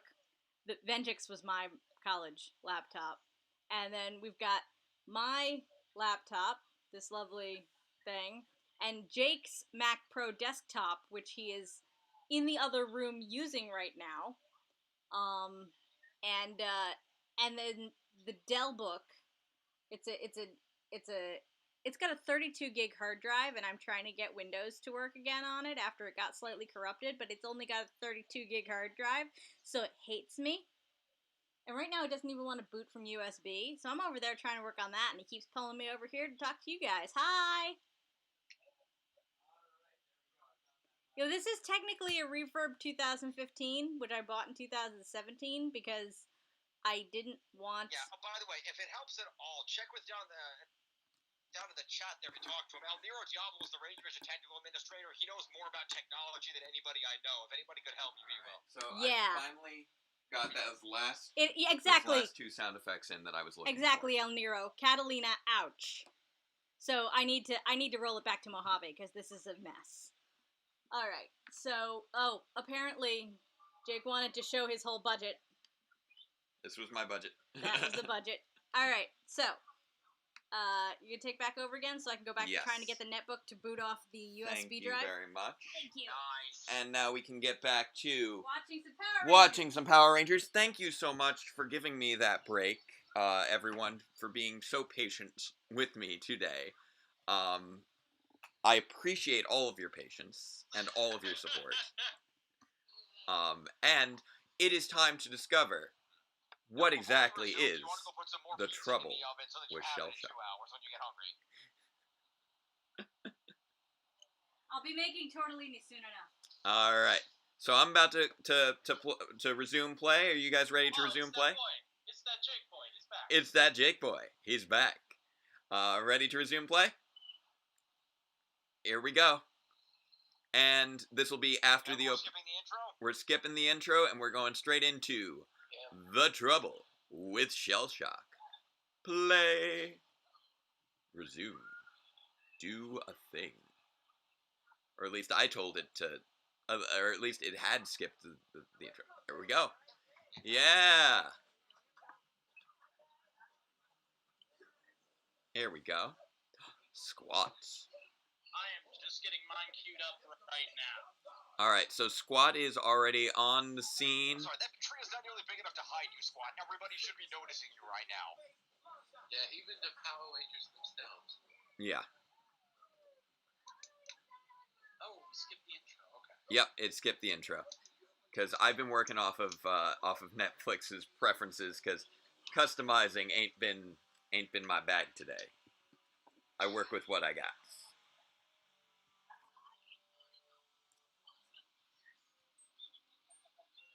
He's not even hiding behind that tree. Thank you, Sheree. I appreciate my audience's patience so much. Like, yeah, you guys waited a full year in between episodes 88 and 89, and 2 years between 78 and 79. Hopefully you won't have to wait any number of years between 98 and 99, and those will actually come out together relatively closely. We'll see. Although those are going to it'll still take us another 2 years before we get there. Nice. I love it. Like what made you think that would... You underestimate Squad, because as we know, evil pizzas are no match for a simple traffic light. That is true. That is excellent reference, good sir. I approve. We needed some more trouble by the slice in here after I had that trouble with that slice. It's better than anything Fister ever made. It's also just got all this random gear with it that's just fantastic.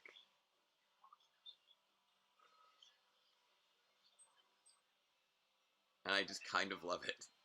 Shell Shock is definitely a monster that I enjoy greatly. Largely because, obviously Power Rangers for many years has been, you know, my favorite season. With traffic lights. Give me a moment. I'm just responding to somebody who's looking to jump on. They literally just did the pineapple pen guy thing. They just went, I have a turtle, I have a traffic light turtle. You know, we were talking about Pineapple Pen earlier. He's on Cure Major. We love that Pineapple Pen guy is actually, like, leading a Power Ranger team now in the Sentai series. And that's just kind of amazing.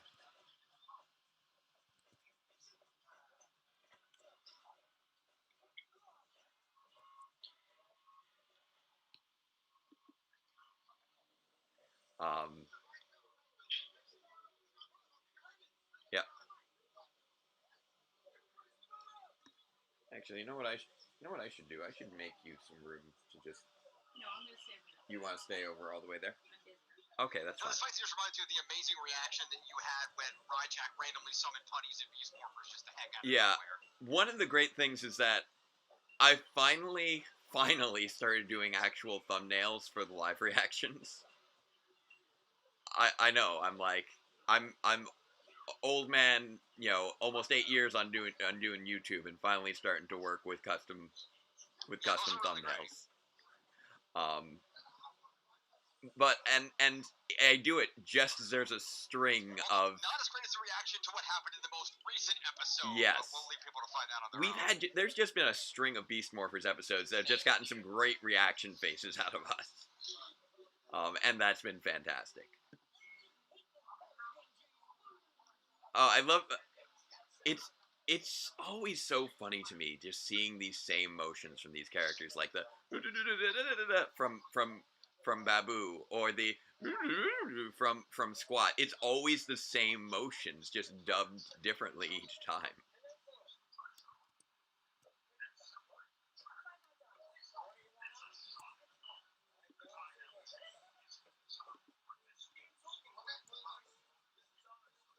Oh God.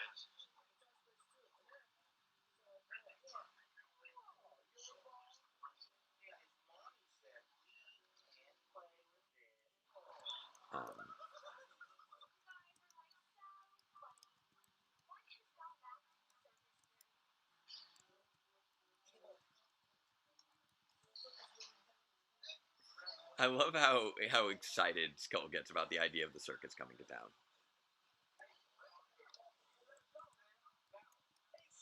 Okay, that's a saw. Yep. I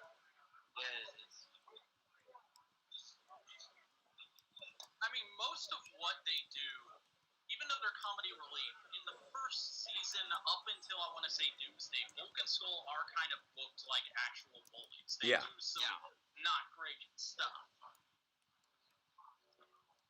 They're really less. They are there as comedic relief, but they're also there to act as counterexamples. Eventual sort of redemption by the time you get to the end of In Space. Oh yeah. So gratifying is that they started out as like not legitimate, but real life's antagonists for the Rangers as opposed to the fantastical antagonists, even though they got their butts kicked every day. Yeah, exactly.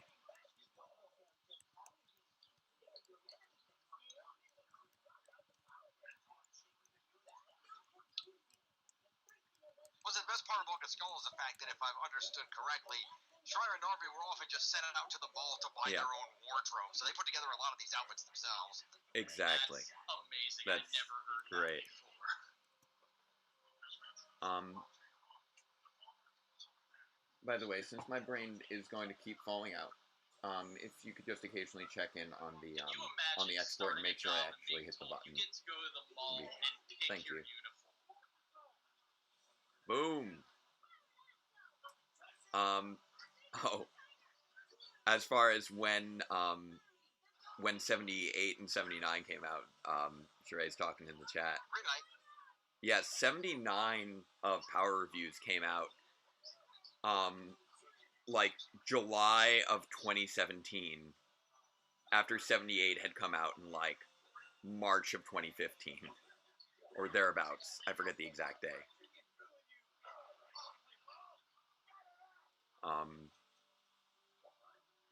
Everything blends together after a while.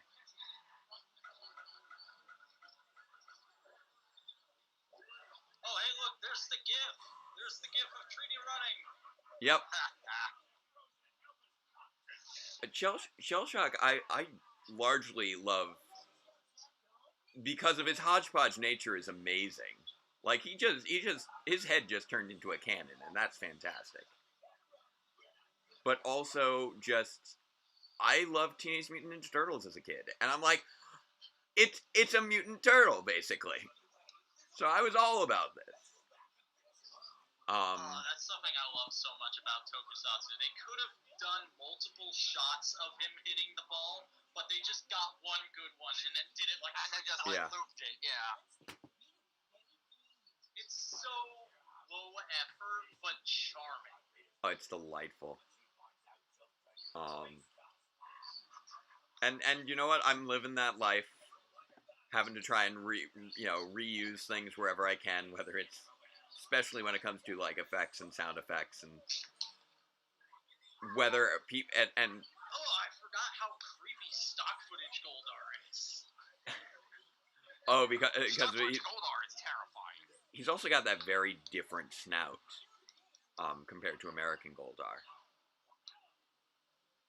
And his voice is still very different at this stage. He hasn't gotten into his deeper growl. He's really still much more on his... Also, that's a different voice. That's not Kerrigan Mayhew. I think it may still be Kerrigan Mahan, just using a different voice before he got into his growler. But we could double check that.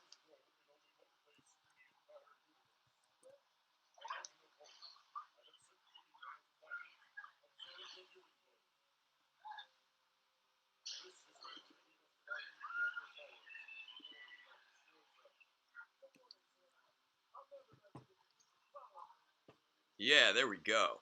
Jason's not going to let you defeat the Power Rangers.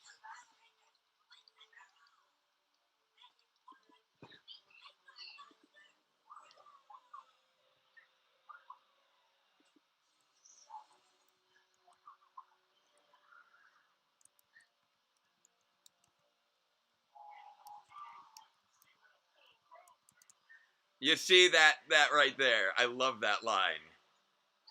Show these teenage mutants what a full-grown turtle can do. It's beautiful, and I love it so much.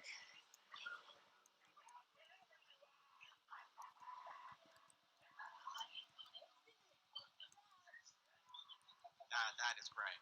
It's even better because he actually looks like Slash from TMNT. He does, doesn't he?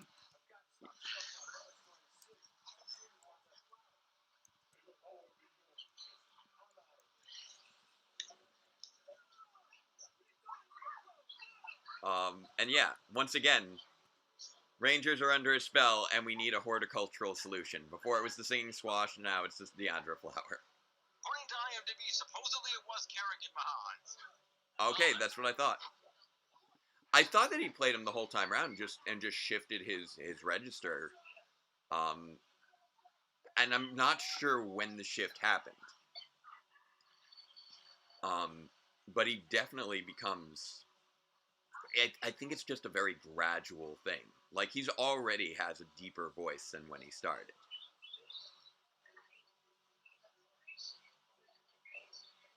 And it is hard to believe this is already the 6th episode with Tommy, and we've really only just barely met him when you get right down to it. Like, everything was so decompressed back then. Like, stories unfolded across the course of 60 episodes, and the story basically amounted to you occasionally sprinkle in a little extra, bit of tech here or there, extra detail in the world here or there, and the only real plot developments are Tommy arrives, Tommy leaves. Tommy comes back. The end. Or, correction. Tommy arrives. Tommy leaves. Tommy comes back. Tommy gets a date. And that's about it. So yes, the actual dates. Yeah, I couldn't remember if it was March or May off the top of my head, but yes. Power Reviews episode 78 was at the end of May in 2015, and 79 was the end of July in 2017. And one of the great things about episode 90 being released tonight is that this is the first time in the last 6 years really that I've been able to, while actively teaching, release an episode during a school year. So that's very exciting to me, because I've never been able to do that. I was able to release episodes while I was tutoring and being a grad student, but not while teaching. So finding that I can do that is very heartening. And I'm hoping, fingers crossed, that I'll be able to do that a couple more times before this year is done. So I'll likely be talking about that a little bit more as we go along.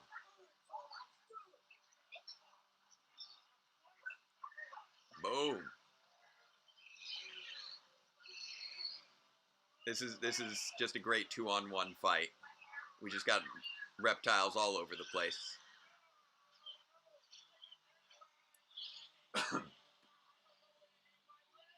Oh, there's my water. Right in front of me. Oh no! He got stopped.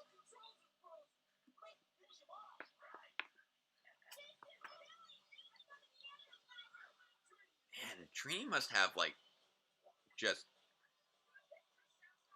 been doing great with her cardio, because let's face it. Wasn't there a conversation in an episode earlier about plants breaking spells in this show? Yep, I was talking about that back during the Singing Squash in Power Ranger Punks, episode 12.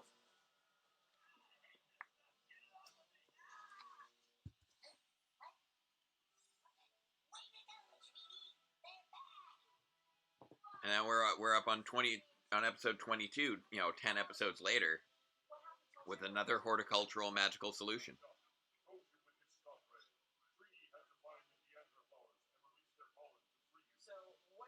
Oh,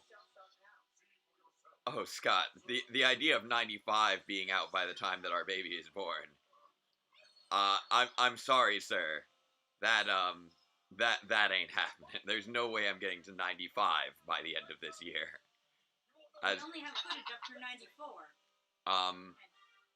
COVID's stopping 95. Yeah, 95. I do have a few. There are some shots that I still need people for, and I'm not going to be able to film with them until summer. But I am hoping to get through 94 by next summer if I stay on top of things. Now, that being said, I know that I'm not going to be doing any Power Reviews work for the next 6 weeks. I'm going to be focusing on trying to continue to raise awareness for the election, because it is such a pivotal moment for that. But one really nice thing about episode 91 is that it is completely filmed. It is an episode that there's no pickup shots or voiceovers that still need to be done for it. It's one of the rare instances where Rita got that pissed off but didn't have a headache. Yeah, I know. Well, she got to take a nap earlier, so that helps. True.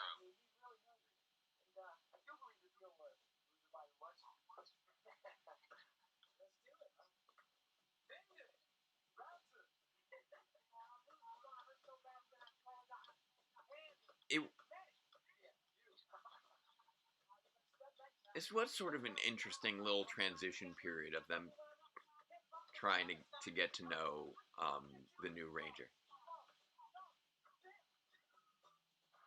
I love Zach's smack talking there. Wishful thinking.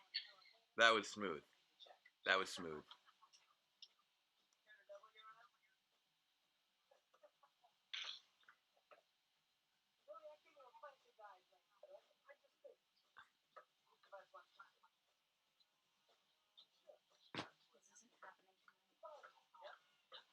Oh, what, the double? That's okay. Come on, Billy. Yeah. Spectacular, voracious, autophonic, morphonomic jam. I like that I have the captions up right now so I could follow along with that, because that was great. Honestly, I relate to that moment surprisingly hard, because when I was a kid, we're auto-playing right into Itsy Bitsy Spider. This is not good time for Zach right now. And it skipped right past the credits, so we're just diving right into it.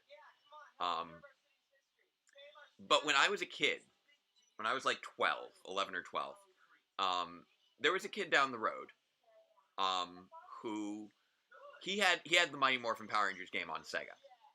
And he would invite me over to his place, and I would go specifically because I wanted to play the Power Rangers game. That was always what he promised me that we were going to do, and we only sometimes would actually do that. What he really wanted was somebody to play basketball with, because he had a basketball hoop in front of his yard, and he really liked playing against me because he always beat me. He was not really a nice kid.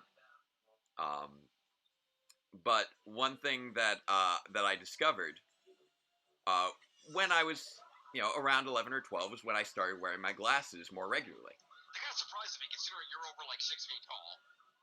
Well, I am now. Exactly 6 feet tall. I'm about 6. I'm not over 6 feet tall. I'm about 6 feet tall.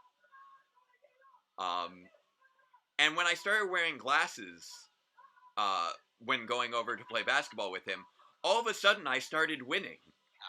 And all of a sudden he stopped inviting me to come over.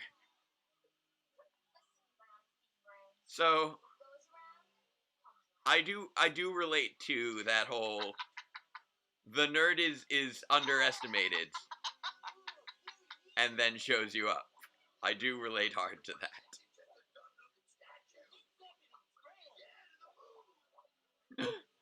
Yeah, to the moon, because that's where we live for some reason.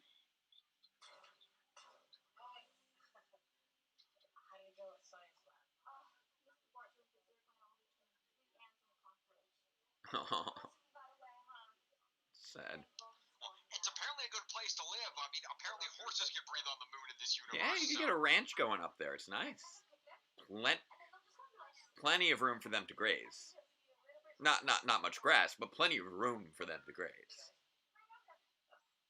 Oh, the mouse.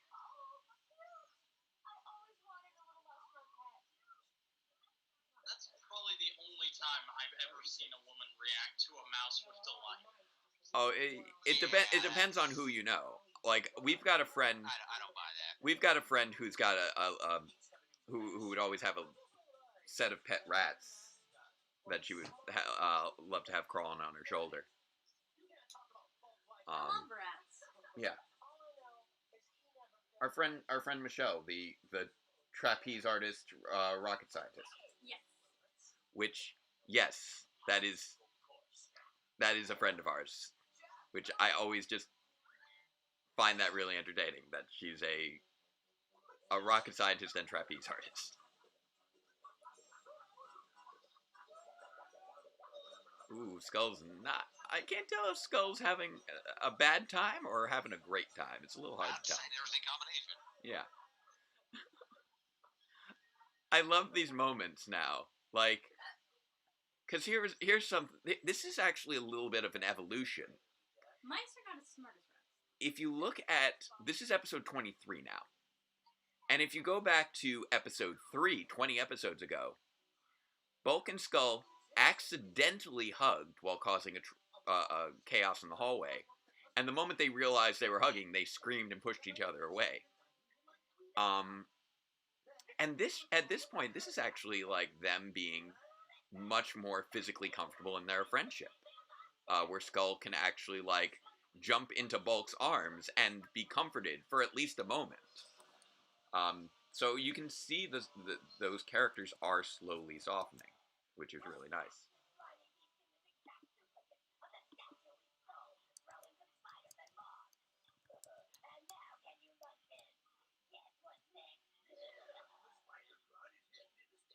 Alright, I'm just checking on the thing because I think I got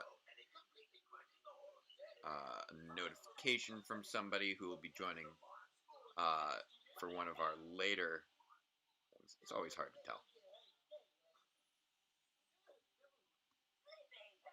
Alright, go back to you guys. There we go. Oh, sleeping powder. What does that do? Does anyone know what that does? I don't know what sleeping powder does. I'm not familiar with what activity that would lead to.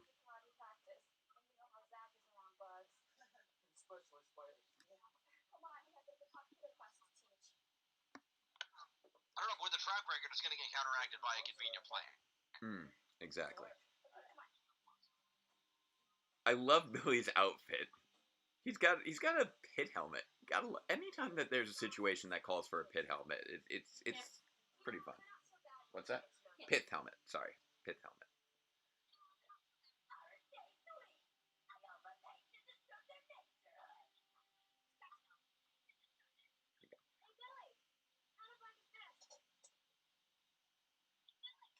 I like that she's just kind of rolling with this.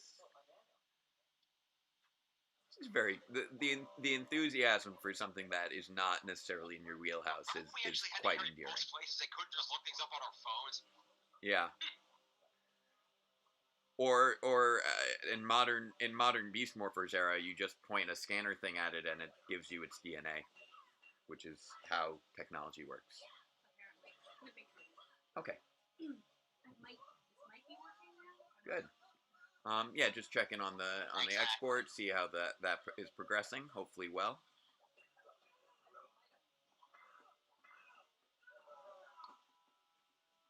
To be fair, that's like the least bit of unbelievable technology of Beast Morphers. They have a machine that can apparently switch people's bodies, transplant their DNA, and all kinds of other crazy junk.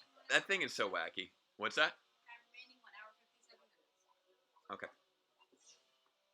So it may be a little bit of a later release than I was hoping, but it's actually probably going to speed up a little bit more. Yeah. I love this scene. This is his. I believe this has his little opening credits move. This is. Look how smooth that is. How light on his feet he is. That's just such raw talent right there and skill. Does a little side move. Yeah, there's that move from the opening credits. There it is. Like there it is, right there. That's just beautiful. No, he does kind of a little roll with his body. I can't do it while sitting really. Not that I could necessarily do it while standing either, but because I don't got Zach's smooth moves. But Zach was always just so tremendously likable, and just a smooth, friendly character. I feel like these are all clearly just like an assortment of kids who've come to take a lesson, and then this one kid looks like he came here from Cobra Kai. Yeah, a little bit. Well, he's a little more serious than the others. The others, they said they wanted to do karate because they saw a movie. He said he wanted to do a karate because he wanted to do karate. Like, and also he gets kids hyped up about martial arts and dance, and that's just fantastic. I left at the center of my car. I gotta go get it. So you guys stay here and practice. I'll be right back, okay? All right. Like when I think on like how I work with my students as a teacher, and the attitude I try to maintain with them, like freaky moths. Oh no, freaky moths. No, that's not what I think when I'm thinking about my students. I think about that Jew Ranger footage they're cutting to of the butterflies barely looks like it's the same location. Not even close. But looking back, as far as what my inspiration is with regards to my approach and my attitude. I haven't really thought about it too much, but when I look at how the Rangers interact with the children that they teach in their lessons leading martial arts, how it's just warm and supportive and pushing them to do challenging things, but recognizing that they're still learning while these people might be very skilled. Like, that's the way that I try to be as a teacher. And it's nice to sort of realize that that attitude conveyed by the Rangers had that effect on me, even subconsciously. So it's there's so many good vibes from Mighty Morphin. Mighty Morphin has a lot of good vibes.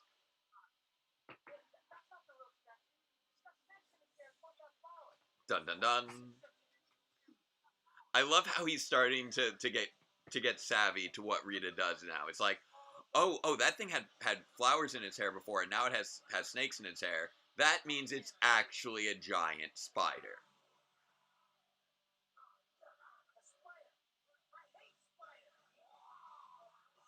Man, the monster in the last episode reminded us of Slash. Now this monster kind of looks like spider bites from TMNT 2012. That's true.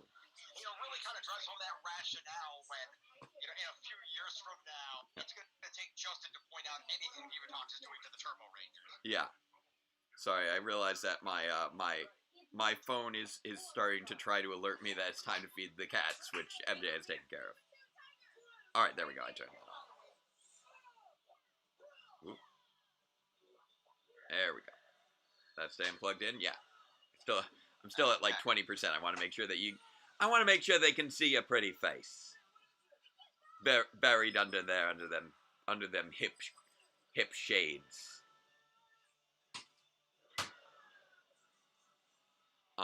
But no, you're right. Spidertron does look a lot like Spider Bites.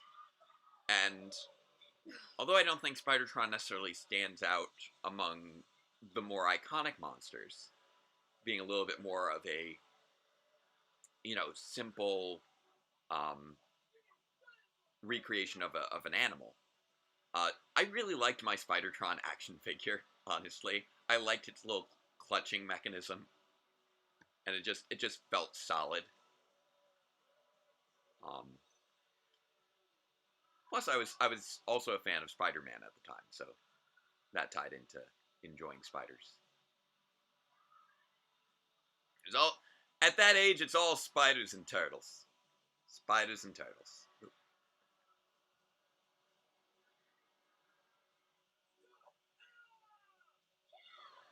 Yeah.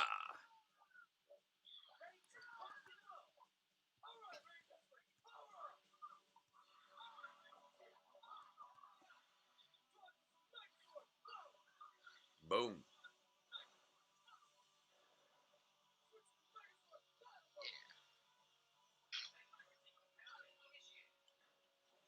Like, as repetitive as these sequences are, there's something also just oddly comforting about them. I love Jason's conviction. He's like, yeah, so it makes for battle. Yeah, let's do it. Oh, Jason sells it so hard. I believe his directorial instructions throughout the entire original series were just put more energy into it. Yeah. Because everything he says when he's morphed just sounds like he's got that YouTuber voice, that young YouTuber voice of you want to yell, but your parents are in the next room doing something. Yeah. It's your boy Jason coming at you.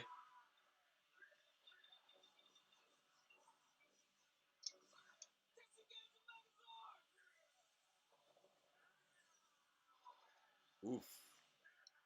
Oh, Spidertron is just a beast. But we get a little bit of the Solo Zords.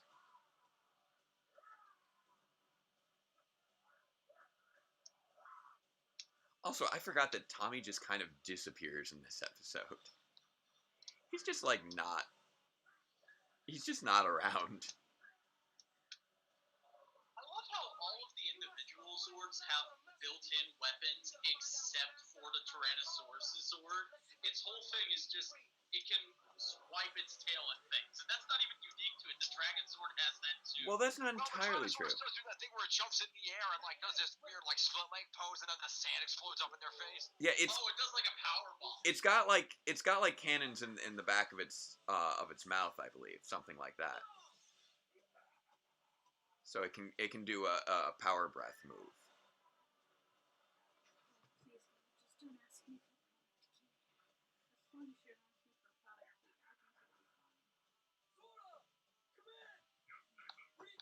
How many times did it use those cannons in the show? Because I don't recall. Oh, there he is.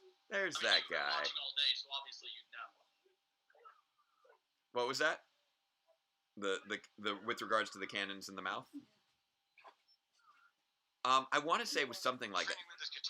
It does like a breath move to create that rippling earthquake when it slams down. But yeah, Tommy, it's just like you've just been playing with a sword in the woods for like the last 20 minutes. It's like, where you been? Playing with sword in the woods.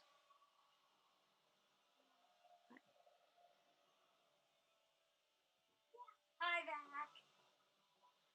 Hey. You still have your camera turned on, so you can see me. That's true. Boom. It will never not amaze me how people think of Tommy as like this amazing character who came in and was like the hero who helped the main team eventually That's a giant become what they were always meant to be. When in reality, he's just this kind of goofball. It's Spider-Tron. Absent-mindedness shaped like a tick. beyond what I've ever seen out of a normal person. Yeah. But yeah. I mean, what was cool about Tommy was he was a cool evil ranger. Like I'm not gonna begrudge him that he played up his evil persona quite well. And then after that, he was a little bit he was really mostly just kind of there, with really the cool stuff about him being his martial arts ability, which, let's face it, this episode and last episode, that was more or less all he did. It's just like we don't see him most of the episode, and then we see him just like playing with a weapon when it's time for him to get called in. And so he was always sort of the guy who could slack off and then come in and save the day. And I think that was sort of the appeal there. In that you want to be the hero, but you don't want to have to work too hard for it. Turtle spiders sound terrifying. Turtles and spiders all the way down. That's why the thing of Spider-Tron, every time you're saying it, my mind keeps thinking, wait, is this a Beast Movers episode? Because of all the I do actually rather like when seasons do have those themed monster names. I like how you put that, Jake. Tommy Oliver, inspiration to a generation of slackers. A little bit. I hate Tommy so much. But I love that. I really like watching Zach lead his hip hop keto class right there. Like I want to join in. Like looking at that, I want to do that little hip, hop kick move. And I can, and I'm pretty close to being able to do it. Tommy is overrated. Fight me. Well, let's face it, Dr. Oliver is the best version of Tommy. Everyone knows that. Definitely the most fun out of the original five. Depending on the day, he or Jason is my favorite.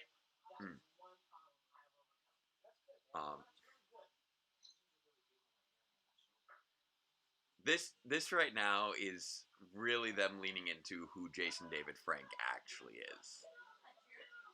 He's a prankster. This is the sort of thing that he does.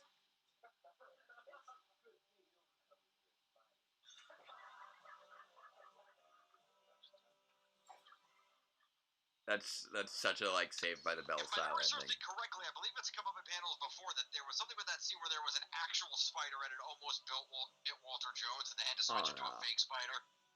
If I recall correctly. Yeah, that's fair. I don't think I'd heard that story, but that is cool to hear. There's like, even though I am, database ranger, obviously I don't know everything, and it's always good to hear news stories, especially ones I, wouldn't have thought. Yeah, and then other stuff falls out. All right, it's loading straight into episode 24, The Spitflower. We've skipped right past the opening again because Netflix hates openings, even though most shows don't even have them anymore. Or if they do, they're really short. Personally, I would be fine with listening to the Mighty Morphin Power Rangers theme 60 times this weekend, but I'll roll with this because it's easier. But yeah, this is the sort of the first one where, yeah, for folks trying to sync where we're at on the episode now, we just got to an establishing shot of the float that Kimberly is building. Yeah. Yep. Directed by David Blythe. But yeah, this episode really sort of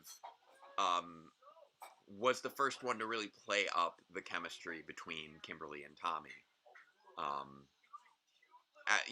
Post Green with Evil. And that kind of did end up largely defining Tommy as a character moving forward. He did become largely defined by his relationship with Kimberly. He blew his nose on Skull! He's allergic to the flowers. Don't blow your nose on other people, though! Ew! It's very rude. Very rude. Respect those personal boundaries. And then laugh awkwardly. With you and your mullet and your backwards cap laughing awkwardly.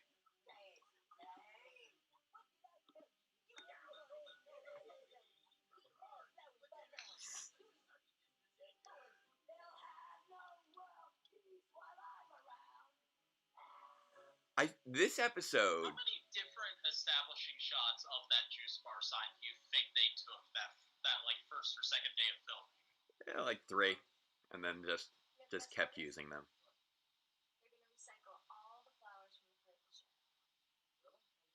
They're flowers.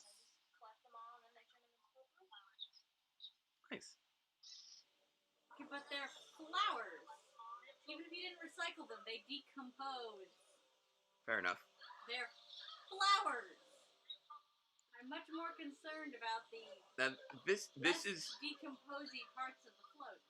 And this juice bar, that doesn't happen often. This episode also. I completely forgot that this is the episode that Linkara famously ripped on in the first history of Power Rangers as one of Rita's evil plans was to destroy Kimberly's float just to make her feel bad. Yeah, I was just about to say.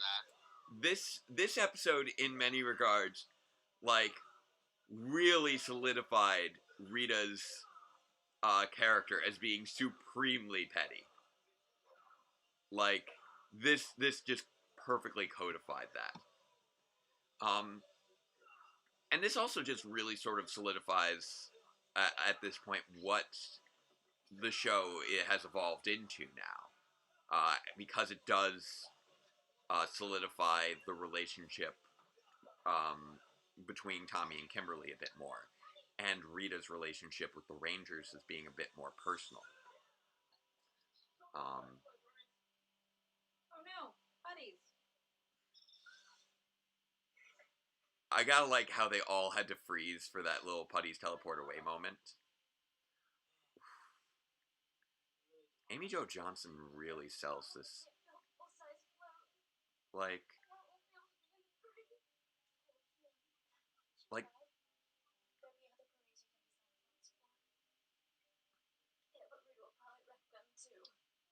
there's some. It's a Photoshop effect. You can't make it look like they're moving. There's just some serious, genuine emotion going on here,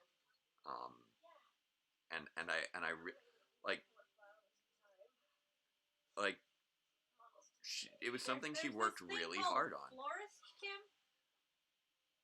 This was something she worked really hard on, and it got wrecked.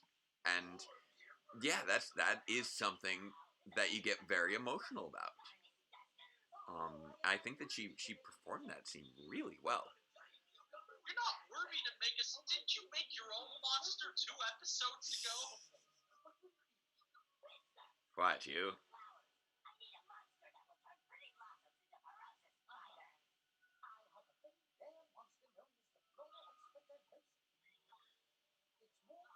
Known as the Spitflower. If you do, then why is it the pudgy pig sitting on your table?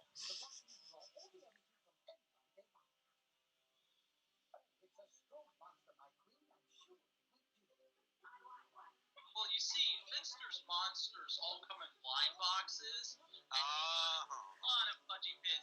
Pudgy Pig is like the most common monster in Series 1. Okay, that makes sense. They really packed that wave.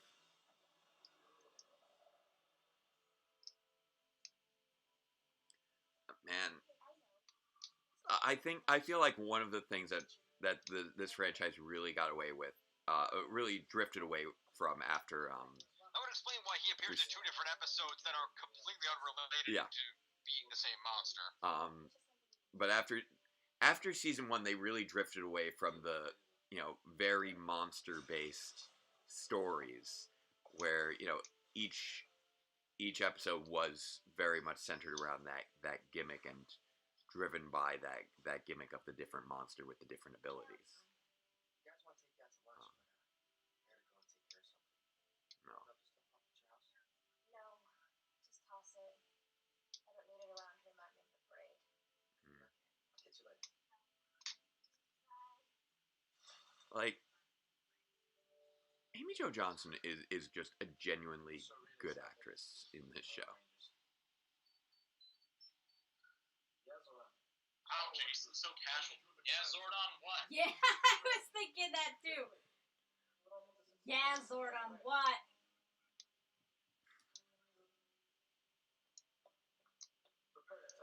I'm getting all sorts of sass over here today. It's great. It's just barely off camera. You sure you don't want to? We're kind of busy here, man. We have lives too outside of saving the world. Yeah. I come over there, they're gonna harass me for being on my phone. That's what they do. They harass me for being on my phone. MJ, you're not paying attention to the screen. But yeah, Time Force is a great season, surprising. I do enjoy myself some Time Force. I also I think Power Rangers in Space is my personal favorite, but RPM, Dino Thunder, SPD, Time Force, those all rank pretty highly. And Beast Morphers has been doing quite well. It's probably been the best installment of the decade. So, kudos to Beast Morphers on accomplishing that.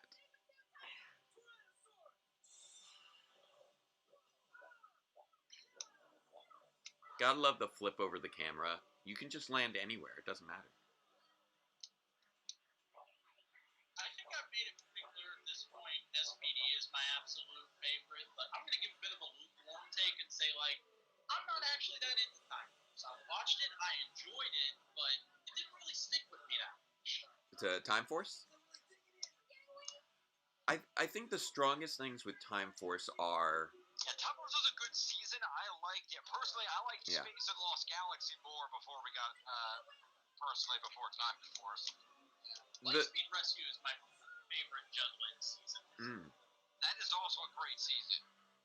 I think the strong... for no other reason, I know I'm on a lag with you guys. Finales of Power Rangers history. Yeah, man. Fate of Lightspeed is very strong. I think the strongest elements of Time Force are really just that trifecta of Jen, Wes, and Eric, and specifically that whole Destiny arc is an extremely strong stream of episodes. They've got a little bit of a dip there in their filler episodes, which are pretty weak.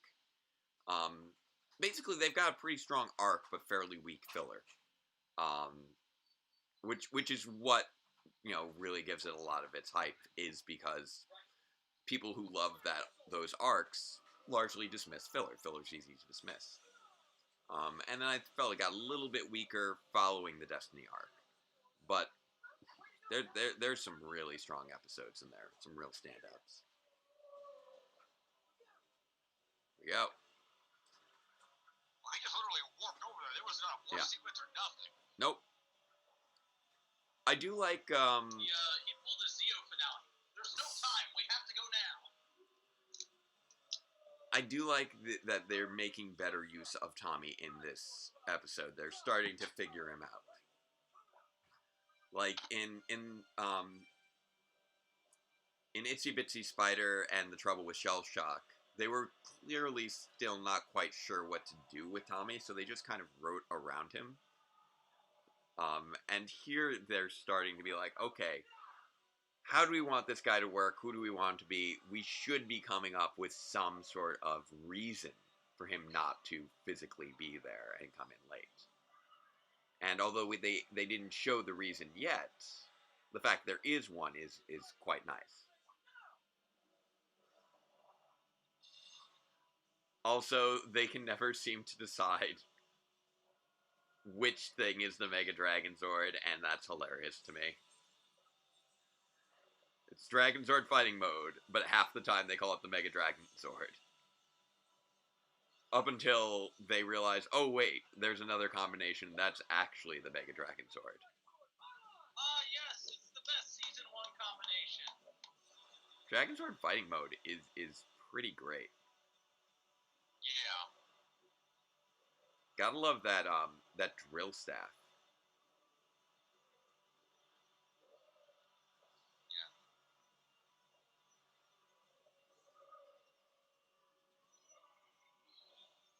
That was one of the reasons why the Heroes of the Grid fans really pushed on Renegade until they released the Dragon Zord Battle Mode Zord card. Yeah. I think it's in the Tommy pack if I recall correctly.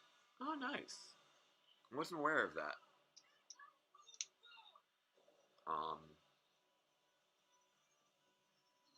Yeah, I've got the original release with the exclusives that went with the Kickstarter, but I don't have most of the expansions. So I've got like Wizard of Deception in there. I've got the Goldar with his beefy wings.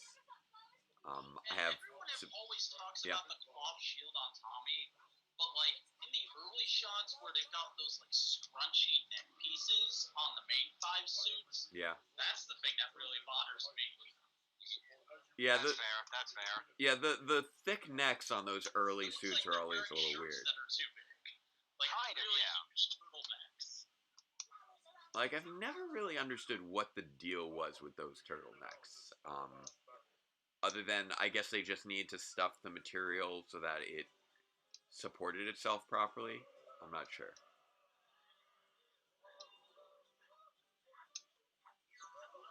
Bulk and Skull are getting eaten alive by flowers. Ooh, what season has the best Zords? That is a good question.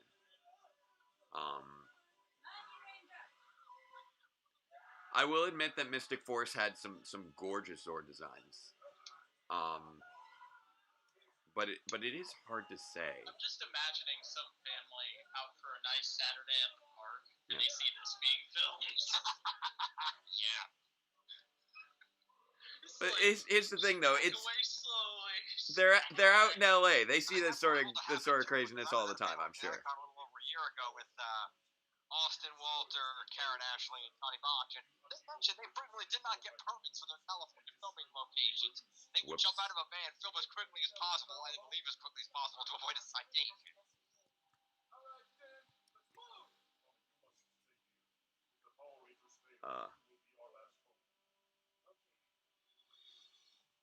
Like, okay, I know the footage doesn't have me. I get it.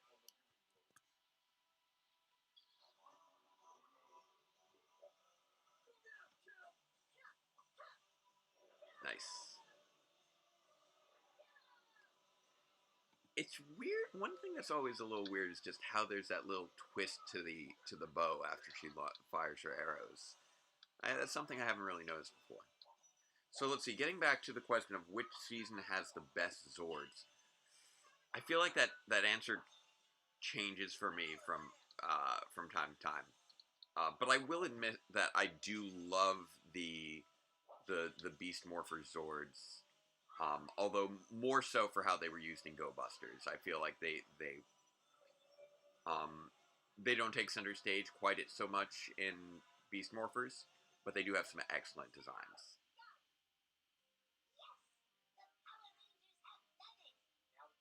And yeah, the Super Zeo Zords were pretty great. I do like humanoid Zords. Like, I'm not a big fan of the Turbo Zords, for instance, because I'm like, okay, they're just cars. But the Rescue Zords are amazing, because they each transform into their own humanoid form, and I do really like humanoid Zords. There's something about seeing Alpha outside of the command center that always gives me an uncanny valley feeling. Oh, that's... Yeah, it's like this isn't supposed to be here. Something's just, just off. One thing that's really interesting is Alpha's shoulders.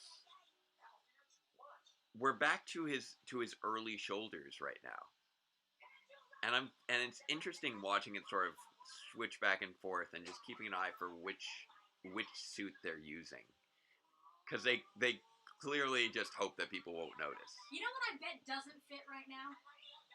Oh, that old Alpha costume? Yeah. My Alpha 5 shirt. Yeah, probably not. I freaking love that shirt. Yeah. It's not like you wore it all that often. I wore it for that thing, and then I actually wound up wearing it to Genericon a few times on days I didn't cosplay. It's a good soft cosplay shirt. You should. I'm amazed that we never brought that to Power Morphicon. I should bring that to Power Morphicon. Yeah. So for a day that I'm not dressed up as K, I will totally wear my Alpha 5 shirt. Yeah. Oh yeah, Spitflower was a hideous monster. Hey, MJ, if you're gonna do that for next time, what you should do, wear that costume and then dress your baby up like the Alpha Teddy Bear. Oh, dress up the baby as the Alpha Teddy Bear. Oh, that would be so great. Yeah. Tomato sauce or butternut? I think I could go for some tomato sauce. Light tomato sauce. Thank you very much. Yeah. It's been about half an hour. Do you want to check on the export? See where it's at? Thank you. I love that answer. That's just a great answer. It's like he doesn't need the binoculars, but it makes him feel like he's there. Well, it moved from 22% to 34%. Probably. But it also only went down from an hour and 27 minutes to an hour and 24 minutes. Okay, so it's going through a problematic point. Interesting. I love it. They managed to recreate it. It's great.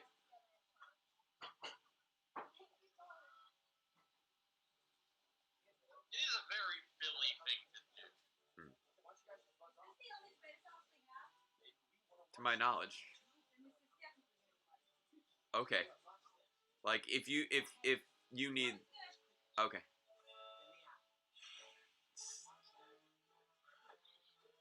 All right, now this is just being a little mean to them.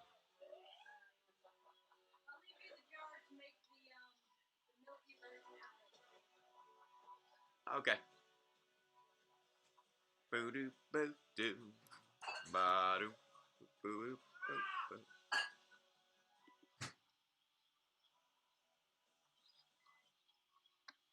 All right. Ready for some Halloween goodness?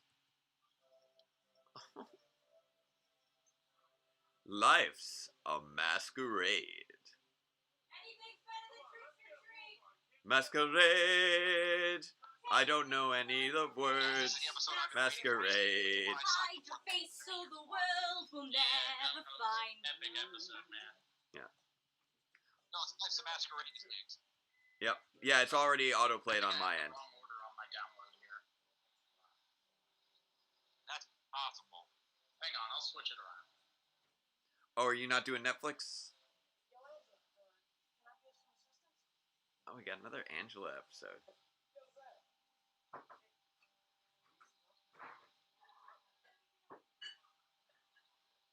all the dudes trying to get their dates going at the for the Halloween I've always dance. wondered that because sometimes I see Life's a Masquerade as 25 and sometimes 26, and I've never been exactly sure which is the correct number. Perhaps it's a different viewing order depending on what country you're in. Like it was aired differently in maybe England or something.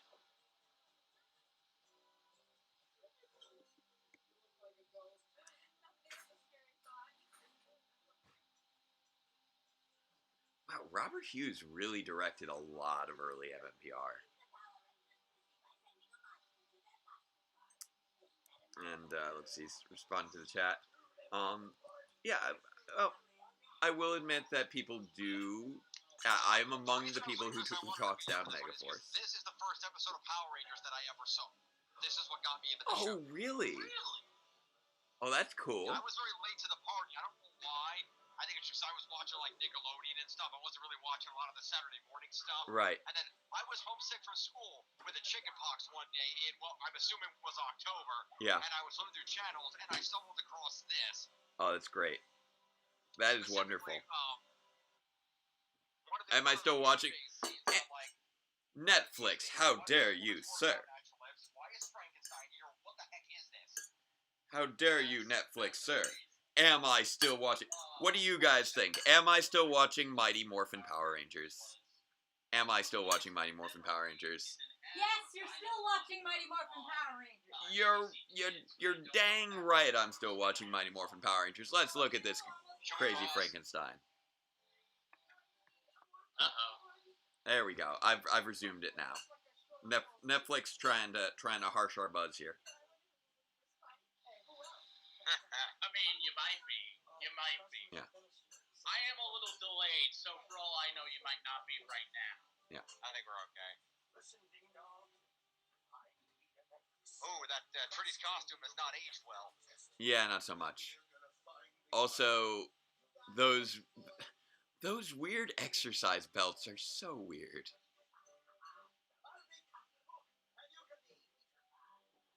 This is great.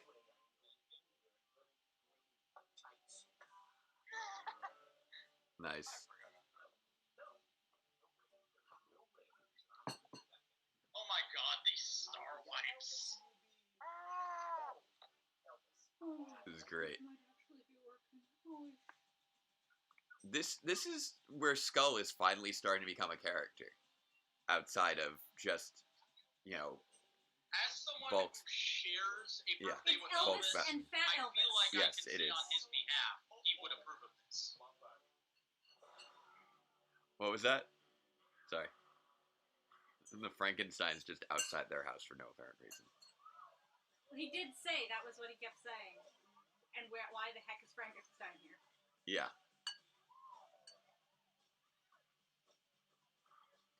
Oh, do we have Parmesan or no? Yes. Thank you.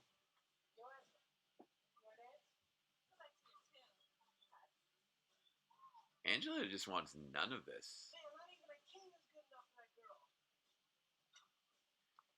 It's like, They don't even bother to come in costume. it's like, dude, like,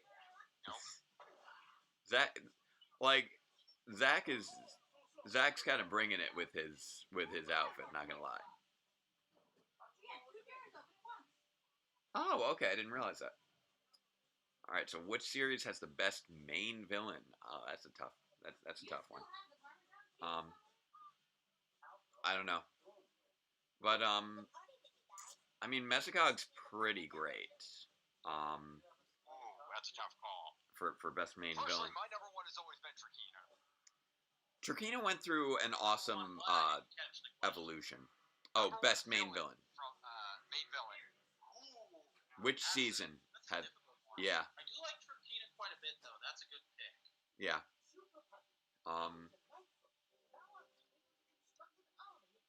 Like, thank you for the Parmesan. Super putty. Super putty. Super putty, super putty. I'm like trying to hold back to the screen while also sprinkling Parmesan cheese on my tortellini. You know what? I think I'm gonna say Sledge. I was never as entertained I will give you that. Sledge is awesome, and they got their mileage out of that suit with how many times they Sledge has brought been a lot of fun over the years. He's going to be back next year, too. I wouldn't surprise me. He's great. Yeah. He's got a serious late Lord Zed energy that I love. You mean whipped Lord Zed? Yes, and it's great.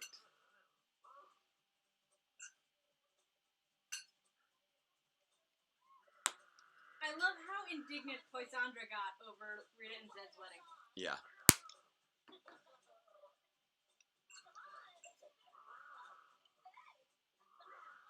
She's just kind of rolling with the fact that this guy's a monster. She's Frankenstein. Yeah. So she's trying to dance with the guy dressed as Frankenstein. Yeah. He's such a weird monster.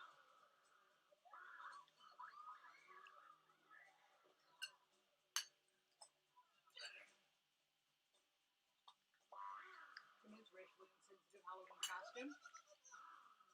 Yeah. I like that Bulk and Skull actually kind of come to this girl's defense. Like, not the Rangers, but Bulk and Skull. What happened to their costumes? But you know, They decided to go as punks. Had to have been excited when they saw the Ranger footage for this episode because they were just like, "Oh, we can replicate that. We can work with that." Hmm.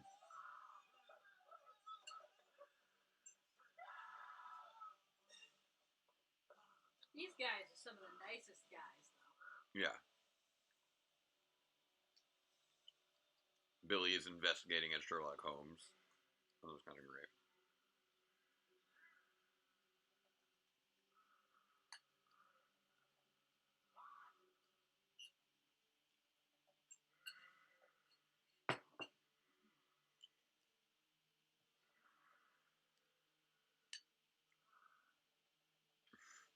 I like how he just randomly pauses to take a quick, to pop his pipe into his mouth as if it were a real pipe that he's smoking. But no, it makes sense that this one is followed by Super buddies in this episode, and then they do it again next episode. exactly. Yeah. This is where they get the super Also, putty I'm pretty from. sure they establishing shots with the same cave where they find the Morphin eggs later. Now, once again, reminding everybody, let's not forget to keep on donating, raising funds for WeGotTheVote.org. We want to restore those voting rights if possible.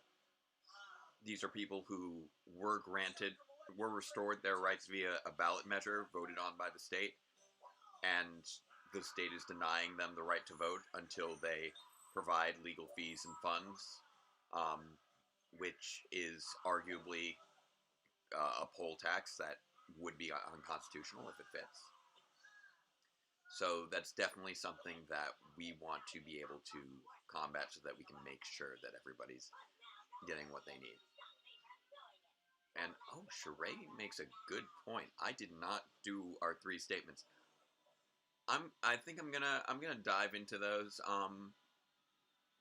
as we're going into Island of Illusion, which will be. Yeah, Jake, I'm really glad you took a second to bring up the reason for this stream again, because I really did want to take a minute to say that, like, I'm really glad you're doing this, because this is a cause that I can really get behind, and I'm happy to be here helping you perpetuate it, because as an American citizen, I honestly believe voting should be the right of every other American citizen.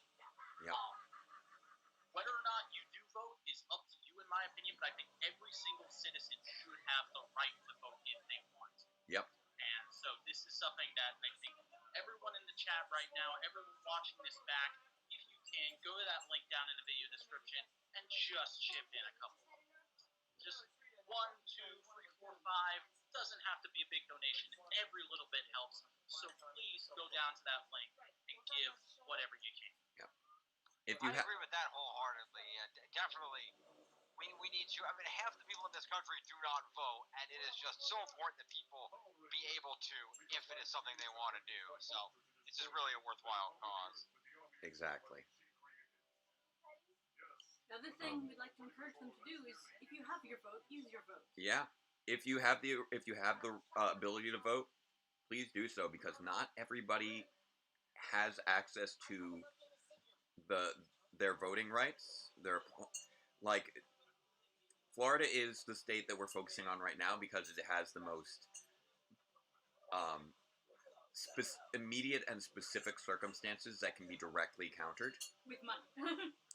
Florida, you financially can throw money speaking. at the problem. This is one of those few situations where, yes, you can literally throw money at the problem, and that would fix the problem logistically. But so many people have trouble getting to their polling places, or getting into their polling places, or getting off work, or have dealt with other legislation that has prevented them from voting. Yeah, Florida has restored the right to ex-felons to vote. Yeah. But there are many states in the United States that do not do that. Exactly. So if you've served your time, you get your vote back. Yep. So, and because, people talk about, oh, maybe these are people who made bad choices in life. But the thing about making bad choices is that you have the opportunity to learn from them. In the case of Florida, they claim to, but then they make it impossible to actually do it because they make you pay back the courts first. Which is what we're and lots of raising people money make for bad choices and don't wind up in jail. Yep. When you narrow the right to vote to a subset of the citizenry, then you are effectively disempowering a portion of your citizenry, and in an exclusionary fashion. And it opens the door for further exclusionary actions and further erosion of representative rights. Literally creates second-class citizens.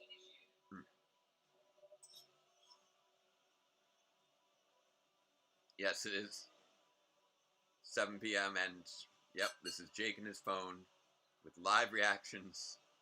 That's right, it is 7 p.m. on Saturday. So, I guess, you're right. So, quick. Hi guys, this is Jake and his phone, back with live reactions to Mighty Morphin Power Rangers. So, if you did just come in for the usual 7 o'clock chat live stream, good to see you. Oh. What happened? Seeing, oh wait, no, that is an old one. I think somebody, I saw that somebody 2 hours ago had donated $5, but I don't know if their name had changed, but I appreciate it. Now I'm just picturing, I'm sorry because I know this is going to make MT mad, but I'm just picturing Jake doing the Mr. Krabs. Dayton! Everybody give it up for Dayton! Jake Shari in the chat has a point. At no point have we done the non-controversial statements today. That is true. So you know what? I know it's not linked to any specific time at the moment, but this is around the time we'd usually be doing it during the week. So, MJ's here to help me out. So let's do our 3 opening non-controversial statements, even though we're well into things. First up, Black Lives Matter. I'm trying to figure out where my head is. There we go. Number 2, fascism is bad. And number 3, superheroes are fun. Fascism is bad. Yep. Black Lives Matter, fascism is bad, superheroes are fun. These are 3 statements that we like to open our live reactions with each week. So thank you, Sheree, for reminding us to restate that, because it really does. Those reflect statements that we consider should be equally non-controversial. Like, it should not be controversial to say Black Lives Matter. It should not be controversial to say that fascism is bad, any more than it should be considered controversial to say that superheroes are fun.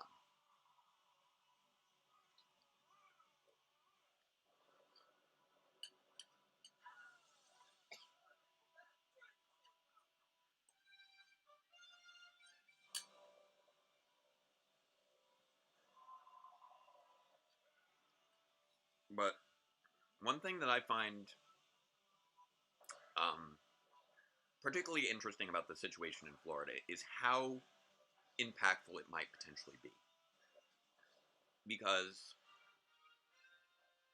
right now, with the way that our electoral system is designed, there are certain states that always bring up being able to breathe on the moon in Power Rangers as physics being broken, but like, did you see how Frankenstein lifted the dragon sword just by its tail there?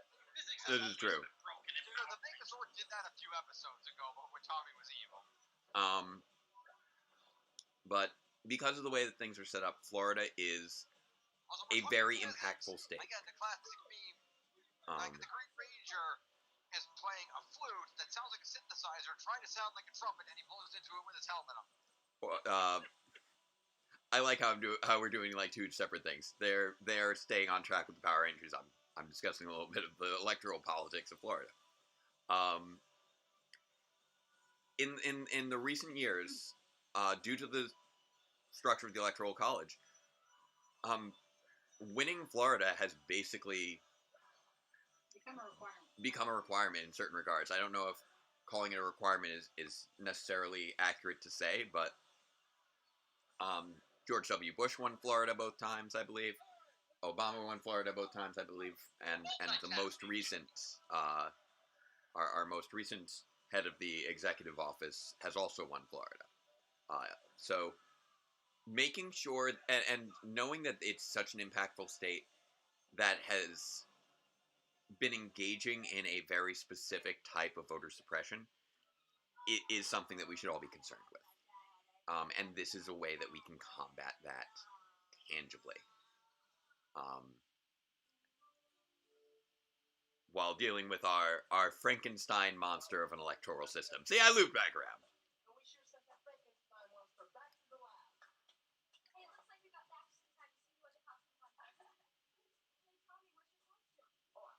There you go. By the way, whatever happened to Alpha? Well, it looks like he's got his hands full.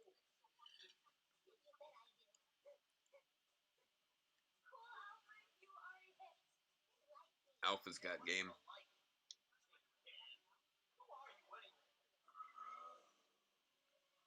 Nice.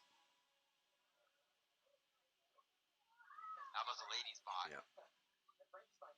See, now I'm wondering if Jason David Frank played Frankenstein in those other scenes too, because he did look really close to the Frankenstein. Knowing him, he probably jumped in. I do wonder about that.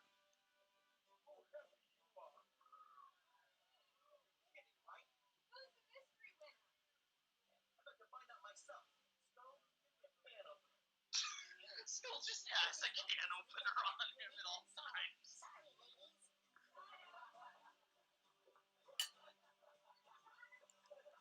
Alpha's got such an entourage.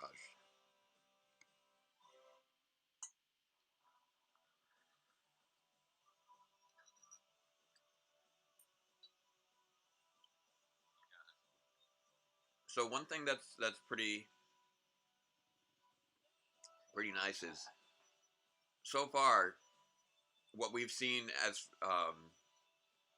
regarding successful romance or successful wooing or successful attraction of a mate per se.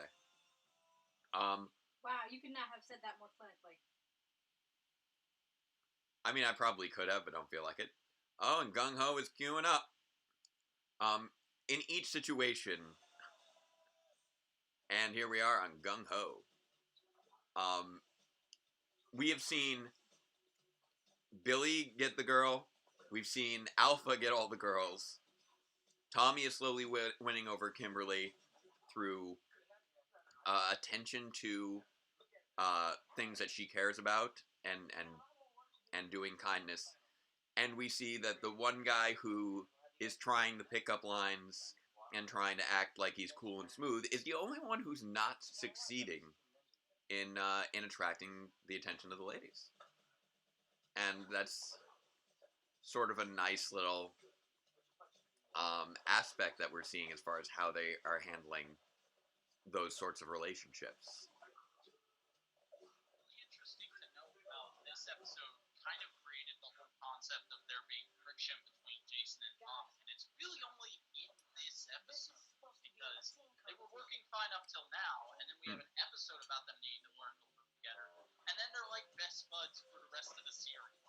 Yeah. This sort of marked when it sort of evolved. It's something that Ranger Nation is kind of in love with as a concept, and thusly Yeah. propped up. Well, it slowly evolved at this point, because up until now, it was very much Jason and Zach as sort of the bromance. But this is the point where it really sort of shifted over into Jason and Tommy. Which is interesting. Well, this is the first episode where they actually really focus on how these two interact. We had their friendly interaction in the beginning of Green with Evil. But this... Is that really what that means? You can look it up. You can double check. But it's only here that they're really interacting together one-on-one and not just as part of the same team.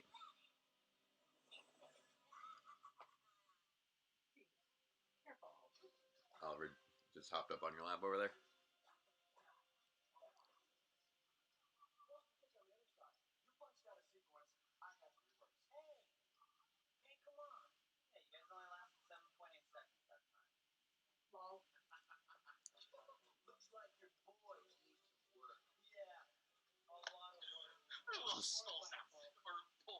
Outfit in this episode, he just looks like the scuzziest promoter ever.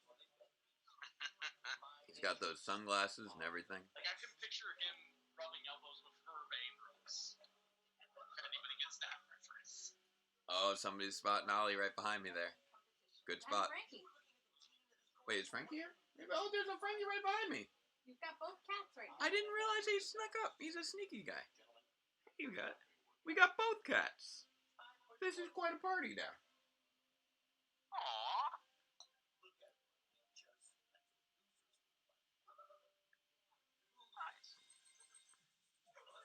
I appreciate that these two characters understand the importance of wearing their masks.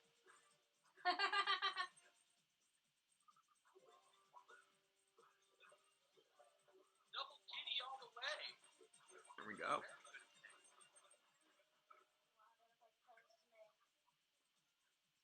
Professional pro what though? Where did these guys come from? Found these ninjas and how he is motivating them to work for him. Well, this is pre-Craigslist. Maybe he wanted ads. Maybe he went to a security company and just said, "Does anybody here know martial arts? All right, here, wear these robes." Ninjas, I guess, are just sort of an occupation in Angel Grove.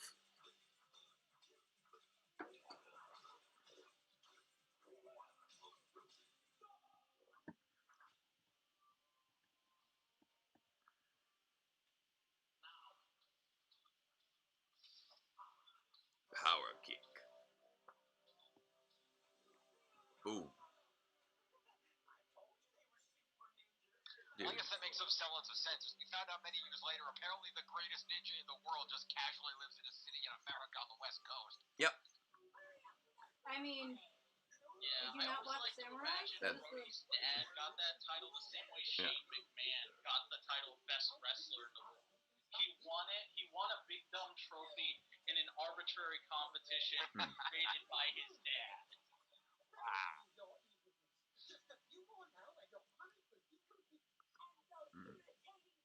Oh, Sheree's putting up an interesting idea with Dino Fury that I would be interested in seeing them actually handle.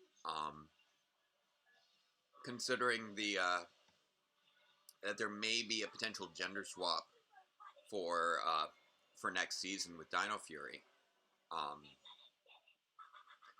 If they were to lean into that even a little bit more and have a trans character, that could be really fascinating to see how Power Rangers handles that, if they could handle it with appropriate respect. Because I feel like I feel like when Power Rangers has gone to towards engaging in representation, they generally tend to do it well. But I also know that they are a little bit out of practice in certain regards, and when it comes to representation that actually acknowledges the background I think of as soon the as you start individual. pushing those kind of issues, you're going to end up with something like these coming out again. Oh, weird. What the heck is that? You don't want to know. What's going on there? Couldn't I missed something. Okay. Just doing my best to keep the phone in place. I have a book here. It's called The Truth About Power Rangers, an in-depth look at the Mighty Morphin Power Rangers, revealing the violence and philosophy behind the #1 toy and kids TV show in America. Fun. So essentially, it was seduction of the innocent, but for Power Rangers. Oh, delightful.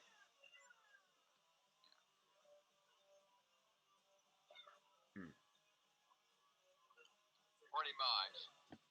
But yeah, basically every punch counts as an act of violence, and it's way over what should be the allotted number. And the fact that they're wearing tank tops and sleeveless shirts is over sexualization and stuff like that. But yeah, if we play more into the idea of Batman and Robin are totally gay pedophiles. Oy vey. But yeah, if we No, just Batman. Robin's the victim. Come on, guys, get it straight. But it would be interesting playing into a ranger whose ranger form is not their assigned gender, and exploring how that makes them feel. In a Batcave basement for an extended period of time. And we are not supposed to talk about that day. Frank Miller is a man who does not exist in any decade except the 80s. This is accurate.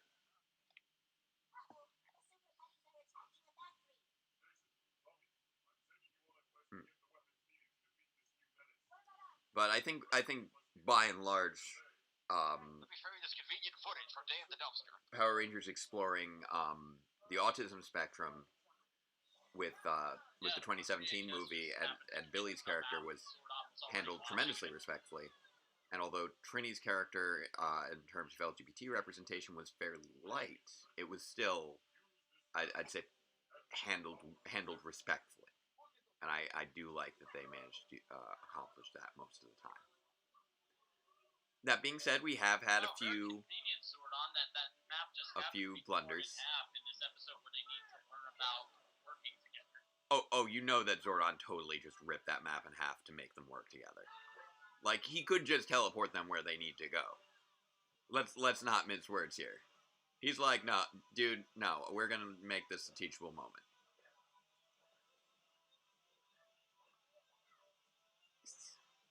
The Super Buddies.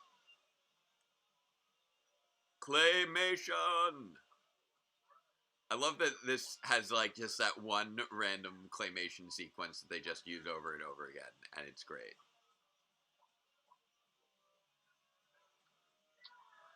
For the most part, the only thing that really makes Super Putties different from regular putties is the slightly larger hands, I think. Yeah. I have all these swords and weapons you could use, but I'm not going to give them to you. I'm going to scatter them across the galaxy as part of my master plan. That was a plan. Planned by Master there. It's a random marker thing. Is that just a foam rock that they just didn't make convincing? Scattered the pieces of the Zeo crystals throughout time, and then within like a couple of months was like, oh crap, we gotta go get those. Yeah, pretty much.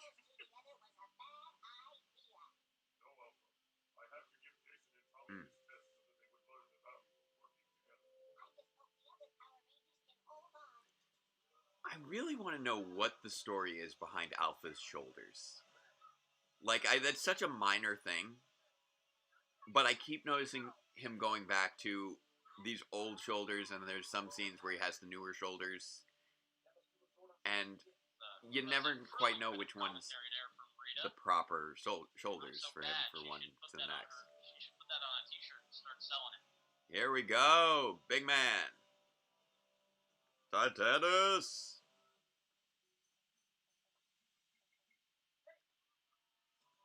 It's a giant robotic dinosaur. Run. You don't want to mess with that.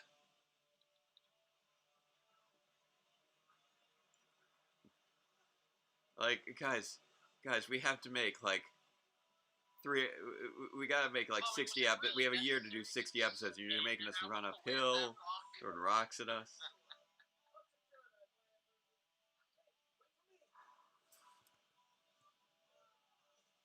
I do love this franchise, but Power Rangers can be so extra in how they do simple fighting motions sometimes. It's true. One thing I didn't mention back when we were watching Green with Evil is how fun it was to recreate that first fight between Jason and Tommy for Power Reviews episode 77. I'm very proud of myself that and my friend Dave that we were actually able to accomplish that. That we had the flexibility to be able to recreate that fight scene accurately. Whoa! I feel technically the first power-up in Power Rangers history. I feel so exclusive now. Also, like one of the most expensive figures like I should be at Comic-Con right now. Yeah. Also, in my personal opinion, one of the most useless characters in Heroes of the Grid. Oh yeah. Oh, what the shielded Jason just not being useful in Heroes of the Grid? It's really mostly just. He doesn't have a character ability. It's just you get the dragon shield and the dragon dagger in your hand at the start of the game, and it really kind of hinders your play, in my opinion. Yeah. Other people like it, so I guess to each their own. Yeah, it gives you a set of extra cards instead of one consistent ability, which is still nice to have.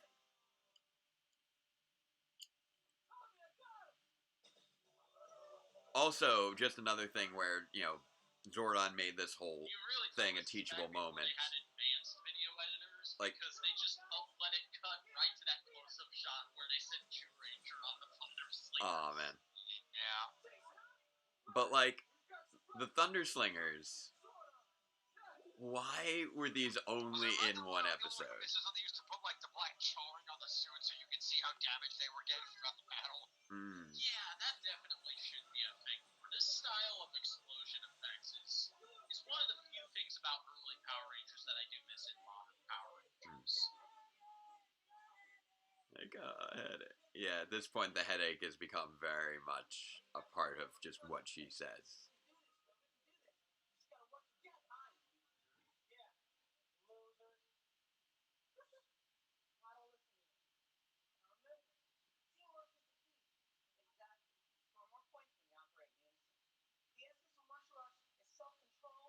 Man, Austin St. John is a good bit more buff than Jason David Frank is. I never at this point. Oh, yeah, he's just a beast. Early Jason has crazy arms.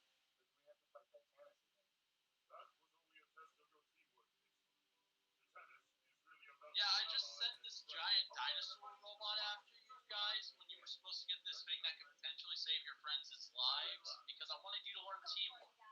Yeah. That's totally a logical and nice and not psychotic thing to do. Zordon, my care at all. What you doing there, Zordon? That's a little bit of a weird way to do things. Maybe don't do that like that. It'd be great.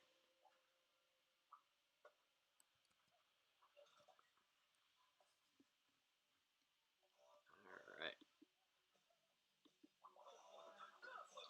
That's interesting you mentioned Under My Care back because that's something else that was brought up in this horrible book. The idea that the Power Rangers are a gang and that Zordon is their gang leader. Yeah. Because they're spending all their time with the gang and they never go home to their families and their parents and whatever. Well, I mean, families and parents. I guess whoever wrote that book must have missed the episodes with the parents. Those are extra actors to pay.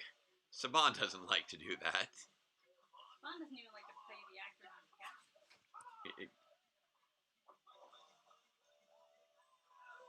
I don't know what he's focusing on, but this is the dude that wrote the book. Yeah. That should tell you. That is the face of a man who doesn't actually understand what kids are. No. Nice.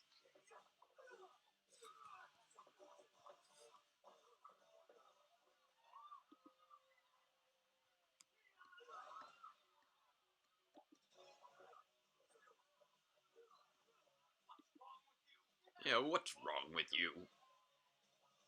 This is back when, yeah, that's sort of a callback to the way he was a little earlier.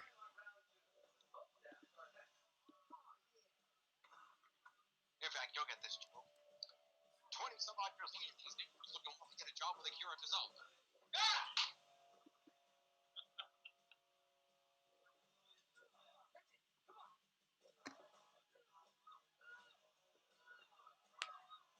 And then when that angle was dropped, they decided to join up with Retribution. Exactly. That is something I'm really hoping for. They ever actually resolve that angle and have them unmask. Just casually somebody should drop, and this is way better than working for Akira Tozawa. That would be amazing. I do not follow professional wrestling at all, and I assume that's where the reference is being made at the moment.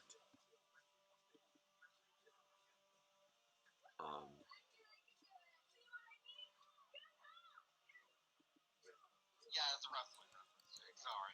Oh no, it's fine. I'm just letting people know. I don't know anything about it. It's something that I know a good number of Power Ranger fans are fans of pro wrestling. It's just not in my wheelhouse. The thing specifically we were referencing in wrestling, thank your lucky stars that you don't follow wrestling, Jake. Yeah. That is true.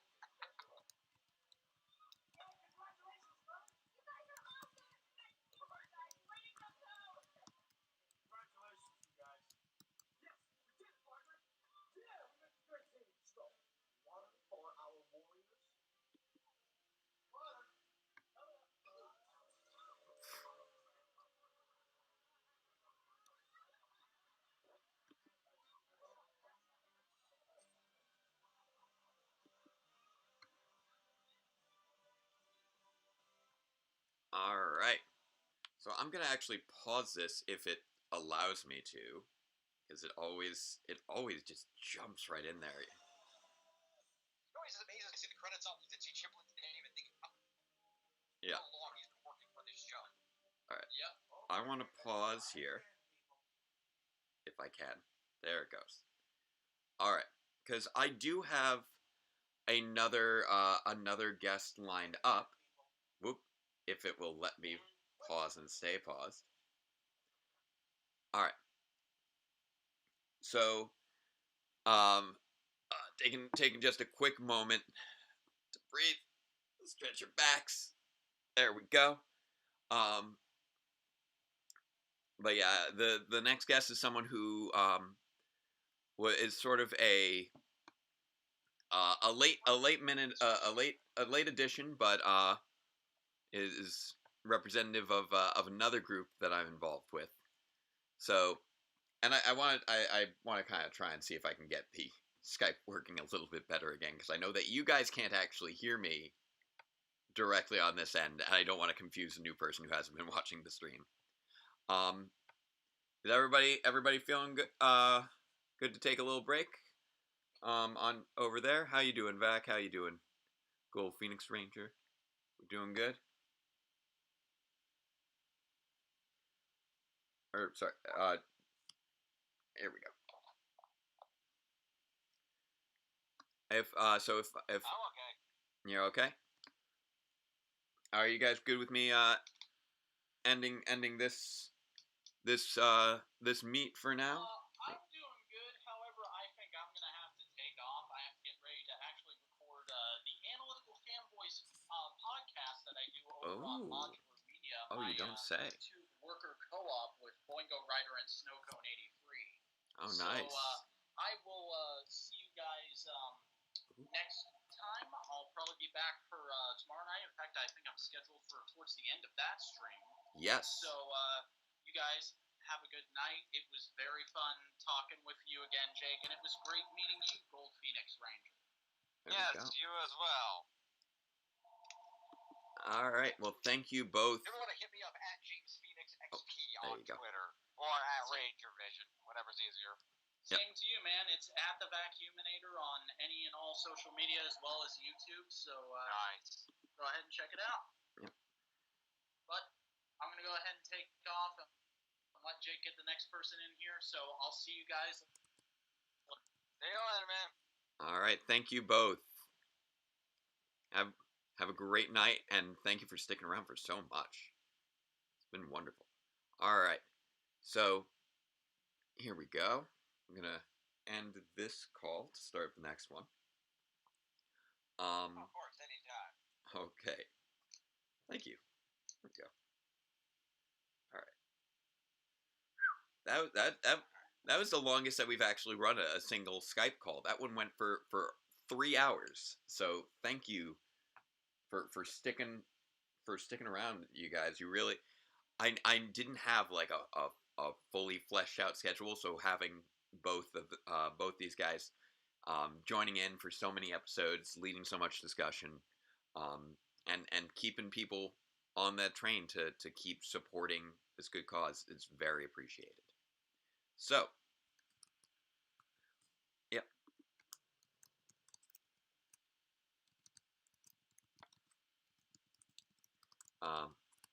I'm just messaging my next guest real quick. I realized I forgot to double check to make sure that they have Netflix so that they can follow along. All right, here we go. Here we go.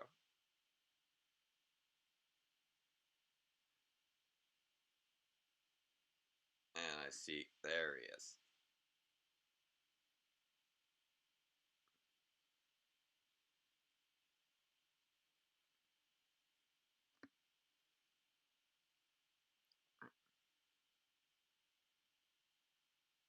Here we go. So now I've accepted that. And all right. So it's going to be, so I'm going to call up our new guest, which is someone who's not necessarily in the Power Rangers fandom, but is someone who I'm still very appreciated is joining us. Let's get a little bit of a surprise guest here.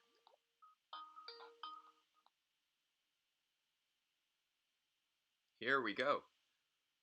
Hello?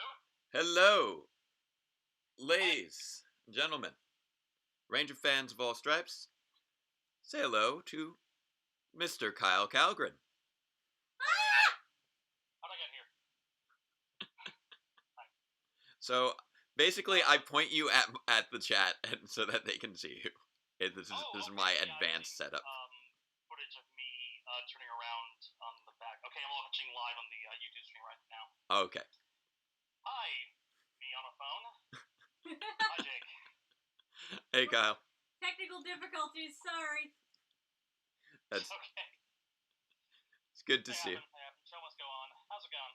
I'm doing all right. I've been chugging along. I've watched 26 episodes of Power Rangers so far today.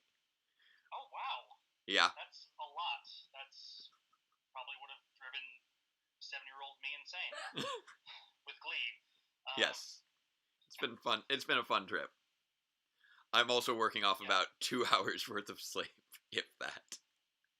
Right, you're a teacher right now. That's got to be a really stressful job to have. Yeah, a little bit. Yeah. So I hear you, man. Anyway, you say this Mighty Morphin Power Rangers episode we're gonna watch was about theater. You said that you're gonna watch something about theater. Yes. Next one? This next one is episode 27 of Mighty Morphin Power Rangers, called Wheel of Misfortune. All right, I should set it up on my Netflix here. All right. So that way you'll be able to follow along with us. Sorry, wearing sweatpants. Not very professional of me. Hey. I also shaved my beard. Which is so We weird. saw on Twitter. Yeah. Yeah. Jake, show him your pants. Oh yeah, I've been wearing pajama pants this whole time, so don't. There's no judgment. I've got pajama pants with mathematical equations on them, because of course I do. Oh, my pants don't have anything on them except me. Damn. Wait. So are you wearing your pants, or are your pants wearing you? Let's swap the episode. All right. So I'm actually casting this from my phone, so you got it all queued up on your end. Not yet. Okay. Let me know if you need another By the moment. way, gotta say it was lovely working with you on your Midsummer Night's Dream role. Thank you. It was Lovely doing Shakespeare with you. It was a blast. I hadn't done Shakespeare in like 15 years, something like that. I don't know. I feel old. I'm always feeling When old. was your last Shakespeare? The No. Scottish play? No, it was the Scottish play actually. That's That was more normal the older you get. Yeah. That's the thing about feeling old. You will always be right eventually. Yes. Well, I know I've got like 2 years on you, so I definitely have. And I'm sure but I'm sure we both feel around 80. So, it works. Yeah. Especially with the way time feels now. Like just regular time has been interrupted because of the pandemic and yada yada yada and Exactly. all that stuff. So we're doing first season Mighty Morphin? Yep. Episode 27. Alright. Episode 27. 27. Yep. 60 episode seasons. Wow. The 90s were a wild time. Yeah. Footage you didn't show. That's I think this is right now. Outside of everything else, we're kind of celebrating the fact that the new season has resumed, has returned from its hiatus, and I am later tonight. There it goes. I can hear it playing. Good. Yeah. And you can skip the opening if you like, because my Netflix already skipped. You would skip the opening to this? I've been I don't do it automatically. It's Netflix automatically. Right. You've been watching 26 episodes. You know what? 26 episodes. You know what? I'll rewind mine back to the opening. You know what? I have no problem. Dude, no, it's fine. It's fine. It's just I don't know. I actually. Cool. You're the host. I'm angry at Netflix for making me skip it all the time. So you know what? I'll sync it up with you. It's taking a while to load. There we go. All right, I'll play on mine. Pause. Okay. No, pause. Oh, now mine's going. There we go. We got this. Pause. After 10,000 years, I'm free. Yeah, it's going. I got mine going. Recruit a team of teenagers with attitudes. There you go. Skip a couple seconds. There we go. Oh. We're all synced up now. There we go. Lovely. Oh, that's a terrible angle of me. I'm sorry. Should I angle you this way? That way? No. One thing that's interesting is that I've discovered is that the people on the phone are only visible if I angle the phone. Because if I do it straight on, you literally disappear due to just polarization. It's a bizarre little phenomenon.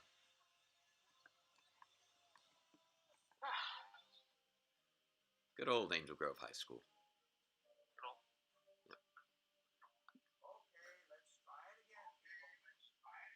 I forgot that Principal Kaplan was the director here. Those overalls. Yes.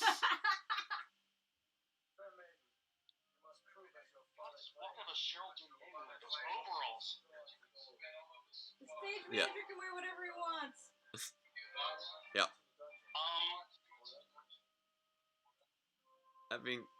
That being said, Billy should have stage blacks.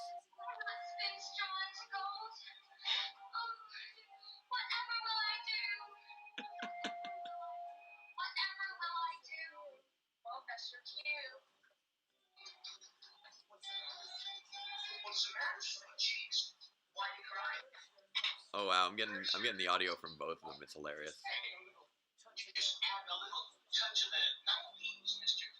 Oh my god. A little touch of the 90s. Yep. Oh, a leather jacket, touch of the 90s. Like, I do have to say though, Bulk and Skull were just fantastic in the series. Yeah, they do have a very, basic Laurel and Hardy charm about them. Yeah. They have a good musical theme. They have a good musical motif. Indeed. and Jason Narvey, who plays Skull, is actually a theater professor now. Really? Yeah. Yeah. I believe that they actually did a version of Hamlet together. Because they're old friends now in real life.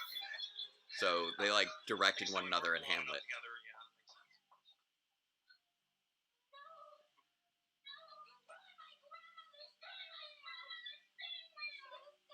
Her grandmother's spinning wheel? Apparently. Her grandmother owned a spinning wheel? I want to know more about that. There are a lot of questions there.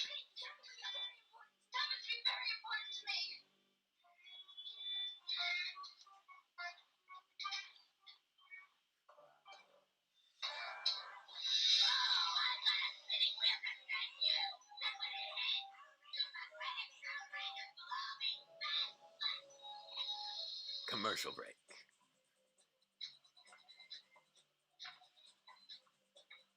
There's all these people just walking out to do sports and things.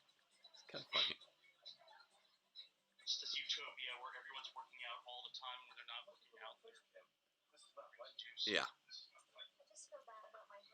Remember when people went outside? That was apparently a thing that people I don't remember doing that, but apparently a lot of other people do. Like, I want to say maybe I went inside. I went outside maybe a few times, like a few years ago or something. I don't know. See, now I'm just watching myself delayed in the stream. It's a surreal experience. I keep holding me on camera like that. Okay. Yeah, because you're turned away from.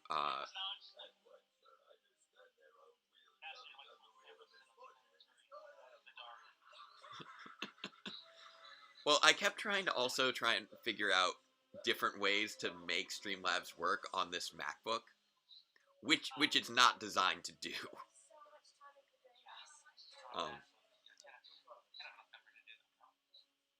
Well, it's just like I tried to like see if I can't actually activate the widget, maybe I can do a screen capture of something else. And at one point, I was staring into a screen capture of Streamlabs that was just nested forever. And I'm like, I'm not going to make that go live because that's going to break causality or something. I don't know.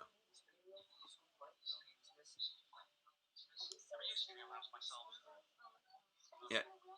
Well, I'm very new to it at the moment. I usually just use standard OBS just to get a stream going with YouTube, and we never conferencing guests for that. We just use it straight.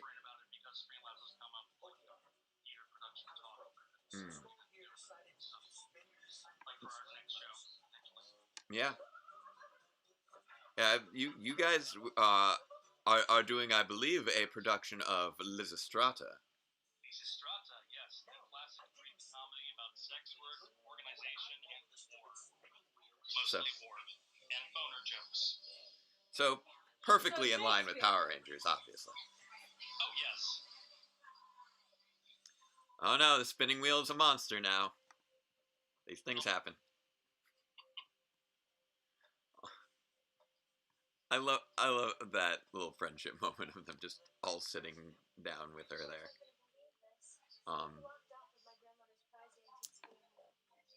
But yeah, I know. Kinds of friend groups in 90s media, just everyone in multicolored shirts, just chilling, being cool. It's a nice sort of idealized imagining of the time. Yeah. I mean, the 90s were by and large sort of a reprieve from a lot of the craziness of the times immediately before and after them. It was a release of like a lot of the seriousness of the 80s, like the end of the Cold War. Yeah. American culture. Like it's pretty much the only period where we weren't really embroiled in some sort of like broad scale conflict that just sort of permeated everything of the national consciousness. Yeah, at least like relatively speaking. Yeah, I mean there were still obviously several conflicts during the course of the 90s, but Certainly broke up. I mean, the entire world, Soviet world fell apart at the beginning of the 90s, and like Right. so much of the conflict in the 90s was a call out from that. But right. again, America, I guess, was the survivor of that, so it was just Yeah. high on our own superiority in that case. Yeah. Yeah. Well, it was a victory of circumstance more than a victory of our actual efforts in many regards. Anyway, this is happening. Yes, Tommy's been tied up by putties. By men in little masks. Yep. Here we are talking about the end of the Cold War. Anyway. Yeah. We discussions go a lot of different ways in this stream. I mean, it's a stream about voting, so we can talk politics. Yeah. I've been basically sort of a running theme throughout today has been that Power Rangers is, in many regards, although they are idealized visions of teenagers, they are ultimately ordinary people who are regularly put into extraordinary circumstances and asked to rise to them. And I think that's a good sort of vibe to be having in a time when ordinary people are largely being placed in extraordinary circumstances worldwide. And, just us trying to rise to the occasion and make things better for others where we can.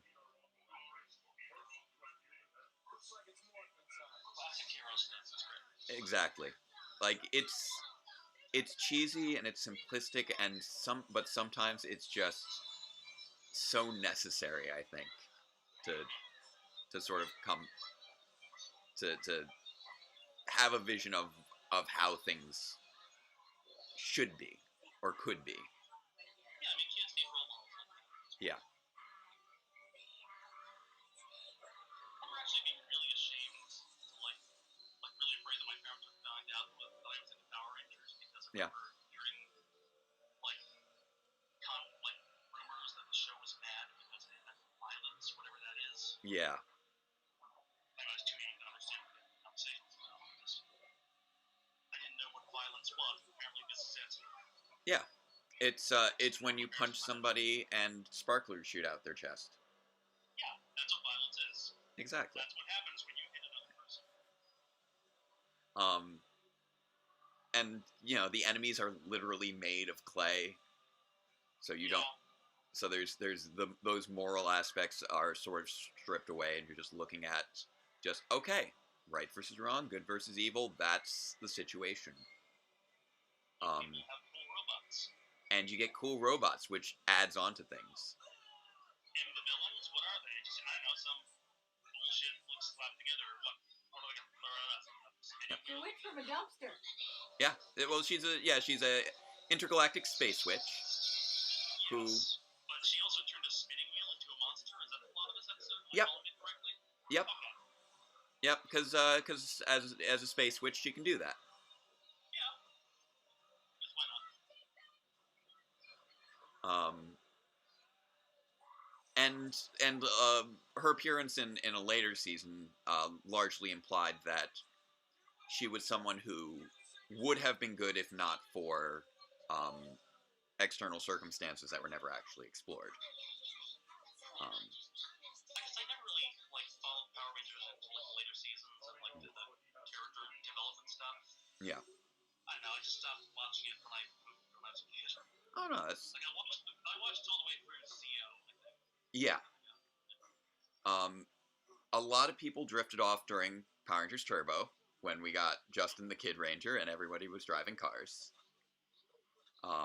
Because let's face it, you start with dinosaurs, and eventually you get to cars, you start to get a little.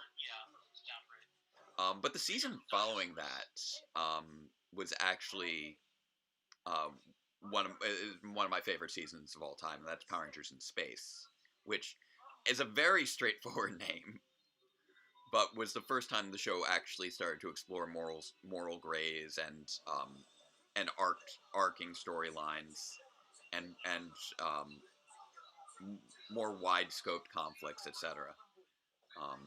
And it just very much changed what the show was in an interesting fashion. Yeah.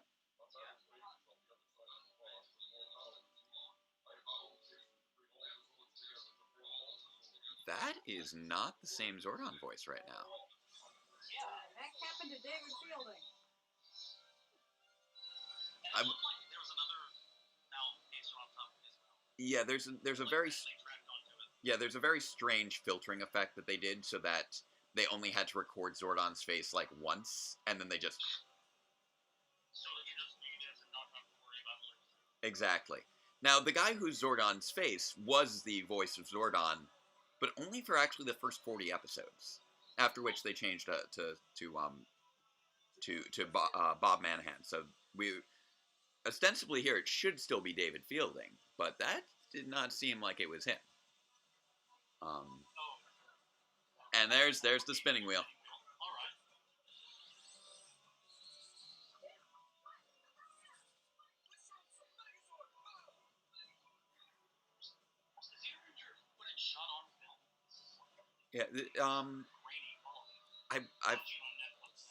Yeah, it's.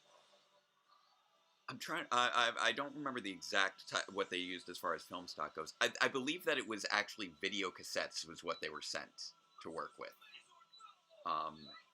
From like they were given like the video masters or something like that to work with. And the quality didn't translate fantastically well with the Sentai footage. Now, when you're 8 years old, you can't tell the difference. But the fact that it's just a mishmash of different.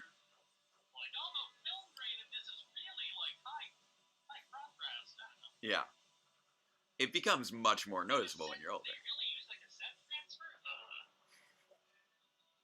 And you know more on that front, I think, than I do, being a little bit more well read on the cinematic arts.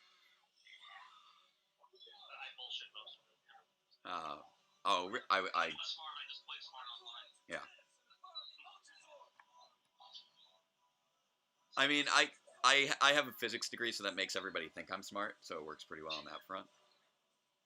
My degree is in theater. So. Yeah. Our school didn't have that, but we still had Alpha Psi Omega, which yeah. is so weird. Our school didn't have a theater program, although I think it might have one now, which is weird.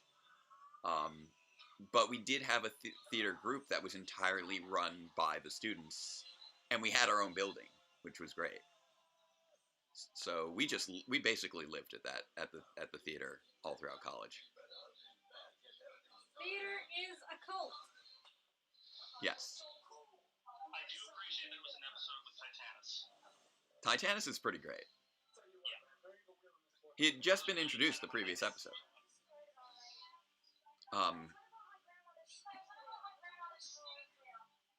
So, we got it back because magic works backwards.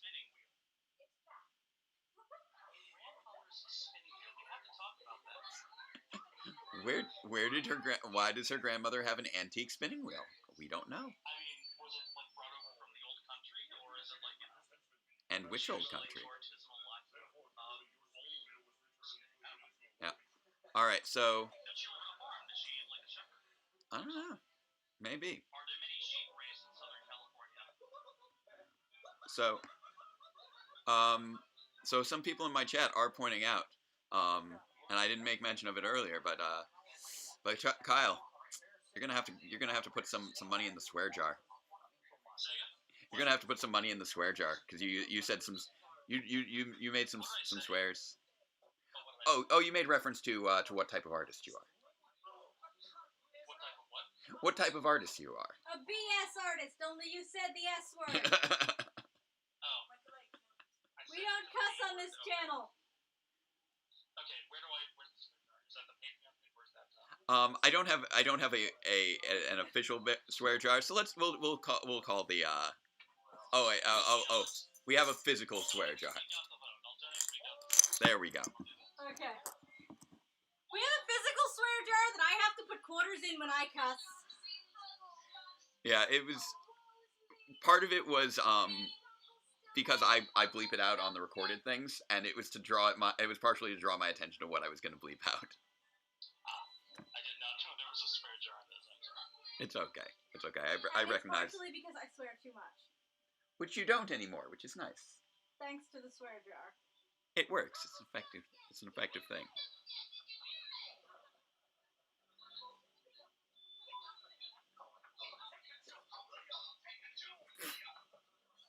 This feels like a professional production right here. Like, There's some good costume work on there. yeah. Engaged in, The lines are hitting their marks. yeah. Projecting well. Give us a smooch.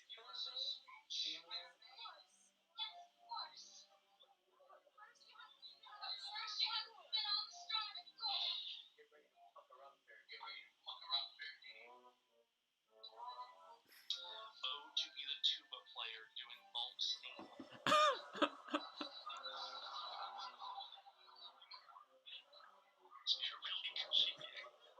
They really did a pan split.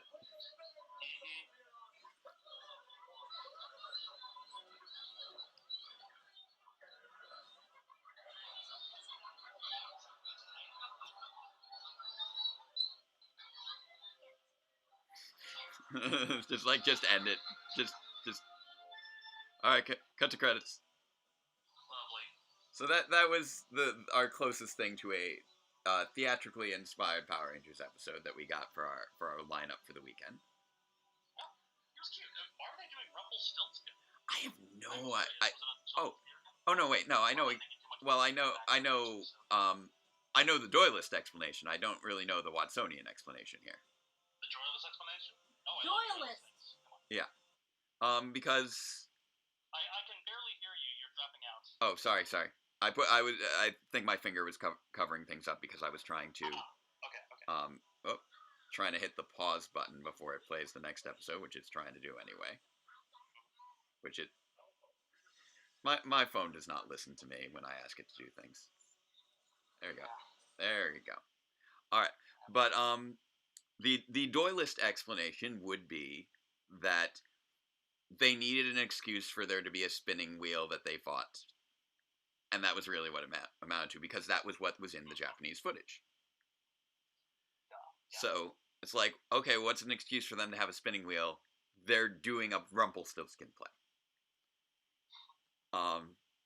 And you gotta kind of give it to them for, like, always having to come up with things like this week to week, 60 times in a year.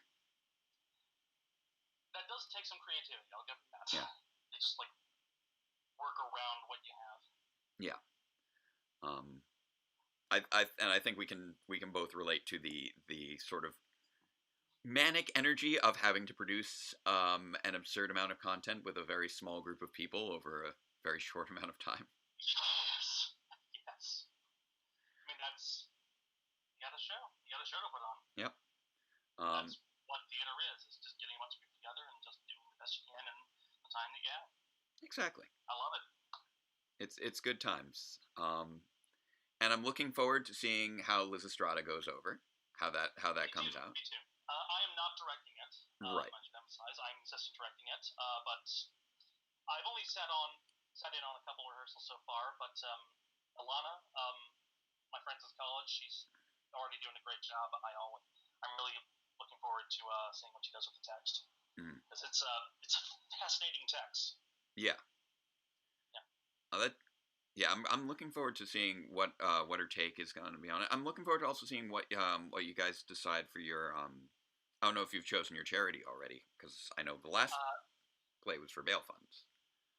Yes, I don't know. Actually, I don't know if we're doing a charity stream for this one. Okay. This might be a stream for the company itself, like our first actual to get things established, right? Yeah. Well, that's fair. But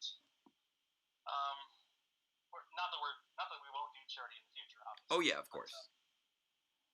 I don't know, but the charity you're supporting right now, which this is a charity stream, yes. Yes, we are supporting WeGotTheVote.org to restore voting rights to Floridians.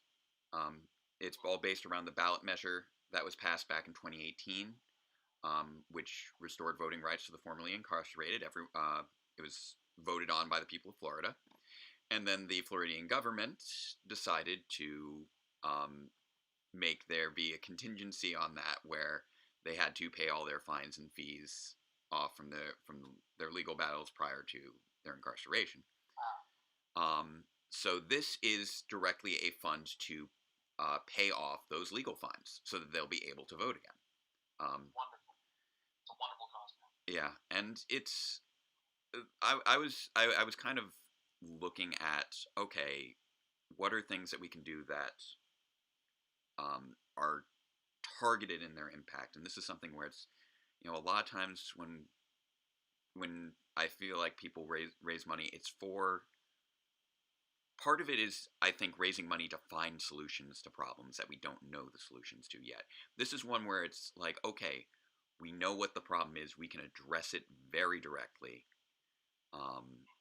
and we also know the impact it's going to have, because this Florida is a state that generally tends to decide which way the rest of the country is going to go.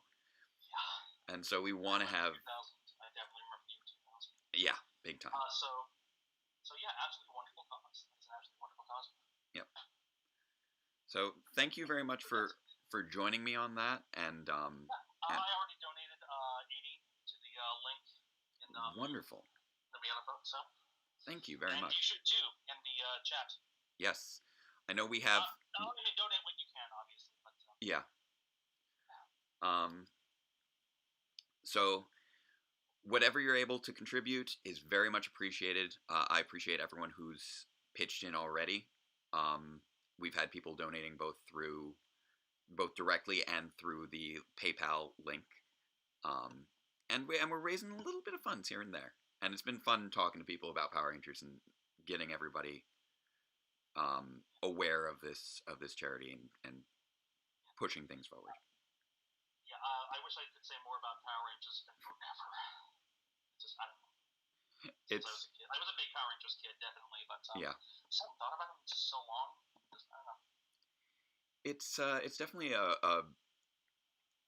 this revisiting of it today is definitely a trip back to a simpler time, as we were talking about before, and it's something I find it's a fascinating time capsule and a fascinating look at how people adapt to the material that they're given. As it's the show itself has just such a fascinating production history that I could just explore it forever and never uncover all the nooks and crannies. And of course, it appeals to my personal autistic special interests, so it works very well on that front. So yeah, there we go. Thank you so much for joining us. I'm sure that you've got plenty of stuff that is keeping you busy, unless you want to stick around and watch some more Power Rangers. I do have a script I need to finish. Yep, my next video essay is going to be on the Atomic Cafe. Oh, okay. Yes, a documentary about the atom bomb. And so keeping it light. Yeah, keeping it really light. Actually, you ever played a Fallout game ever?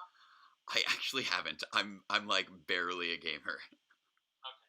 Well, I'm aware of it. Fallout games are very like the documentary that I'm talking about, the Atomic Cafe. They took a lot of ideas from it. It's basically a documentary about atomic age culture. Basically, like how America kind of normalized the atom bomb in its own like Americana mythos. Yeah, which is fascinating. Like you look back and you think, okay, in any other, if it were any other country being described, the fact that we are able to look upon ourselves as the only country that actually created and implemented a doomsday weapon twice, and we still are able to frame ourselves through a heroic lens, is fascinating. Yeah. It speaks to sort of protagonist-centered morality. It's about like that double thing about just taking collections like the primary sources and just building a portrait of the time period to show how that mentality kind of developed. Yeah. So, yeah. And after that, I'm going to finally talk about Starship Troopers. Yes, I know you've been looking to get into that one for a long time. Yeah, it involves interviewing my family, because my dad is a huge Timeline fan. Right, so, right. forward to doing that. And to link it back into Power Rangers again, Starship Troopers props did end up on Power Rangers. Really? Yes. Starship Troopers props wound up in everything. Well, that's true. They also ended up briefly on Firefly, but the armor from Starship Troopers was used by the security forces of the space colony Terra Venture in Power Rangers Lost Galaxy back in 1999. Wow. Which is always going to be just kind of a hilarious thing. Oh, Paul Verhoeven. Yes. Well, I believe it was all through Fox back then. So I assume. I guess so. Yeah. So was Starship Troopers? Was that a Fox movie? I could be mistaken, but I believe that it was. I assume that it was largely because Power Rangers was on Fox for so many years. Just so you know, Sony Pictures and Buena Vista International. No. I wonder how Fox got their hands on the. I don't know. I don't know. The movie bombed them. They just didn't know what to do with the props. I guess because they also ended up on Firefly, which is also on Fox. Might be a deal of the same production houses, the same prop makers, just reusing old stuff. I guess so. To meet quotas, but something like that. Well, I've got 3 more episodes to round out the night, and then I'm doing my premiere of my 90th episode. On the microphone again. Oh, sorry. I'm so tired.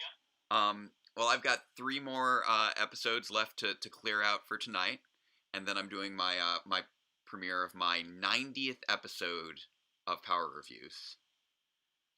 Wow. So that's. And then maybe I might sleep for a bit and find out what that's like. I've heard that it's a thing that people should do, so I might try that out tonight. You do need to do it or else you will die. There are studies that say you will actually die from lack of sleep. It is very possible. So I figure I should schedule that in. Reboot. Let your brain rest. Your brain's overheated. Graphics card. But the last 2 nights I've gotten 2 hours of pseudo rest, where I kind of remember falling asleep on the floor for maybe 2 hours. I don't know. After waking up at 5:30 on Thursday to go into school. Well, unfortunately, I need to get the script into a script-like shape. Yep. Because right now I have too many words and not enough script. Yeah, and I need to get myself into a sleep-like state eventually. So, thank you so much for joining me on this. Oh, an absolute pleasure. And, pleasure hanging out with you. You too. Work hard, man. I respect that. Hey, keep it going, man. You're and I will say we've been in our live streams repeatedly opening and closing with a set of phrases that we reinforce should be considered non-controversial to everyone. Equally non-controversial. So we always open up with Black Lives Matter, fascism is bad, and superheroes are fun, which should all be equally non-controversial. Absolutely. Fascism is bad, superheroes are fun. What was the middle one? First one, Black Lives Matter. Black Lives Matter, yes. And then forget the first one. That's very important. And then we close it out with Love is Love. Love is love. Trans rights are human rights. Trans rights are indeed human rights. And robots are cool. Robots are metaphorically interesting. Robots are metaphorically interesting. I don't know. I've always been drawn to the fact that it comes from a Slavic word meaning forced labor. Well, there is that. Originally written by an and the word robot comes from a play written by well, not by an anarchist, but definitely has done that play. I played Harry Doman in Rossum's Universal Robots. Oh, really? Yeah. Oh, we should do that for the company.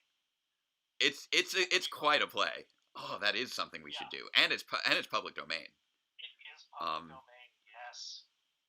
And our director was absolutely looking at it through a communist lens. So there's a lot of interesting stuff there. I'll bring it up at the next meeting. Okay. All right. So I think that's a good place to close on. So Take it easy, man. You too. Have a great night. Bye.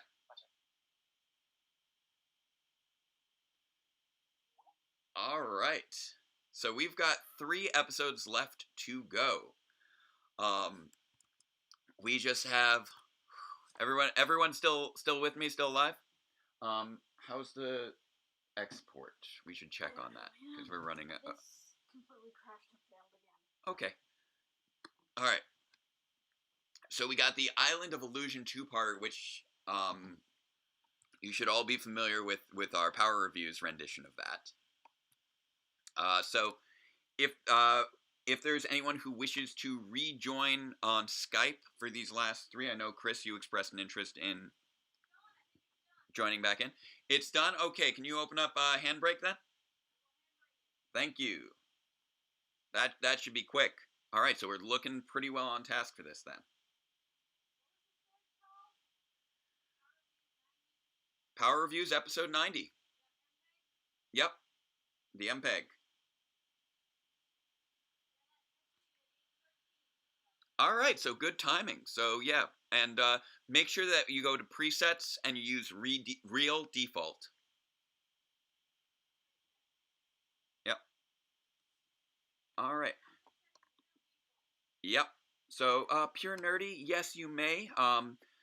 Send me, contact me on Twitter if you follow me on Twitter, and I will get you the appropriate information so that you can join in for tomorrow. So, Chris, you said you wanted to pop back in. I can pop you in here. I might need to pick Mike's brain. And if there's anyone else who also would like to join in, feel free to let me know. So, Chris, I'm going to put you back on. Oh, here we go. I think I answered it, maybe. Oh, I missed. Oh, we tried to call each other at the same time. Okay, so I'll call you. I'll send the thing. Hey, Chris, good to hear from you again. I'll try turning the volume up. There we go. Okay, so since you do voice not visual, I'm just gonna pop my phone over here next to me because my hands are tired. All right. So, everybody ready for us to wrap this thing up? We got 3 left to go. Starting with the Island of Illusion. So we'll be finishing up just a little bit, about 9, by 9:30 it looks like. Which I think works pretty well. Just gonna scroll down there. It is Island of Illusion, Part 1. And I'm going to skip the intro because, we're trying to tie things off. But, yeah, within an hour we'll be reaching the end of tonight's stream. And we'll be doing... Oh, I will skip the intro. There we go. I keep thinking that I did a thing, and then I didn't actually do the thing. Here we go. This one, I will have plenty to say about with regards to having done. This is the only one that we've watched today that I've actually done a Power Reviews episode on, which is crazy. Also, I find it hilarious that Bulk keeps trying to make other. If there's food, it'll wind up on Bulk. Doesn't take much.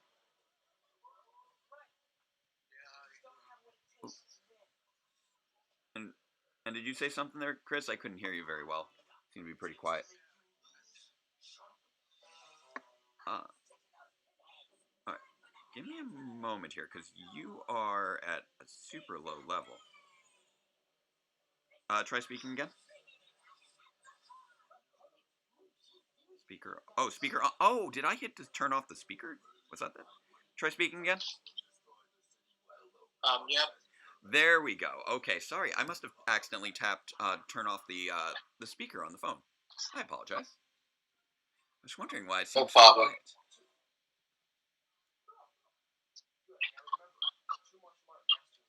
Yeah. I love that they are all teachers at this youth center, and they're always taking kids under their wing to assist them. Like, that is just a fundamentally wholesome thing with Power Rangers that I would love to see more of. It depends on... yeah, they seem a bit young for it, but it does depend on the style.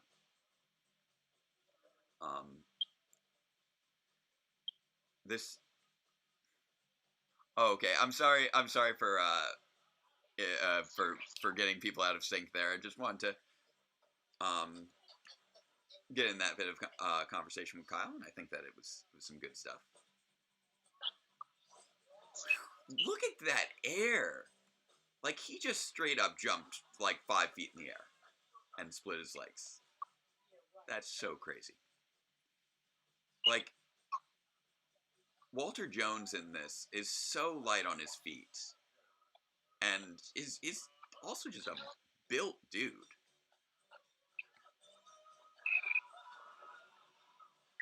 Why are those even there?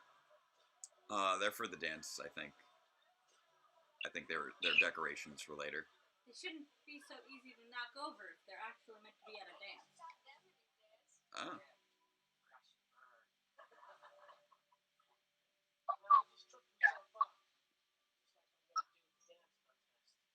Zach. Yeah, it does sort of feel like a full circle kind of thing right now. After opening up with Billy not having enough confidence, and now Billy being able to recognize it in someone else. I love treating it as Billy's translator. It's always been a great thing.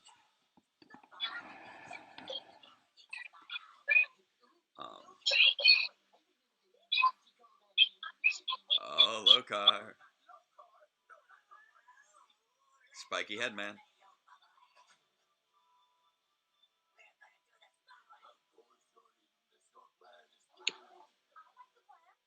Yeah, the plan's cool. We like the plan.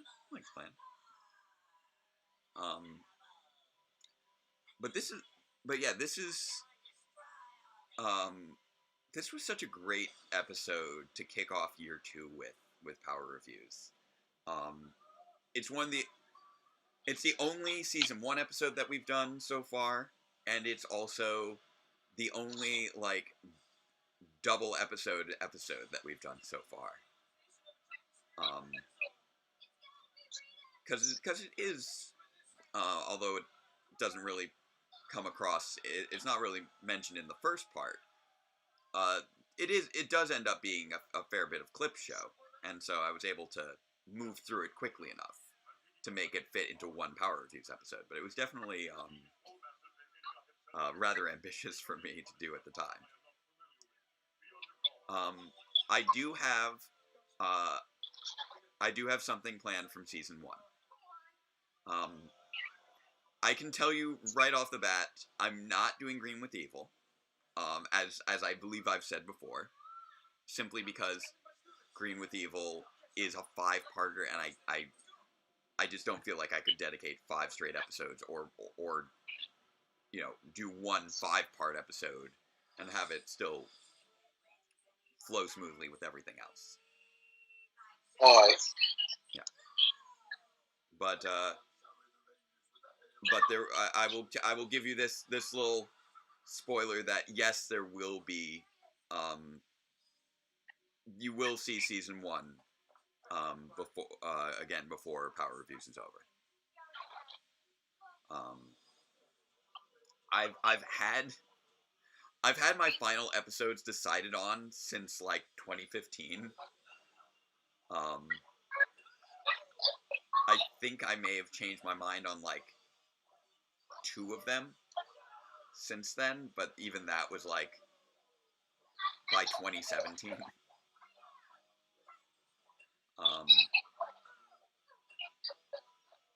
When was it? When did I write episode 87?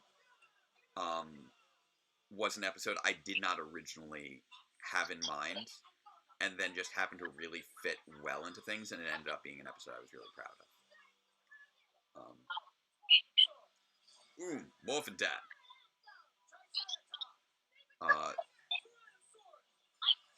So this is pretty great set of episodes to watch as we're leading up to the 90th episode of Power Reviews, because I feel like I've said what I really had to say about these 2 episodes in many different voices when exploring them in that episode.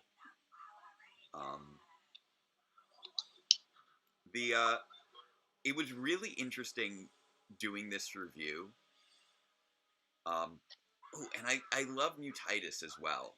Just because, like, without the context of Jew Ranger, you wouldn't realize that he was connected to the Frankenstein monster.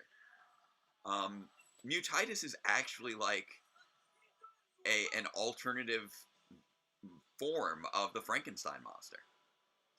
Am I holding strong? I'd say I'm holding out pretty well. I'd say this has been a pretty solid day. I mean, could probably use a little water. But I mean, I've been able to talk to people, catch up with people, and just, yammer on about my special interest for the better part of the last 12 hours. So despite all of the technical issues that we've had and had to accommodate for, and even though we obviously still have a long way to go to really hit our goals with regards to the amount of money that needs to be raised to get all those phones their voting rights back, which is it's literally it's several $1 million that they still need. And I'm glad to, if we can, whatever amount we are able to contribute to that, I think is valuable and important. That's nice. Yeah. So honestly, it's been a pretty okay day outside of like my fingers slowly cramping up from holding the phone so much.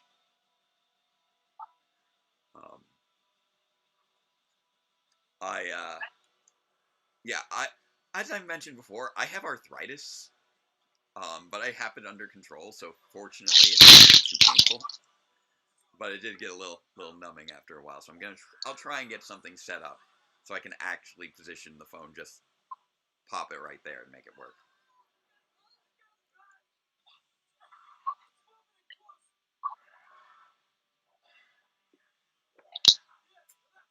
It's also tricky because the people need to be at an angle or else it polarizes wrong, which is so weird.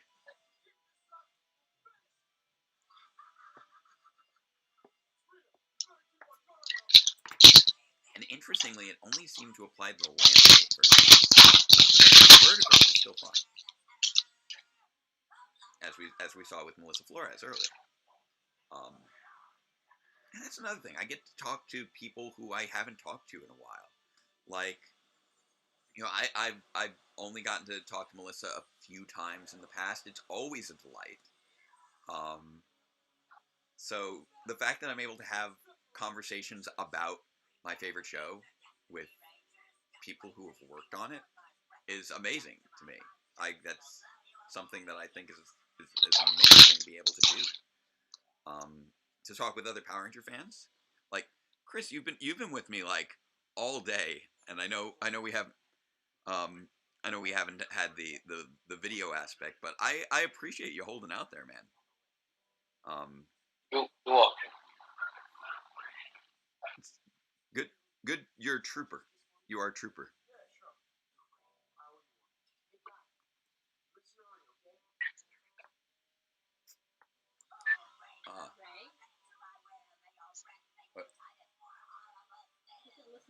No, he said listen to Ernie, okay?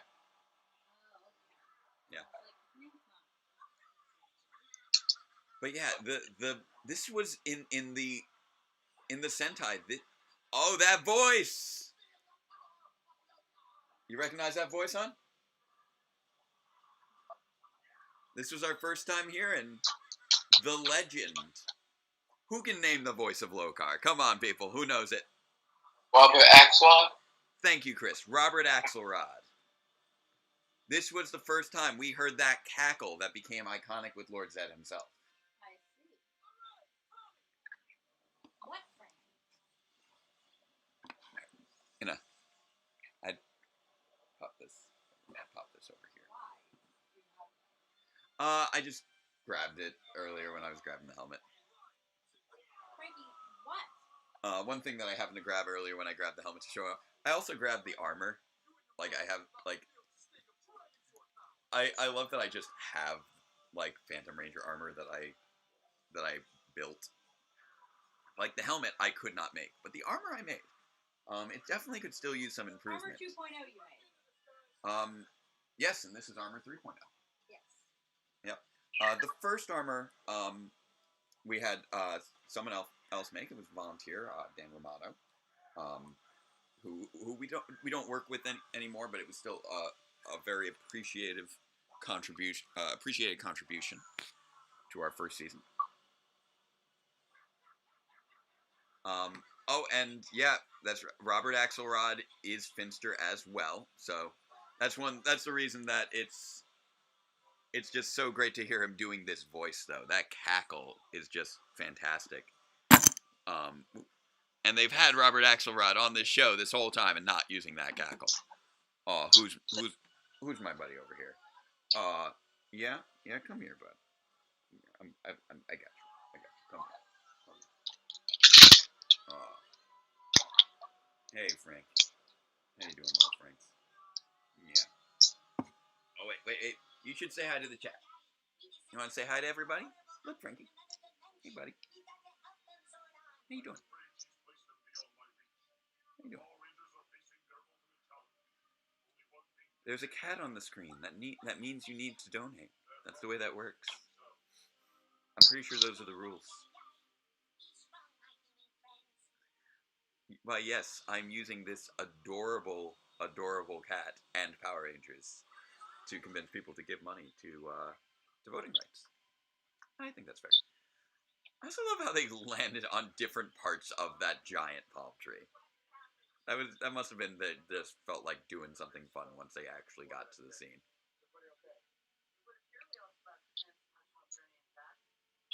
That's not always guaranteed. You don't always know you're going to survive those transdimensional journeys intact.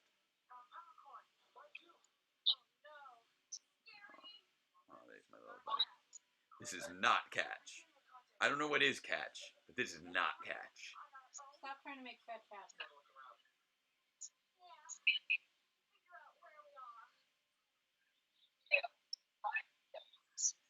You are in some area in Los Angeles. You are somewhere in the greater Los Angeles area. We don't know where. Probably the Botanical Gardens. Thereabouts. I love this stock footage of a Komodo dragon.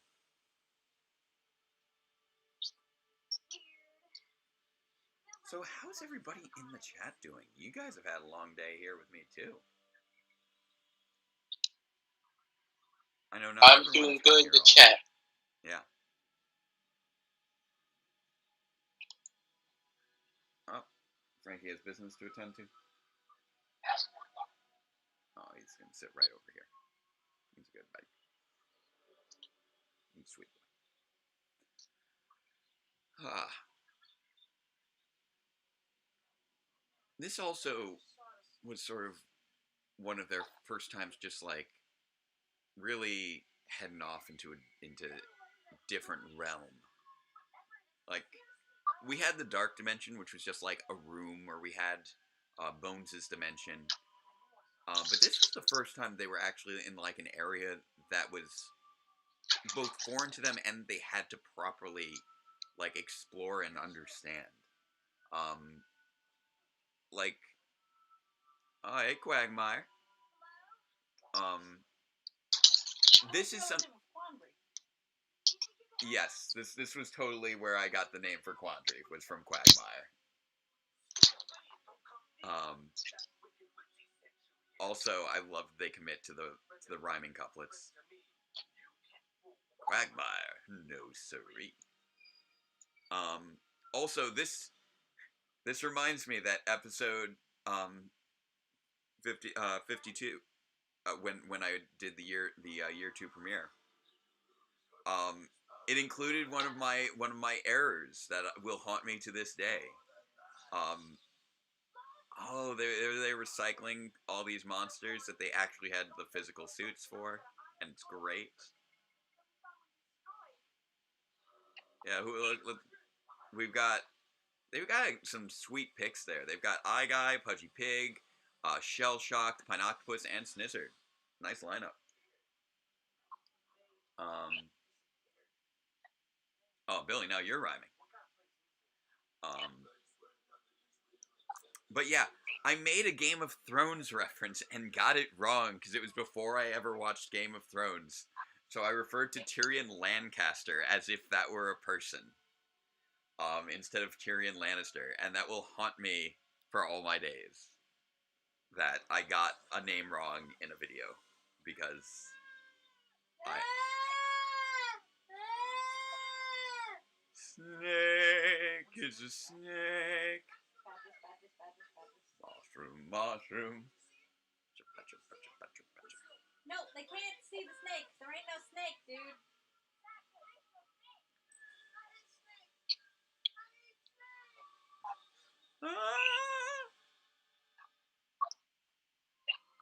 If you have that much of a problem with snakes and you hate snakes, why are you not moving away from the snake? He's all paralyzed with fear. You don't stand there by the thing you're afraid of. You run like fuck.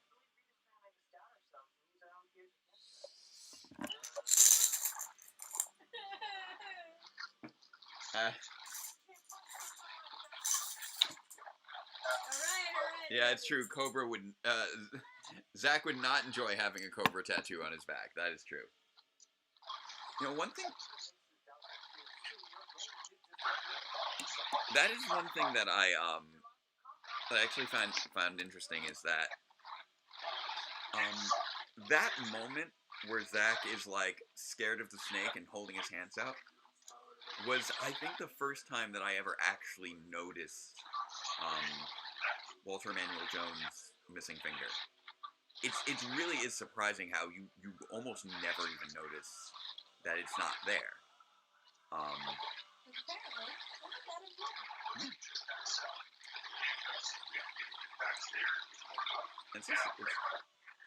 There's so many people on this list in the credits, and you know what? I realized a lot of them we never have actually like seen or met.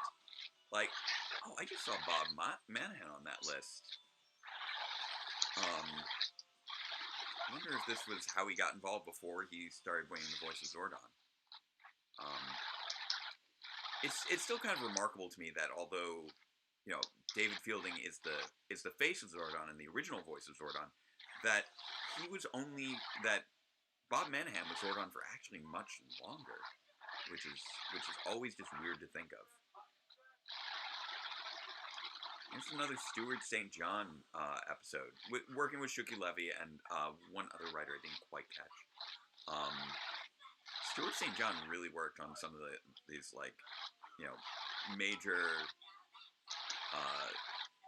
you know, saga kind of episodes, it seems.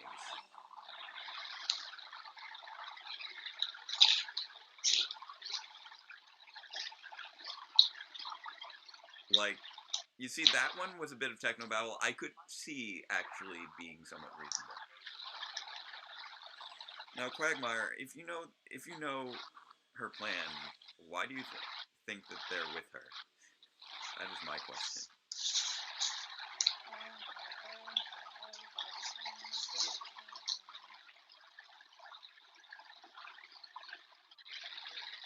You can't be real about that.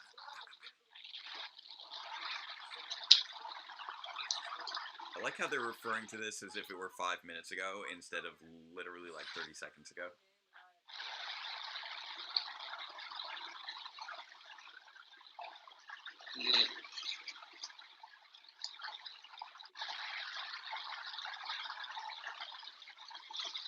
Like, this is such a weird switch that he knew what was happening to Zach, and yet it didn't occur to him until now that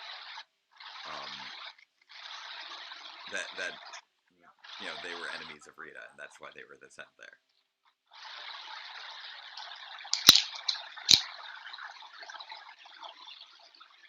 Clip shows to the rescue. Clip shows. Yeah. This is so interesting watching after spending the entire day watching season 1, because I'm like, oh, I watched this at like, you know, at like 1 o'clock this afternoon. You know, when I was only like 4 hours in. That was like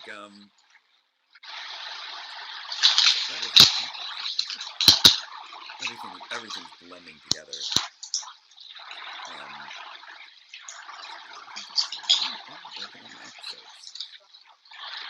That's one of the things about being up for this long. It's hard to actually hold things in my brain for very long. No, what's the temperature? No clowning around with you. I was getting a little mixed up in my head for a minute. Oh, the audio is cracking up right now? Alright. Oh, Chris. Yeah. Oh, okay. It's the crackling sound. Okay, there's some static coming on Chris's end. Alright. I don't know. Yeah, I don't know what that is. But apparently there was a little bit of a crackle going on there. I'm eating potato chips. Oh, okay. That'll explain it. Wacky antics with Alpha. Like, hon, you do IT. How often when apparently. How often when you're working with computers do they just zap you in the butt? They don't. Really? Never? What's that? Hey, Quagmire, you know what's going on? I'm still very frustrated with my inability to update Windows on this device. I'm sorry. I mean, I'm not that attached, so it's fine, whichever we end up with. No, it's not that I'm. I still want it to be a functioning computer. I'm just not. It's not until I do this. Okay. Because I already started, and now it won't install anything, including it won't reinstall Skype. Well, that's a problem. Yes. Problematic. And that's why I'm upset. Also, I love that this is Kimberly's greatest fear. Like, it's such a bizarre thing.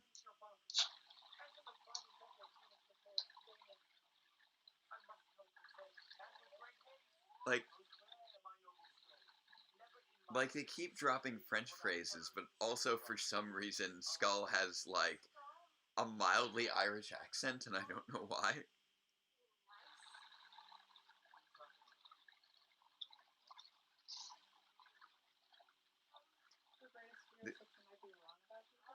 No, actually. It's not the idea that that she would be wrong about them, but the idea that Rita has that level of control over someone else's behavior.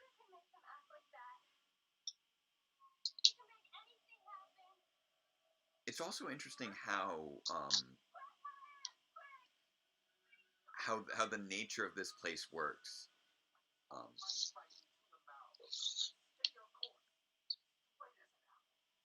And there we got the reference to Power Ranger Punks, episode 12, as we saw earlier today.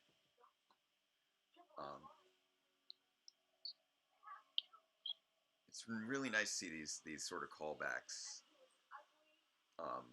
Again, to something that I was just watching earlier today. But it feels like a flashback because today has been so long and time is meaningless. So that's been fascinating.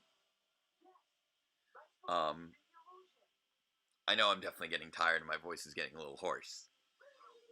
And Tommy's afraid of putties. Really? He's afraid of things that he beats down. Yeah. The interesting thing, though, looking at this, is not what their literal presented fears are, but what their fears tend to represent in what's being manifested. Like, Tommy's not actually afraid of putties per se. He's afraid of being overwhelmed and surrounded and alone. He keeps feeling like he needs to prove that he's able to do it all alone, but he's afraid of having to do it all alone. And at least that's my take on it. Or at least that was my take, I think, in my Power Reviews episode. And you could really tell when that episode came out who made comments while watching the episode versus who made comments after watching the episode. And that was one of the great things about Power Reviews episode 52. Because I definitely saw some who were like, oh, this Dr. DB character is fascinating. I hope he becomes recurring. And it's like, no.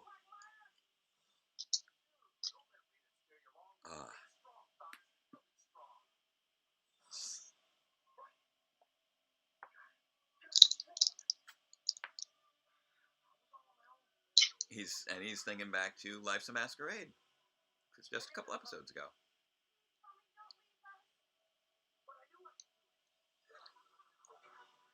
I do also like that they have grown together as a team over these last couple episodes.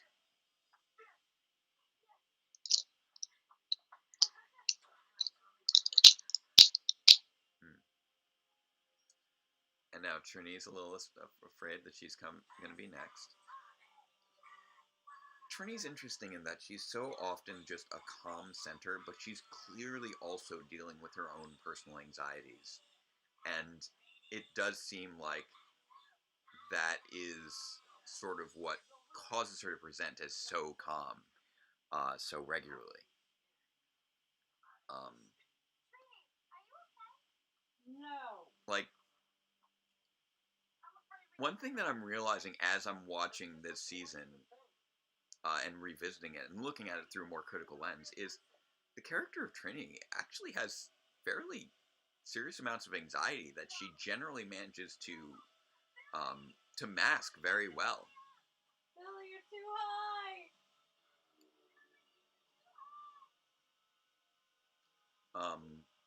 We saw her fear of heights earlier.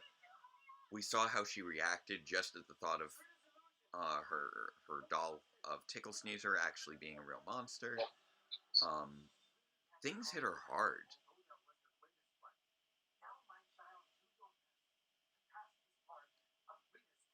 Yeah. And when it comes to and what we're seeing here from what the deal was with Trini and her fear in that episode, it wasn't just her fear of heights that was the problem. It was her fear of something bad happening to Billy.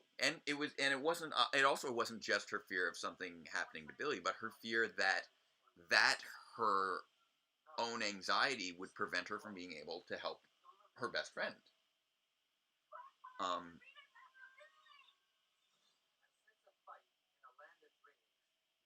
Peace, love, and woe, man. Was what, episode 13? Episode 13. I still got it.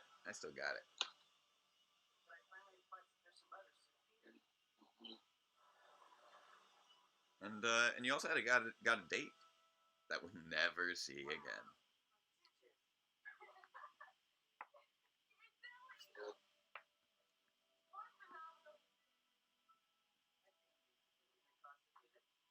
But these are surprisingly, like, they're not quite these cardboard cutouts that they're portrayed as. They do have depth and serious heart behind them.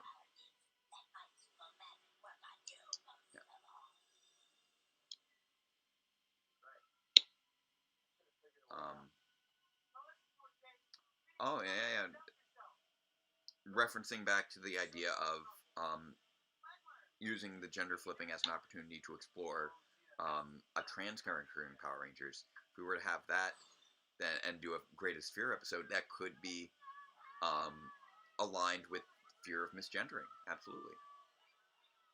And of course, Jason's fear is of failing his team. Like, this is really where you realize how much Jason just kind of puts on himself to lead the team. He leads the team aggressively.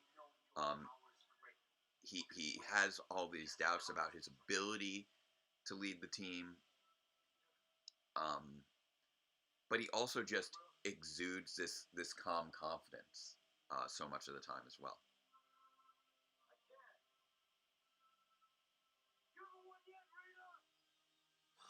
And then pressing engagement, him taking down King Sphinx.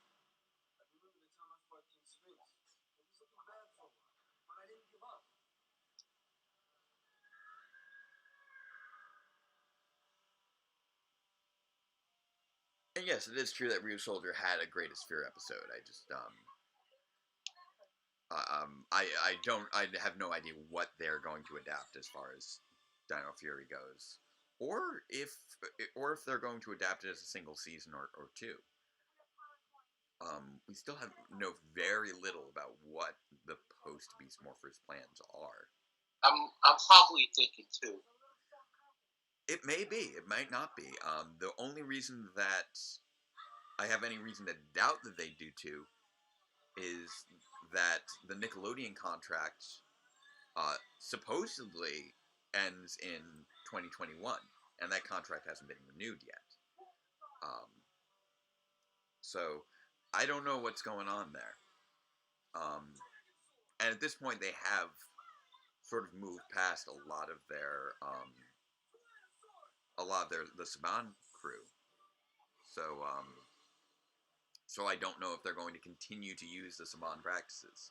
Like, yeah, the Saban people did the pre-production on Beast Morphers, but at this point, it's full-on Hasbro going into Dino Fury. So maybe they'll do 2 years, maybe they'll just do 1. It's hard to say. Like, it may not have gone particularly smoothly with Goseiger and Gokaiger, but that's not to say that it can't be done well if you take a very nice, clean, targeted approach. Rotisserie, did you miss anything? Well, it depends when. I don't recall when you left, exactly when you left, so because time is all over the place right now. But right now we are in the middle of like the end of Island of Illusion. We're right near the end of it, which suggests that the encode is probably done. If you want to get the upload going. That's a great explosion. I always kind of love those sort of fade to white as things steadily disintegrate explosion. Yeah, Island of Illusion is a great two-parter. A great way to handle a clip show in a way that feels organic to the plot. Obviously bits of it are contrived, just like they always are. But I felt like it was overall handled well. Oh, was that? It did it in a great way. Yeah. Like Quagmire kind of leads the charge on there, I think, very well.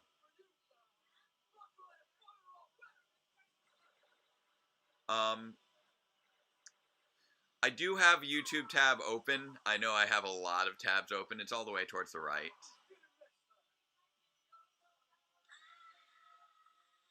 I don't have anything pre-typed yet. So if you just upload it, we should be good, and then I can put in the info right in time for the big premiere.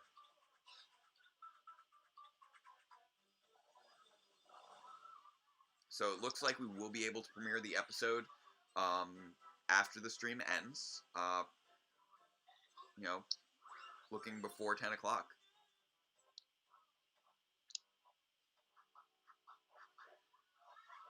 I feel like you only give a judge a -3 card if you want to give the judge like freedom to just be mean. There's no reason to have a -3 card unless you feel like being particularly mean.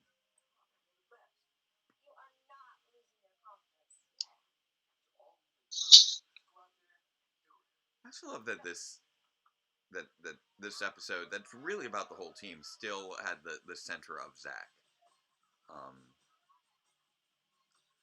Like in a number of episodes, like they they do focus on, the team as a whole facing the conflict, but there is some central anxiety that is aligned with one particular ranger. And that's another thing that I feel made season 1 work so well in so many different ways, is that the learning a lesson aspect, the moral of the day aspect, wasn't necessarily what they were doing in the traditional way that you think of it, like it's wrong to lie, or just have faith in yourself kind of morals It of the felt day. more than a little cringe worthy. Yeah, it was more about dealing with personal anxiety. Give me a moment. I'm gonna check in on what's happening over there. It should have gone into. If you check HD3, it should be right there. Did you find it? Okay, great. All right, so it's about to be uploaded. So there we go. But yeah, it's very character driven in a way that makes it feel very organic and shows kids that it's okay to face your fears and that you can overcome them. That's possible. And now we're gonna wrap up with episode 30 of Mighty Morphin Power Rangers. Here we are, the Rockstar. Everyone loading into the rad bug, heading out.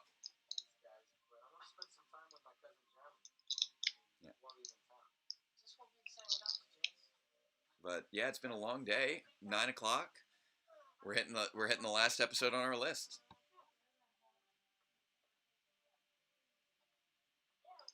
Yeah.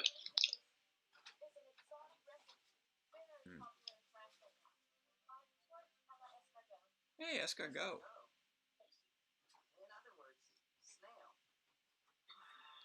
Wait, tort a la escargot? So are those... That sounds amazing. Well, what is it? It's like... It's like little like escargot little cake things. And I'm like, I kind of want to try that.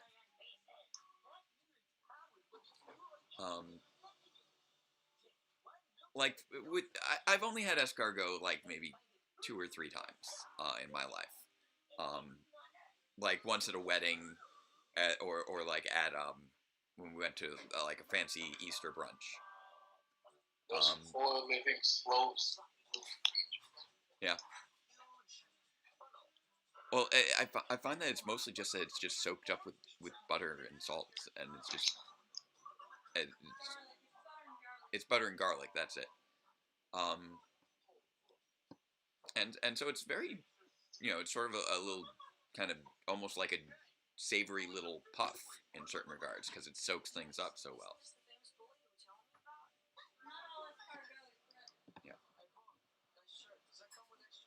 Yeah, no, I know it's not usually breaded.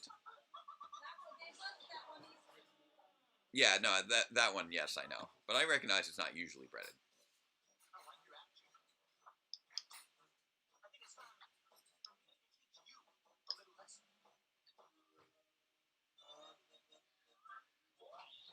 One thing I find kind of amazing about Bulk and Skull as bullies is that they constantly, like,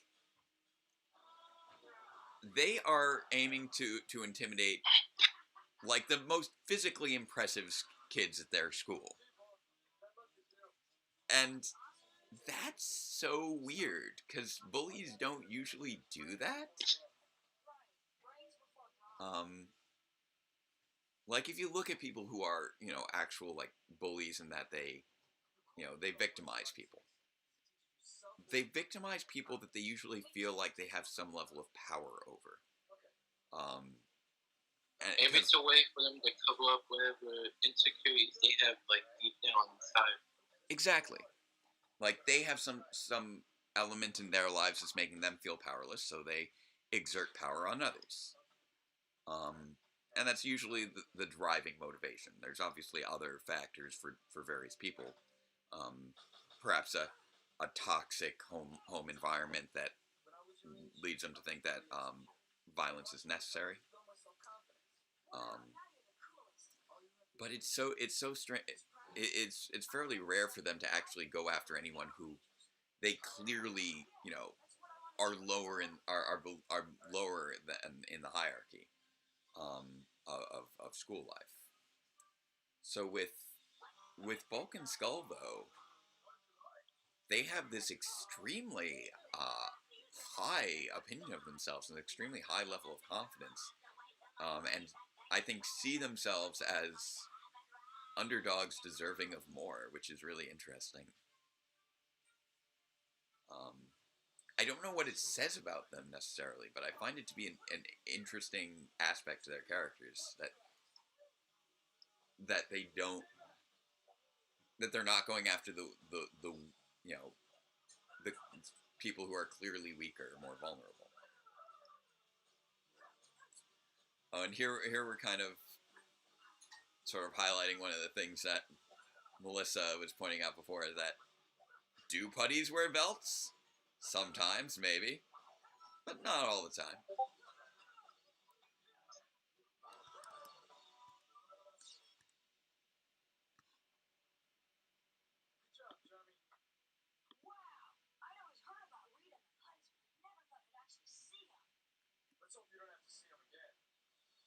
That's totally like ADR, I'm pretty sure, because you're gonna want to ADR stuff recorded at a beach. Let's be honest. Yeah. Power Rangers really did, though, kind of kill it on their ADR for a good chunk of their series. Yeah, Beast Morphin fell as a victim. Yeah. It's I don't think that the voice acting has really kind of hit a lot, like they really hit a groove somewhere along the line there where they really had a clear ADR machine, and I feel like they're working their way towards there again, like Campbell Cooley and Jeremy Bertrall and Laurie Dunny, who were all together for that one event on the Viewing Globe, really kind of highlighted how a new crew of voice actors has been steadily growing up during the time in New Zealand. What was that? No, I was trying to find the right word.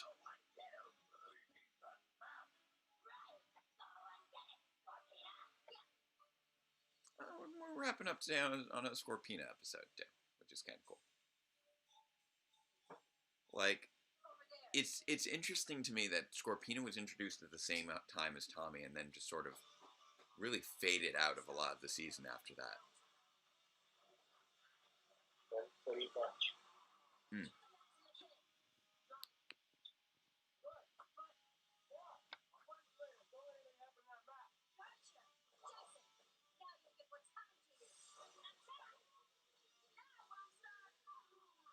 Classic dubbing. It's wonderful. Oof. Oh, there goes some internal organs. What are you doing? Oh, okay, that's salad dressing. I'm like, what? I was trying to figure out what it was you were trying to finish off over there. I kind of love that Jason got pinned to the ground by magic rocks. But, like, let's be honest, if they'd just thrown real rocks of that size at him, he would be dead. That would have killed him.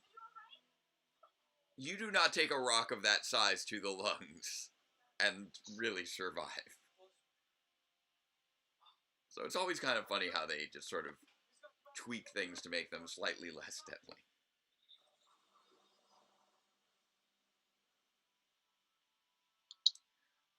Interesting. So,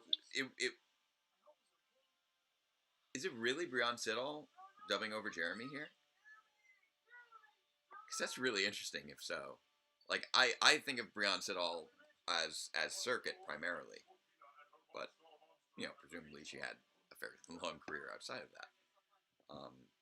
So many actors over the course of 27 years. Ceratops, Saber Tiger, Tyrannosaurus.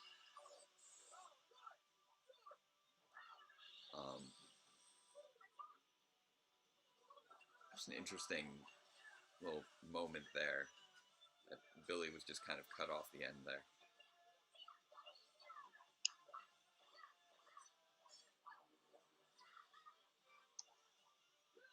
Boom, boom.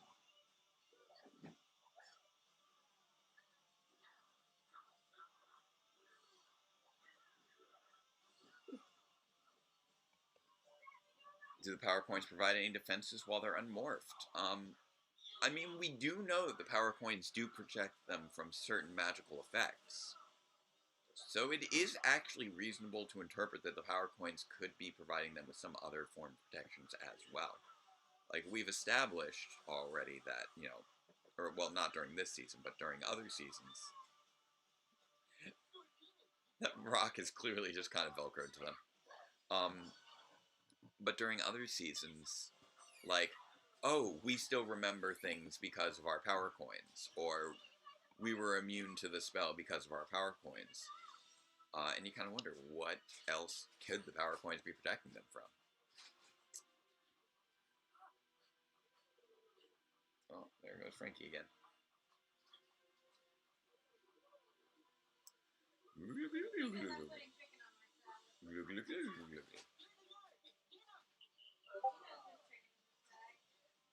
Yeah.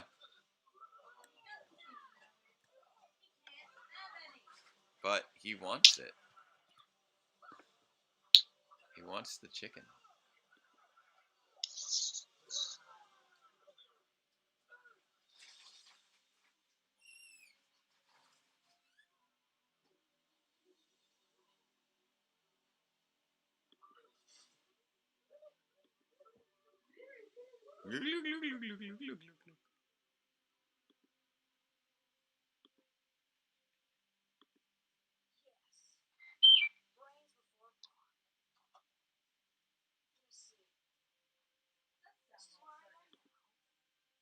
A little bit.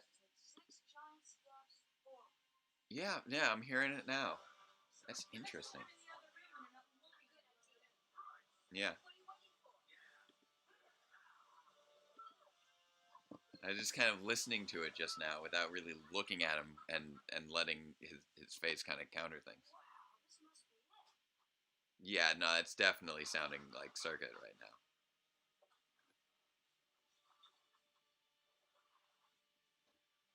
There's the mirror. The weird looking mirror that apparently can just destroy things. There's so many, like, random, like, artifacts all around the place. Oof.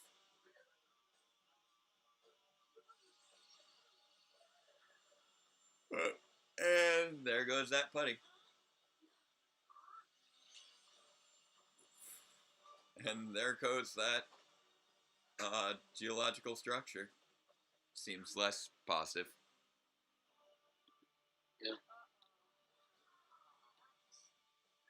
There's a rock. Oof. Oh.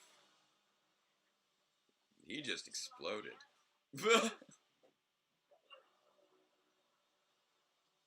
Really, dude? You just throw it in the water? That seems like a bad idea.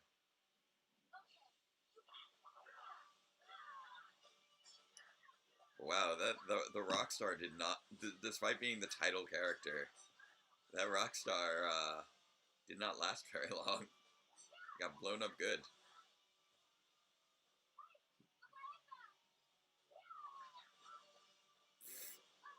That did not work well for you.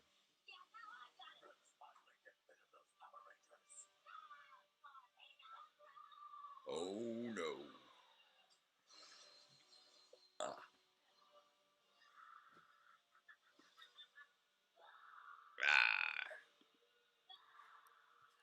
indeed, Scorpino. Rar indeed.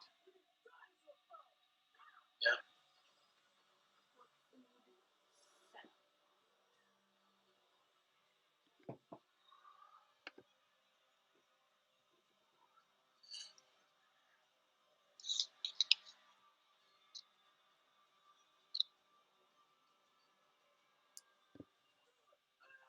So thank you again, by the way, as we're going into this last Megazord battle of the night.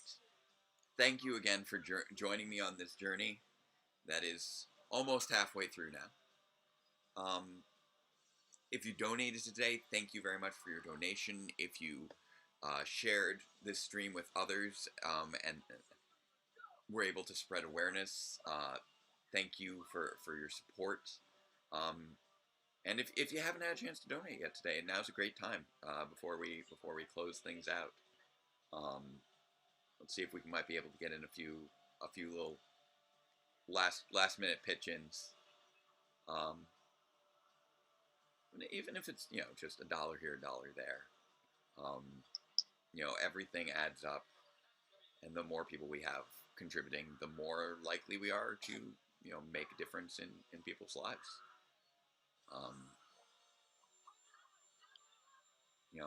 I'm hoping that if nothing else, maybe today we meant if we were to get even one person back their voting rights, I think that's that we can mark that as a win.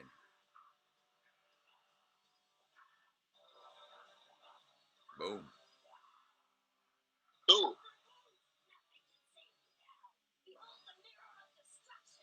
Oh no, Mirror of Destruction. Don't want to look. Oh no. Now that's a nice little moment with her and Goldar.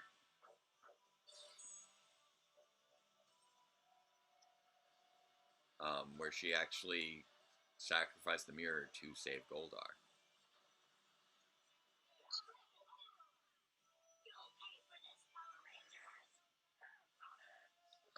Mighty Morphin Power Rangers.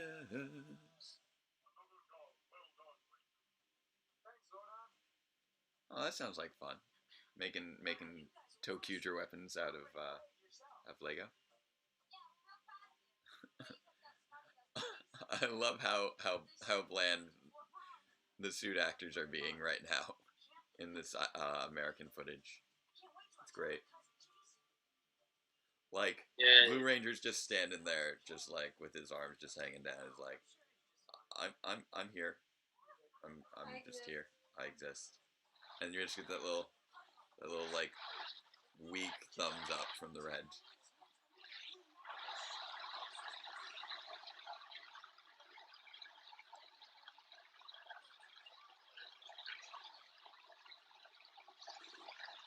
This one is definitely a less. Yeah, this one's less of a glaring ADR than Maria was, but it is interesting. I feel like they ADR'd like all the kids except for like the one deaf girl who didn't speak. I think they just didn't want to have to pay the kids for their voices. Maybe that's it. Maybe it's a child labor thing. I don't know. Very strange.